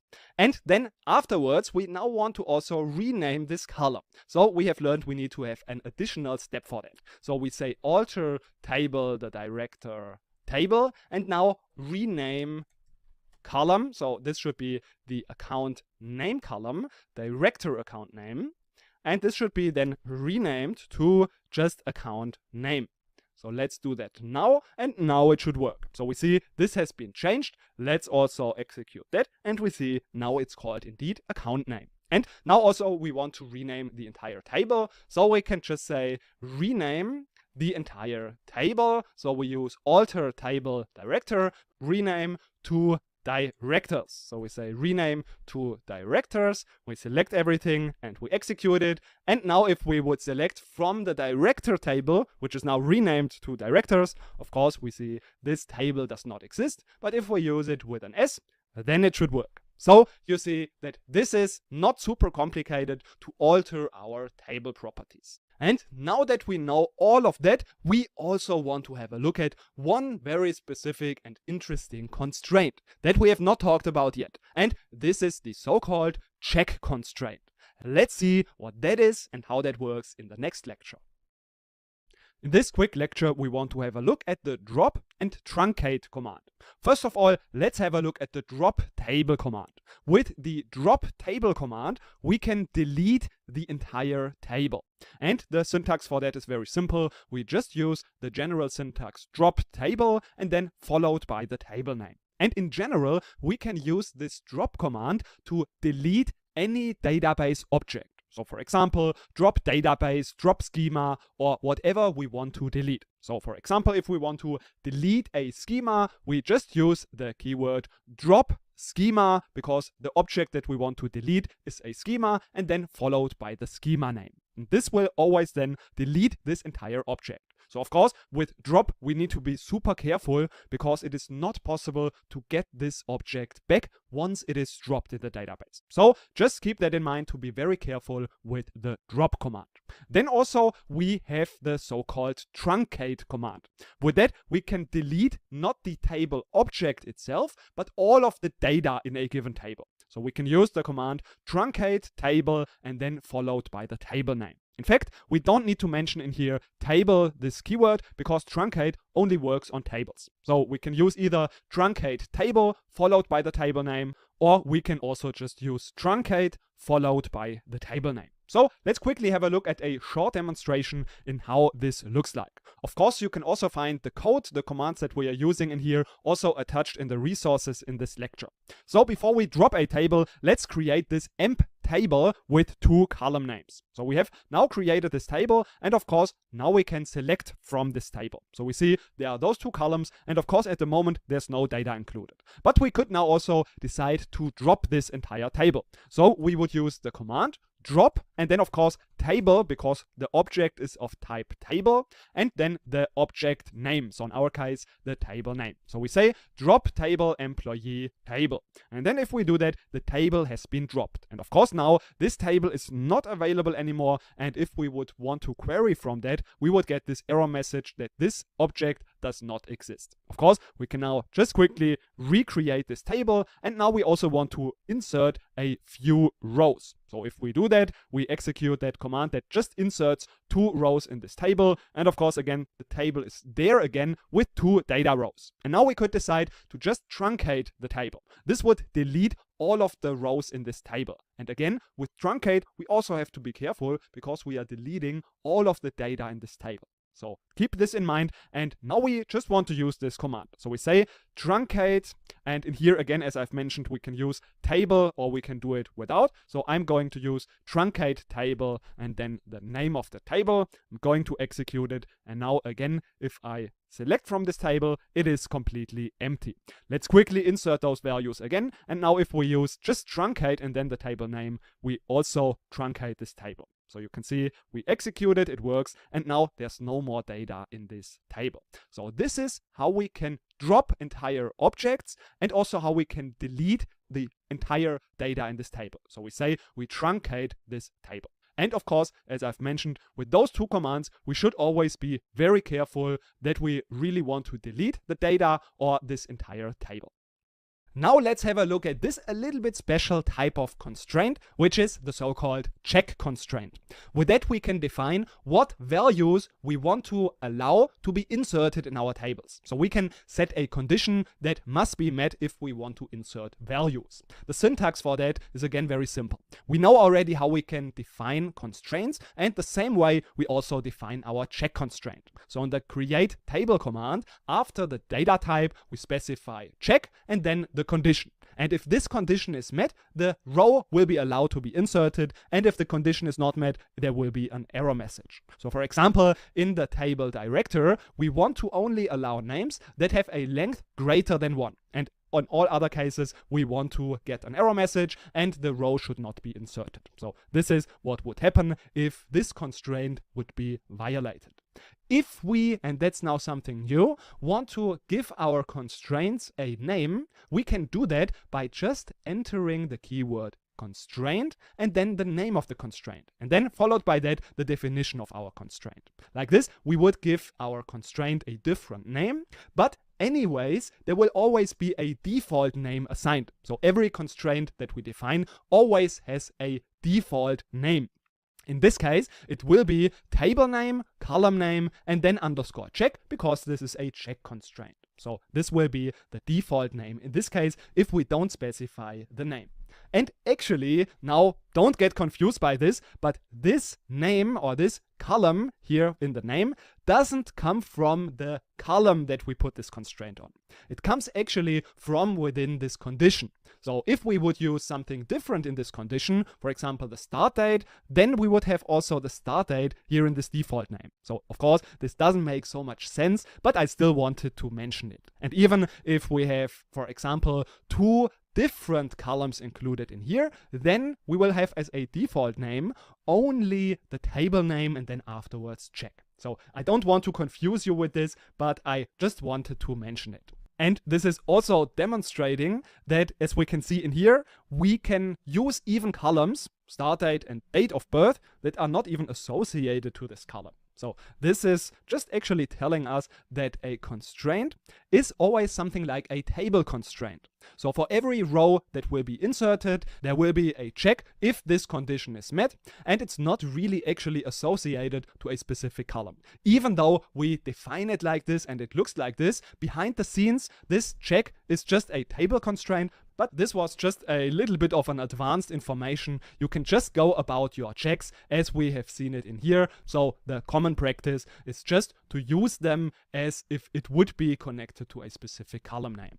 And if we now want to add a constraint to a given table, we can use the alter table command. So we say add constraint, the name of the constraint. So here we have to mention it, and we can see that it's actually not really associated to a specific column. We have just the condition that we define in here, and we can give the name of this constraint. If we want to drop a constraint, we can also do that by just using drop constraint. And this is actually how we also modify a given constraint. We would first drop it, and then afterwards we recreate it, so we add it with our new definition. That's how we would modify an existing check constraint. And we can lastly also rename a constraint. So we use the normal syntax, alter table, rename, constraint, old name to the new name. So this is how the check command works. And now we want to jump into pgadmin to apply this knowledge in a practical way.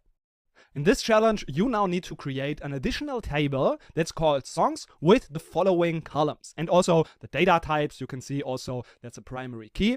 And you should now add the following conditions. So first, during the creation, you should add a default value not defined to the genre.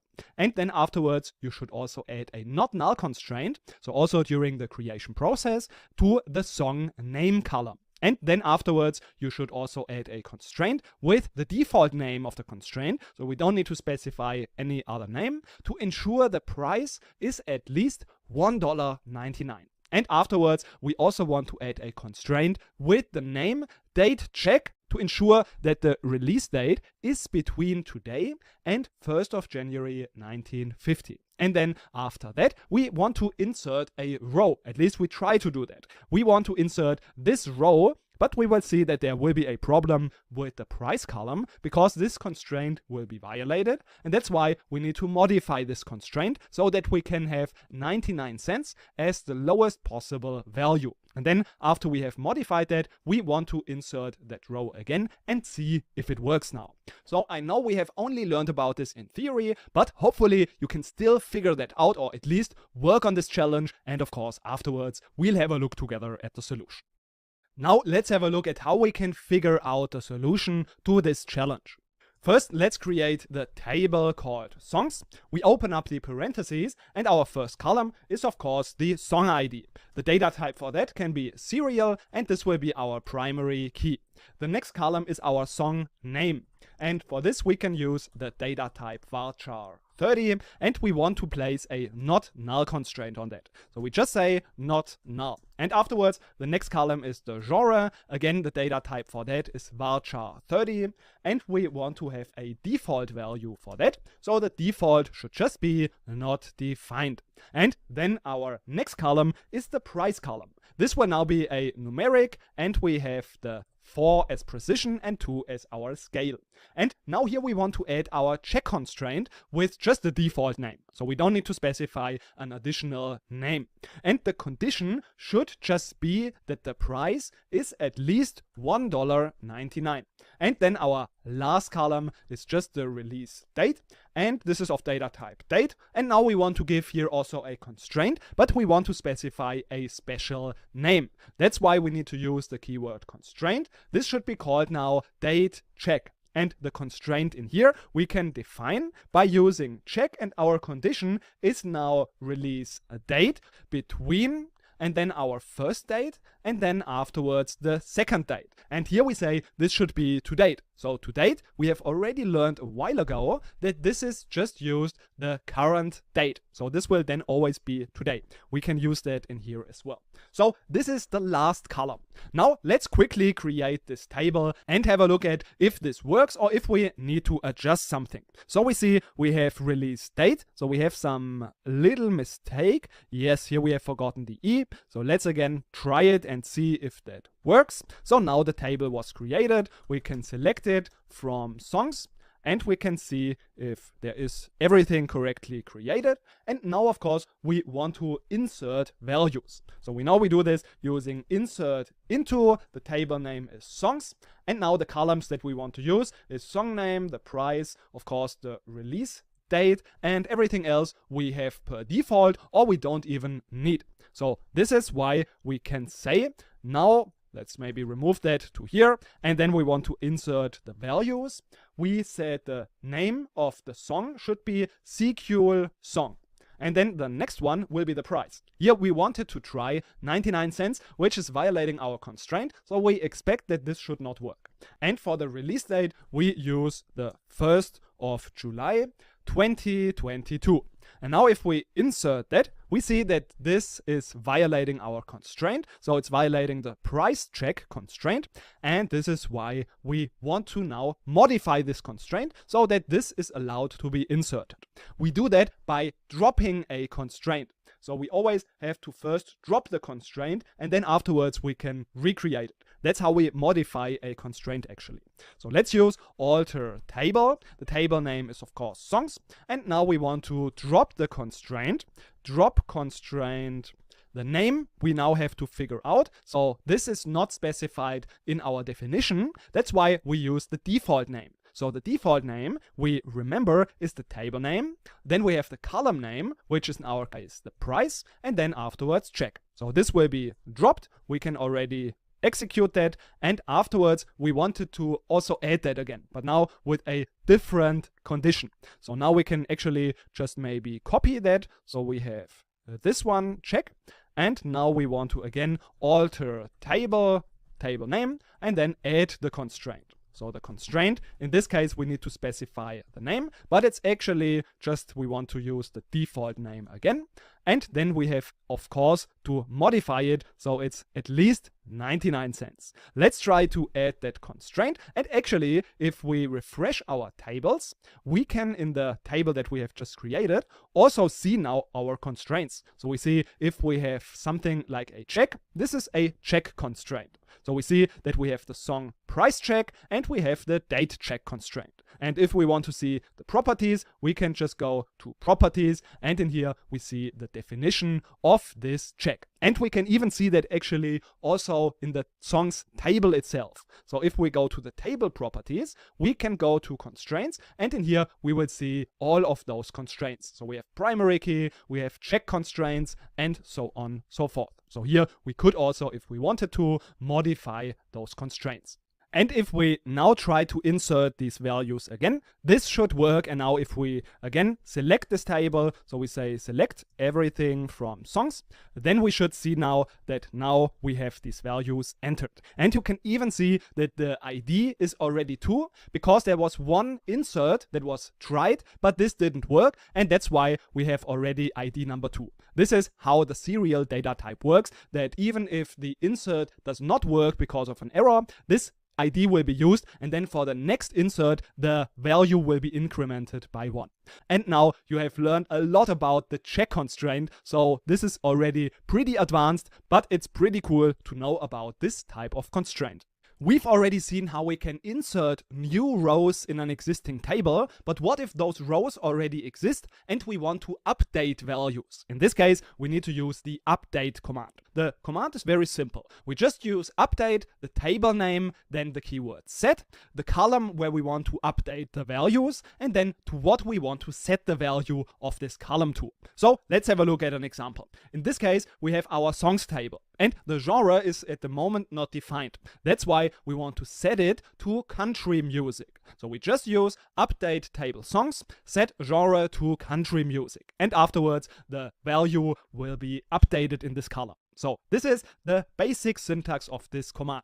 But usually it is used in combination with the where clause, because usually we don't want to update all of those values in the entire column, but we want to just update specific rows, for example, or specific values. And that's why we can use this where clause in combination. So if we want to just update one specific row, then we can just use the primary key column. So this is very common because we know this column is unique. And if we, for example, say where song ID is 4, and then we have the value pop music, then only this row will be updated. But we can also use other columns. So we can make this a little bit more dynamic. We can have calculations. So for example, we want to set the price to whatever the song ID is plus 99 cents. So for example, song ID 2, then the price will be $2.99. That's just an example of a calculation that is also using another column. So that works as well. But now let's immediately quickly jump into pgadmin to see a few practical examples of that. For example, this person, Mary Smith, is renamed because she has married to Brown. And that's why we want to update this value of customer ID 1. Let's see how we can do that. We use, of course, update. Afterwards, the table is customer. And then set, we want to change the values in the column last name. And then we want to set this value to Brown. But now we don't want to do this for all of those values, of course, but we only want to limit this to the customer ID with the value 1. So only the first row in our table. Let's quickly do that. This has been successful, and now we see that now there should be Brown. But now we see it is reordered, but we can just still order it by the first column, so by the customer ID in an ascending order, and then we will see that this has worked well. We can also just not make everything in the email address in all caps, so that's really not what we want. And we can also update this in a little bit more of a dynamic way. So let's say update customer, set the email address, so set email, and now we want to just make everything in lowercase. So we can say lowercase, this is the function lower, and then email. And if we then execute that without a where filter, so let's just remove that, then we will see that this has worked. And now if we again select everything, we see that now all of those email addresses are in lowercase. So this is now much better, and this is how easily we can update values. Either we update the entire column or we use an additional where filter. And of course, we can make this dynamic by using columns also and functions that is possible. And now it's again your turn to put this into practice in the following quick challenge. In this challenge, you need to do 2 updates. First of all, we want to increase the rental prices from the films that are 99 cents to a rental price of $1.99.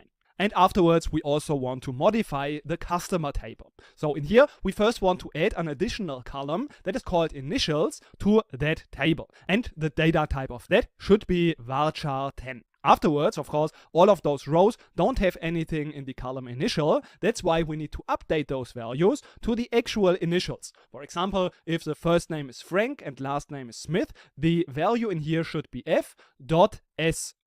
That's what you have to update these values with. So good luck with this challenge, and afterwards we'll have a look together at the solution. Let's have a look at how we update those values. So first of all, we want to update the rental price in the film table. So that's why we can first of all have a look quickly at the film table so that we know how these values look like here. So we have in here this column called rental rate, and some of the films have the value 99 cents, and those prices we now want to increase to $1.99. So this is why we use the command update. Our table is the film table, and now we want to set the column rental rate to a new value, to $1.99, but only for those values where the rental rate currently is at 99 cents. So we say where rental rate at the moment is just 99 cents. And then if we update the values like this, and we again have a look at the table, so we select everything from that table, then we should see those values updated. Of course, always when we update the values, this internal order with how those values are automatically returned will change. So this is why we won't see that immediately in here, but we can again order by the film ID, and then we should see this reflected. So if we now have a look at the column, we see now it is at $1.99. And now we also want to add in the customer table the column initial. So if we again select everything from customer, then we see that now we need to add an additional column in here. And that's what we can do, of course, using the command add column initials with the data type varchar4. This has worked well. Now we can see if we select it that this column is now added, but the values are just nulls. So if we want to update that, we use update table name set column, and then we use the just concatenation of those 4 values. First, the first character of the first name, so from the left side. Afterwards, a point. Afterwards, the first character of the last name, and then again a point. And we don't need to have a where condition because we want to enter those values in all of the rows. So let's execute that, and we see there's some problem. So again, we have this concatenation at the end, which doesn't make any sense because we don't have any additional value. And now if we execute it, it works, and we can have a look at our table now again. So now we have all of those initials included. So that's great, and this is how we can update values in a table. Now that we've already seen the update as well as the insert command, there's just one more command left in the data manipulation. So this is the delete command to delete rows from a table. And the syntax for that is very simple and in fact a little bit similar to the update command. We use delete from the table name where we want to delete rows from, and then we can add a condition using the where clause to specify which rows should be deleted. So whenever this condition is true, that row will be deleted.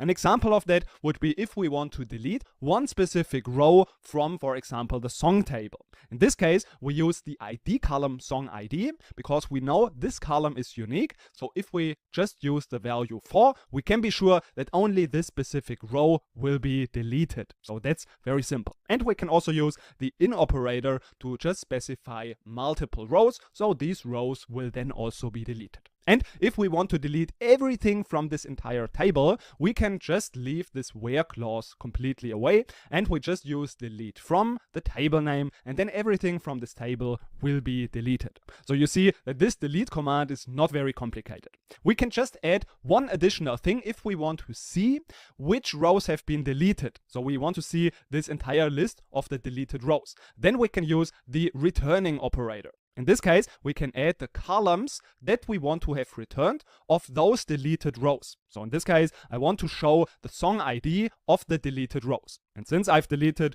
rows with song ID 3 and 4, I get in return the 3 and 4 returned here. And of course, if we want to use multiple rows in the returning operator, we can do that as well. And even we can again use the asterisk to just return all of the columns of our deleted rows. So in this case, again, with song ID 3 and 4. So this is how the delete operator works. Let's quickly jump into pgadmin for a few examples. In here, we now want to delete a few rows from this song table. And this is why in this case we also want to insert a few rows in this table. So we use insert into, then the songs table. We have the column song name, genre, price, release date, and we just want to insert those values in here. And then afterwards we can delete a few rows from that. So let's quickly just use everything, insert these rows, and now we see if we execute again, we have now these additional rows. So for example, now we can use the genre column to remove those two rows. So we want to say everything with country music in the genre should be removed. So that's why we use the command delete from, the table name is songs, and now our condition where genre is equal to country music. So for example, we want to remove everything that has country music in the genre, and then we can do that, and we see if we now select everything again, these data rows have been removed. And of course, we can also use the returning operator. So let's say we want to just remove row with song ID 4 and 5. So we use song ID in, and now we can use 4 and 5. But we also want to have returned, so we use returning so that we see which rows have been actually removed. We want to see again the song name and also maybe the song ID. So these two columns we want to see. And if we do that, we see, of course, this is song name, song ID of the removed columns. And now if we have a look, of course, those rows do not appear anymore in our data. So that's very simple, and now again you have the quick chance to practice this knowledge. I know this command is very simple, but anyways, I want to just give you the quick chance to practice this and at least apply it once. So in this example, there have been two payments that have not been correct and they need to be deleted. So these are the payments with payment ID 17,064 and 17,067. So those two rows should be removed and deleted from the table. That's your challenge, and afterwards we'll have a look together at the solution. Now let's quickly have a look at this delete command. We first, usually when we want to delete rows, want to make sure that our where filtering is really filtering the correct rows. This is why we should in the beginning rather use a select command so that we really can verify before we remove those rows. That's why I also do that using select star from payment, where now payment ID is, in our case, we want to delete 2 rows. So we want to say in 17,064 and also 17,067. And now we can just use this command to quickly verify these are the rows we really want to remove. And then we can just replace select star with delete. And then we can also just use returning to also again see the rows that have been deleted. And now if we do that, let's quickly do it. We see in fact now those rows have been removed. So now if we would select again, we would not see any result. And then if we do that, we have successfully removed those rows. We have already seen that we can create a table and we can manually insert rows into that table. But we can even make things a little bit easier for us. So in practice, oftentimes we use create table as commands. This means that we just create a table from an existing query. So we can ideally just define exactly what should come from this table by using another query. So this means that we use the command create table, the table name, and then we just add the keyword as query. And this query could be something simple as just a select star from customer command. Like this, we would just create a new basically copy of that table just from the same customer table. Or we could also just make it a little bit more sophisticated. So we can just say that we only want to see those 2 columns and we also want to filter those rows. So we can use basically any statement, any query, and out of that query we can create a new table. So in practice, this is something that is very common because like this, from an existing query, we can just create a new table. That's why we just quickly also want to see that in practice. We now want to create a new table with the first name, last name, email address, the address of a person, and the city of the person. So we first do that by just creating that query itself. So we start with select, and then we see we have first name, last name, the email, and we have also the address as well as the city. And now this comes from, we start with the customer table, and now we need to make a join. So this is why we use left join, and we need to join this with the addresses. So left, of course, let's not forget about the join, and this should be using the column address ID, and this should match the address ID of the address table. And we also need to have the city. This is why we use another left join, and we do this now based on the city ID. So this should be equal and again city ID. And now we can test this query if this is really doing what we want. And now we see this is exactly the result that we want to get. So afterwards, we can just add above that, create table, the table name. So this should be customer address. And then we just use as, and then afterwards just our statement. And if we execute that, we see this has been successful. We have 599 rows. And now if we just try to select from that table, so this is customer address, then we see now the data is indeed included in this table. In this quick challenge, you should create a table with the first name and the last name of a customer, and then their total spendings that they have done in the payments table. So just as a quick tip, if you create this customer spendings table, first of course create that query and see how you can, of course you can also use functions, operators, everything that we have learned before to create the query like this. And afterwards, of course, out of that query, you can easily create this table with the name customer spendings. Good luck with this challenge. Afterwards, we'll have a look together at the solution. Let's have a look at how we can create this table. First, of course, we create our query. So we start with select, and now we can see that this is the concatenation of first name, white space, and the last name of the customer table. So we use first name, then we concatenate this with a white space. So we use white space, and then afterwards we again concatenate this with the last name. And then we have to also give this another name. So the new name is as, so this is an alias, and this will then be used also later on if we create this table out of that query. So that's important that we choose the right name in here. And then our second column, so we can also use that, is now an aggregation. So we want to use sum, and then we use the total amount. So we sum amount of the payments table. We can again give this an alias, so total amount, for example. And afterwards we use from. Now of course this is from the customer table, and we have to join that with the payment table. So we use a left join to the payment table, and we use of course the column customer ID for that. And this should be equal to customer ID. And then afterwards we of course still need to group the data. And this is now done by the first name and the last name, and we can even just use exactly this definition as our group by column. So again, let's quickly test that and see if it works. And indeed it looks correct. So this works well. And now we can just create this table out of that query. So we say create table, and now this is customer spendings. And now as we have tested that already, we can immediately, of course, we have to add as, then our statement, and then if we do that, we can like this create our table. And now let's again quickly just see if that has worked well. So we have customer spendings, and this should be then all of these rows with our definition. So hope this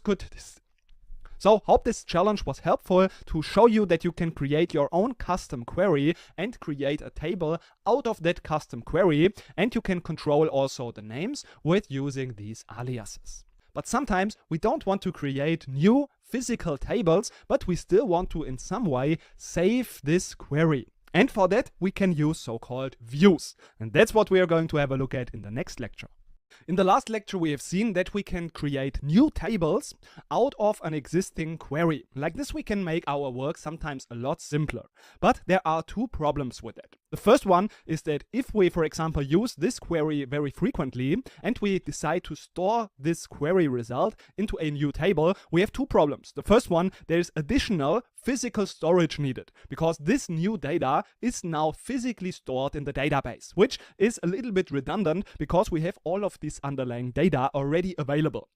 And the second downside of that is that, of course, in the underlying table, the data can change. So for example, we can have new customers, and then out of this saved data, the data will not update because we've just created this new table independently as basically a snapshot of how the data has looked at the moment when we created this table. So we need two things. First, we want to avoid redundant data storage. And secondly, we also want to have our table dynamic. So if the underlying data of this query changes, then also our table should be updated automatically. And for this reason, we can use so-called views in databases. So a view basically works as if it would be a table in some way. So we can just query from it. We can say we want to see these columns. We want to make some operations. So it looks like from outside, from the user perspective, as if it would be a real table. But there is a big difference because the data will not be stored physically, but just the logic. This means we just basically store the statement that we have used, and then whenever we query from this view, this query that is behind the view will be executed behind the scenes. This also means that if the underlying query is very complex and takes a lot of time, then in this case, also if we would query from this view, the time will also be very long.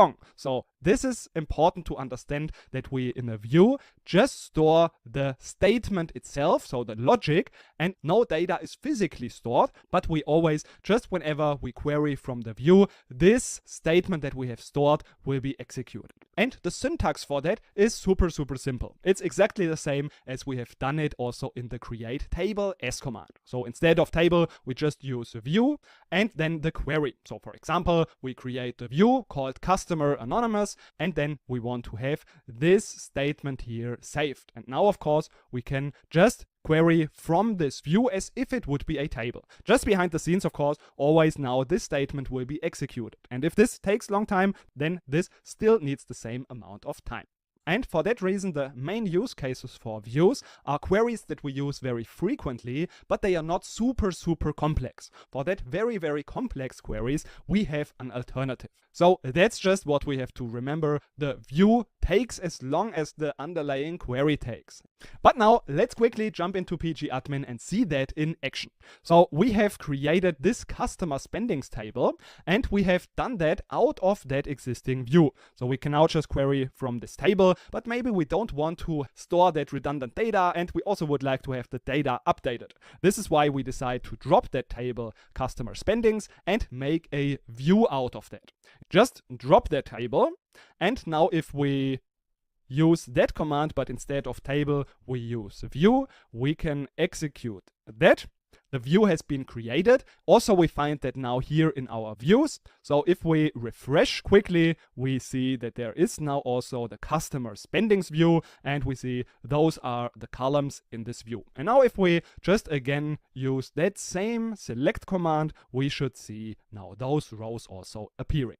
But sometimes a view is not really ideal, because we can have very complex queries that take a lot of time, and we could decide to just create a table, for example, out of that view or out of that query. This will now be much faster, but the problem of that is that now the data will not be updated if the underlying data changes.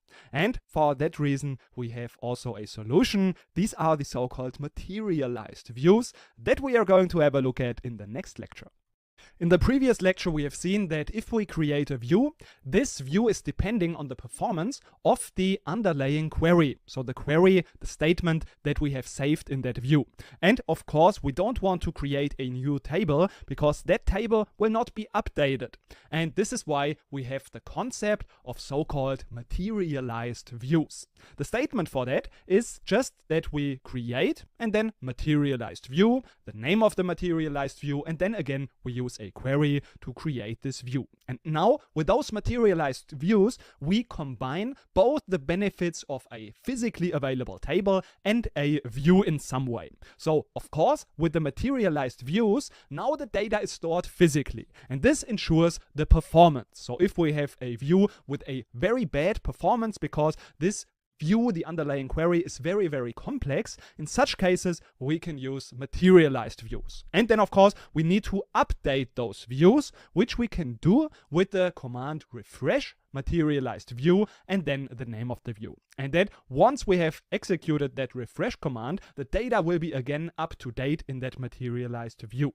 And yes, indeed, we do need to update this data either manually, or we can use a so-called trigger, which we'll learn about later on. But this is just important to keep in mind, that this view needs to be updated. It will not be able to update automatically. So let's quickly jump into pgadmin to see how this works in practice. We have seen this query before, where we just create a list of the films, including their category and the length of those films. And now we want to store those results in a materialized view.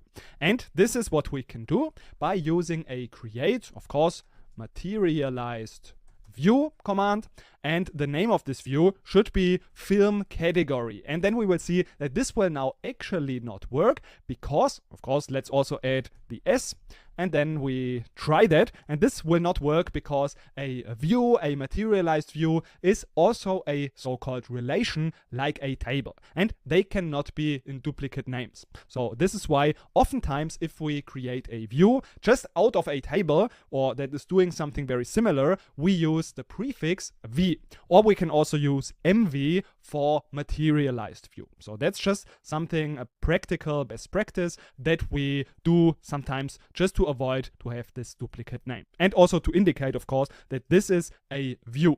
And now if we do that, we can try it again. And now we have created this materialized view. Let's quickly query from this materialized view. We use mv. And of course, now if we don't update this view, so let's just update the value Saturn name, then we have this updated, which will not be reflected yet in our view. So if we again query from that, we see that still Saturn name has still the value 182, even though we have already updated that. So this will only be visible after we have refreshed our materialized view.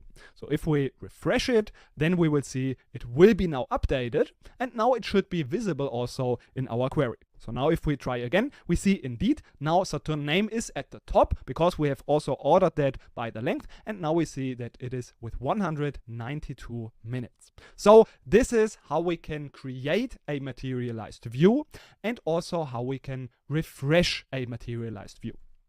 By now we have understood what views and materialized views are and how we can create them. But also, similar to the tables, we can also alter those views. And we can also drop them. The same goes also, of course, with the materialized views. We can also use the alter materialized view command to alter the properties of the materialized view. And of course, we can also, that's very simple, drop the materialized view. In normal views, we have the option to replace an existing view or even use it together in the create or replace view. And this we will also have a look at. So that's some option that is very easy if we just want to modify the entire view, so the select statement basically. And unfortunately, this is only possible for the standard views. So let's go through those operations quickly, and afterwards we'll put it into practice. So of course we can drop a view. That's very simple. And the command we already know. We just use drop the database object, view or materialized view, and the name of that object. And this will just then drop this object. So that's very simple. If we want to alter a view, and I'm just using now the example of a view because a materialized view will work exactly the same way. So if we want to alter a view, we can basically either rename the entire view or we can rename columns in that view. So this is some property that we can change in a view. If we want to change the select statement of the view, we can use the create or replace command. And this we can actually, if we want, even use as a create statement. So it works like this, that this view will be created with that query, or if it already exists, then it will be replaced by this newly created view. So this is a command that works only with the standard views. It does not work with tables and also not with materialized views. But luckily, this option is available for our views, and like this we can quickly replace an existing view with a new query. And now, as these commands should be already somewhat familiar to us, we immediately want to put this into practice in the following challenge. In the previous lectures, we've seen how we can insert data using commands into our tables. But we can also use the so-called import functionality to import external data from an existing CSV file, for example. And this helps us to immediately get some data into the table if we have it already available, for example, in a CSV file. But sometimes we also need to export data from a table so that, for example, other people that don't have access to the database can also work with this data. If we want to import data from a CSV file or a text file, we need to be aware that this table needs to be created first in pgadmin. So this is not done during the import process, but we need to do this manually ourselves first. At the moment, there is no other way around that, so this is something that we have to do. And also, what we need to be a little bit careful with is that the format, the data types, all really match the table in our database. So this is sometimes a little bit tricky, and oftentimes we need to adjust maybe a data type, or we need to maybe change something in the CSV file as well. So sometimes this can be a little bit tricky, but if we are aware of that, we should usually be able to do that. So let's not theorize about it and immediately jump into pgadmin. So we have seen that, of course, first we need to create this table. This is the table that we are going to use. So I'm just going to execute this code. Of course, you can also type this code out, or if you want, you can also just download that same code from the resources in this lecture, copy, paste it, and execute that as well. And now if we refresh our tables, we should see our sales table now in here. And of course, if we now query from the table, at the moment, it is completely empty.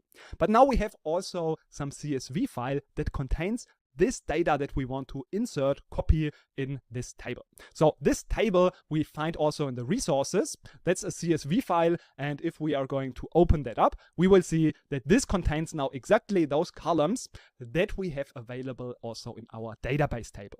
You can maybe see that some of the column names are not exactly the same, and this is now not a problem because the data and the columns will be not matched by the name but by the order of the columns. So the order of the columns in our CSV file as well as the order of the columns as we have created them and set them up in our database management system. So that's what we have to keep in mind.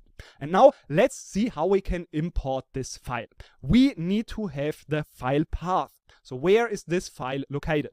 We can find out about that by right-clicking on the file, going to Properties, and in here we see that in my case this is on the desktop, so the location we can just copy and then we will paste that into pgadmin. But first let's see how we can come to this import-export functionality. On the left side we see our table sales. In here we just right-click and we go to Import-Export Data. Here we have two options, import or export. The default is that this is set to export, so the first thing that we want to do is set this to import.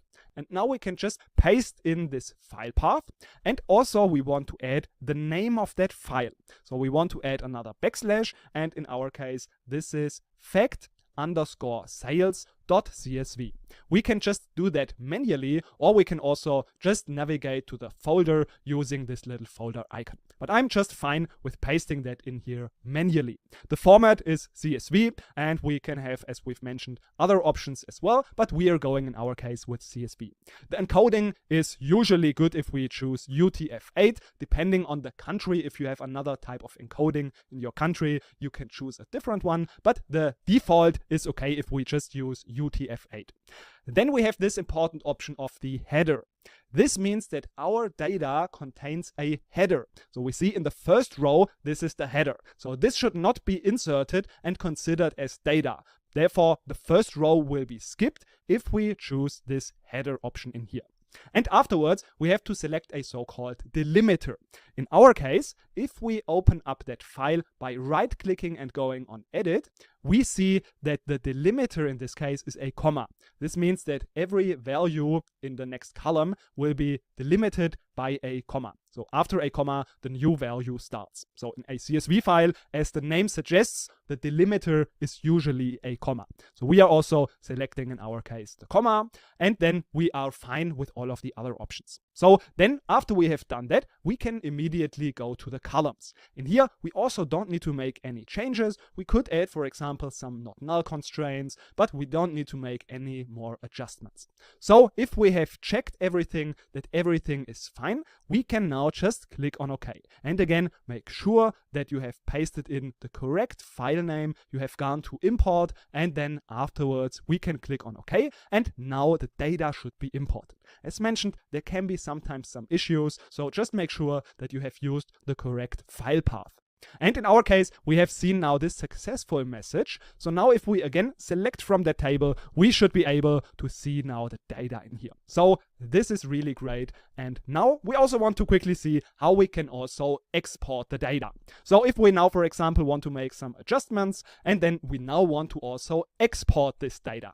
We've seen that if we right click on a table, we have also the option to go to export. So then we can again paste a file name, and in our case we say sales.csv. The format should be also a CSV. The encoding can be again UTF-8. We do want to have a header in the output file included. That's why we check this header box. And also the delimiter that we want to have in the file should be a comma.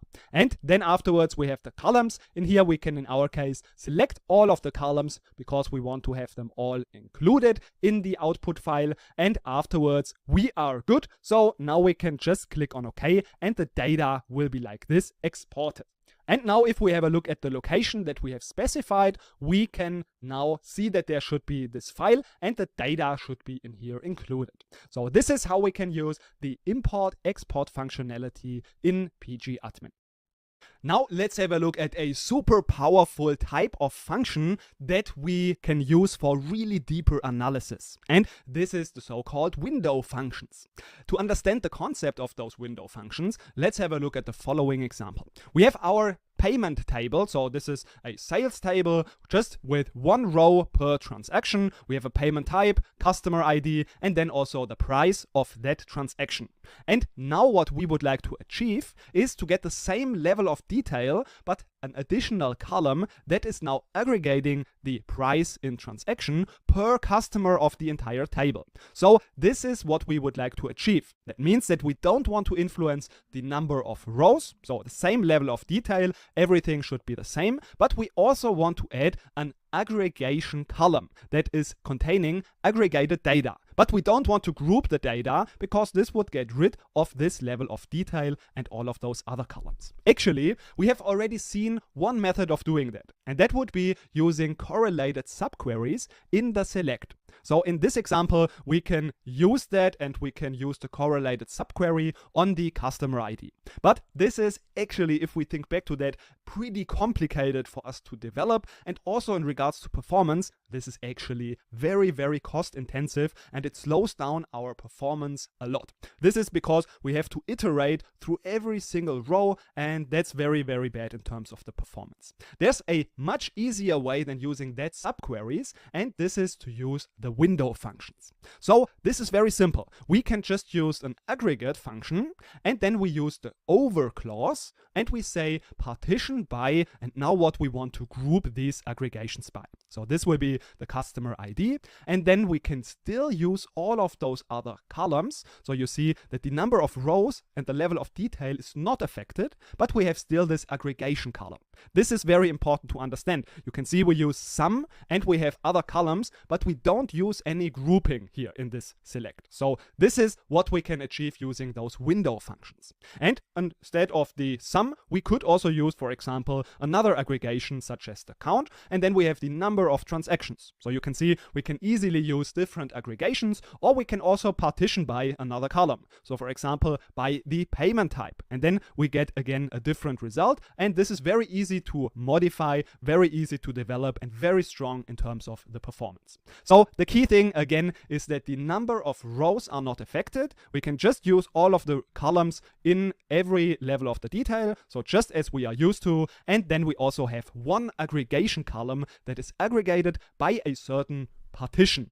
And this is what we can do using these window functions. So that's basically the over clause. And with that, we can combine all of the aggregations we already know, but typically there are also some more aggregation functions used, such as the rank function, first value, lead, lag, and all of those functions we are going to have a look at in the following lectures. But before we do that, let's again just quickly have a look at the general, very basic syntax. We have an aggregation function with the column that we want to aggregate. And afterwards, we use the over keyword to open up our so-called window. And afterwards, we define what should be partitioned by. And then this is, of course, our partition column. And that's what we call the window, because we don't group the data really, but we just open up basically a window of aggregation. This is how those window functions work. And now let's immediately put this into practice and have a look at a few examples. So we want to have a look at our payment table. And in here we have all of the payments. What we now want to achieve is the sum of the amount for each customers, but still we want to see all of those individual payments. So we can do that using, of course, a window function. We want to, as mentioned, just sum the data. So we sum the amount, and now we open the window function. So we say over, and we want to partition by the customer ID. And then if we execute that, we get our desired result in a very, very short time. So here, for example, for customer ID 1, we see amount 118 and all of the transactions still. And what we see in here as well is that if we use this over clause, usually the results will be also returned in the order of this column that we partition by. And if we still want to have another order, we can of course still use the order by clause. So I want to see still ordered by the payment ID. And then we have this additional column in our query result. And now, of course, we can just replace that, for example, with another aggregation function. So we just count the values, and then we see the result of the count of how many transactions did we have per customer. And what we can also do now is we can not only group by one column, but we can partition by multiple columns. So for example, we want to see how many transactions did each customer have for each of the staff IDs. So how many sales did occur for each staff ID per customer. Then we can just add both of those columns to our partition by clause. So for example, staff ID as well as customer ID. And then if we execute that, we can see that, for example, for customer ID with 269, it's the same. But if we have a look, for example, at 274, we see that the amount was a little bit different. And even what we can do, this is something that is also possible. We can not even mention this entire partition by, and then what we get is just the total count of our query. So we see that the count is now the total number of transactions, of payments that we have in this entire table. So if we again execute it, you see we have 16,047 rows, and this is exactly that count that we see in here. And I want to mention one last thing, that is, if we of course want to use the average, that is totally possible. But if we want to do that, we will see that the results are not really that nice. So of course we would like to round it. And what we can now not do is just use that round around that average like this. This would not work because we have to use that round all around that entire expression. So if we would like to do that, we need to end that round after the over clause, because this is the entire expression. And if we wanted to do that, we need to do it like this. And then we can again get our desired result. So this is how the window functions work. And now again, it is your turn to put this into practice in the following challenge. In this challenge, you need to write a query that returns the list of the movies, including film ID, title, the length of that movie, and also the category. So this is the name column, but you should rename it to category. And then also the average length of movies in that same category. And again, the results should be ordered by the film ID. So that means that the expected result should look like this. We have all of those information, plus also this column average length in category that should be rounded also, and it's just returning the average length of the films in that specified category of that row. And now we have also a second challenge. In that you should write a query that returns all of the payment details, including the number of payments that were made by this customer and that amount of that current row. And again, the results should be ordered by the payment ID. This should in the end look like this. So we have all of the payment information plus one additional column with the number of payments with that specific amount for that customer. So for example, customer 269 has one payment. This is the only payment with amount 199. And 99 cents has 3 payments for this customer. So these are the challenge. Good luck with them, and afterwards we'll have a look together at the solution. Let's have a look at the solution of those challenges. First of all, we want to create a query that is returning this result with all of the films, including the average length of the movies in that same category. So we create our select, and we want to first get the film ID. So film ID, and then afterwards we get also the title as well as the name of the category table, and we can even give this immediately an alias called category. And afterwards we also want to have the length included. Again, we can give this an alias. And afterwards, we want to create our window function. And in here, we want to take the average of the length, and this should be partitioned by, so we create our window over and then by the name column, so by the category. So we use partition by and then the name. And now this should be also rounded. So we want to use the round function around that entire expression. So after this is closed, we round by 2, and even we can give this now as well an alias. So average. And afterwards, of course, we don't need a comma because this was the last row that we need. And now we start with the film table. We need to make some joins. So we give this an alias f. And now that there are multiple film IDs actually, we also need to give this here a specification of where this film ID should be taken from. Otherwise, it will be ambiguous and it will not work. So then we make the join. So we can use a left join on the column film category. So film category, we give this an alias fc, and this should be on the columns film ID. So we can just use that.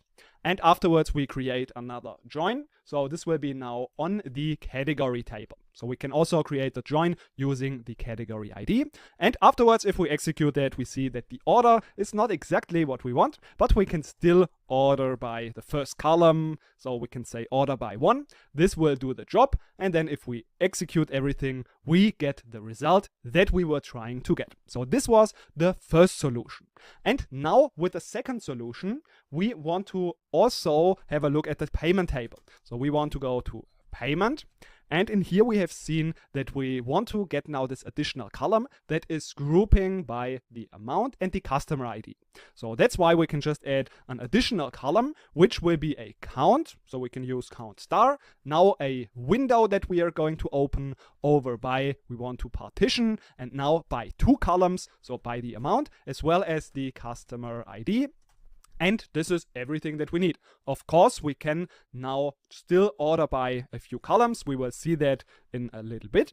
So if we have that, we can now still order the results, for example, by the customer ID, and then the results just look a little bit easier to read. So if we execute that, we can get the desired result. And these were the solutions to our challenges. Hope it was helpful, and see you in the next lecture, in which we dive a little bit deeper on the window functions. Now that we have seen how the window functions work, using also over and partition by, we now want to see how we can dive a little bit deeper into these window functions, because we have one additional option that is super powerful. And that is, instead of using partition by, we can use also order by. So what we are trying to achieve now is to get a so-called running total.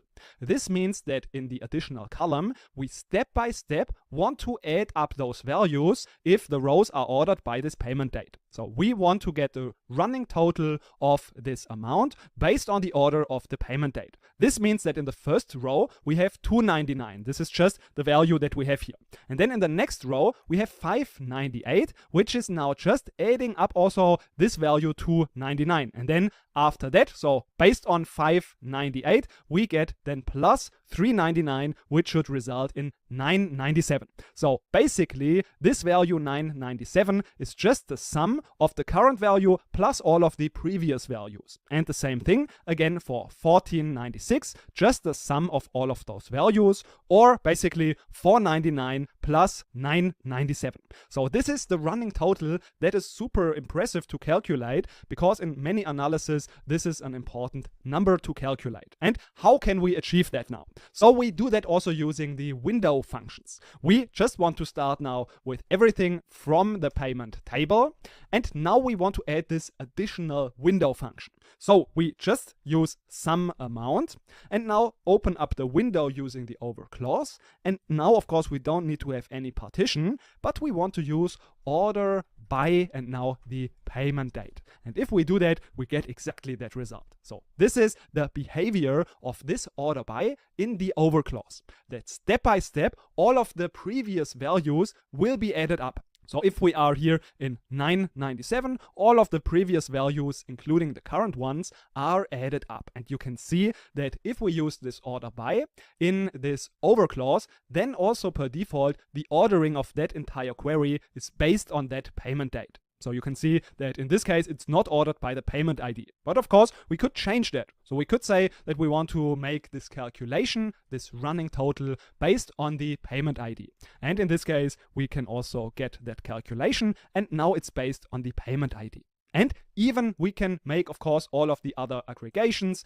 But what's more interesting now is that we can use that even in combination with partition by. So that's what makes this now super powerful in our analysis. So if we wanted to also partition, for example, by a customer, then we could also add partition by, and this needs to be in the beginning, partition by customer ID, and then right after order by the payment ID in our case. And if we execute that, we have now a running total that is ordered by the payment ID, and then we have this for every customer. So we see this running total for the customer, and then once a new customer starts, so once all the rows are done for this customer with ID 1, we have the next customer, and this is now where we start over again, because we have used partition by the customer ID. So if you have really understood this window function and how this partition by and order by works, this is a super impressive skill, and you can make really powerful analysis with it. So this is the principle, and of course we can again order by multiple columns. So for example, we want to order by the payment date first, and then afterwards, as a second order criterion, we want to order by the payment ID. So for example, we say payment date first and afterwards the payment ID. We can even use that in another row, so it's a little bit easier to read.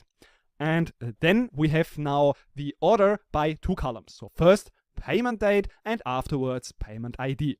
Of course, again, we can use ascending or descending. So of course, if we use the payment date, usually it makes sense to use the default ascending, but we could also change the order of that calculation. So this is how we can create running totals using the order by, and we can even combine it with partition by. Now it's your turn to put it into practice again in the following challenge. Let's have a look at the following challenge. In this, you should write a query that returns the running total of how late the flights are. So this means the difference between actual arrival and the scheduled arrival, ordered by the flight ID. And including in this query should be also the departure airport. And as a second query, you should create the same running total, but now partitioned by the departure airport. So this is the challenge, and the expected result should look like this. For the first query, you should get a result that looks like this. So you have flight ID, departure airport, and then this running total of the difference between actual arrival and scheduled arrival. And then if we also add this partition, you should get a result that looks like this. So good luck with this challenge. Hope it helps to practice what you've learned about order by, partition by in the window functions, and afterwards we'll quickly also have a look together at the solutions.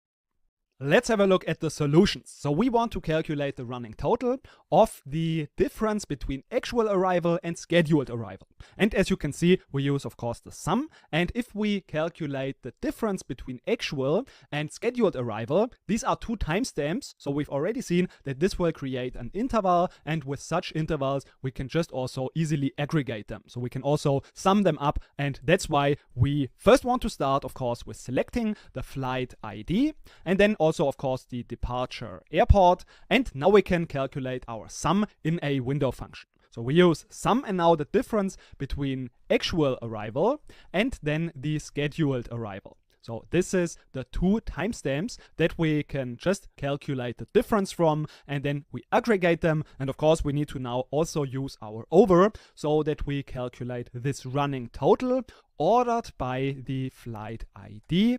And of course, we could give this an alias, but we don't want to do that now. Let's also make this a little bit easier to read. And this, of course, comes from the flights table. So if we execute that, we get exactly our result. And now we can also calculate this based on the partition of the departure airport, because we don't want to add up maybe all of the flights from the different airports. So we want to partition this by the departure airport.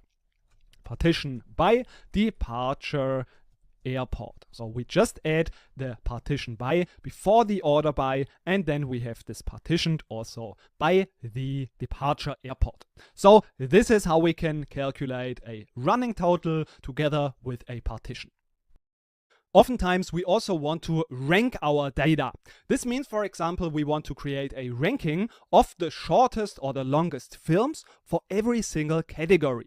So we have in the category action a specific ranking, and then in the next category, we will have another ranking. So if we are in the next category, the ranking starts again at 1. So this is what we oftentimes want to achieve, create a ranking in a specific partition. So this is why we of course also want to use again the window functions. And we use the very commonly used rank function. Let's see how this rank function works. First of all, I want to say that this is just a very simple query. So we have just two left joins. We just take the title from the film and the length from the film, and then also the name from the category table. So we make two joins to the film category and then to the category. And this will immediately give us, let's execute everything, this very simple query. And now we want to create this ranking. So let's start with understanding the rank function. This is just an aggregation function, same as the sum or the count. And we want to now, of course, open up the over window. So in our case, we want to order this by the length. And this is how that function works. It will create a ranking in a particular order, so based on the length column. And now we see that if we execute that, we get now all of the film titles and their rank in terms of the length. If we want to have the longest film in the beginning, we can also make the order in a descending order. And like this, we will get the longest film at rank number 1. And then we see we have here a bunch of films that have the same length. So in this case, it will be exactly 10 films. So we have 10 times rank number 2. And then, of course, the next rank, which is the 12th value, will get rank number 12. So this is a behavior that we sometimes don't want to have. And if we don't want to have this behavior, we can use the dense rank, because then we will immediately see that this is the third longest value in terms of the length. So if we execute that, we will see that now the longest value has value number 1. All of the second longest have value rank number 2. And then afterwards we come with rank number 3. So this is the dense rank function. And of course, now what we also would like to do is we would like to partition this by the category. So this is why we of course can also again create the partition by, in our case, the name column. And then if we do that, we see that now we have also this partitioned by the category. So in the action category, we have again the first two longest films, afterwards the second longest, and then this goes down until we are arriving at the next category, which in this case is the animation. So then we have the next ranking here as well. So you see that this rank function, if we have understood the window functions, it's actually not very complicated to understand. There's just one specific thing that we need to keep in mind, and this is that we cannot use these functions in the where filtering. So this is not possible because the where filtering takes place before the window function will be evaluated. So that's why it sounds a bit complicated, but this is the reason why if we want to filter by the rank function or by another window function, we need to use a subquery. So for example, we could say that we want to use this column, so this expression, as a filter. So we want to see only the top ranks of each of the category. So we could just copy that and we say in the where condition where this expression, so our rank, is equal to 1, for example. Then we will get this error message that is just telling us what I've just explained. Window functions are not allowed in where. This is because this window function will be evaluated after the where, and this is why it is not possible to do that. But if we want to do that, of course, we can again create a subquery. So we can just use select star from, and then this will be our subquery. So we open up this subquery. Of course, in the end, we need to again close the parentheses and give this an alias, for example, just a. And then we can use our where filter. So then we could, for example, say where rank is equal to 1. And the rank does not exist yet, but we could just give this an alias in here, so as rank. Now if we execute it, we get all of the rank 1s. We could also say we want to see all of the rank 2s, for example, and then we see all of the rank 2s. So this is what we need to know about the rank function and the dense rank function. Hope it was helpful, and now it's your turn to apply this knowledge in the following challenge. In this challenge, you should now write a query that returns the customer's name, the country, and how many payments those customers have. For that, you should use the existing view customer list. So this will make it a little bit easier. We have the name, the country, and then how many payments those customers have made. And now, once we have that, we can now create a ranking of the top customers. So this should be ordered by the count column. So the top customer with the highest sales should be in the beginning. So the most amount of sales. And this should be now also partitioned by the countries. And then after that, we should filter the results to only the top 3 customers per country. And the result should, of course, look like this. And now it's your turn. Good luck with this challenge. Afterwards, we'll have a look together at the solution. Let's have a look at how we can achieve this result. First of all, we want to use the customer list. So if we select everything from the customer list, we have almost everything that we need. So in here, we have all of the customer information. Of course, we only need here the name. And then we have also here the country, so we can use that as well. And afterwards, we also want to count now the values, but we want to count from the payments. So we need to use also a left join to the payments so that we can also count the payments, because in here, this is only the customers. And if we do that on the column ID. So this is the ID column, and this should be equal to the customer ID of the payment table. These columns are not ambiguous, so customer ID only occurs in payment and ID only occurs in the customer list. This is why we don't really need these aliases in front of those column names. So if we do that, of course, we also need to group by, in our case, the name and the country. And then we have already our first task done. So the result is like this. And now we can add our ranking.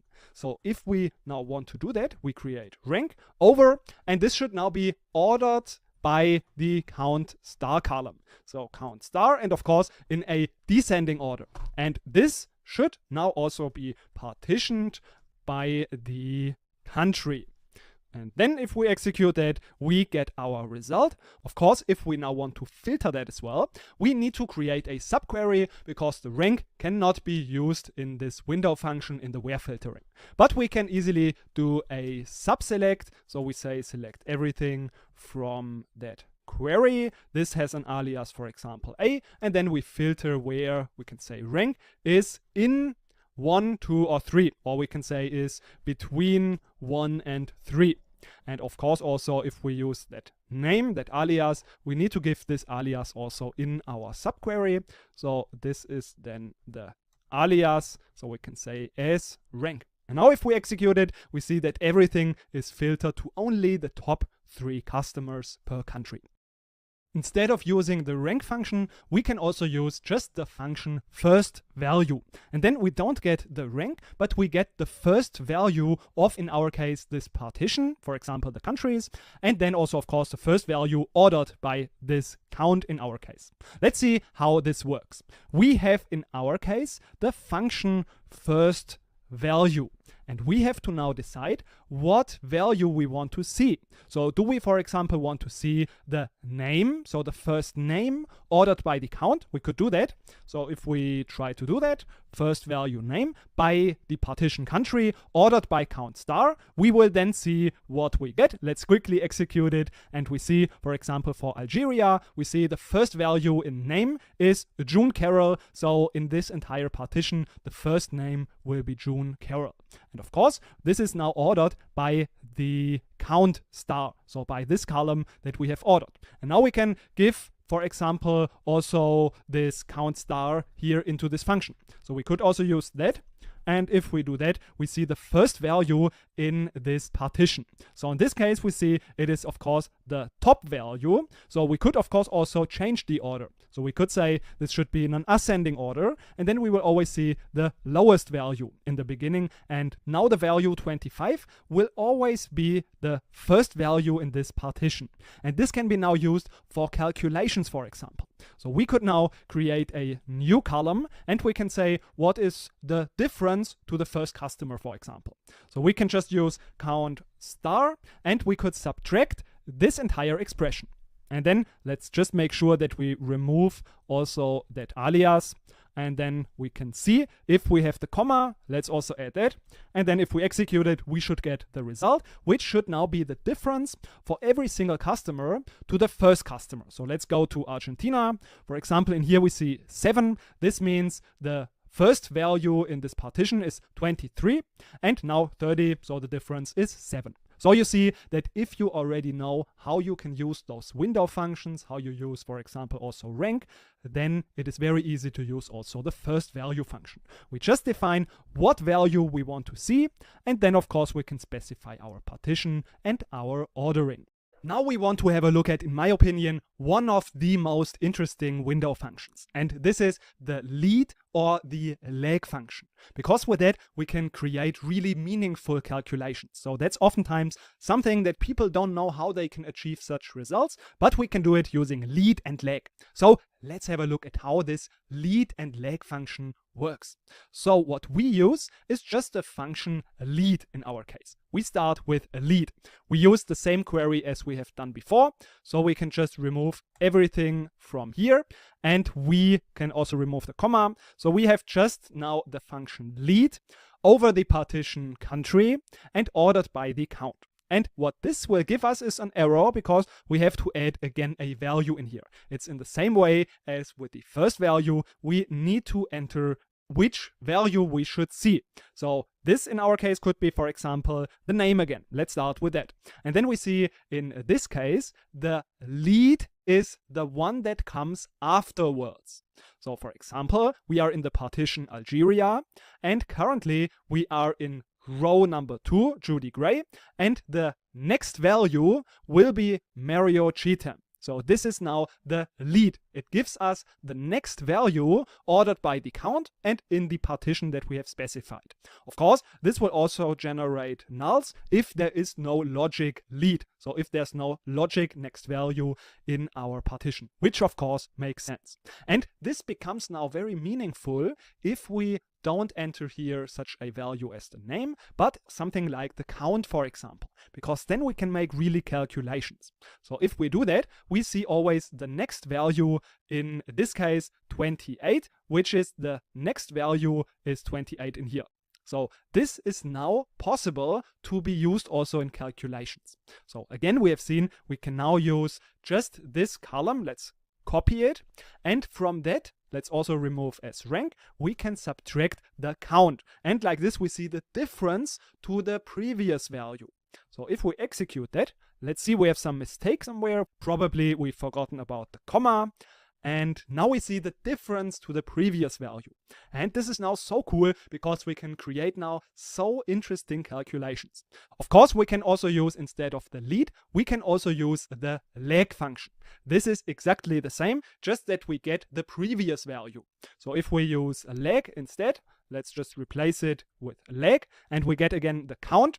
And this is then giving us the result. We can see the value that was before. So 25 was the previous value, and that's why we see in here 25. So for example, if we need to calculate the growth or the difference to, for example, the previous year, then we can just use this kind of calculation. So in practice, many people don't know how they can create something like this, but now you know about the lag and the lead function. Let's apply this again in the following challenge. In this challenge, you now need to use the lag or the lead function to calculate a percentage growth compared to the revenue of the previous day. So let's have a look at this challenge. In that, you should now write a query that returns the revenue of the day. So you need to aggregate it, and then also the revenue of the previous day, and also the difference from the previous day to the current day. And now from that, you need to calculate also the percentage growth compared to the previous day. So the result should look like this. We have, for example, in the second day, a growth of almost 800%.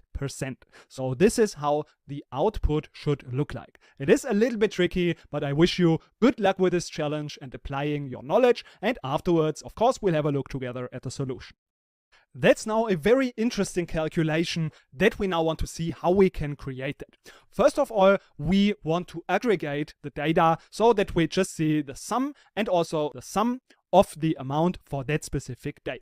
So we use some amount. Afterwards, we use the date function to give us the day. So this will be the payment date. And now if we do that, we can say that's from payment. And of course, we group by the date column. So we can also, of course, give this an alias, for example, as day. And then we have already the revenue from that specific day. And now we can also add the previous value. We use some amount, and we want to do that over the ordering of the date. So we can again use date, payment, date.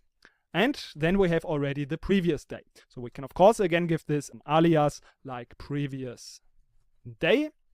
And afterwards, we also, of course, want to add a comma, and then we can now calculate the difference. So the difference is not complicated. We just use what we currently have. So in the current row, it's just some amount. And from that, we just subtract what we have in the leg. So this is not very complicated. We can give it another name. So for example, it would be a difference.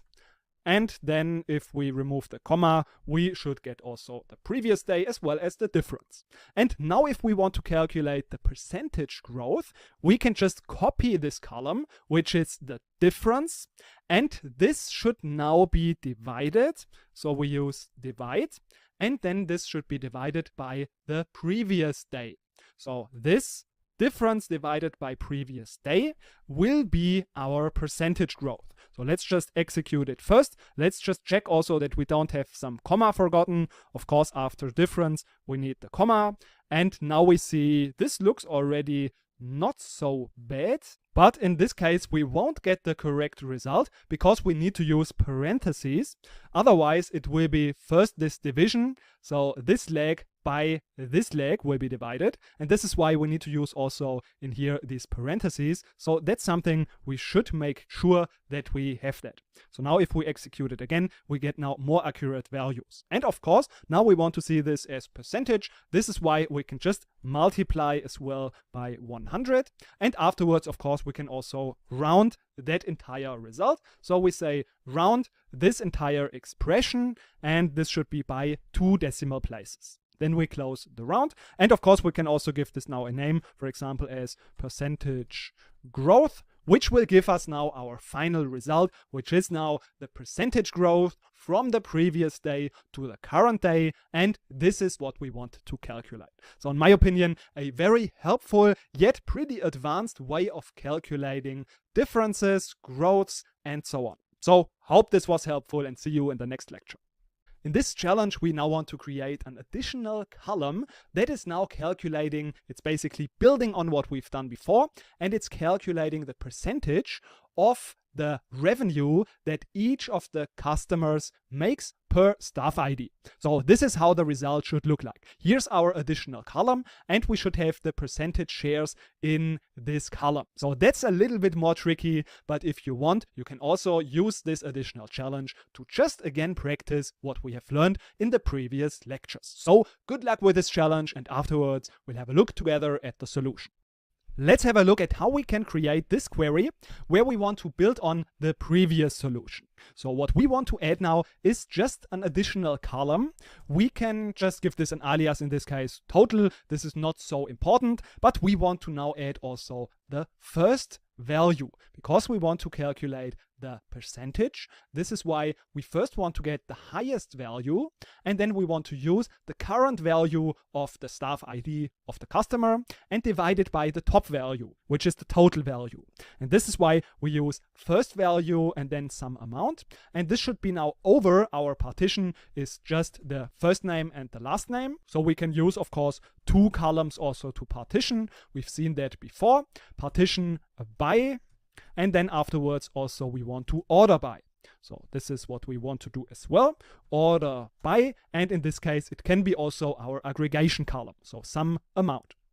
Just have to make sure that we close again the parentheses after that, which we have done. And now this is not everything that we need, because if we execute it just like this, we see that, of course, we need to correct this little mistake. Then we see that this is just now the first value. We want to have the last value, basically the highest. This is why we want to change the order.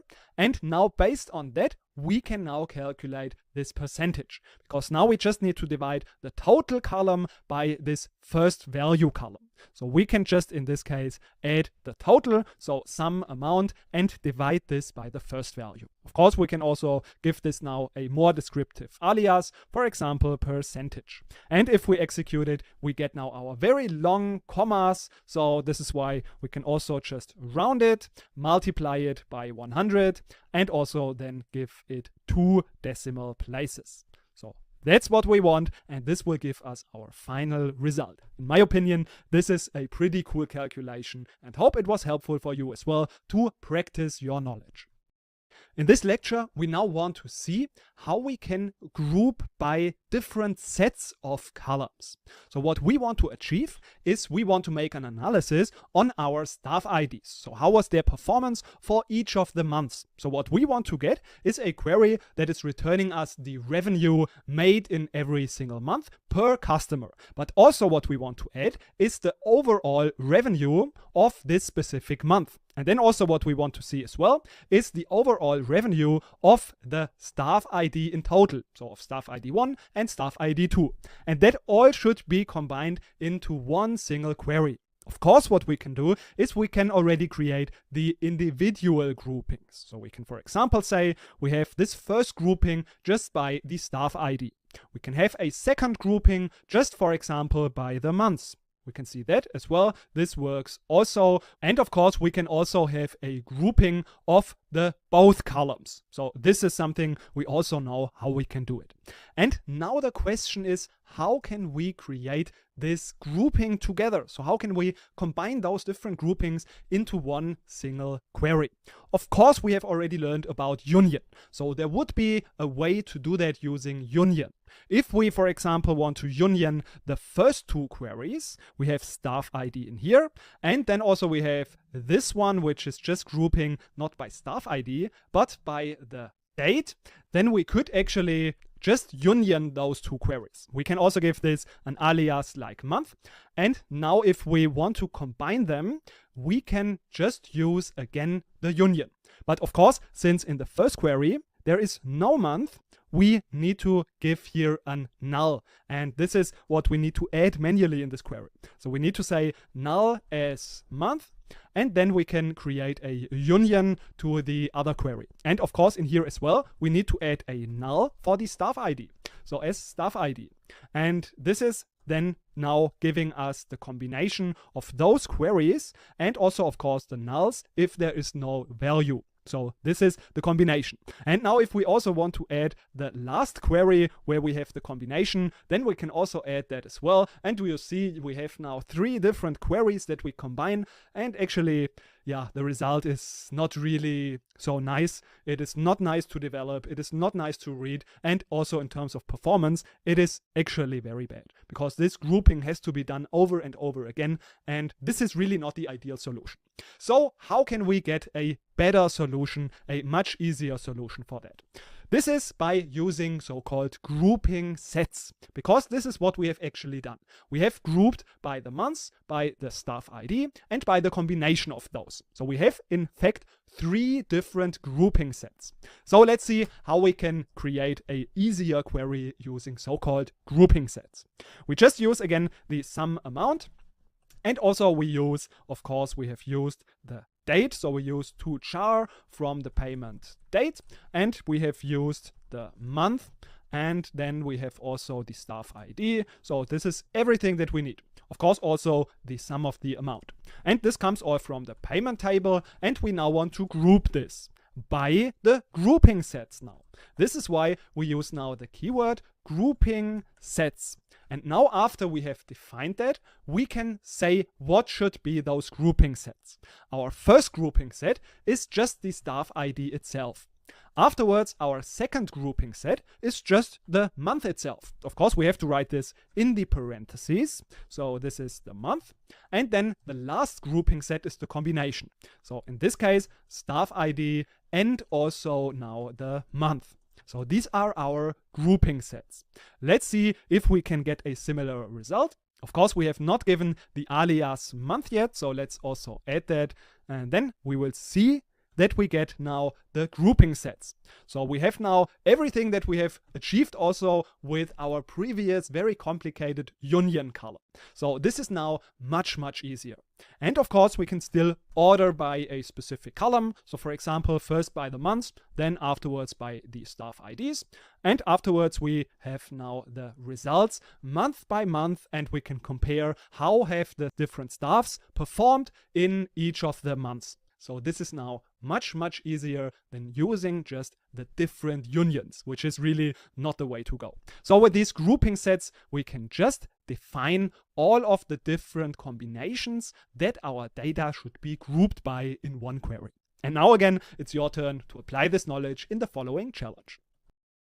In this challenge, you should now write a query that returns the sum of the amount for each of the customers. This means first name and last name, as well as the staff ID. And we should also add the overall revenue per customer. So we get a list of all of the customers, their revenue per staff, and their overall revenue.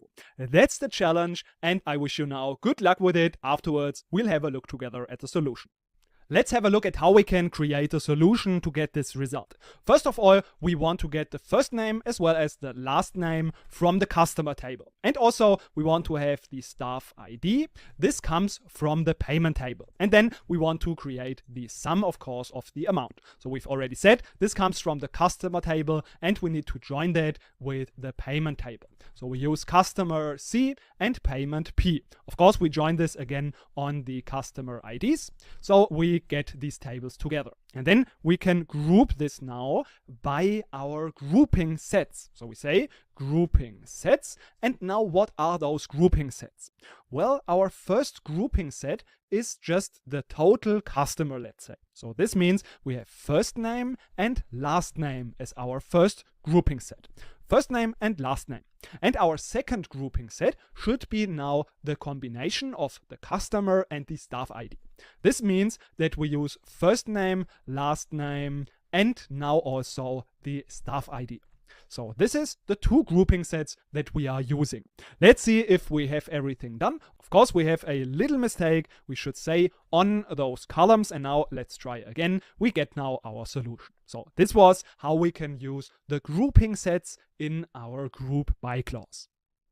In the previous lecture, we've seen how we can use grouping sets in our group by clause. And now we can use cube and roll up again in the group by clause to create predefined grouping sets. So this is just making the work a little bit easier for us. So let's have a look at how those two functions work as a subclause again in the group by clause. So for example, if we have the roll up and we use those three columns, then there will be just a hierarchy created between those columns. This means that column 1 would be the highest level of the hierarchy. So for example, this could be a hierarchy of the months and the quarter and the year.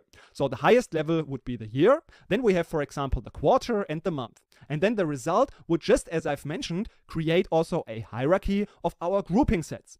This means we have as one grouping set just the overall total of everything, which we get by just using opening up the parentheses and closing them again.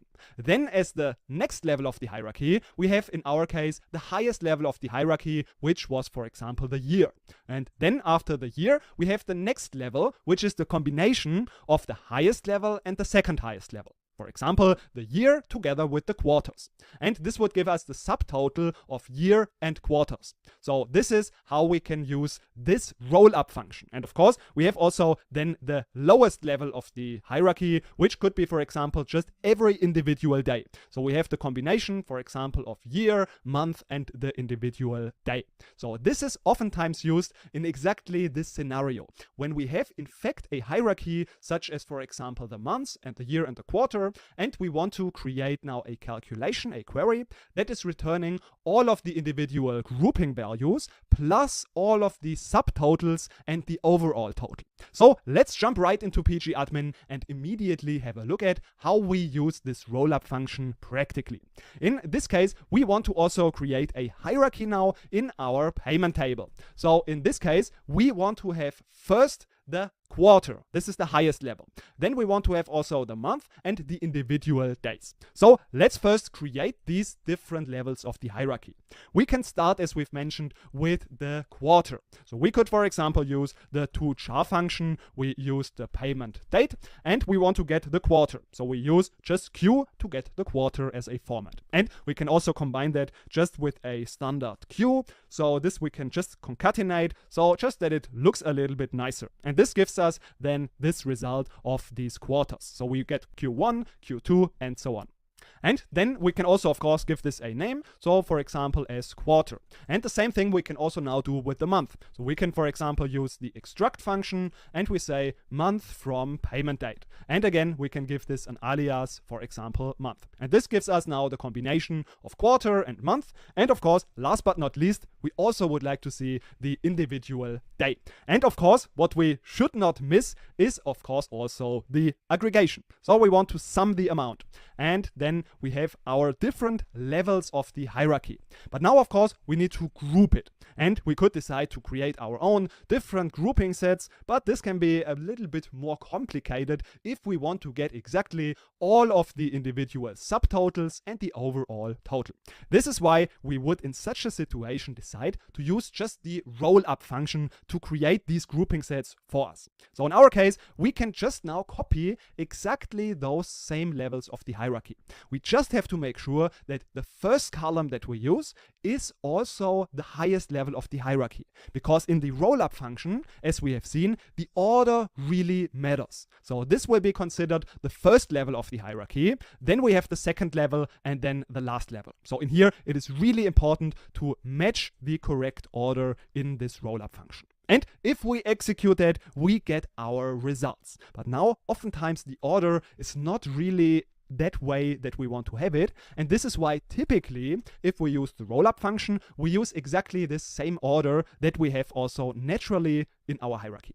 This would mean that we start just with the highest level. So we use first column, quarter, then the second column, month, and then the last level of the hierarchy, the date. And now if we execute this, we get exactly this, what we were trying to achieve.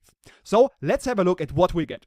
We get first the most detailed level. So every individual day. We start, of course, with the first quarter, the first date, and then once this month is over, we get the total of this month. And then we start with the individual days of the next month, till this month is again over, and we get again the total of that month. And that continues now until this quarter is finished. And then we get the total of this entire quarter. And then we go again to the next quarter until we are done with everything, when we also get the overall total.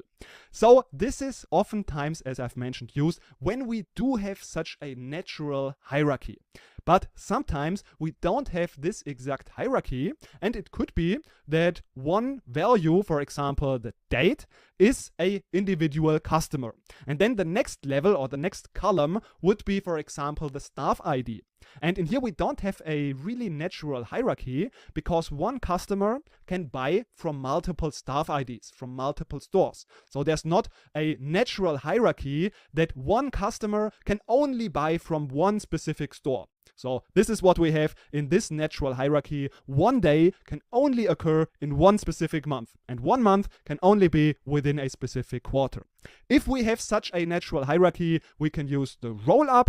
Otherwise, we can also go with the so-called cube function. And that's what we are going to have a look at in the next lecture. In this challenge, you have the chance to practice the rollup function. So you should write a query in this challenge that calculates the booking amount, so a rollup of that with all of the individual hierarchy subtotals for the hierarchy of quarter, month, and week in month as well as the day. So the result should look like this. We have the highest level quarter, month, and then week in month as well as the day. And then the sum should be the booking amount. So you can, of course, if you don't remember or if you don't know the function to get the week in month, we have learned about a function that you can use. And a very common thing as a SQL developer, a SQL analyst, is also to just research something. And that's why I also want to give you here this chance to just research how you can get the week in month. If you want, I can give you a hint though, so that you don't need to research so much. But if you want, of course, you can also do it without the hint. Then just stop the video now and go about to solve this challenge. Here is otherwise the hint. If you want to use that week and month, there is a function we've already learned about, and as a format, the pattern, you can use just the W, which will give you the format of week and month. So this is the challenge. Good luck with it, and afterwards we'll have a look together at the solution. Let's have a look at how we can get those subtotals using the rollup function. We, of course, first have to open up our database. So this means that we have to go to our demo database, and in here we just right-click and go to Query Tool. So make sure that if you have this query editor open, that in this window it says Demo Database, so that you are really operating in the correct database. And in here we now first want to create this level of these hierarchies. So we can start with selecting, first of all, maybe everything from the bookings table, so that we know how the data in here looks like, what are the column names, and so on. So let's start with creating the hierarchy. We use the book date, and first of all, our highest level is the quarter. So we use the toChar function. We could also use the extract function, so we can say extract quarter from book date, and then we have already our quarter. We can also, of course, name it as quarter, and then the next level would be the month. So we can again use extract month from the book date. And this is again now the month. And now the next level would be, in our case, the week in month. And for that we use the toChar function, because here we can define our formats. So we use the book date again. And from the book date, we use the format of the week. So we have used the week, we have maybe researched that, or we have used the hint. And there we see that the W is used for the week in month. So if we have a look at this, we can execute it again, and we see there must be some little mistake. So we have not this A, and now let's try again. So now it looks good. We have now all of those different levels that we want to use. Last but not least, we also want to use just the date itself, and then we have everything. So now we only need to use the book amount, so that's the total amount. And then once we have also that aggregation, we can start with our group by. And in here we of course want to use the roll up. And now we just use that exact same columns. So we have already the correct order. That's why we can just copy it, and then we are good to go. Of course, we should not use those aliases in these columns, so we can just remove them in here, and then we have everything that we need. Of course, we can also add the order by, so we say 1, 2, 3, and 4, because we have 4 different hierarchy levels, and this will give us the overall result of all of the individual subtotals and the total at all. In the last lecture, we've seen how we can use the rollup function to create predefined grouping sets. And now the same thing we can also do using the cube function. Again, we use that as a subclause of the group by to create predefined grouping sets. But now we don't use a hierarchy, and we don't get only specific combinations in grouping sets, but we get all possible combinations of grouping sets of the columns that we have inserted. So here the order doesn't matter, because anyways we get all of the possible combinations. So for example, we get the overall total. Then we get also every individual column as a grouping set. And then all possible combinations of just 2 out of these 3 columns. And of course, we get also the combination of all of those 3 columns. So all possible combinations of grouping sets. Let's jump into pgadmin and immediately see how this works in practice. In our case, we want to see what are the totals per customer, per staff ID, per day. And we want to see also all of those subtotals. But of course, in this case, there is no natural hierarchy, because one customer can buy with different staff IDs. So there's no natural hierarchy in here. So that's why we first want to use the columns that we want to see grouped by. So we have the customer ID, we have the staff ID, and also the day. So we use the date function and we insert payment date. So then we want to, of course, aggregate. We use some amount and now we want to group by. And now we don't define our grouping sets, but we use the cube function. And in here we now just enter, as we have seen it previously with rollup, also just those columns that we want to create the grouping sets for. So then once we do that, we can also again order the result, because oftentimes again the order is not exactly what we want. This is why it can also make sense to order the data. In our case, we again just use exact that same order that we have also used the column with. So this makes sense in our case. That's why we are doing that. And now the result of that is, first of all of the individual sales per day for one specific customer and one staff ID. And then once this is done, we get the total of that staff ID. And then we get all of the sales again for every single day with the next staff ID. And then once we also have what was the total amount of that customer and that staff ID, we also get the last combination of how much this customer has made on every single day in total. And then once we have reached that, we also get the overall total of that customer one. So this is the next combination. And then again, we start with the next customer. And this goes on until we have all of the customers seen. And then in the end, we also see the last customer and how much the staff ID 2 in this case has made for this customer, and then how much this customer has made in total in every single day, and then overall in total.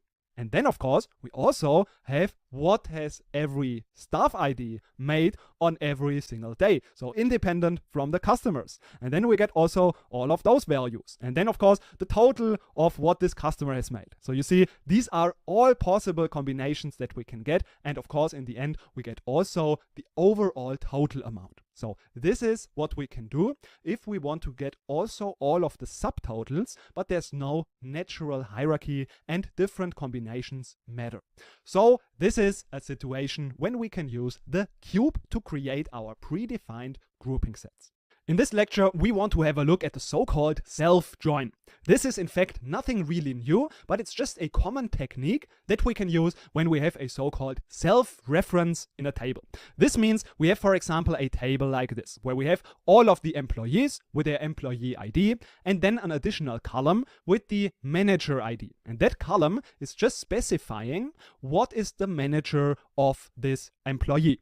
So this is basically just referencing the employee ID of the same table. This means if we have here a 1, we have the manager who is employee with the employee ID 1. So Liam Smith would be the manager of Oliver Brown. So what we could do is just use now a join with the same table again, where we just join the manager ID with the employee ID. And then from there we could take also the name from that joined table, which is the same table again. And then we take here manager with the ID 1 is Liam Smith. So this is the idea of a self-join. It's nothing really new, and we now just step by step want to see how we can achieve that result in practice. So we have seen that a self-join is nothing but a standard join, just with the same table again. So we use just the same table twice. So in our case, this is the employee table.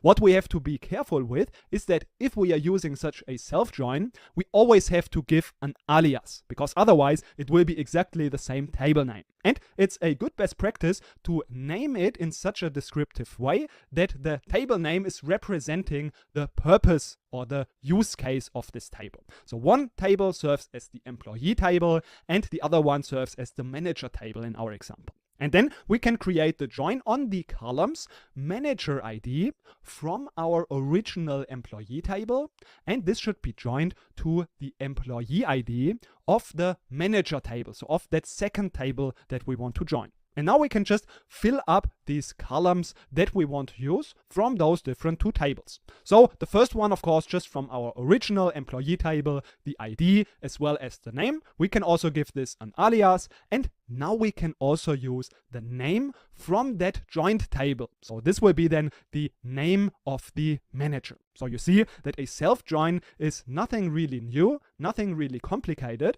And we now want to see how this looks like in practice in pgadmin. And note that also you can find this code in the resources attached to this lecture. So you can just copy and paste it and execute this code along with me. So step number 1, we are just going to set up this employee table. And of course, we need to insert some values. So we are going to execute that insert command. And now we have this table where we have again the employee ID, the name of the employee, and then this manager ID, which is just referencing the employee ID. And now what we are trying to achieve is get also the name of the manager. So let's see step by step how we can achieve that. We start with selecting everything. We can just first start with everything and then we change the values later from the employee table. Now this is serving as the employee table, so our original table. And now we also want to create a join. Let's use a left join on the same table again, which is now serving as the manager table. And now this should be on the columns we have from our original employee table, the manager ID. And this should be now equal to the employee ID of the manager table. So we use that self-reference that we can see in that table.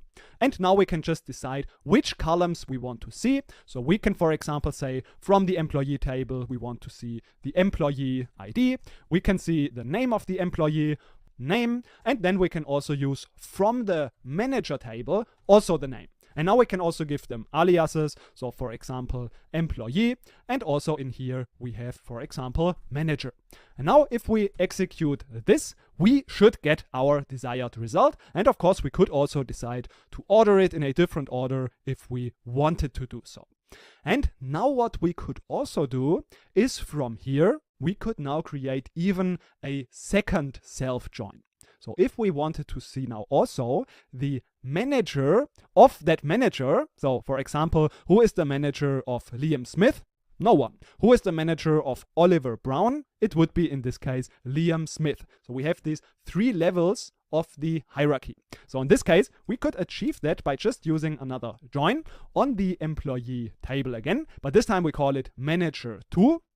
And now we want to use from that manager table, so let's use manager, the manager ID. So what's the manager of the manager basically? So we say manager ID, and this should be now equal to the employee ID from the manager 2 table. So now we can use employee ID from that second table. So this is now in the beginning maybe a little bit complicated, but again, if you just do this and type this out yourself, you will get familiar with it and understand how this works. So if we execute that, of course, we should now also add the manager of the manager. So we can say management to the name, and we can say this is manager of manager.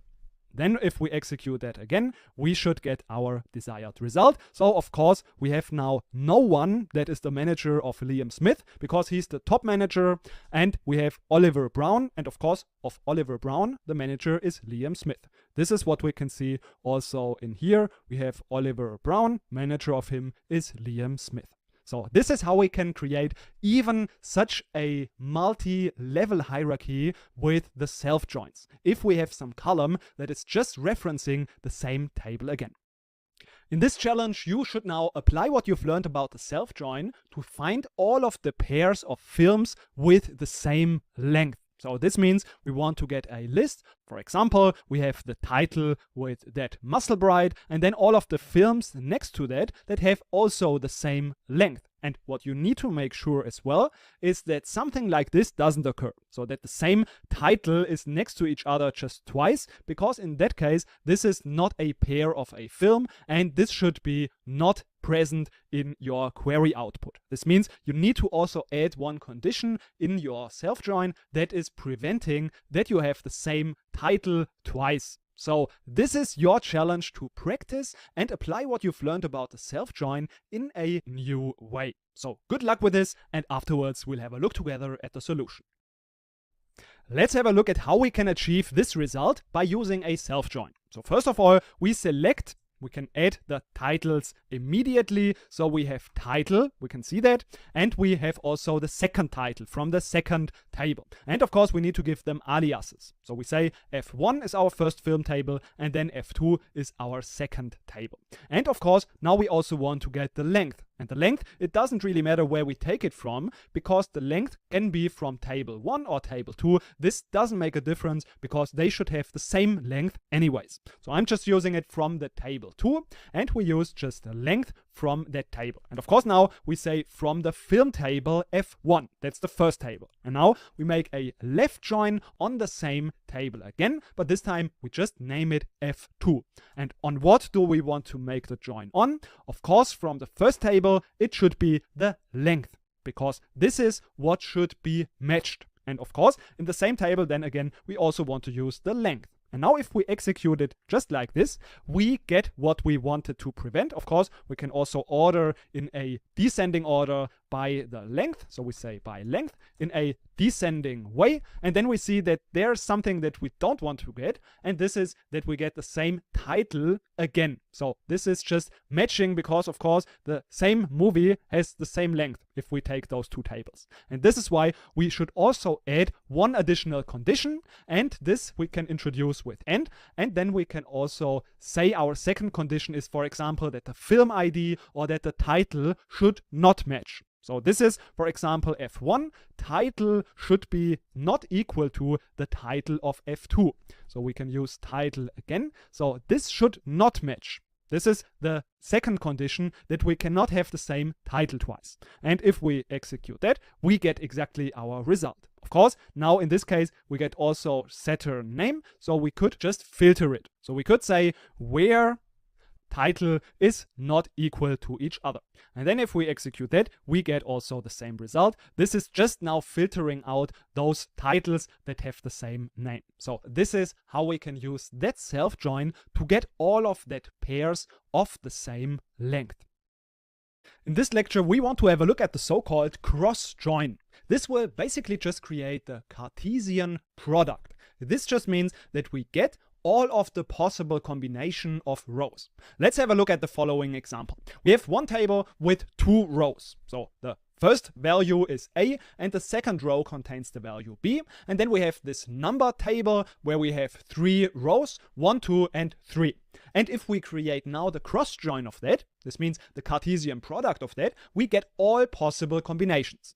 This is now resulting in 6 rows. So if we have in one table 2 rows, in the second one 3, we multiply 2 with 3 and we get then the resulting 6 combinations. So it's always the number of the rows of the resulting table is basically the product of the number of rows of the first 2 tables. So this is always the case. And this is even the case if we have duplicate values, because this cross join is not looking at the values in these tables. It just creates all combination of rows. So not all combination of values, but all combination of rows. This means, again, we get the same number of rows in the output, and now just as we have duplicates in the initial table, we also in the cross join result have those duplicates as well. And now let's quickly also have a look at the syntax, which is very simple. We just use the columns from the 2 tables that we want to see,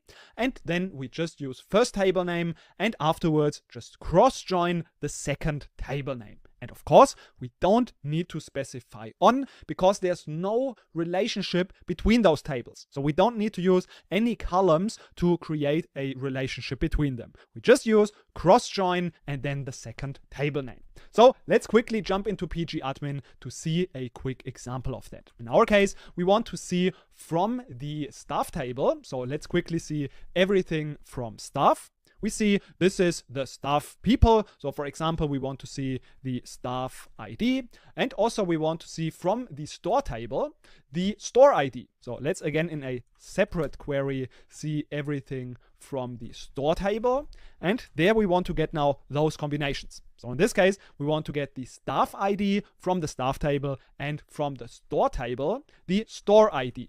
So this is a column that is also present in the staff table. This is why we use just the store prefix. So we make now the cross join to the store table, and then we should get now, because in both tables we have 2 rows, we should as a result get now 4 rows with all of the possible combinations. And of course we get now here a little mistake. So let's fix that and then again try to execute the query, and we get all 4 possible combinations. And of course, we can now add additional columns. So for example, we can say we want to see also the last name, and there we want to have this included. And of course, this is possible, and this is now just adding this column. Of course, we can now also make calculations. So for example, we could say we want to multiply the store ID with the staff ID. So we can use these kind of calculations as well.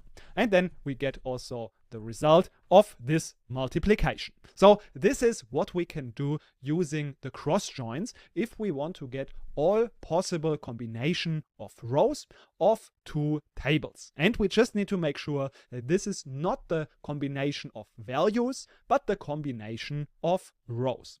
In this lecture, we want to have just a look at the so-called natural join. This is nothing really new, but it can make our work much easier. So a natural join is just working as a normal join that we already know. But we can save a lot of work, because in a natural join, just the columns for the join will be automatically determined by the same column name. So if there are 2 tables with the same column names for the join column, then we can use a natural join to join those tables without typing out the column names. And the syntax for that is also super simple. So we have, for example, just all of the possible columns from the payment table, and then we want to make a left join to the customer table, but we want to use just the customer ID, because this is just the same name in both of the tables. So we could just use a natural left join. So left join will be just the join type, and then we just specify before that the keyword natural join. And then the columns will be automatically determined. If they have the same column name, they will be used. So this is also, of course, working with different join types. So for example, we could also use an inner join. But now let's immediately jump into pgadmin to see how this works in practice. In our case, we want to, as we have mentioned, use now a join from payment to customer. We can use all of the possible columns from payment, and now we want to use a natural inner join.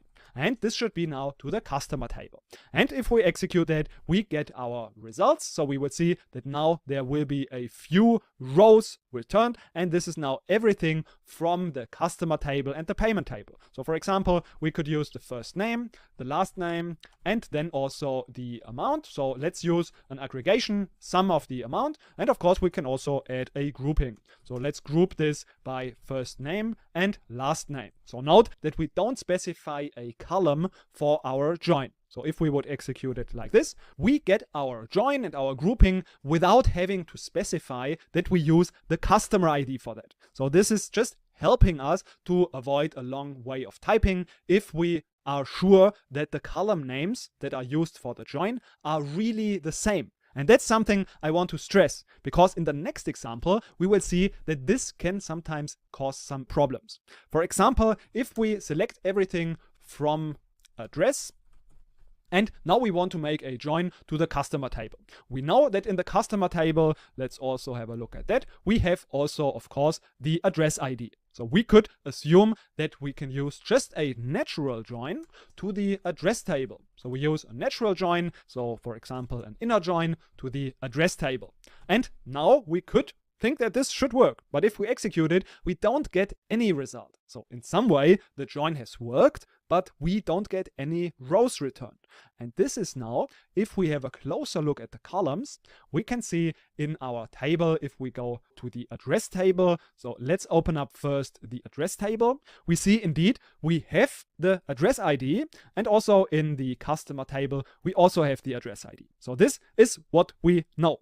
But now there's one thing, that there's also the same last update column that's also present in both of the tables. So we see this is in both tables, and this is why those two columns were used. And of course, then in this case, there were no matches found, and this is why there are no rows returned. So that's something we just have to be very careful with, because such columns such as last update or maybe also create date, these are columns that are typically in many tables. And that's why if we are using such a natural join, we really have to make sure that we get the results that we are expecting and that they are really only those columns with the same name that we want to use indeed for the join. So that's just something to keep in mind. Otherwise, we can use it to just save a little bit of time.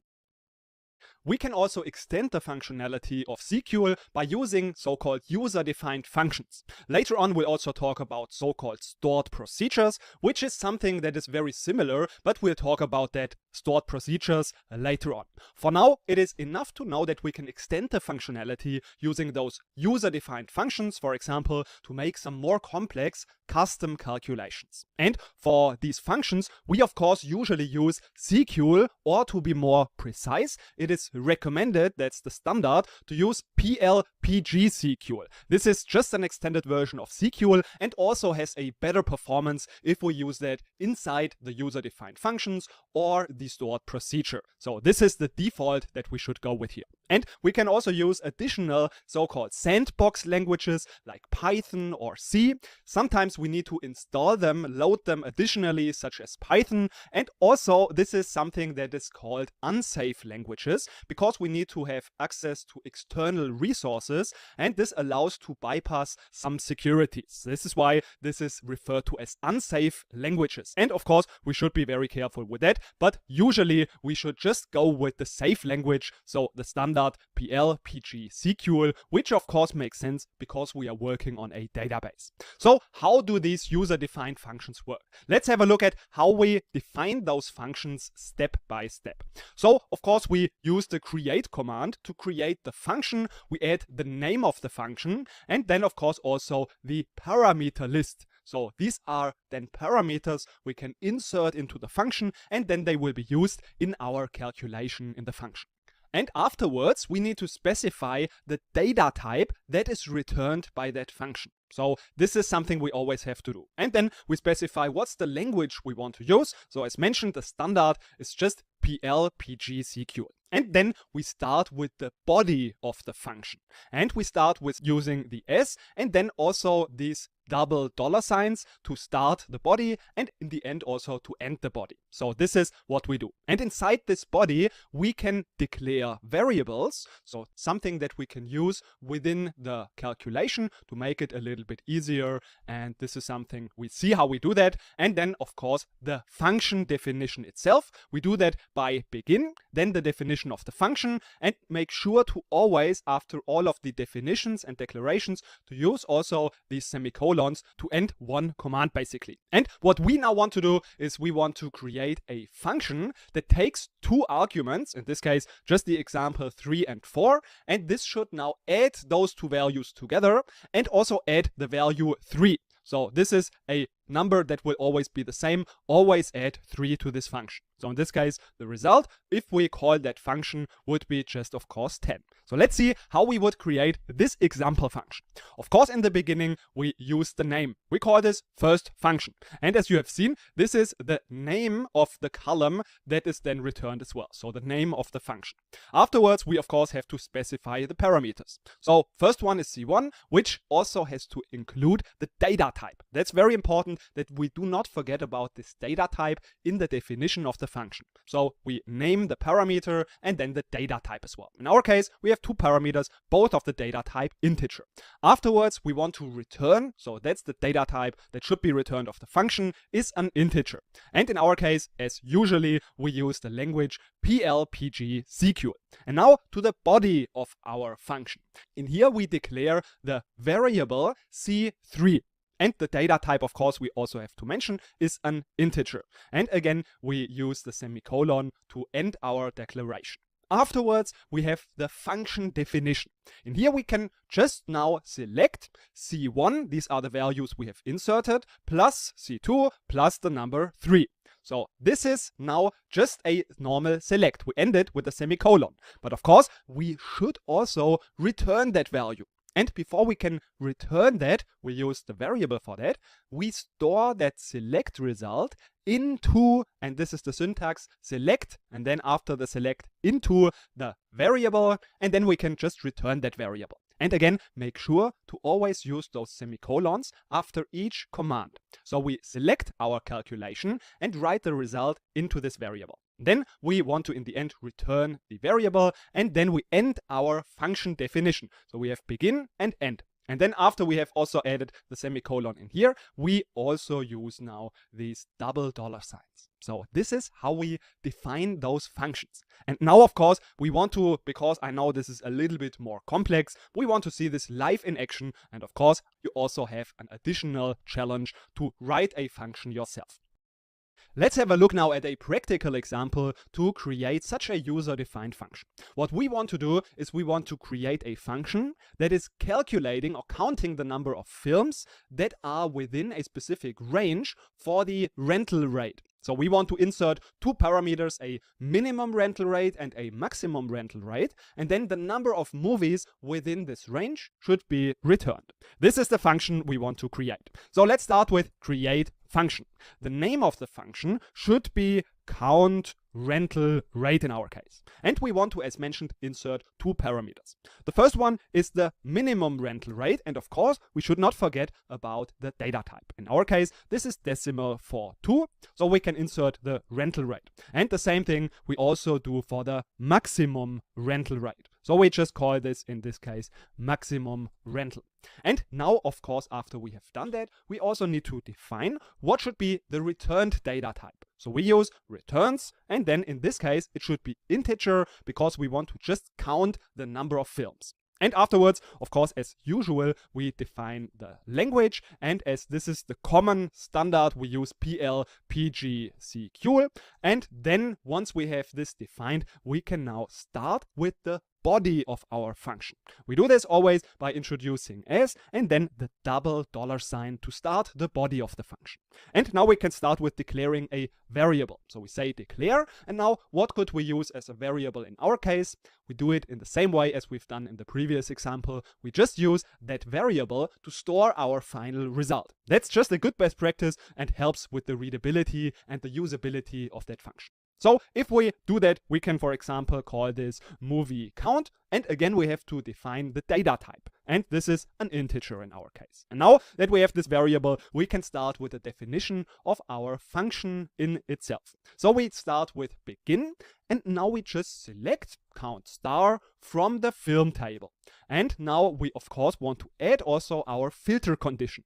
So this should be where rental rate is between, and now our two parameters that we have inserted into the function. So this is the min rental rate and the max rental rate. And then, of course, what we need to do is we need to end this command with a semicolon. But now we have not stored the result into this variable, which we always do right before the from and after our selects. So this would mean we say into and then the variable names. And then this result will be stored in this variable. And of course, now that we have this stored there, this is what we want to return. So we just return and then the variable. And again, we end it with a semicolon, and then we can end our definition of the function. Again, with a semicolon after the end.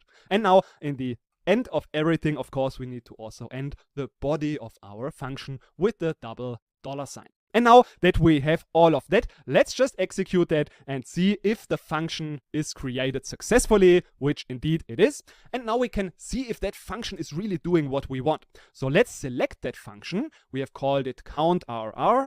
And then if we insert that name, we of course also have to insert now our two parameters. So let's say the minimum rental rate is 0 and the maximum rental rate, let's say it is 6.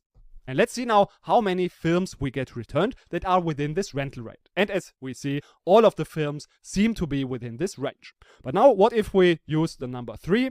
Let's see what happens. Now we have not so many films again in this range. And this is now really doing exactly what we have defined in here. And we can even see that if we use that manually, so if we say select count star from film where rental rate between 3 and 6, this should now give us exactly that same result.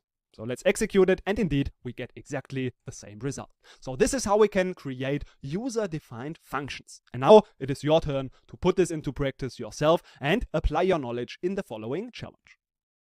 In this challenge, we want to now create a pretty cool function that expects the customer's first name and last name as parameters. And it should return the total amount of payments this customer has made. So this means if we select the function and we insert first name and last name, we should get as a return this value of the total amount of that customer. And this function can then do pretty cool things, which we'll also have a look at then afterwards. But now it is your turn to apply your knowledge and create that function to calculate that total amount. Let's have a look at how we can create this function. We start with, of course, as always, create function. The name of the function can be name search. And now we insert the parameters. We want to have, of course, the first name and the last name, but we should be a little bit careful to not use exactly that same column name. This is why we should use, in this case, first name, fname, and then the data type of that is varchar 20, for example, and then afterwards we have also the last name. We can just give this parameter name lname. And then varchar again 20. And now we can of course also say the return again should be in our case a decimal. We can say 62 just to be sure we have a large amount that is possible to be returned, and also make sure to use returns. And then the language as we have it usually is PLPGSQL. And now the body of our function, we start with s and our double $sign, and then we declare the variable, and again we can use the total, so that's what we want to have returned by this function. We say total, and again the data type needs to be of decimal 62, again the semicolon we shouldn't forget, and then we begin. And now what is our select? So we say select sum of the amount, and now this should come of course from the payment table. But now, since we also want to insert and use the customer's first name and last name, we need to make a join to the customer table. To make it easy for us, and yeah, let's be a little bit lazy, we can use the natural join because we know both of the tables contain the customer ID. So we can just use a natural, for example, left join to the customer table.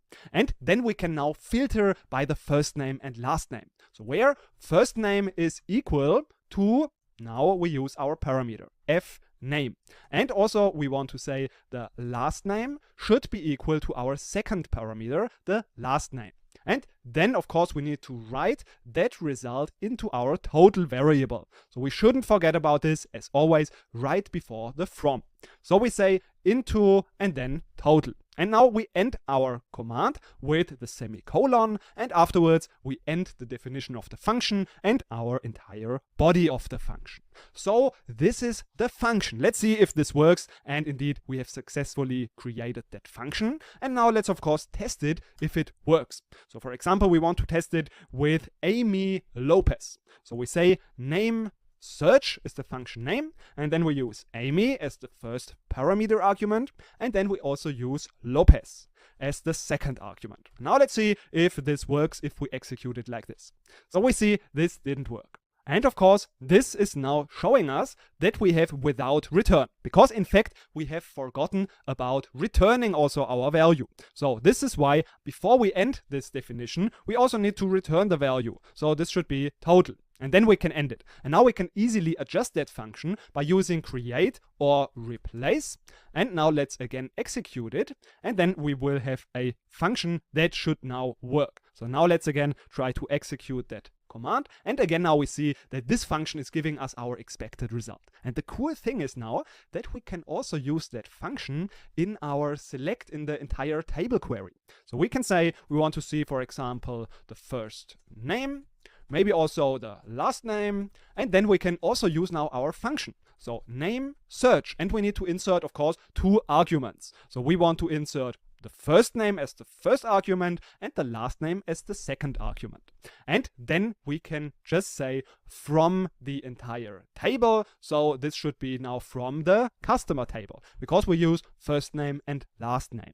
And now what happens is we get all of those results row by row, because now just every column contains first name and last name, which will be also now inserted into our name search function, which is then going through this calculation that we have made in here. So this is how cool these functions can be, and I hope that this could demonstrate how this works and give you a little bit of practical experience with these functions. In databases, sometimes it's important to work with so-called transactions. A transaction is just one unit of work, and one unit of work can contain one or multiple operations, but they form a unit. A very typical example of that is a bank transfer. So this would be a transaction because we want to move, for example, $100 from one account to another account. So we don't want to update the values one by one, so that just at one moment this one is, for example, 2,400, while in the same time we don't have placed the money in the other account. But we want to have this taking place as one unit of work. So this is when we want to use a so-called transaction. Let's see how this transaction works. We start our transaction, this is very important, with the command begin transaction. We can also use begin work, this is exactly the same, but most typically we even use just begin. This will also begin our transaction, and that's the most typical use.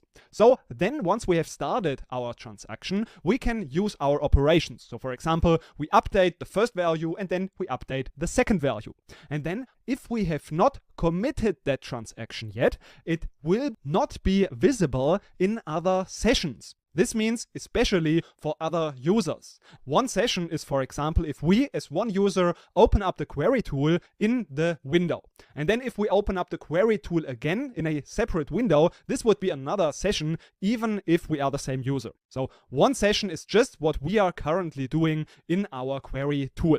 And then, of course, if there's another user, this will be always a new session. And what's important about the transactions is that if we have not committed them, they will only be visible in our current session. So we can see that those operations have taken place, but the other users will not see them. So it will not be updated for them. And then, of course, if we are happy with the result and we have formed those operations that form a unit, then we can commit it, and then the operations will take place also for the other users. So what we want to do now is we want to jump into pgadmin and implement exactly this bank transfer to demonstrate how the transactions work. And again, you can use that code that is just attached in the resources in this lecture. So you can just go and work along with me. Of course, if you want, you can also just type this out manually. So the first step that we are going to do is we first just create this table with an ID, first name, last name, and then the amount that this user has currently. And we then want to also insert these values, and afterwards we want to see now those are those two values. And what we now want to do is we want to make this transfer. So this means we start our transaction with begin. We can execute that, and then we see, okay, now our transaction has begun. And now we can use our operations. So for example, we say update the account balance table and set the value amount to the amount minus 100. So we subtract 100 from the amount where, and now we want to take this from the user with the ID 1. So we say where ID is equal to 1. And this will be our first command. So if we do that, we execute it. Now we can have a look at the table. In our current session, we can see if we execute it, it has taken place. So we see ID 1 has been updated and there has been subtracted $100. But now if we open up the query tool in a new window, this will be a new session, and in here we have also, of course, this table available. So we can say account balance. So select, let's say, everything from account balance. This will work because the table is there, but this transaction is not committed yet. This is why we still see, of course, the original amounts. And then if we now also update the second value, we can do that as well. We can just copy and paste that. And then we see, for example, in this case, we now, of course, want to add 100 to the account with ID number 2. We update that again and again in our current session. We see the values are updated, but if we go to the other session, it will still not be affected. And now, of course, if we now are happy with it, we have formed our operations, we can now commit the work. So we say now it should be committed, and now it is also visible in the other sessions. So we see now those values have also been updated. So this is how we can use transactions to form units of work that belong together and that should only be committed after we decide to commit them. This is one important thing about transactions. We can later on see that they are also useful for so-called rollbacks, which we are going to have a look at in the next lecture. But before that, of course, you have now the chance also to practice and apply this yourself. In this challenge, the two employees, Miller McCarter and Christelle McKenney, have agreed to swap both their positions and their salaries. And now we need to implement this in SQL. So this is a table that we have used in an assignment before. But if you have not done this and if you have not created that table before, you can also just find this file in the resources attached to this lecture. So this is your challenge to implement this swapping of position and title using transactions. So good luck with this challenge, and afterwards we'll have a look together at the solution. Let's now have a look at how we can implement this swapping of the position and the salary using a transaction. So we can start our transaction immediately with begin. And afterwards, we want to update. Now, let's first execute this begin. And now we can update the values. We can also now just query and have a look. So now if we update the value first of the Miller McCarter, so we say employees set position title to copy that value from here, and we of course have to use the quotes for that, and then of course we say this is where employee ID is equal to 2 because we want to update Miller McQuarter. So the same thing we also want to do after we have used the semicolon also for the other person. So this is then head of BI, and this time we want to update the ID with ID number 3, and this should be then head of BI. And afterwards we also want to update the salaries, so we can also just implement this in the same transaction, and in this case we want to use the salary, and in this case we use the value of employee number 3, so this should be this value. And then for the other one, let's again just copy that. We say this is now for employee number 3, and we use the salary of employee number 2.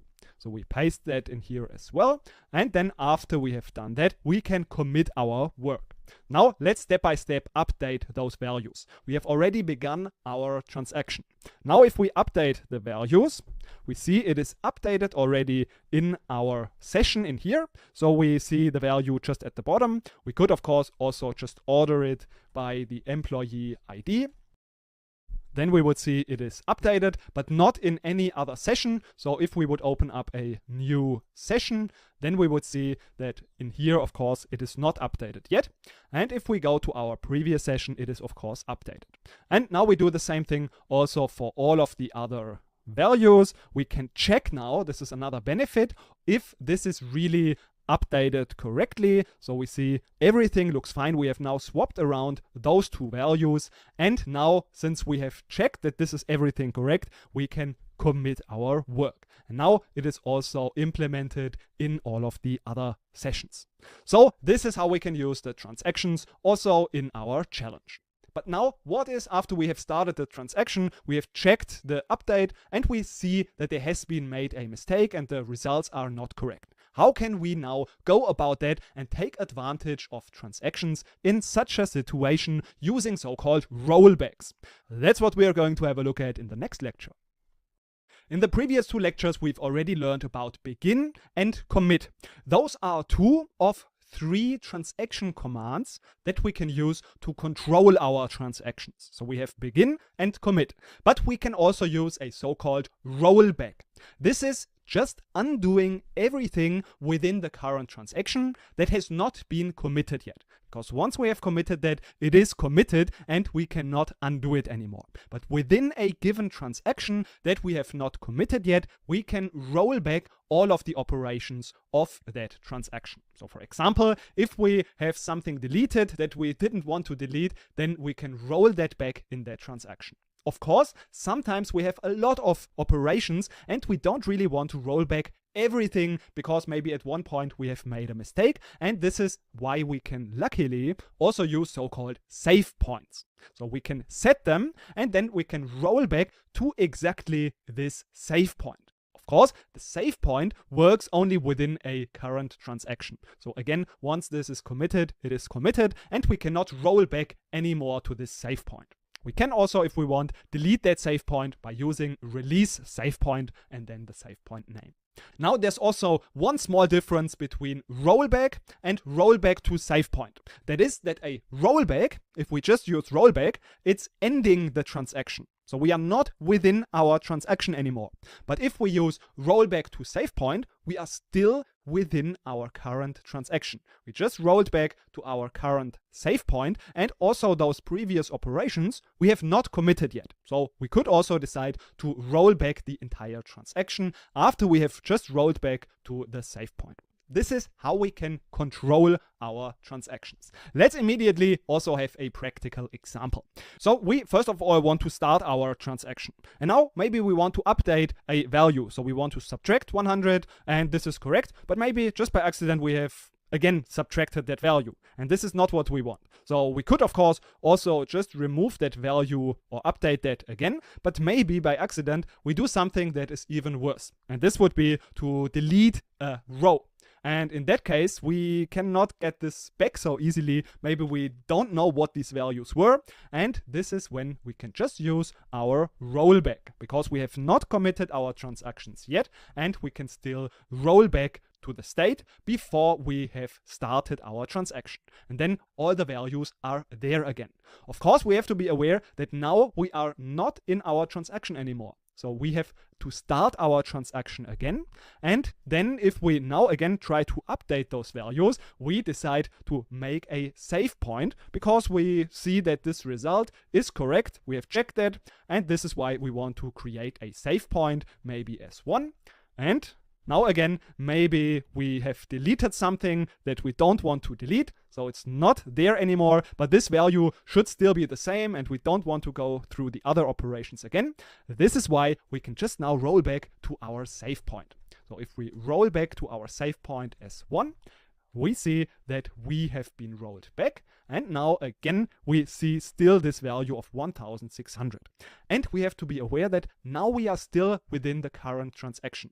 So if we would begin again, this is not working because there's already a transaction in progress. So if we now want to commit them, we still have to do that, and we have to say commit, and this would now commit all of our transactions. So now this would have worked, and we have used the save point also to just make sure that everything that comes after that save point, we can just go back to that state, and this can help us within our transactions if we have many operation steps in a given transaction. In the previous lectures, we've learned about the user-defined function. But the problem is that this user-defined function cannot execute transactions. This means we cannot make use of the commit and rollback statement. So if we, for example, wanted to make some transaction, like a bank transfer, we could not do that using functions. So this is where we typically use stored procedures, because now they do support those transactions. And luckily, the syntax and the way those stored procedures work is very, very similar to the functions. So let's have a look at the general syntax of the stored procedures. We can just use again the statement create procedure, the procedure name, then of course all of the parameters including their data types, and also similar to the functions we can use create or replace. If this procedure name then already exists, it will just be replaced by this new definition. And now if we have a closer look at how this procedure is defined exactly, we'll see that this is now very, very similar to the user-defined functions. The only difference that we can spot in here is that we do not have this returns and then the data type. This is because the stored procedure does not return a value like the user-defined function does. So this does not work in the same way. And we have seen in the function that we have returns, then the data type, and we also have return in the end, and then a certain expression, a certain value that is returned. And in the stored procedure, this is not possible. So in the stored procedure, we do not have returns and then the data type, as well as we don't have return and then an expression. we can, if we want, use return just by itself. This will immediately stop the stored procedure, but we cannot return an expression like this. So now let's have a look at an example, a typical way of using a stored procedure. We have in the previous lecture seen in the transaction that we can make a bank transfer with a transaction. So we want to just transfer a certain amount from one person to another person. And this should be considered as one unit of a work. But now we don't want to do this over and over manually. We just want to specify in a stored procedure the amount that should be transferred and from which account to which account the transfer should occur. So we have like this one complete stored procedure that is doing this exact bank transfer for us, and we are only specifying the parameters. So let's have a look at how we can define that. We just first of all, of course, give the name of this procedure, then all of the parameters including their data type, so the amount that should be transferred and the IDs of the sender and the recipient. And now we can just define the body of this stored procedure. So we have first of all, we update the sender's balance. So we can start with that. And afterwards, we have another operation that is now to add the balance to the recipient's balance. So this is when we can now commit our transaction in the stored procedure. And now if we want to call that procedure, we can just use call, the name of the procedure, and we can specify, of course, the values for our parameters. So if we want to now use our own defined stored procedure with our 3 parameters, we could, for example, say we want to transfer $100 from the sender with the ID 1 to the recipient with the ID number 2. And then this would have been transferred using our stored procedure. So let's have a look at how we can do that practically in pgadmin. We see that if we select from our account balance, we have this amount in those 2 balances. And now we want to create a stored procedure. So we say create procedure. The name of the procedure is SP transfer, for example, and we can also, as we've learned, use create or replace if the procedure would already exist.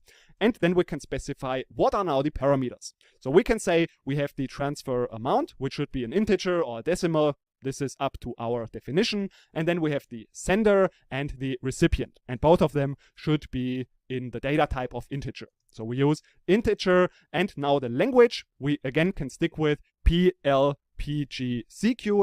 And then we can just start with the definition.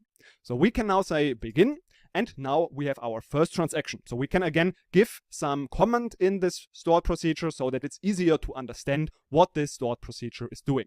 So we can say add balance, for example, and like this we could now update the recipient first. So we can say update and then the table account balance. So we say account balance and set the amount column to amount plus now the value of the transfer amount. And this should be done where the ID is equal to our recipient. So we can just copy that, and then after that we have our first operation. So now we can also say we want to subtract the balance from the sender. So we now just have to change this to a minus because now we subtract from the sender. So we say where ID is equal to sender. And after that we can now commit this transaction. And then we can also end the body of our stored procedure. And like this, we have now, if we execute that, defined our stored procedure. So let's see if we have done everything correct. Of course, we have forgotten about starting our body. So we say as, and then we start with these double dollar signs. And now if we execute it, we have created our stored procedure. And now if we want to call that stored procedure, we can just use call and then the name of the procedure. So in our case, it is SP transfer. And now we can insert the values. So the amount, for example, we want to transfer, let's say $500 from account 1 to account number 2. And after that, we can execute that. First, we want to now check again if this transfer has worked as we expected.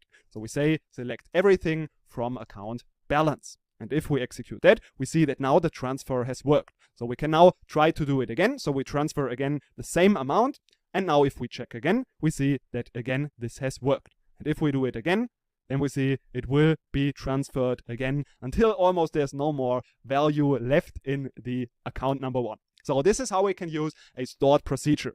And as we can see on the left side, if we want to have a look at our existing procedures, we can just, of course, refresh again our schema. And then if we have a look at the procedures, we see that now there's this procedure available. So we can right click, go to properties, and in here we could now modify our definition of the stored procedure. So in the code, we could, for example, say we want to now multiply the amount with 99%, so 0.99, and then this is maybe some kind of cost that we have, and then we can save it. And now if we would execute it, we would have this implemented as well. So this would work now as well.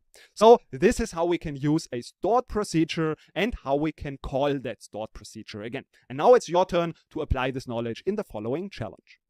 In this challenge, you should create now a stored procedure called emp_swap, and this accepts now two parameters, emp1 and emp2 as an input, and this stored procedure should now swap those two employees with those two employee IDs, and it should swap their position and their salary. And you can test then the stored procedure with employee ID 2 and 3. So we have seen that in the previous lectures that we can do that using transactions, and now you should create a stored procedure that is doing that for us. So this is now a little bit more difficult, and this is why now I want to give you a little hint. So here comes the hint.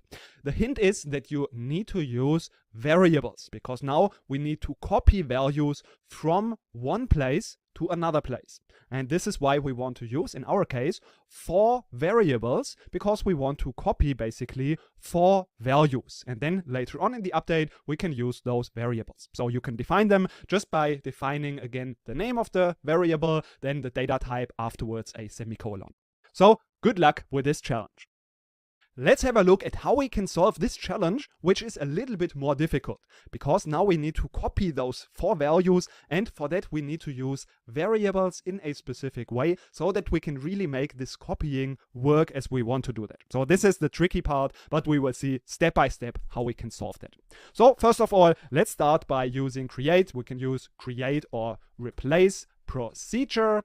And then we have the procedure name. We can, for example, use emp_swap. And then our parameters, this is just emp1 and emp2. So both of them are just of the data type integer. And the language, as always, will be just PGSQL.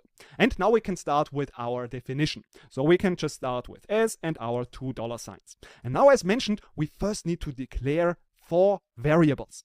So there will be 2 variables for the salary. So we copy the salary of employee 1 into salary 1, salary of employee 2 in salary 2, and so on. So let's start with that. We say declare salary 1, and the data type should be the same as it is in here. So we can use decimal A2 or numeric A2. This is exactly the same. We use decimal A2, and then we use the semicolon, and now we can just copy and paste it for salary 2. And the same thing we also now want to do for the position. So we have position 1, which is a text, and then we should also have position 2. So again, we can just copy and paste it, and then we have defined our variables. And now we can begin with our operations. And first we need to now copy those values into salary 1 and salary 2 and position 1 and position 2.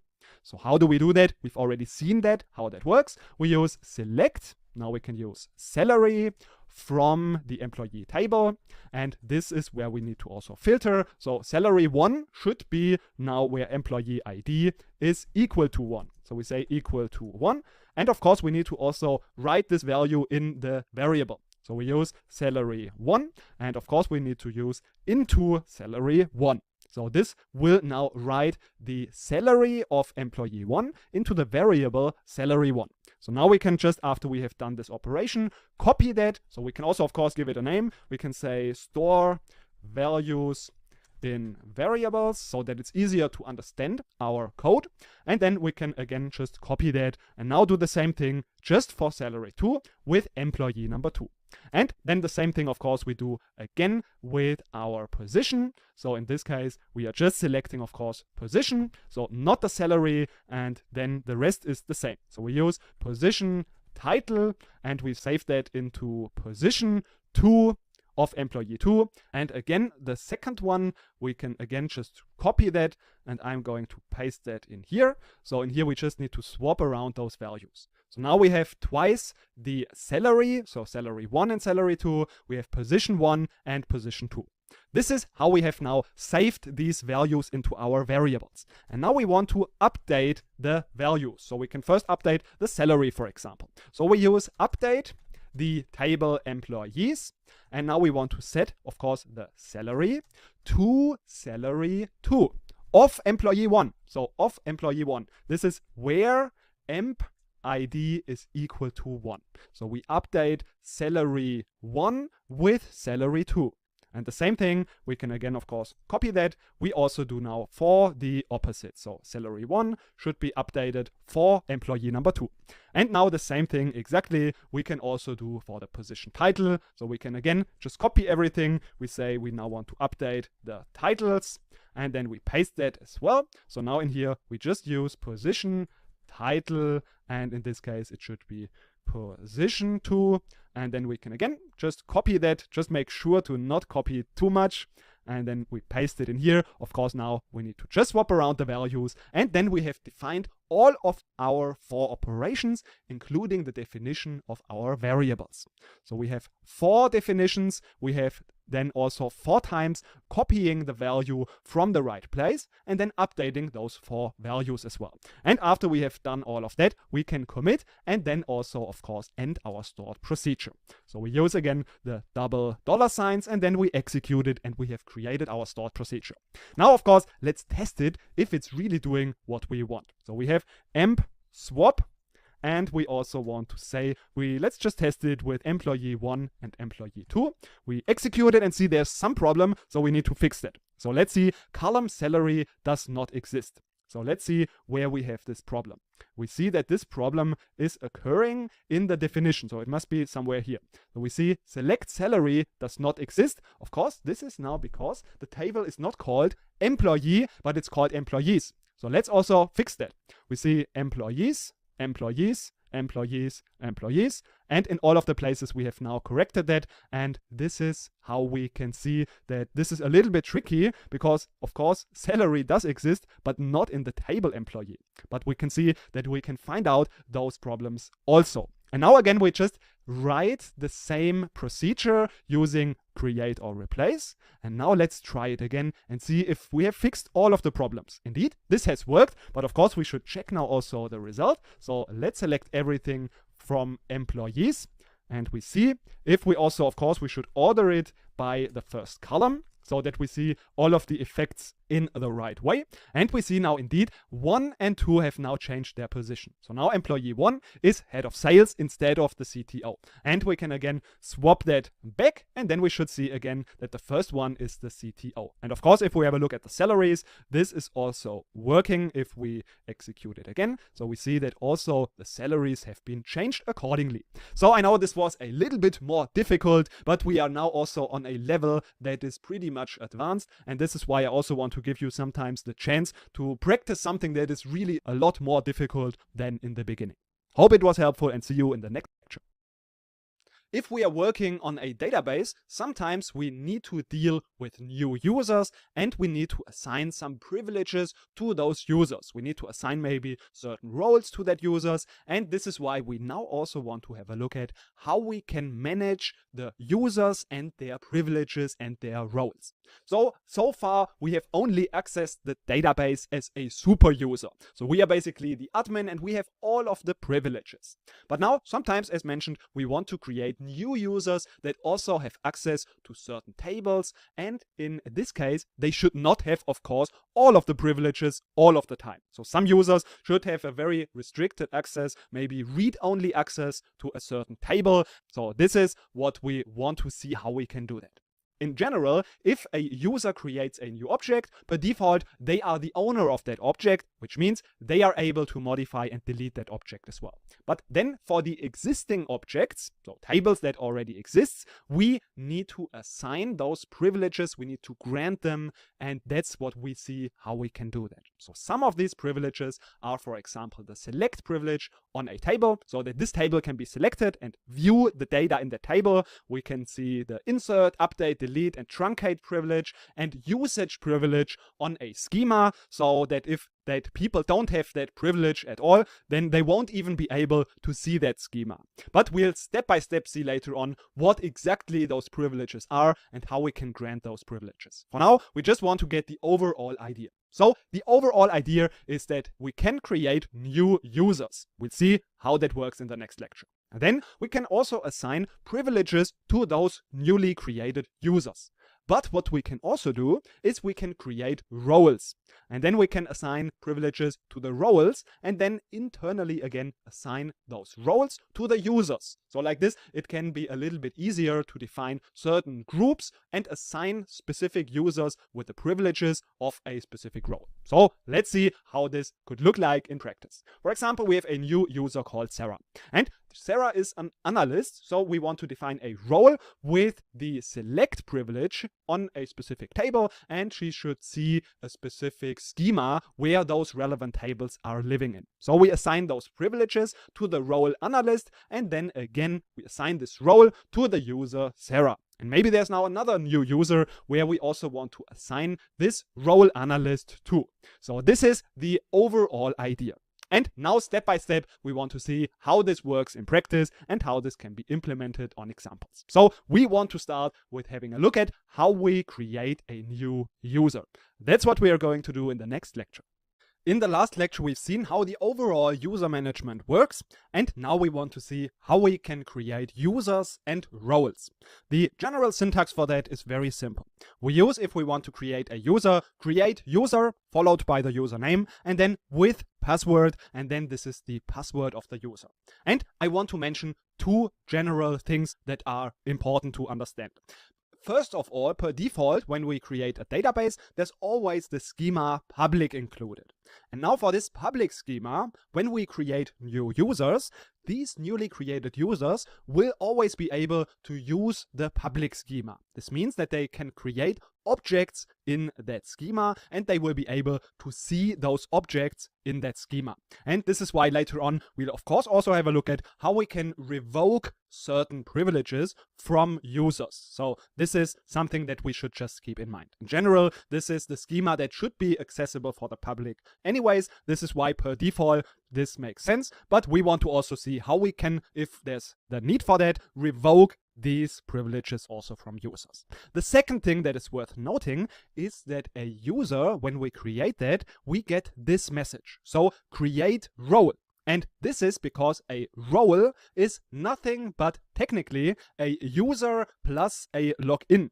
And this means that if we want to get exactly the same thing, we can also use just create role with login. And then this will do exactly the same thing. Of course, technically this is the same, but usually a role will be just assigned to other users, and this is why a role typically doesn't have a login. So that's why we can just in the daily work stick with the intuition. A user is just create user, and if we want to use a role that can be assigned to other users and there's no login needed, we can just stick with create role. But this is just a little technical difference that I wanted to mention. And now before we see how we create this user in action, we also want to mention, of course, we can also use drop user, drop role to drop those users and roles again. So this is not very different from all of the other objects that we have already seen. Now let's jump into pgadmin and see immediately how we can create those new users and how we use those users then. So for example, we have two additional users. First of all, we have the new user, Sarah. We set the password Sarah1234. Of course, this is not a secure password, but in our case, there's nothing sensitive, so we can easily use a very simple password.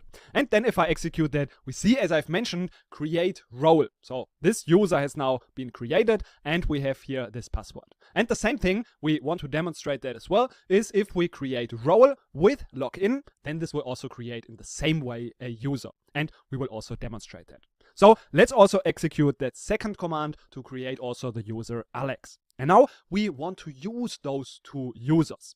And how do we do that? If we go to our server, we are currently connected as the super user. So this is the user Postgres, the default user with all of the privileges. But if we go to this server, we right click and go to properties. And then under connection, we see that this is the current user. Postgres. But now, for example, if we wanted to use Alex, then we can just type in the username, and if we click on save, we see this message to apply changes. The connection needs to be disconnected, and then we need to reconnect to the server. So that's what we have to do. We click on OK, and now right click, and first we want to disconnect from that server. And now we can reconnect with these new credentials. So we go right click, and then we go to connect server. And of course now this is a new user called Alex, and we need to enter the password. So we have Alex1234, and we have, of course, in this case we don't need to save the password, but we could, and then we click on OK, and now we are connected. So now we see that we see again our database. So we see green cycles, and if we can refresh it, we see that this schema is visible, the public schema. And we can also see all of the tables inside. But what we cannot do is to query from those tables. So what we first need to note that this current session, this query editor window, this is the session that is connected to the Postgres user. So we could now not use this session with our new connection, with our user Alex. So if we would try to do that, we would see that the application has lost the connection and this was maybe idle, and we can try to establish a new session. So we do that, and then we see that we have not the permission to create the role. So this is not possible for us. And if we now want to use a new session with that new user, we can right click on the database and go to query tool. And now in here we see that this username is now visible as well in this query editor window. So that's our session. And now, as mentioned, we can see the tables in the public schema, but we cannot select them. So if we say select from customer, for example, we would get an error message because we don't have the permissions for this table. But what we can do is we can create our own objects in the public schema. Per default, this is possible. So we can say create table, a very simple table name, for example, test table, and this just has maybe an ID column with a data type, let's say serial. And now if we create that, we can do that. And of course now this table we can select from, because this is now our table that we have created and we have all of the privileges. We can select everything from the test table. And then we can see that now we can select from that table. And we can also insert values, and of course we can also drop that table again. So we can just copy that and then we can drop that table as well. So we have all of the privileges on that table. But now we have seen that for the customer table and all of the other tables, we don't have those privileges. And this is why we now also want to see and learn how we can assign privileges to our users and our roles and work and manage those privileges. That's what we are going to learn in the next lecture. In the previous lectures, we've seen how the overall user management works, just an overview of that, and how we can create users and roles. And now we want to have a closer look at how privileges work, what they are, and how we can grant them. In general, they are what the users or these roles are allowed to do. That's what we call privileges. So for example, select a table, and this enables then the user with this privilege to see that table using a select statement. So this is the general syntax. We grant, for example, one specific permission, for example, a select privilege on our database object, in this case, the customer table, to then the user or the role that we want to assign this to. And some of these privileges are applicable on table, some are applicable on schemas, and some are applicable on a database. So we will later on see this in a little bit more detail. In general, we want to already mention the usage privilege is very important because this enables the user to see a specific schema and all of the objects that are in this schema. So per default, every newly created user has the usage privilege on the public schema. This means they can see the schema and all of the objects in that schema. And we can also grant permissions on all tables in a schema. We use for that on all tables in schema. And we can even grant all privileges on specific database objects or also on all tables, for example, in a schema. In general, only the super user can grant privileges to other users. But there's also the so-called owner of an object. This per default is the one that has created this object. They can also grant privileges on that object to other people. But we can add in our grant the statement with grant option. And this then enables the user or the role, for example, in this case, Nikolai, to grant this privilege again to other users as well. This is when we add with grant option. And in general, of course, we can also revoke privileges. The syntax for that is very simple and very similar. We just revoke a privilege on an object, and now instead of to a user, we say from a user or a role. And again, we can use public, and then this is the public default that also everyone that's newly created can do. And now we make it very, very specific. We can even revoke privileges that were granted by a specific user. So for example, we can revoke all privileges on a specific table that were granted from one specific user. So that's something that's now a little bit specific, but we have also already mentioned that. And the same thing we can also revoke for the grant option. In this case, we say revoke the grant option for the privilege on the database object from one specific user, role, or public. And again, we can use even in here granted by one specific user or one specific role. But now let's make this a little bit more practical. So let's have a look at this list of the important privileges. We see in here that most of the privileges, and this is very intuitive, are applicable on tables, or the select is also on table-like objects. So of course, select can be also granted on views or on materialized views. But we can even, for inserts, updates, and also for selects, grant the privilege on table columns only. But of course, if we have a look at usage, this is applicable to schemas, or create is also applicable, for example, to schemas. And then execute, of course, to functions and procedures. So this is not so complicated as it looks in the beginning, because in general, this is very intuitive. But now let's have a look at the most important privileges and the most commonly used privileges, how this works in practice. How do we do that? We can, of course, in the beginning create a user, Amar, with one password. And then we can now, as I've mentioned, grant usage on a schema.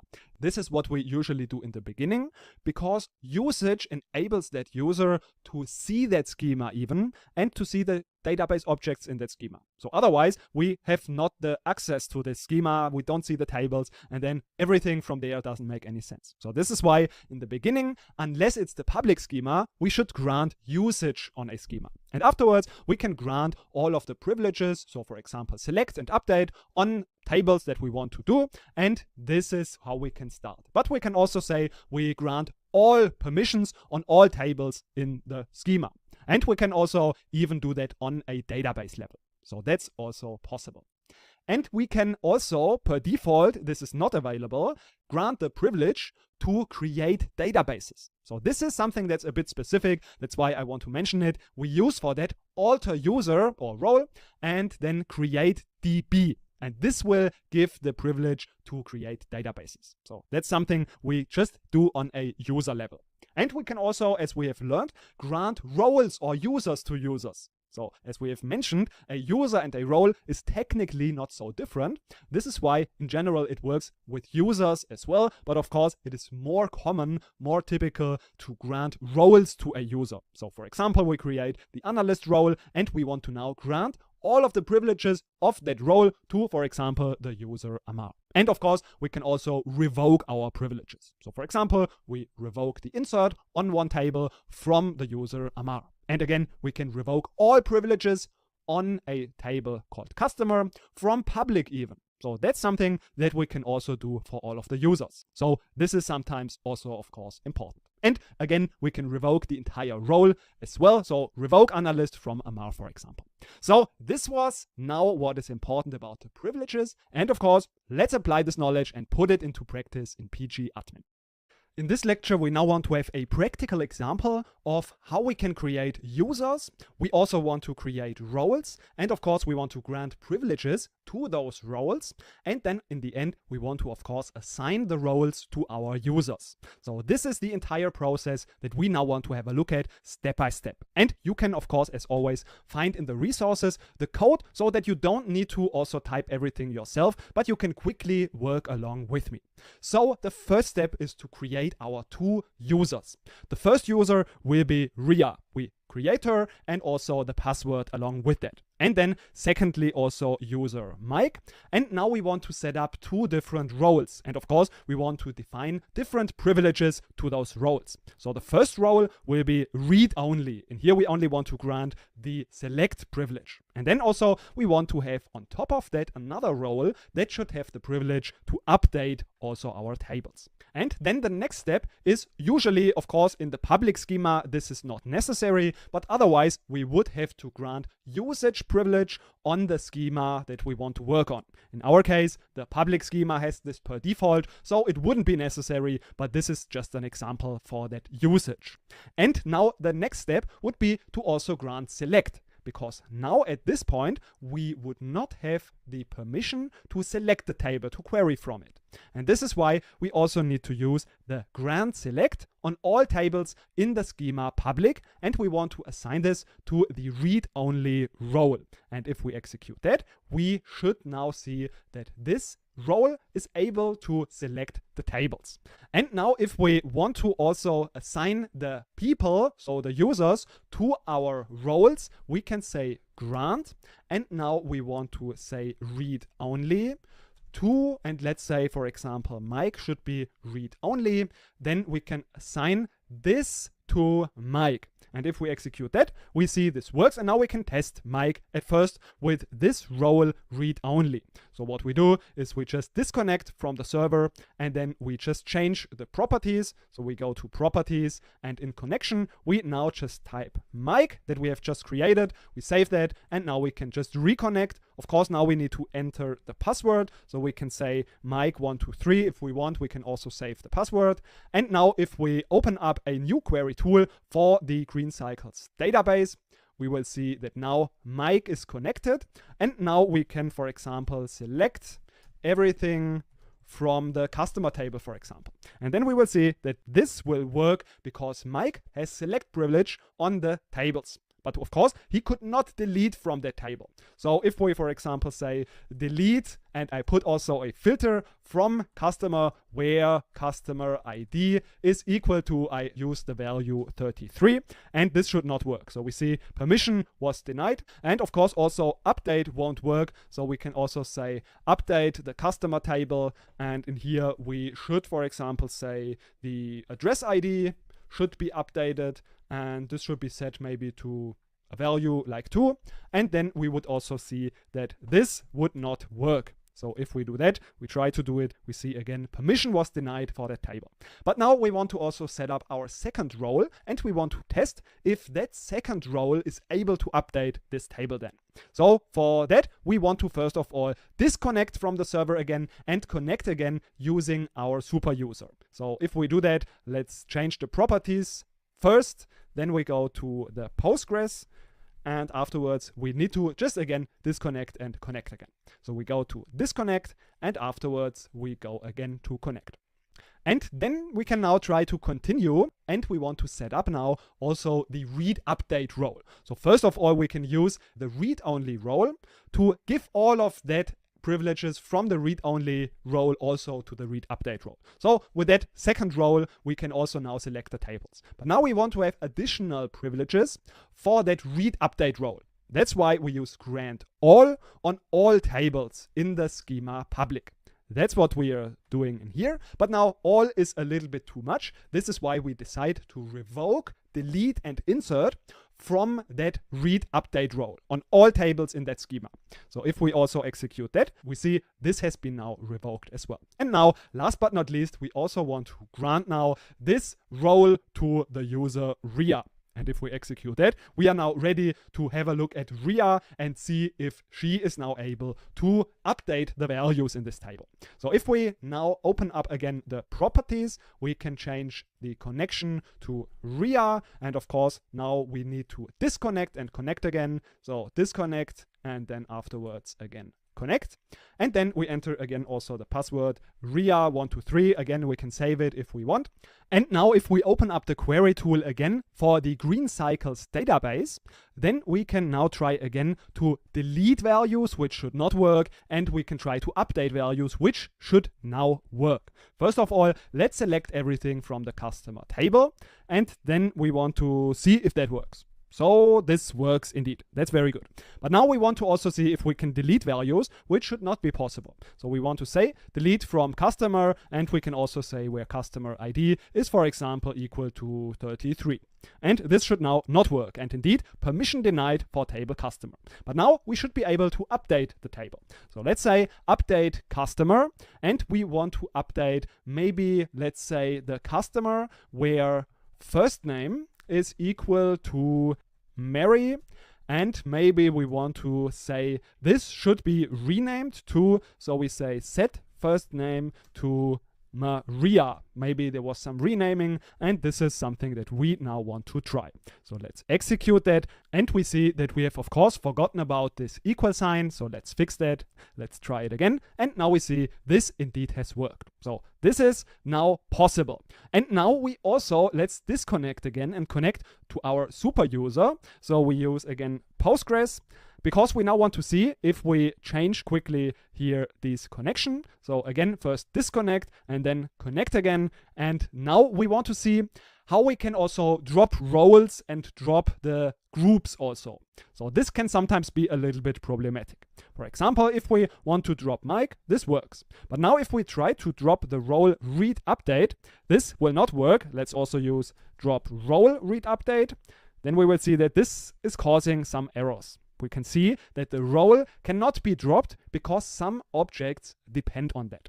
And this means that this has been assigned to a user, and we have also used privileges that were granted to this role. And these dependencies now make it difficult for us at least to drop this role. But if we have this problem, we can first remove all of those dependencies. So we can say drop owned by, and then everything that's depending on that role is dropped, and we can now also drop that entire role. So this is then possible. This was now a practical example of how we can manage our users and our permissions. If we talk about indexes, we usually want to increase the performance of our queries. And if we talk about query performance, so how much time a query needs to be executed, we can distinguish between two different types of operations.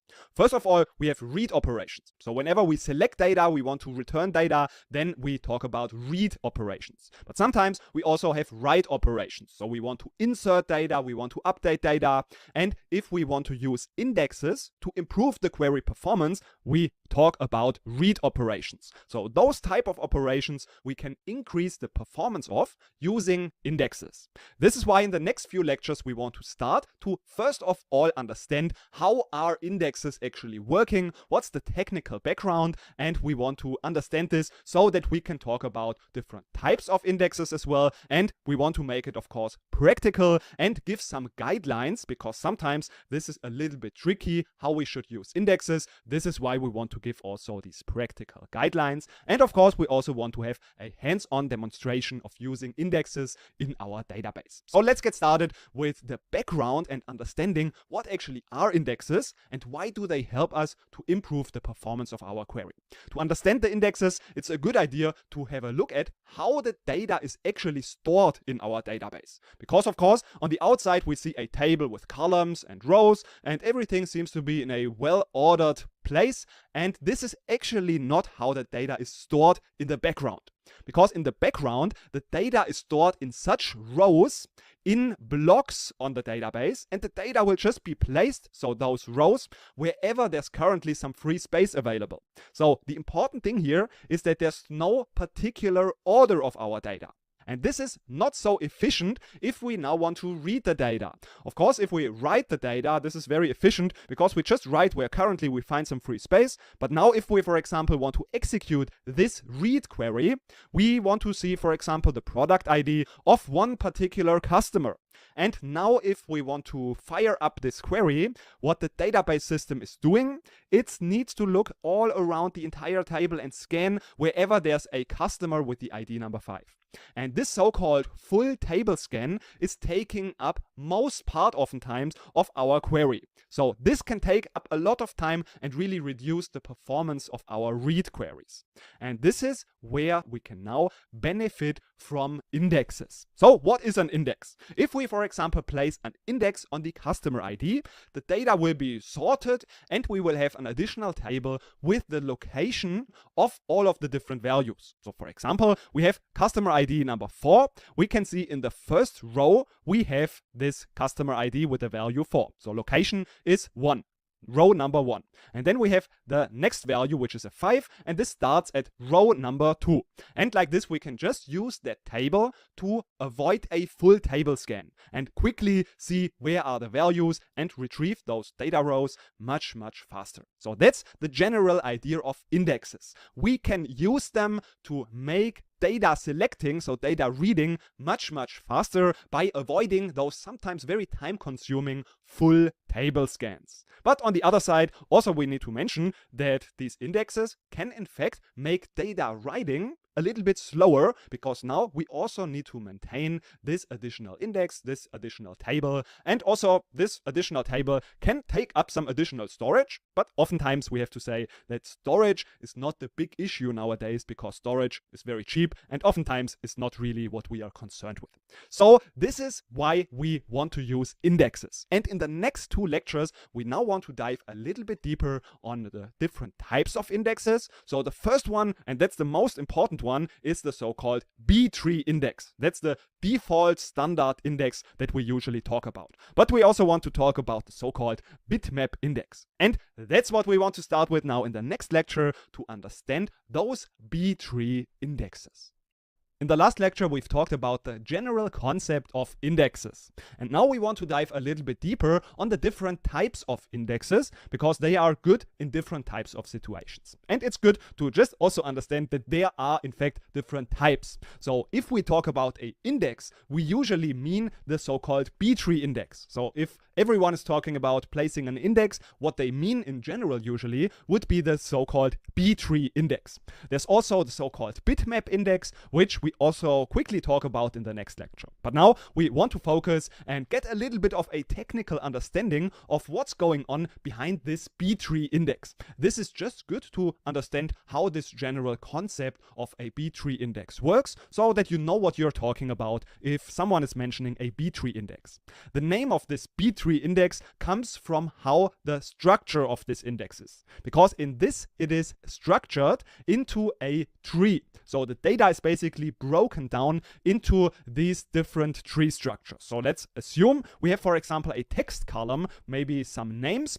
Then we can just break down those names into the first character starts with an A, and then maybe we have the different second characters A, B, and A, C, and then we have the list of all of the different values that are in this leaf of that tree. And now maybe there are 10 or 15 values. So here we would start, of course, with the first row. And this is then therefore getting the value 1. And now maybe there are 14 different values. And then in the next leaf, we start now with the number 15. And maybe here there are now also, let's say, 5 different values. And then we go to the next one. And then we have 20. So row number 20. So those numbers are basically just referring to the row number. And we use this tree structure to break down our data into different buckets. And now the main question is, when do we want to use this so-called B-tree index? This is always when we have a so-called high cardinality. High cardinality in this case means that we have a lot of different values. So for example, typically a primary key is of course unique. So every value occurs only once. This means we have a high cardinality. And this is why we have usually on the primary keys, because they have a high cardinality, means every value is different.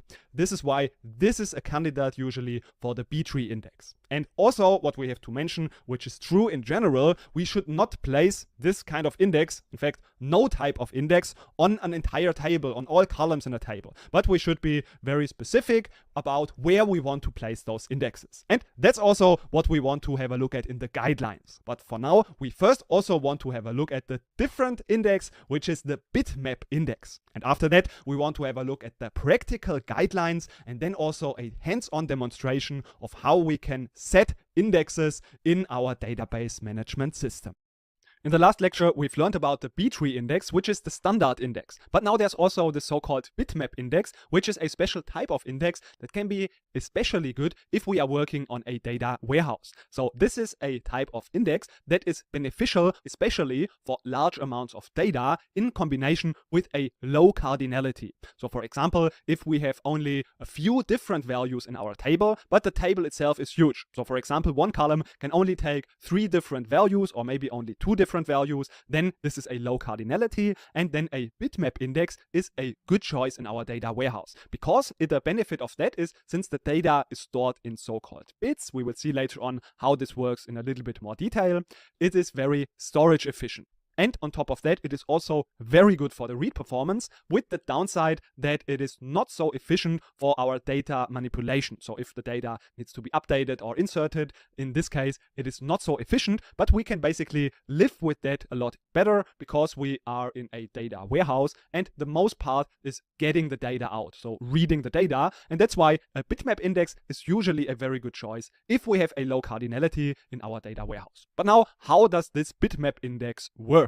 So we have this table, and of course we now also want to create a structure that helps us to avoid full table scans. And in this case, we don't use a list, but we use bits. So this can look something like this. We have the different payment types, and we see that there are only 2 different types in our case. And this is why we can now create different maps basically that are telling us in which rows we find which values. So for example, for the value Visa, we can find this value in row number 1 because there's a 1, and in row number 2 also because there's also a 1, in row number 3 there's also a 1, and then in the next row we see that in row number 4 there is a 0, and that's why we cannot find the value Visa. But if we now go to the value Mastercard, we find in row number 4, yes, it is turned to 1. That means, yes, there is a value Mastercard. And this is then how basically there can be a map created that helps to find in which rows we find which value.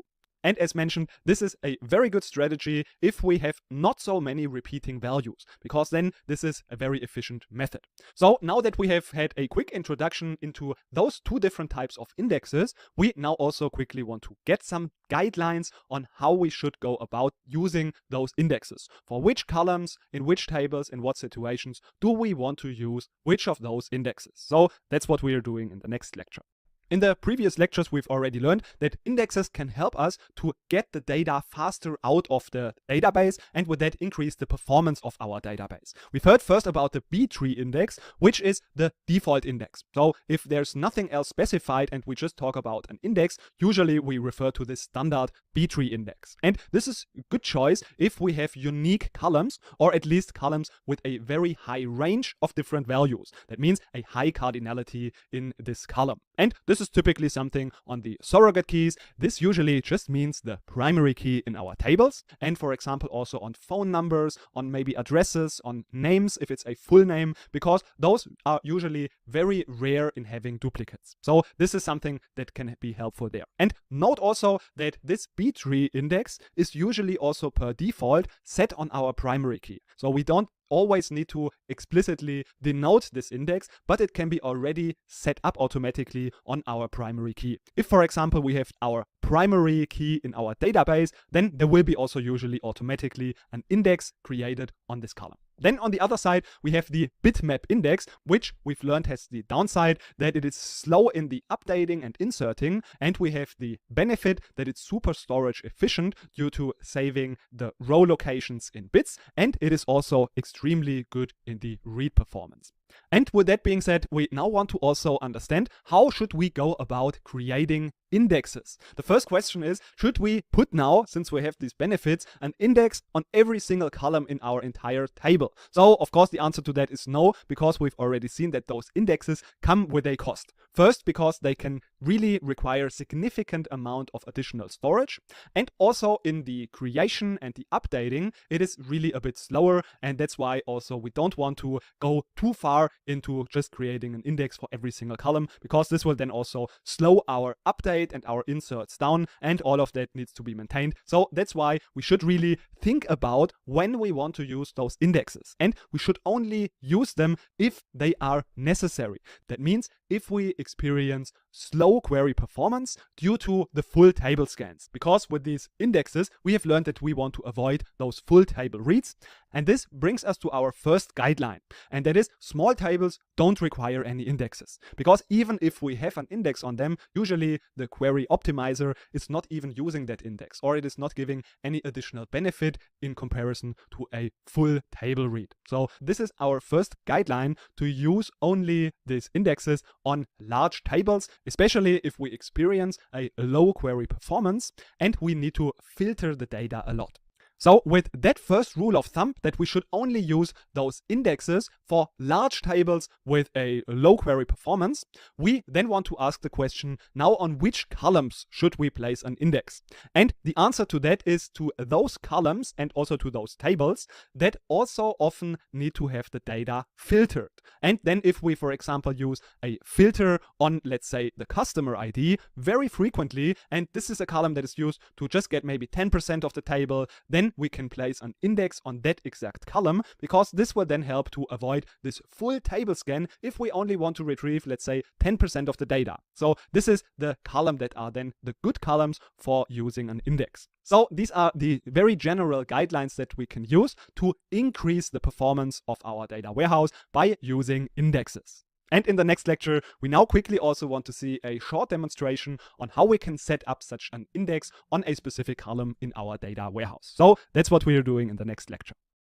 Now that we have learned when we want to use an index, this is if we have large tables, we should not use indexes on small tables, and also on columns that are not frequently updated. So if we have a table that has a lot of write operations, we don't necessarily need those indexes. But if we experience a bad query performance on large tables, then we should use the indexes on columns that are oftentimes used, for example, in where filterings or in joins. And we will now see a hands-on demonstration of how we use an index and how this can increase the performance of our queries. So first of all, let's have a look at the general syntax of creating an index on a column in a given table. So we just use the statement create index, the name of the index, on which table we want to create this index, and then we can optionally specify what type of index we want to use. So we can say using and then the type of index we want to use. But again, the default, if we don't specify that at all, is just the B-tree index, which in most cases is the best choice. This is why it's also a default choice.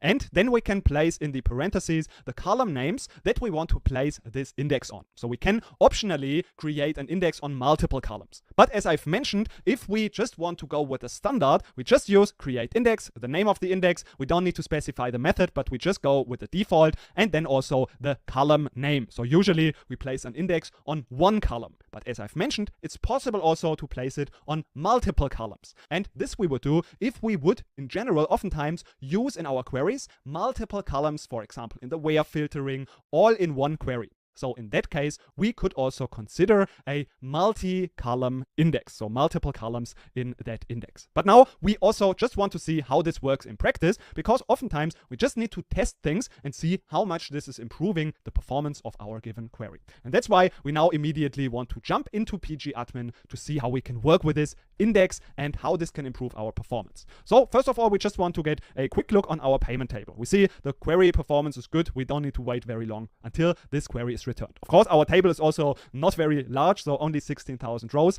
But for example, if we want to use a subquery that we have already seen is a bit expensive, so for example, we want to take the average on the amount on, for example, the column rental rate. So this means we create from payment, and now let's use this correlated subquery, which we have learned can be quite costly.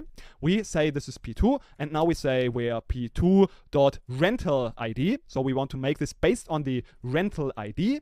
Then we can see that this will take a long time.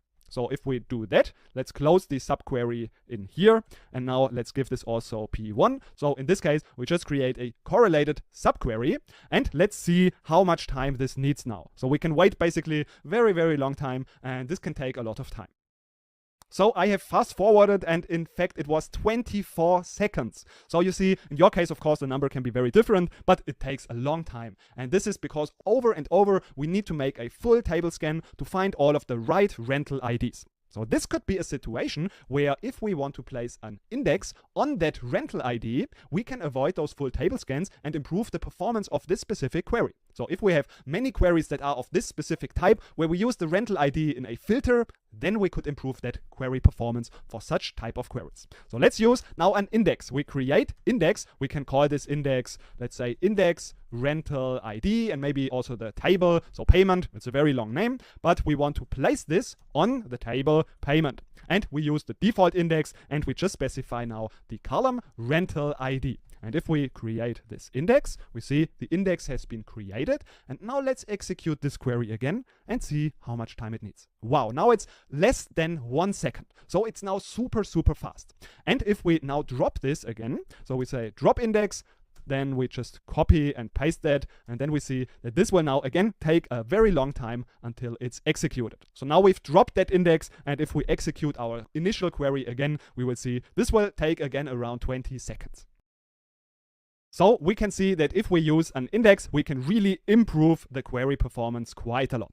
And now that we talk about the query performance, we can also use that so-called explain tool, which is just breaking down our query in the different components. So the table scan or the index read, and all of that different components take up some time. And this explain tool will help us to better understand how our query has been executed, and maybe also how we can improve the performance of that query. So that's something we also now want to have a quick look in the next lecture. So if we execute it, we have our code selected. We can see that in this example, we see that now here this index has been used. Whereas if we wouldn't have this index, so let's again drop it. So I'm selecting that and executing that. And now I select that same again, and I'm again explaining. So this is F7. We see that now this index is not used. So this is something that we can use to better understand how this query is executed internally, what are the steps, and how we might also improve our query performance. That's what we want to have a closer look at in the next lecture. In this lecture, we just want to have a quick look under the hood of our database system. In this case, we want to have a look at the so-called execution plan, the query optimizer, and the explain feature in pgadmin. So if we want to understand how our query is executed under the hood, we need to have a look at the so-called execution plan. The execution plan is telling us what has been done internally to retrieve the data so that we can see it in the data output. So for example, if we make a table join, we can have maybe 3 tables that have to be joined. And in this case, there can be maybe the first table that is first joined with the third table. And then after that, the second table is joined. So you can see that the sequence, the order can be different. And also maybe there can be different methods, different algorithms to join tables. Sometimes there can be an index used, and sometimes we just use a sequential scan. So you see that there can be different methods, different ways of getting our data into the output. And the query optimizer's job is to find the best way, the best path to retrieve the data with the best performance. And we can now use the explain tool to have a look at this execution plan. So let's have a look at how we can do that. For example, if we have a look at this very simple query, we can use explain, and in here we see the execution plan. And this is now not really how the query will be executed for sure, but this is just an estimate. So for example, if we use that estimate on our very complex query, we can see if we use explain that the result will be there very quickly. But if we want to get the actual plan that was used in fact in real time, and also how much time was actually needed for every individual step, in that case we need to use explain analyze. And then the query will be really executed in real time. And also you have to be aware that if you make some updates in this query or some inserts or some deletes, this will actually also take place because the query will actually be executed. But we have much better estimates of how long every step takes. And this is why sometimes we can use the explain analyze tool to get real results. And in this case, if we want to see the exact times, we just need to check this timing box. And now if we have this checked, we can also analyze this query. Of course, in this case, this query takes a lot of time, and this is why we also now need to wait until this entire query will be executed, and then maybe we can find some way of improving the performance of this query just by analyzing our execution plan. So in this case, again, 22 seconds, and we can see if we have a look at this first step, which we want to select, we can see this is the node type of sequential scan. And afterwards, there was an append, so all of the rows have to be appended. Then we have to have this aggregation, so we take the average, and all of those steps we can now see in this execution plan. And in this case, we see the table scan. If we scroll down, there has been a lot of time, so the total time that was needed for this individual step. And we can see that also if we go to the statistics. Here we see the time spent. If we scroll to the bottom, actually in here we have to read it from the bottom to the top. So the bottom step is actually the first step. And in here we can see that this sequential scan, so every row is just scanned in a sequential manner, and this will be done in our case for the entire table. And this sequential scan is sometimes, as we have learned, not the most effective way of looking at the data in the table. And this is why, if we again have a closer look at this step and we scroll down, we see this is where we have lost most of our time. And now in this filter column, this can oftentimes give us a good indication of which column could benefit from an index to improve the query performance. So in this case, we see the rental ID has been used. So if we now use that information, we could place an index on the rental ID. And now we could again analyze the query plan. So in this case, we use explain analyze again, and we see the result is now much faster. And in here, we have not used this sequential scan, but we have used an index scan. We can also see that in the statistics that now this is much faster and the sequential scan is now also much lower. And you can see that after this quick sequential scan, there's this index scan. And in this case, the query optimizer has also decided to create a bitmap and use also a bitmap index scan, bitmap heap scan. And this is just something that has been done internally. And this is, of course, creating some kind of overhead that this bitmap has to be first created. But apparently, the query optimizer has figured that this would be the best solution to get a good performance for this specific query. And in our case, we want to now also go back and have a look at another query. So for example, if we would just make a quick select on this rental ID column, and we also have maybe some filtering, and then we can see if we now again explain analyze, we can see again there has been this index scan. But now if we have a look to the statistics, we see that this is now an index only scan. And this is now because we have only that column that is the actual index column. And this is now enough, so we can get all of the information just by looking at the actual index, because the rental ID is the index, so we don't need to look at the table itself. We can just look at the index table. And in this case, we get this index only scan. And now I think it's also interesting to have a look at a join. So if we execute this join with explain analyze, we can see that again, in this case, there has been this table scan and then this type of left join. And you can see that in this case, there's a so-called hash left join. That's just one type of algorithm that is used for a left join. Usually, this hash join is the best in terms of performance, but we can have also some situations. For example, in here, if we also have maybe some filtering, some limits, then we can also have a different type of join, so a different algorithm that is used, which can give, in this case, better results. And that's what the query optimizer has decided and has figured out, that this could be, in this case, a better solution. So in this case, it was a merge left join. And of course, in this case, we also had some limit. So if we limit the data by 100, we also get this limit step. And maybe we can also say we want to order the data. So we say order by 1. And in this case, we of course also get an additional sort step. And in this case, even now we have used again a hash left join. So it's sometimes not so predictable what the query optimizer decides to do. But in most situations, if we want to improve the query performance, we could do so by, for example, using an index. If we, for example, see that some table scan, some sequential scan takes up a long time, and then we can figure that for this query, we, for example, might benefit from an index. So hope this was giving you a quick and short introduction into the execution plan and into the query optimizer and how you can use this explain tool as well as the explain analyze tool.